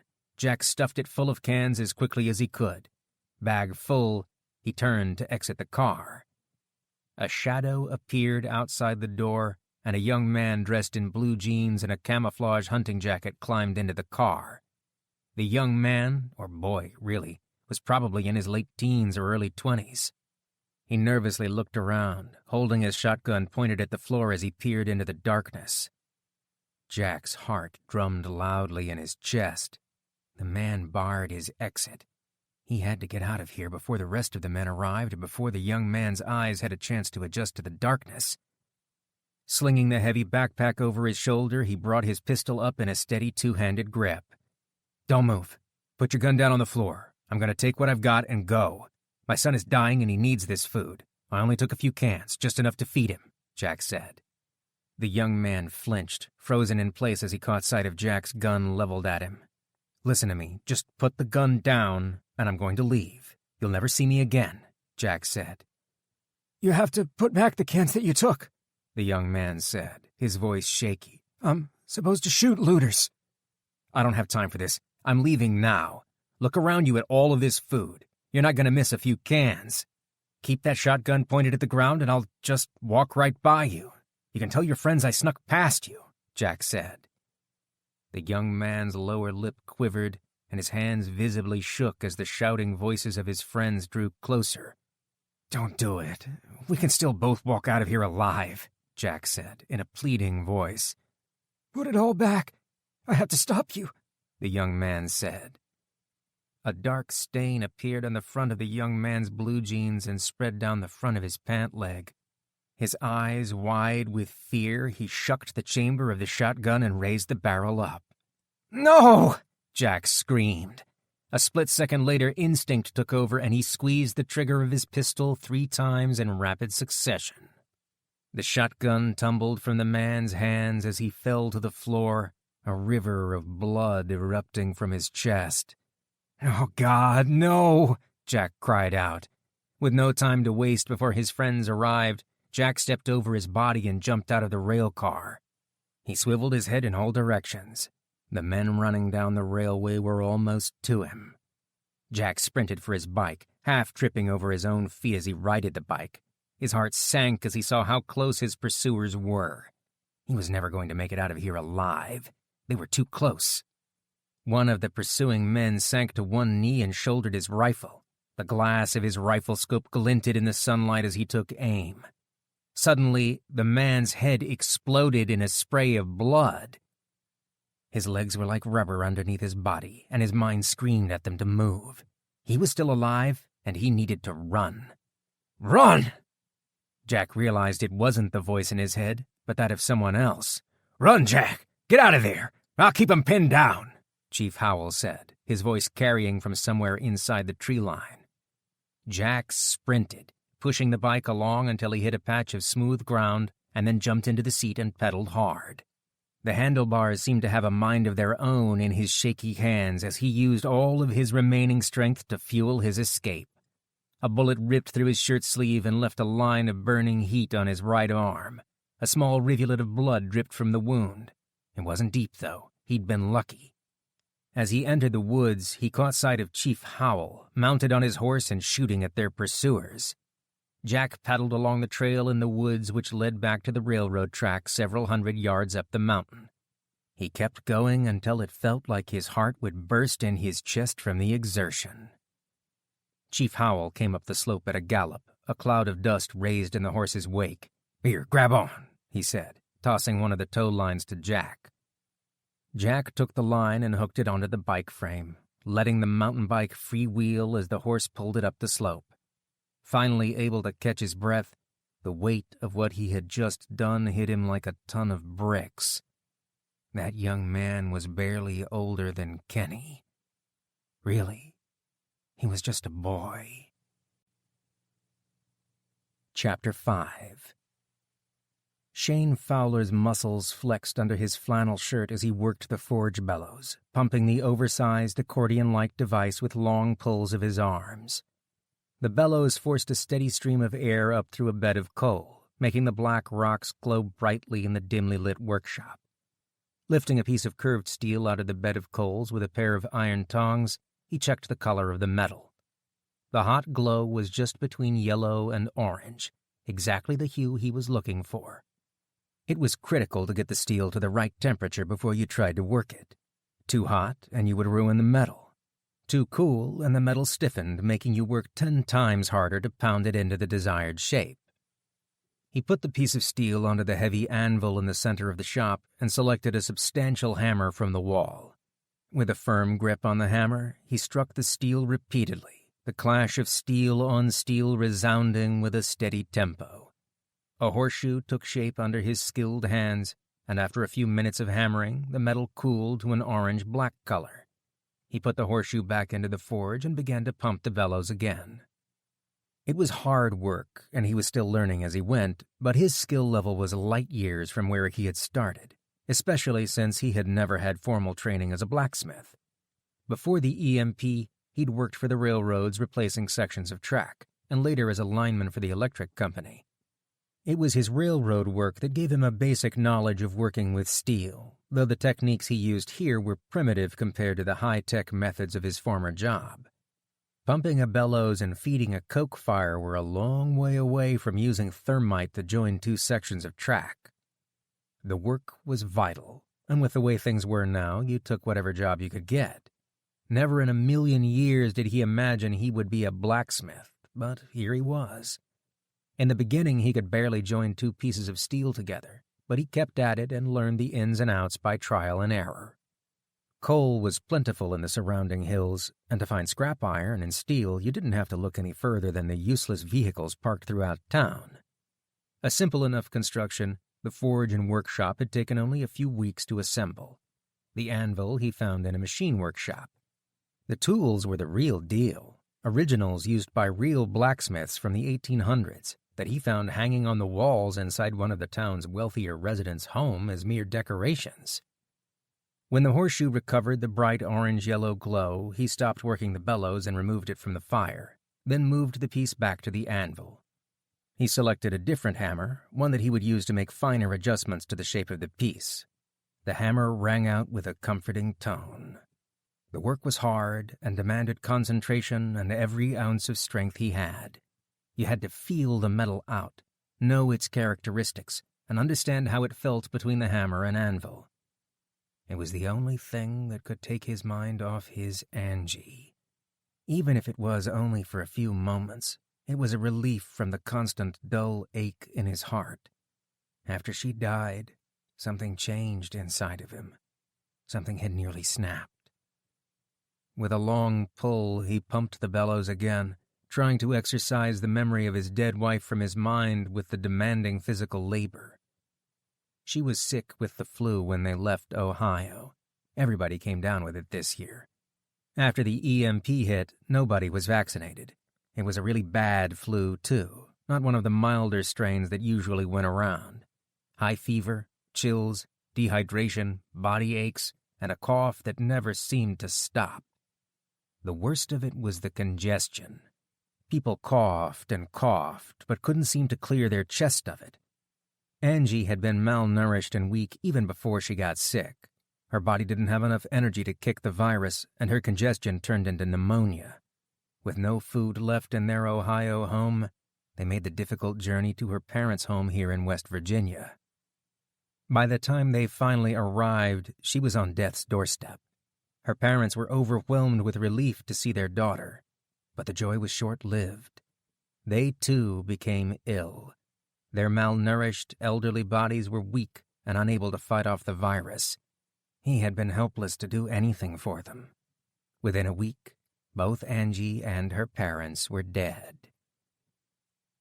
Shane quenched the completed horseshoe in a bucket of water and set it aside with the one he made earlier in the day. Rummaging through his scrap pile, he looked for a long piece of scrap that was the right thickness to make another shoe. As he moved the metal around, a piece of iron slammed down on his knuckle, smashing his finger and drawing blood. "Damn it!" he yelled, flinging the piece of metal across the small shop.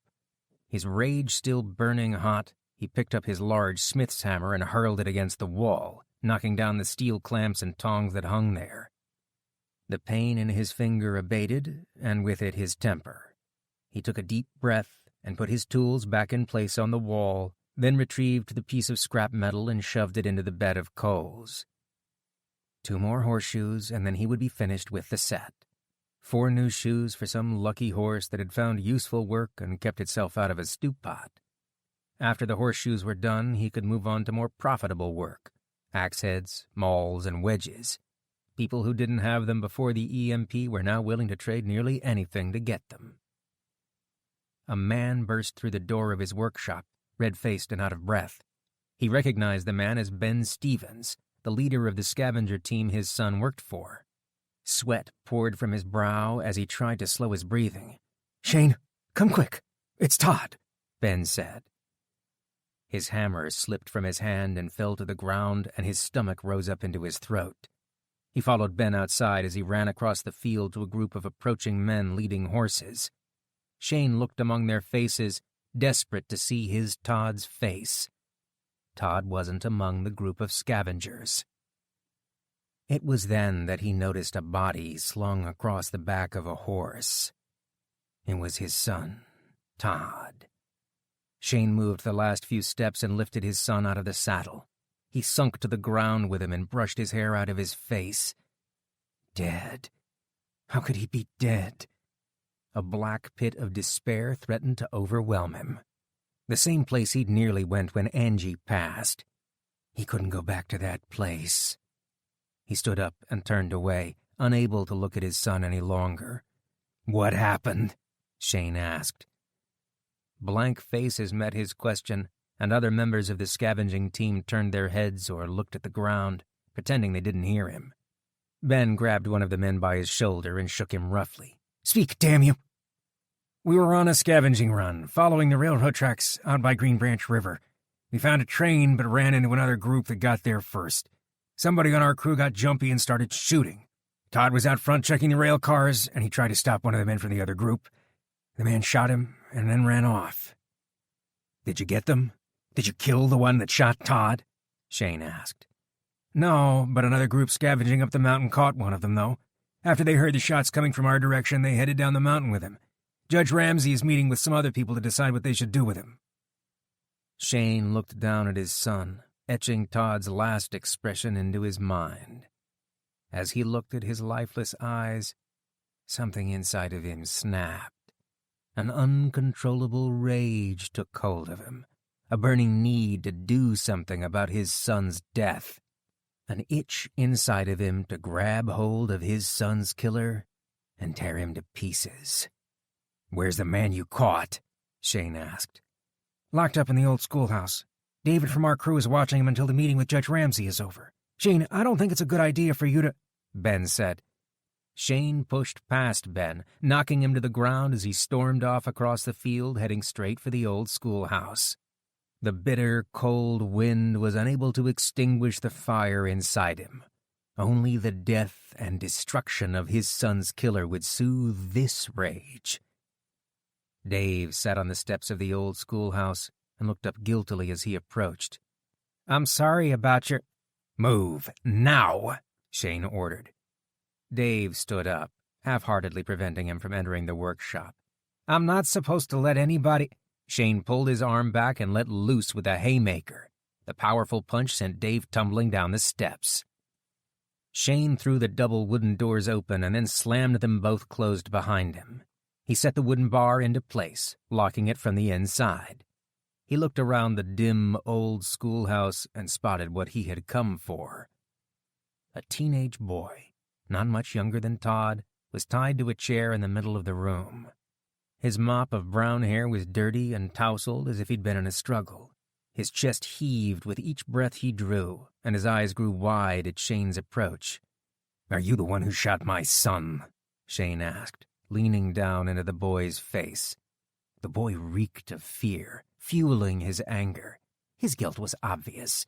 What did he have to hide? "I already told the other guy. I didn't shoot anybody. I don't know anything about a shooting. I was—" Shane raised his hand, poised to strike the boy across the face for his lies. "Don't lie to me, boy. Who shot my son? Where did you come from? Who was with you?" The teenager sat there with his mouth hanging open. He seemed about to say something and then sealed his lips. "I'll tell you who I am and nothing else. My name is Kenny. I've already told the other man everything I have to say. Talk to him." Shane grabbed the ropes securing Kenny to the chair and lifted both him and the chair high into the air, bringing him up to eye level. "You're going to tell me where you came from and who shot my son. You're going to tell me right now, or I'll kill you," Shane said. Someone outside attempted to break down the doors and force their way in. They bowed inwards, creaking loudly in protest. The bar across the doors jostled slightly, but stayed in place. "Open the door right now, Shane! This isn't the way to do this!" a voice said through the door. Shane glared at Kenny and dropped him to the floor. The chair legs gave way as it impacted the floor, sending them flying across the room and Kenny into a heap on the floor. Shane crossed the room and picked up one of the broken chair legs. Whoever this boy was protecting, he'd beat it out of him. "I don't know what happened to your son, but my dad is going to come get me. If you hurt me, he'll kill you. He's killed people before," Kenny said. "Your father's a killer, huh? Did he do it? Is he the one that killed my son?" Shane asked. The doors burst inward suddenly, and 3 men poured into the room. David and Ben from the scavenging crew, along with Judge Ramsey. "What's going on here? Put that stick down," Judge Ramsey said, a scowl on her face. "Who the hell are you to tell me what to do? That boy is one of the people that killed my son. I'm going to find out who did it and—" "Take the boy to the courtroom. I am ready to hear him," Judge Ramsey said. David and Ben untied the ropes securing the young man to what was left of the chair and led him away. Judge Ramsey turned to Shane, her face softening. "Shane, I'm sorry about your son. It is a terrible tragedy. I understand how you're feeling right now. None of this should be happening. Things weren't supposed to turn out this way. Todd should be in school right now playing—" "Are you done? Are you crazy, telling me what my dead son should be doing?" he asked. "Shane, I'm sorry. That's all I can say. I know it doesn't make any difference to you, but beating that boy wouldn't change a thing. Besides, I already know who he is and who the other members of his party were. Ben just described the group to me, and I think I know who it was that he saw. Chief Howell, the police chief over in Wheeler, is one of them. His description and gait are rather hard to mistake. The other man was Jack Miller, the father of the boy that was captured. He's staying on the Ferguson farm with his family. As soon as Ben mentioned that one of them was missing 2 fingers on his left hand, I realized who it was. I met the man a couple of months ago in Wheeler while I was in town trading for some— Well, never mind that," Judge Ramsey said. "Where's the Ferguson farm? I'm going to need men to go get him," Shane said. "Shane, I'm going to ask you to stay calm and let us handle this. Jack Miller and his family are good people." "Good people? Good people? You're telling me good people killed my son?" Shane yelled, unable to contain his rage. He considered pushing past her and taking the captured boy, but knew it would only hold him back from what he had to do.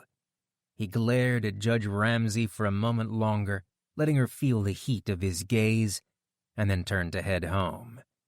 He needed guns, ammo, and supplies before he set out. As he marched off, Ben and David ran up alongside of him. "Shane, wait for us. We've got your back. We're coming with you. A lot of us feel the same way," Ben said. "Get the men together. Take only what you need. Guns, ammo, food, and horses.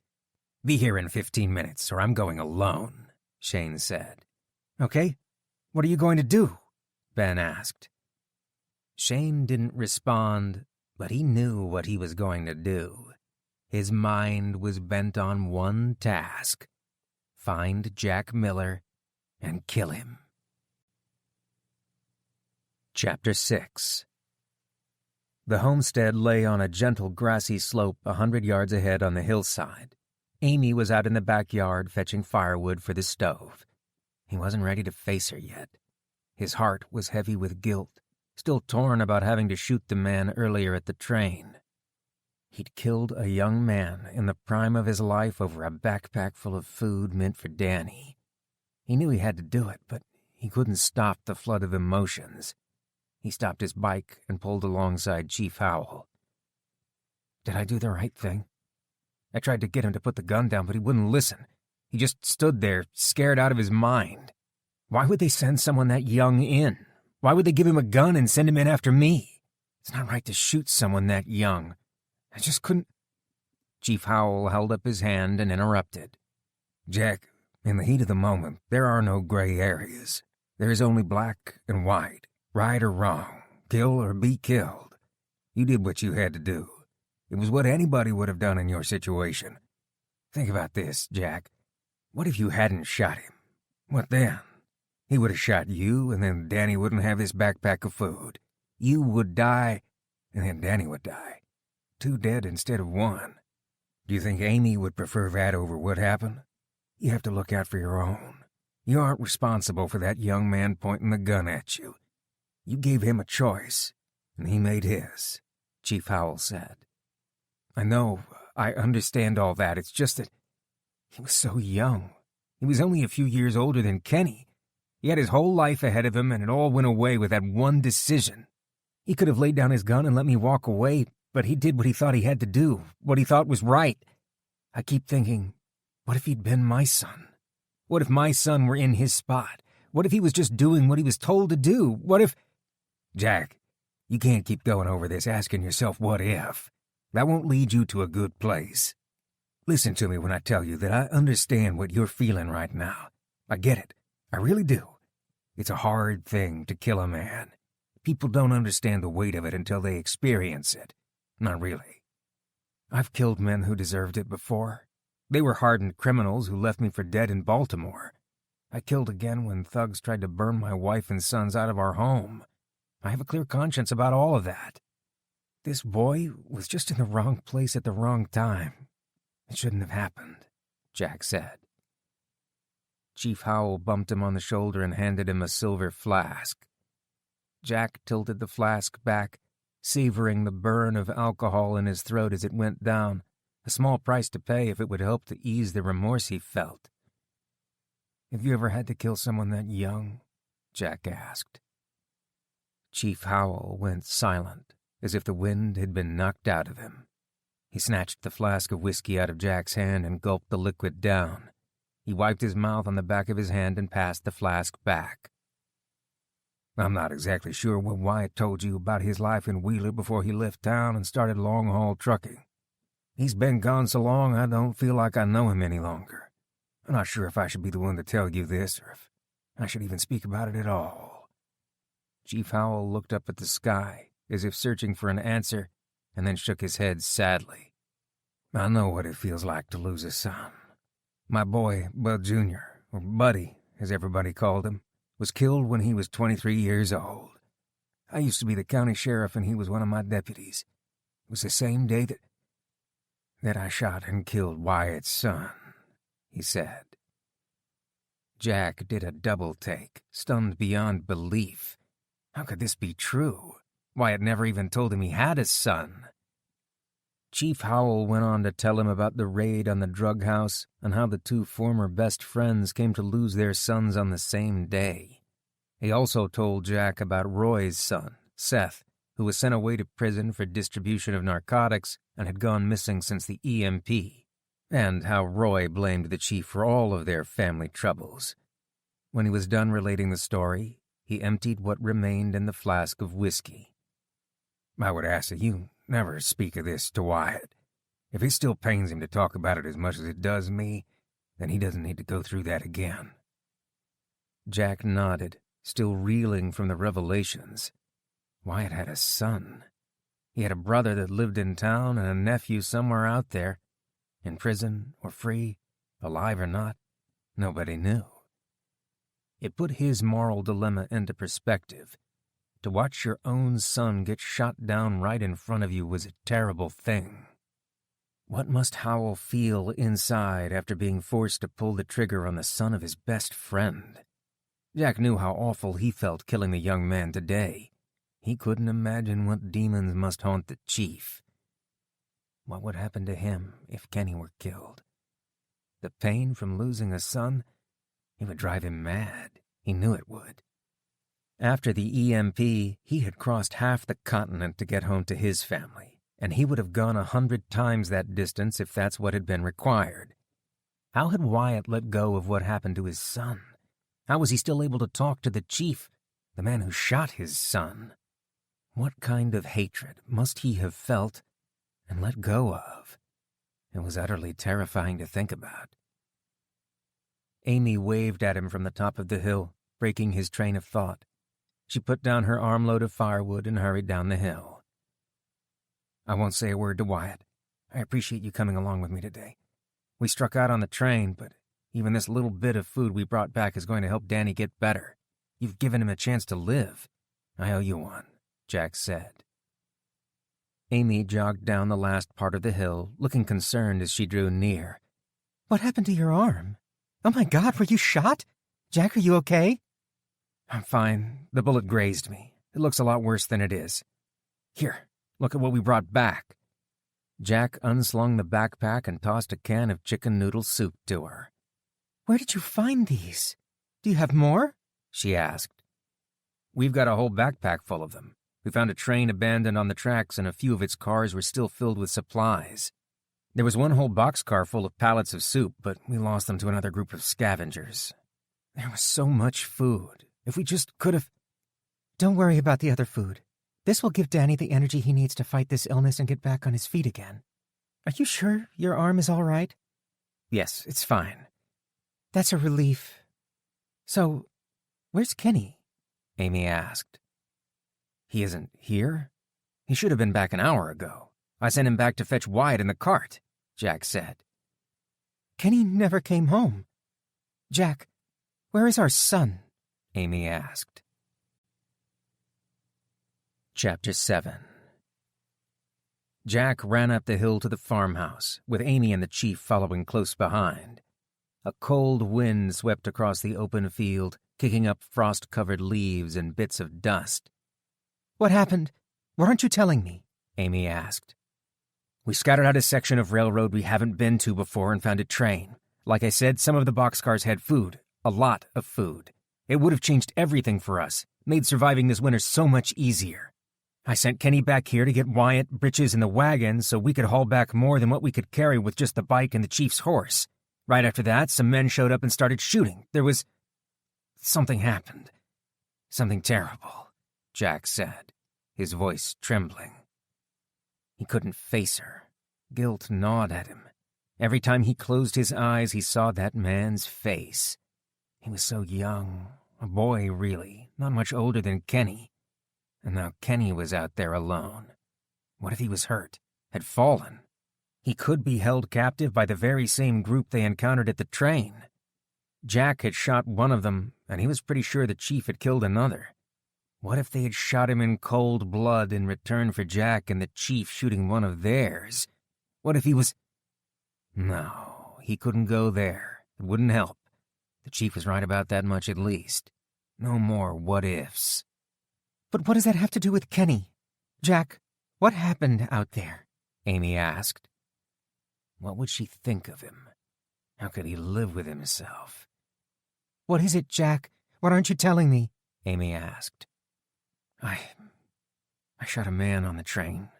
A young man, a kid, Jack said. A tear rolled down from the corner of his eye, freezing to his cheek in the bitterly cold wind. It wasn't Jack's fault. The boy pulled a gun on him, the chief said. He had no choice. That other group opened fire the second they saw us. They were looking for trouble. Jack got the backpack of cans and we got the hell out of there. I never thought for a minute Kenny wouldn't be here when we got home. He left before the shootout. It just happened so fast. It never occurred to me that he wouldn't be here when we got here, Jack said. Amy's eyes brimmed with tears, and she dropped down to her knees, sobbing. Oh my God, Jack, where is our son? What happened to him? Jack pulled Amy to her feet, wrapping his arms around her. We'll find him. I promise you we'll find him and bring him home. We have to go now, Jack. We have to find him right now, before something happens to him. What if there were more of those people you ran into at the train? What if he ran into them? What if they... Slow down, Amy. We don't know what happened. He could have gotten a flat tire on his bike. Maybe he stopped somewhere off the trail to rest and we rode right by him. Heck, he probably found a fresh set of tracks and he's off stalking a deer to bring home for dinner. You know he wouldn't pass up an opportunity to bag fresh game for his brother, Jack said. You're probably right, Jack. I'm just worried sick about him, Amy said. I know. I am too. Let's go inside. It's freezing out here. He leaned his bike against the side of the house and climbed up the creaking wooden steps to the porch. His fingers were like icicles and wouldn't close around the smooth surface of the doorknob. His mind went back to the previous day when Kenny was in a similar condition from being out in the cold for too long. Just a day ago, he was coming home safe. Now he was gone. He stepped aside, and Amy opened the door for him.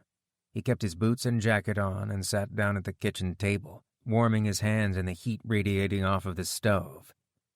I'll heat up some acorn bread for now and get you something to take with you when you go back out, Amy said, opening the cabinets and preparing a plate of food. Take with you? You just got back. You're going back out there? You're still half frozen. Just where do you plan on going, Jack? Chief Howell asked. Where do you think, Chief? I'm going to find my son, he said. His fingers were warming up, and he quickly ate the slices of acorn bread Amy set in front of him. He had no appetite, but knew he would need his energy later if he was going to go back out into the cold and ride back to the last place he'd seen Kenny. All right, I can understand why you would want to do that, but that might not be the best idea after what happened earlier. There are 2 dead men up there. Those people are going to be stirred up like a nest of hornets right now. You can't go back there on your own. It's too dangerous. Even their scouting team outnumbered us. There's probably more where they came from. Let me go into town and I'll get a search and rescue team together," the chief said.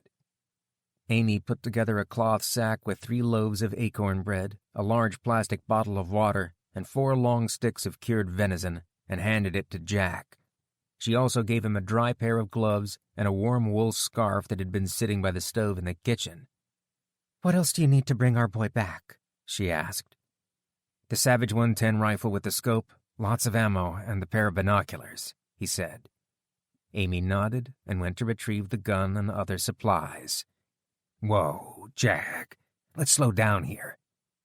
"What do you know about that group we ran into back at the train? What town do you think they came from?" Jack asked. Now, don't leap to conclusions, Jack. We don't know anything yet. Just stay put for now. Like I said, I'll get some people together and we'll go looking for him. Don't go off half-cocked and get yourself into bigger troubles than you already got," Chief Howell said. "You're missing the point, Chief. You're right about one thing, though. We don't know anything. That's why I have to go out there right now and find out where my son is and what happened to him.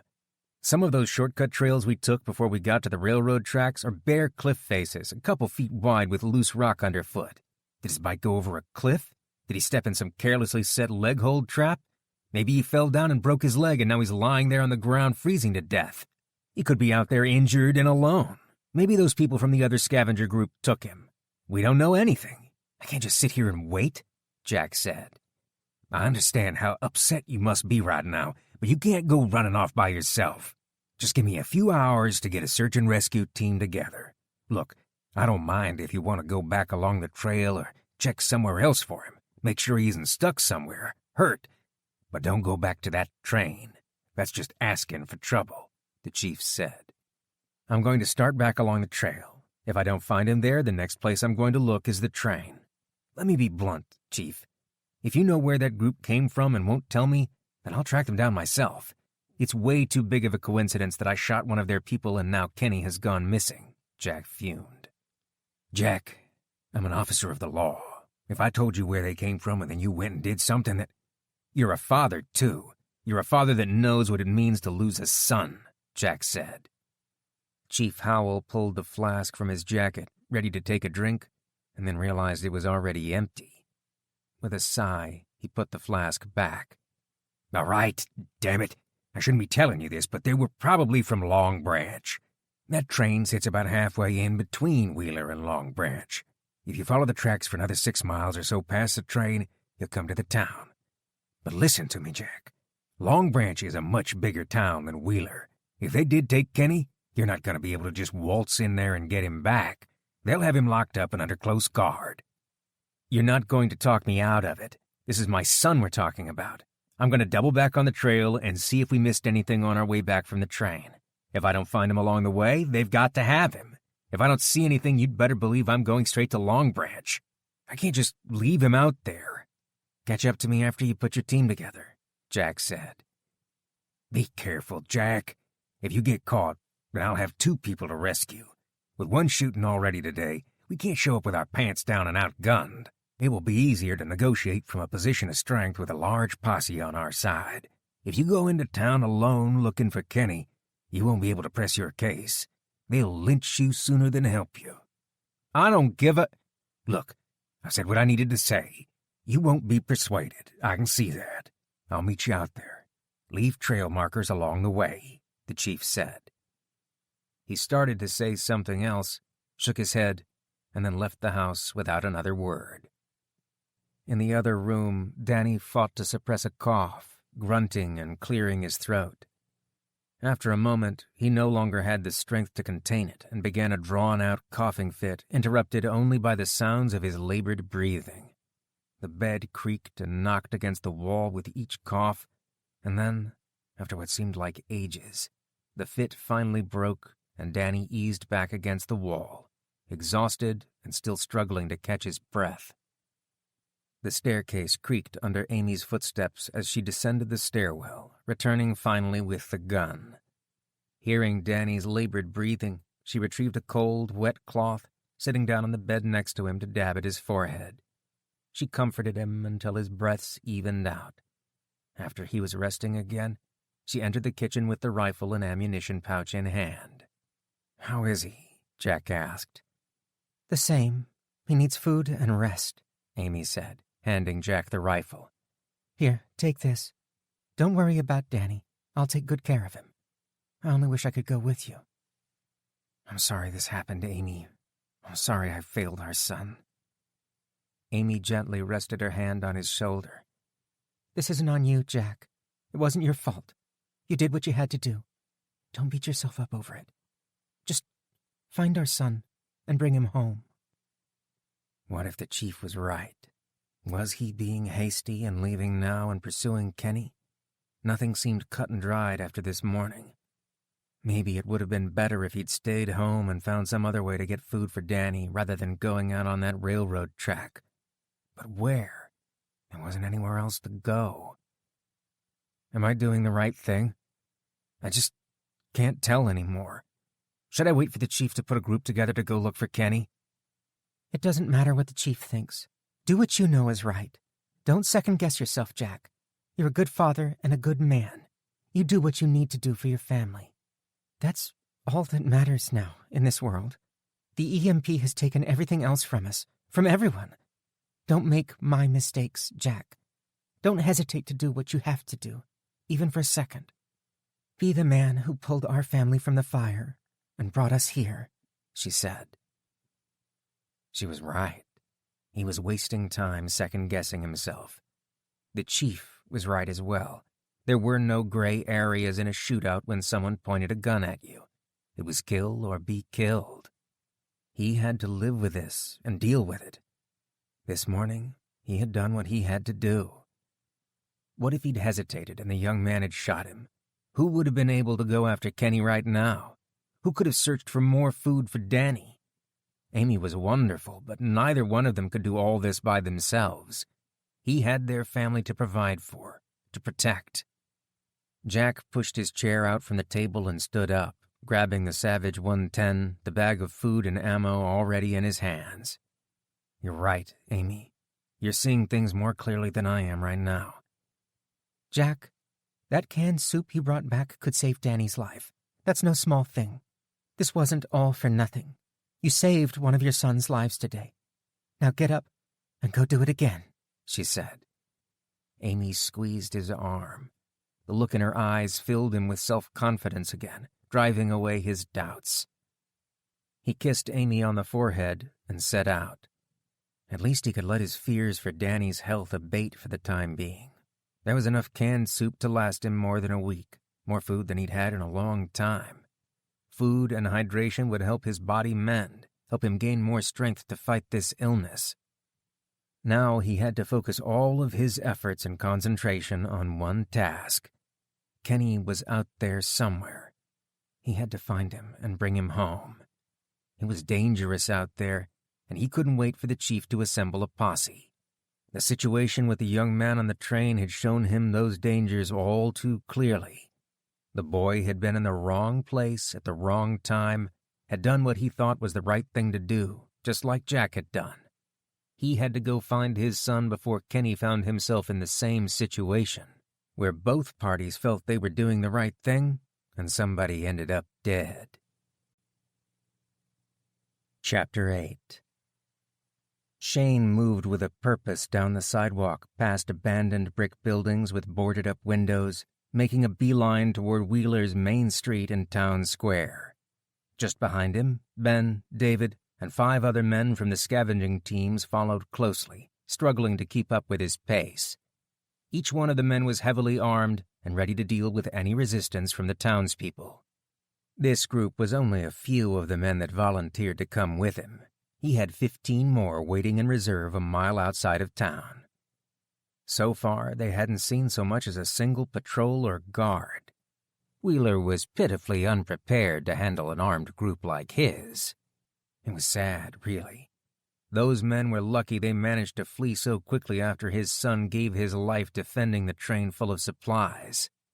But now he could see they were outnumbered, outgunned, and hopelessly ill-prepared. How they managed to kill his son and one other man was beyond him. As he rounded the corner of an abandoned brick department store, the town square came into view. The first thing that struck him was the motorcycle club situated directly across the street from the police department. The club was painted a hellish red, and the trim along the windows and doors was flat black. Flames, skulls, motorcycles, and other diabolical artwork were hand-painted on the side of the building, stark and menacing. The paintings were sharp contrast to the clean outlines and stenciling on the plate glass windows across the street, innocently advertising the police department's offices. 3 hard-looking bikers sat outside the club, laughing and roughhousing. They didn't seem to be concerned with the fact that the police department was right across the street. There they were, in plain sight of everyone, drinking hard liquor and smoking something that didn't smell at all like tobacco. A gray-haired old biker perched on a motorcycle, coughed, and then spit in his direction. What kind of weakling ran this town? Who would let men like this occupy their town, flaunt their defiance right in the face of the law? It mystified him and left him shaking his head with disdain. In the middle of the square, between the police station and the motorcycle club, 2 men were face to face having a heated discussion that bordered on a fistfight. One of the men wore a leather jacket with the motorcycle gang's emblem printed in bright colors on the back. The second man limped about, circling as they argued. A stocky policeman stood 20 yards away, talking to some rail-thin townspeople on the steps of a little stone church. He turned his head toward the men fighting in the town square a few times, but otherwise ignored them. Shane eyed the policeman with contempt as he walked into the middle of the square, just a few yards from the arguing men. Ben and David came up alongside him, holding their weapons at the ready. The rest of the crew fanned out several feet behind him. Aside from the lone policeman near the church, there was no sign of the rest of the police department. The bikers cast wary glances in his direction, but quickly went back to drinking, minding their own business. His curiosity rose at the commotion between the 2 men in the middle of the square. Was it one of these men who killed his son? Were they arguing about that? A red haze formed in his vision, and his heart pounded furiously. He drew closer, near enough to pick up the conversation. It sounded like they were fighting over finding food for a man's son who was sick. They must have been at the train scavenging for food. It was too much of a coincidence. It was time to put a stop to this nonsense and find out for sure. Shane lifted his pistol out of his holster and aimed it straight up into the air.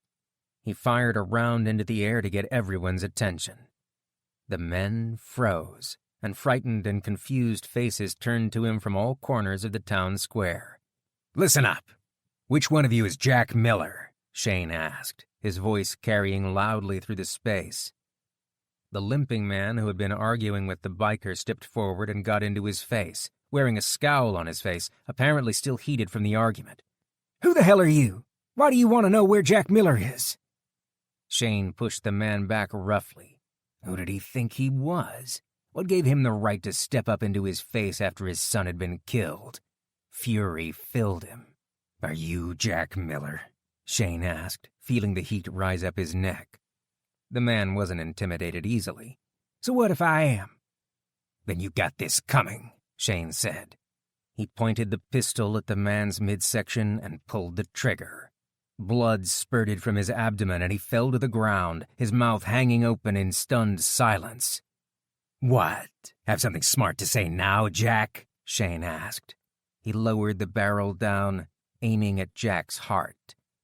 The biker who had been arguing with the other man jumped between Shane's gun and the man on the ground, shielding him with his own body. "No!" he yelled. "That's not Jack! He's not the one you're looking for!"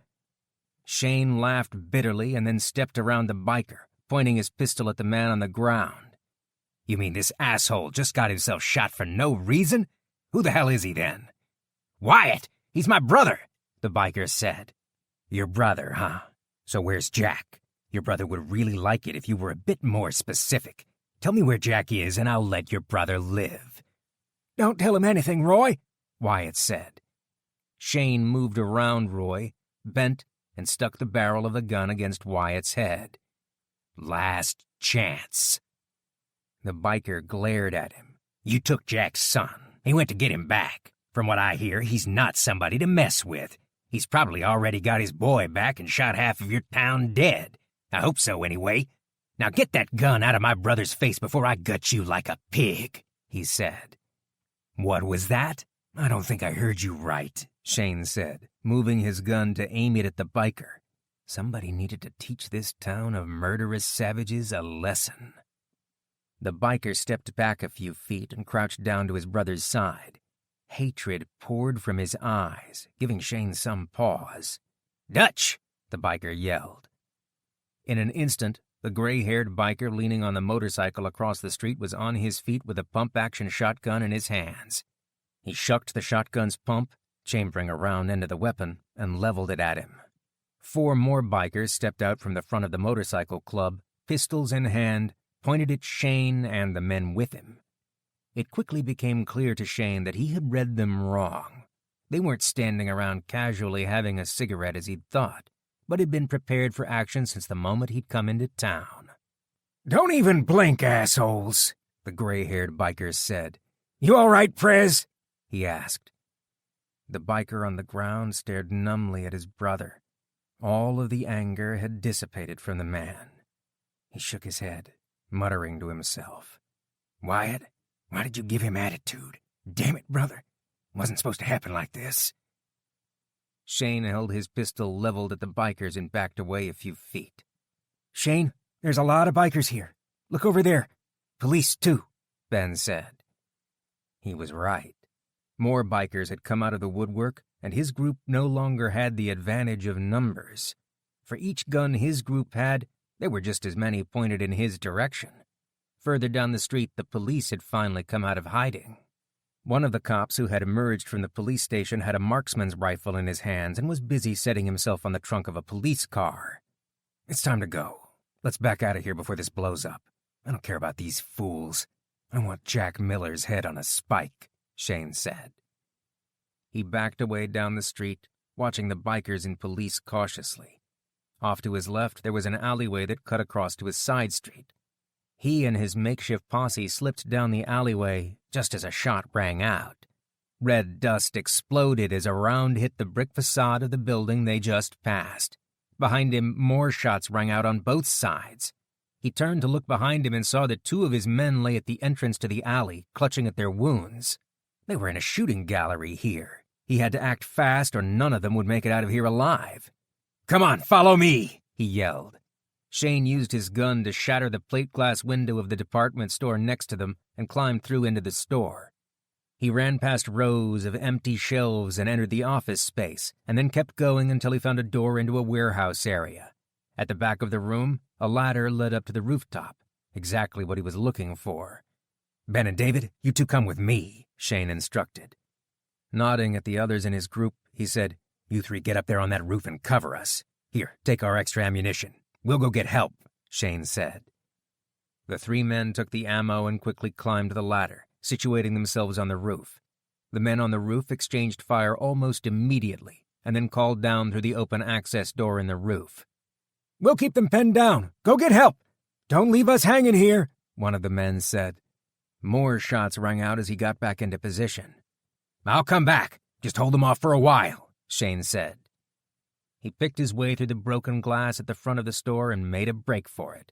He ran through the streets with Ben and David on his heels, cautiously peeking around the corners of buildings as he navigated a clear path through the streets. Further out from the town square, the streets were deserted and the buildings boarded up. They ran through the empty streets, and as they reached the edge of town, he moved into the tree line, pausing to catch his breath. "Want me to run back and let them know we found a way out?" Ben asked. "No. Those men are going to stay right where they are. They're expendable," Shane said. Ben gave him a questioning look, but kept silent. If he could trust what the biker said, Jack wasn't here. He had no reason to suspect the man was lying. It made sense that Jack would try to free his son. He'd been blind not to see it earlier. Of course Jack would try to free his son. It was time to put the reinforcements he'd left outside of town in place to keep the Wheeler locals busy and free himself up. Jack Miller was out there somewhere, and he would hunt him down like a dog. Chapter 9. Jack stopped in his tracks. He had been running down a winding, narrow trail that led through the woods, and something caught his eye, standing out among the packed dirt, leaves, and twigs just ahead. Still panting hard from the run, he bent down to pick up a white object laying on the ground in the middle of the trail. It was a bear's tooth with a small hole drilled in it. He rolled the tooth over in his hand, examining it, and then stuck it into his coat pocket. He now had 4 of the teeth, each dropped at about half-mile intervals along the trail. Kenny, ever resourceful, had left him a trail of breadcrumbs to follow. All Jack had to do was keep following the trail, and he would find his son. His hope grew with each of the teeth he found. It was a sure sign that Kenny was still alive, captured, and not killed. Where they were taking him was pretty clear by now. The trail wound through the woods as it snaked up and down the steep mountainsides and following switchbacks, but he knew it could lead to only one place: Long Branch. If they meant to harm Kenny, they would have done it in the woods away from prying eyes. Bringing him into their town meant they were not sure what to do with him, or at the very least were planning on holding him hostage for a while. His plan had been to follow the railroad tracks from Wheeler to the scene of the shootout at the boxcars and work his way backwards searching for signs of Kenny, but he had been forced to stop well short of the area. Teams of horse-drawn wagons were parked next to the train, and a number of men were transferring the contents of the train to the wagons. Not far ahead of him, what appeared to be a sentry sat with his back against the base of a tree, daydreaming. After that, he had backtracked along the railroad tracks, slowly retracing his steps and going over the area with a fresh set of eyes. A mile back from the train, he had spotted Kenny's bike laying in the woods, 10 feet inside the tree line next to a smaller side trail. Investigating the site, he half expected to find his son's body lying in the thick brush next to the bicycle or a blood trail leading off into the woods. Fortunately, all he found was the bicycle, which had been hastily tossed into the woods. Jack had followed the side trail hoping to pick up some sign of where Kenny had been taken, and it was here that he had found the first of the bear's teeth. He knew it was no accident that they lay in the trail. Kenny had strung them on a nearly unbreakable length of paracord. He backtracked to the beginning of the trail and carved a discreet J shape into a fist-sized sapling next to the trail. The mark would give the chief something to follow when he arrived with the posse. He made the cuts high up above his head in a spot that would only be seen by someone actively looking for it. Most people looked down at the ground when they walked and would miss the small carving. Having found the tooth, he was convinced Kenny had been taken somewhere down the trail. He hid his mountain bike in a patch of thick brush off to the side of the trail where it was fully concealed. From here on out, he would go on foot and hope to find more of the teeth. He carved a second J shape into a sapling and moved on. Several miles up the trail, after picking up more of the bear's teeth, Jack came to the crest of a tall hill. He warily peered over the summit to see what lay ahead. In the valley far below, a large town bustled with activity. Smoke rose from chimneys and people walked in the streets, busy with various activities. Long Branch. The large town spread out and filled the length and width of the valley below. Before the EMP, the population would have numbered in the thousands, not hundreds like Wheeler. They outnumbered Wheeler by a factor of 10 to 1. A deep growl sounded from somewhere nearby, startling him. Jack instinctively tensed up and his body went into fight mode, producing a rush of adrenaline and preparing him to defend himself. The growl happened again, but this time was longer and more drawn out. Now able to pinpoint the noise, his curiosity kept him rooted in place, resisting the urge to run. The noise came from a spot high above him in the trees. A man was perched high in a tree stand, some 30 feet off the ground. He was dressed from head to toe in camouflage clothing. The tree stand was also nearly invisible, painted in a tree bark pattern. The sleeping watchman had his head leaned back against the tree, his rifle resting in his lap. The man let out another long snore, breaking the serene silence of the woods. Sweat broke out on his brow as he realized how lucky he was. If he'd come through here and the man had been awake, he might be lying on the ground with a large caliber bullet through his chest. Jack backed up slowly and moved behind the trunk of a large oak tree, putting the tree in between himself and the sentry. The tree trunk blocked the sleeping man's line of vision as he continued to back away. If the man happened to wake up right now, he didn't want to be caught out in the open. Long Branch was cautious. They were watching the trails into town just as they kept eyes on the train and railroad tracks. He would have to be more careful from now on and move more cautiously, checking the trees above him and the ground below for signs of danger. Once a few 100 yards away from the sentry and the tree stand, he set his backpack quietly on the ground and fetched his pair of binoculars, scanning the town below him. He counted heads and was astonished to find over 150 people working in the town. Most of the townspeople openly carried firearms, whether a rifle, shotgun, or handgun. To add to the problem, there were just as many people heading in and out of the woods around the town. Foraging crews, scavenging groups, and hunting parties that numbered from just a few to groups of 10 or more went about their business. Jack glassed each of the buildings that had a column of smoke coming from the chimney, focusing only on the occupied buildings as he looked for Kenny. A steady stream of people went in and out of a large central municipal building. Jack watched the building for several minutes, looking into every window that wasn't obscured by a window curtain. There was no sign of Kenny. Having thoroughly checked the main building, he started to check the outbuildings on the street next to it. Through the window of a small brick building that looked to be an antique schoolhouse, he spotted Kenny tied up. His heart nearly leaped out of his chest. From what he could see, Kenny was alone in the room. 2 men guarded the front of the building. Sitting on the steps, they leaned against the wooden doors with apparent boredom. Jack glassed the rest of the town, searching for a path to get at the schoolhouse without being detected. The town was just too busy. People frequently passed up and down the street in front of the building. The municipal building sat at the very center, with housing and communal buildings surrounding it. This section of town bore a concentrated population, making it difficult to find a way in. Even more problematic was how to get into the town from the woods. A half-mile of open fields separated the woods where he was concealed and the edge of town. Lookouts were posted in the woods along the tree line and would have an unobstructed view of him if he tried to cross the field. He had to come up with another way. Jack stowed his binoculars back in his backpack and continued to circle the town. He encountered 2 more lookouts sitting in tree stands just inside the tree line separating the wide open fields and the woods outside of town. Now that he was aware of their presence, they were easy enough to spot. Some of them slept, others fidgeted, unable to contain their boredom with guard duty. Scouting out along the edge of the town, he finally found a weakness in their defensive perimeter. On the far side of town, a foul odor was carried by the wind. The further he went, the more intense the smell became. The town's dumping grounds lay just ahead. The smell of discarded animal carcasses left to rot in the sun mixed with the odor of burning rubbish. The smell was intolerable. Jack peered through the binoculars again, verifying his hunch. There were no sentries posted anywhere near the dump.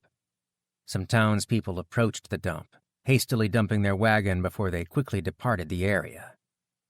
He knelt to the ground and pushed aside a covering of dead leaves, digging in the dirt until he hit a clean patch of brown clay a few inches under the surface soil.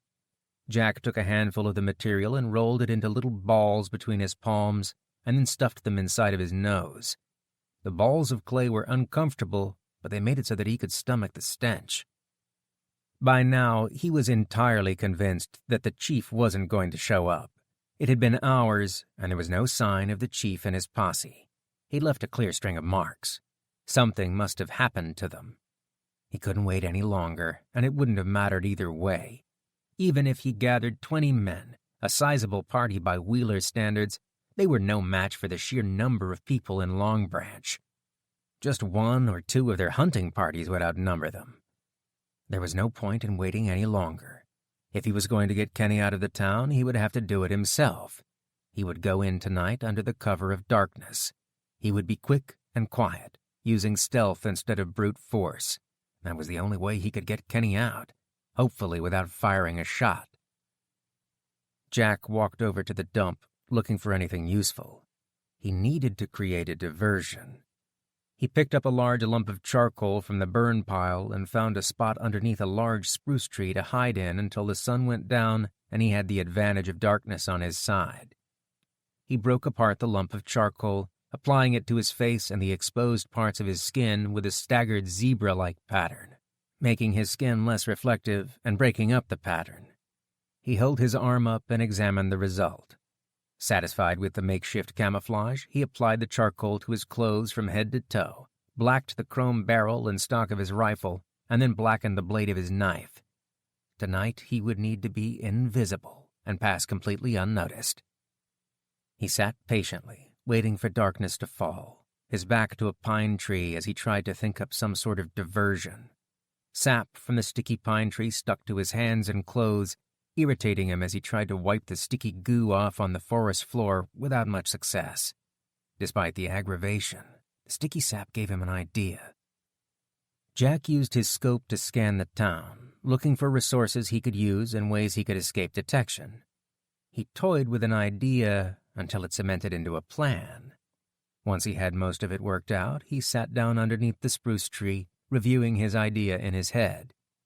If it worked as planned, his diversion would be sure to draw attention away from him as he worked to rescue Kenny. With the remaining time until nightfall, Jack glassed the town methodically, going over every detail of his plan. If he could cover the distance between the woods and the town, making it through the open fields, and then sneak past the sentries at the edge of town, he should have a shot at pulling this off. Get in, get Kenny, and get out. Chapter 10. At the outskirts of Wheeler, the reserve group of men waiting for direction from Shane got to their feet. 16 pairs of eyes watched him with some mixture of curiosity and concern, and he could hear them talking amongst themselves in hushed whispers. Out of the 5 men that set out with him, only 3 of them were left. The group would have questions for him, and he didn't even have Jack Miller's head to show for it. "Come on. We're going back to Long Branch. Miller isn't here. He's in Long Branch trying to get his son back," Shane said. "What happened? We heard shooting. Where are the other guys?" a man asked. Shane gave the man a hard stare and ignored the question. "Let's go. Get your stuff and move. I said we're going back to Long Branch," Shane said in a tone that brooked no argument. You shouldn't have shot that man. He wasn't the one who killed your son. He didn't do anything to you," a stammering voice said behind him. He spun around, filled with anger.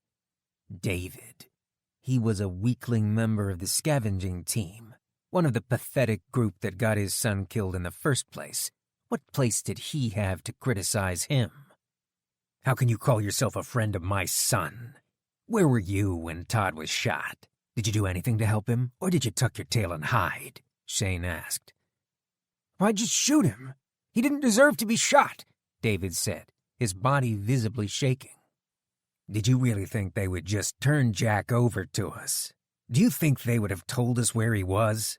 I did what I had to do. You saw what that town was like. Those bikers had the run of the place. Animals.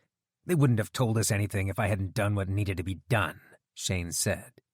His frustration at the waste of time spent looking for Jack was about to boil over. "Tell us what happened in town, Shane," another man demanded. "They didn't turn over Miller, and then one of them stepped forward giving me some attitude. I asked him if he was Jack Miller, and he said he was. So I shot him. It turns out it wasn't Jack. But while we're out here wasting our time arguing with each other over these assholes, Jack is headed to Long Branch to get his son. That man is a killer and deserves what's coming to him. Don't waste any more of my time. I will have justice for my son. Let's go," Shane said. An older man stepped out from the group of men. "You shot one of their people? Is that what started all of the shooting in Wheeler? Listen to that," the old man said, pointing to the town below. "It sounds like a damn war zone down there. Where are the 5 men that went into town with you all?" 2 of them were shot. We were outnumbered and outgunned. The other 3 volunteered to cover us while we left," Shane said. David shook his head wildly. "That's not how it happened. You can't do this. Just because your son is dead, it doesn't give you the right to—" Enough! Shane yelled. What would you have done if it was your son? Or yours? Or yours? He asked, pointing to the men who he knew had children. Would you let it go? Would you let your son's murderer walk free? I want justice. I want to see Jack Miller beg for mercy at my feet, and then I want him dead. I would be out here doing the same thing I'm doing right now if it were one of your children. We're all in this together. Make no mistake, what I did was a hard thing, but this is a hard world now. You've got to grow up. We're going to have conflicts with this town eventually anyway. There's not enough food to go around. It was bound to happen sooner or later. Do you want your children to starve this winter while that town full of murderous animals gets to eat? You mean revenge? What you are talking about isn't justice. It's revenge, the old-timer said calmly. Revenge, justice, they're both the same thing now. It's us versus them. They started this by killing my son, Shane said. Some of the men nodded in agreement, their fears and anger stoked by the fury in his voice.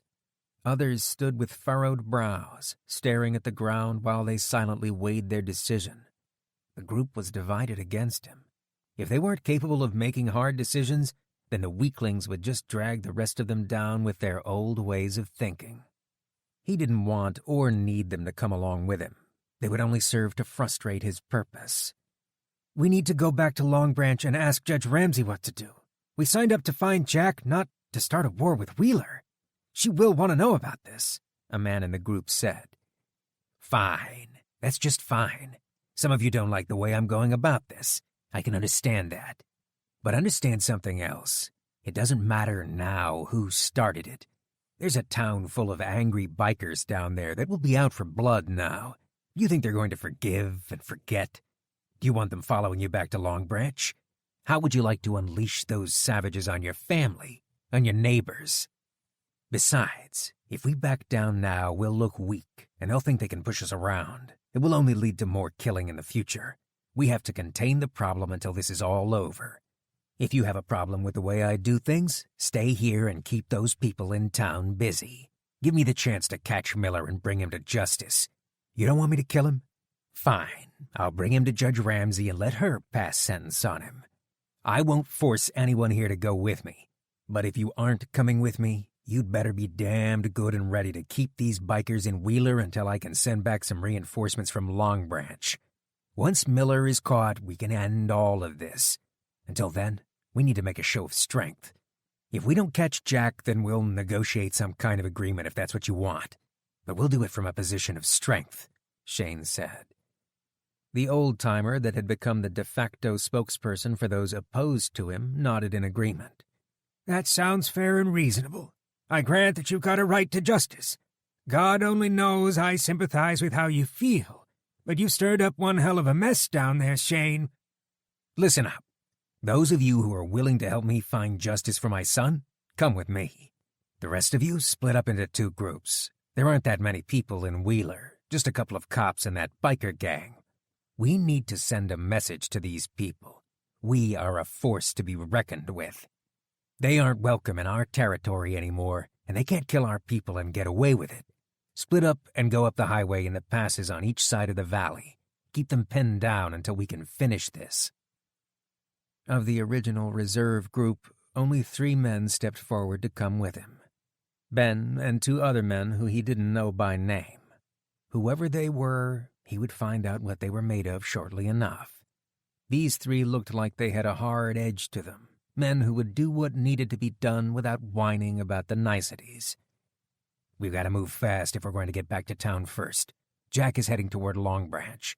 We've got something he wants. He'll be trying to get his son back. I've got to catch him before he succeeds, Shane said. Chapter 11.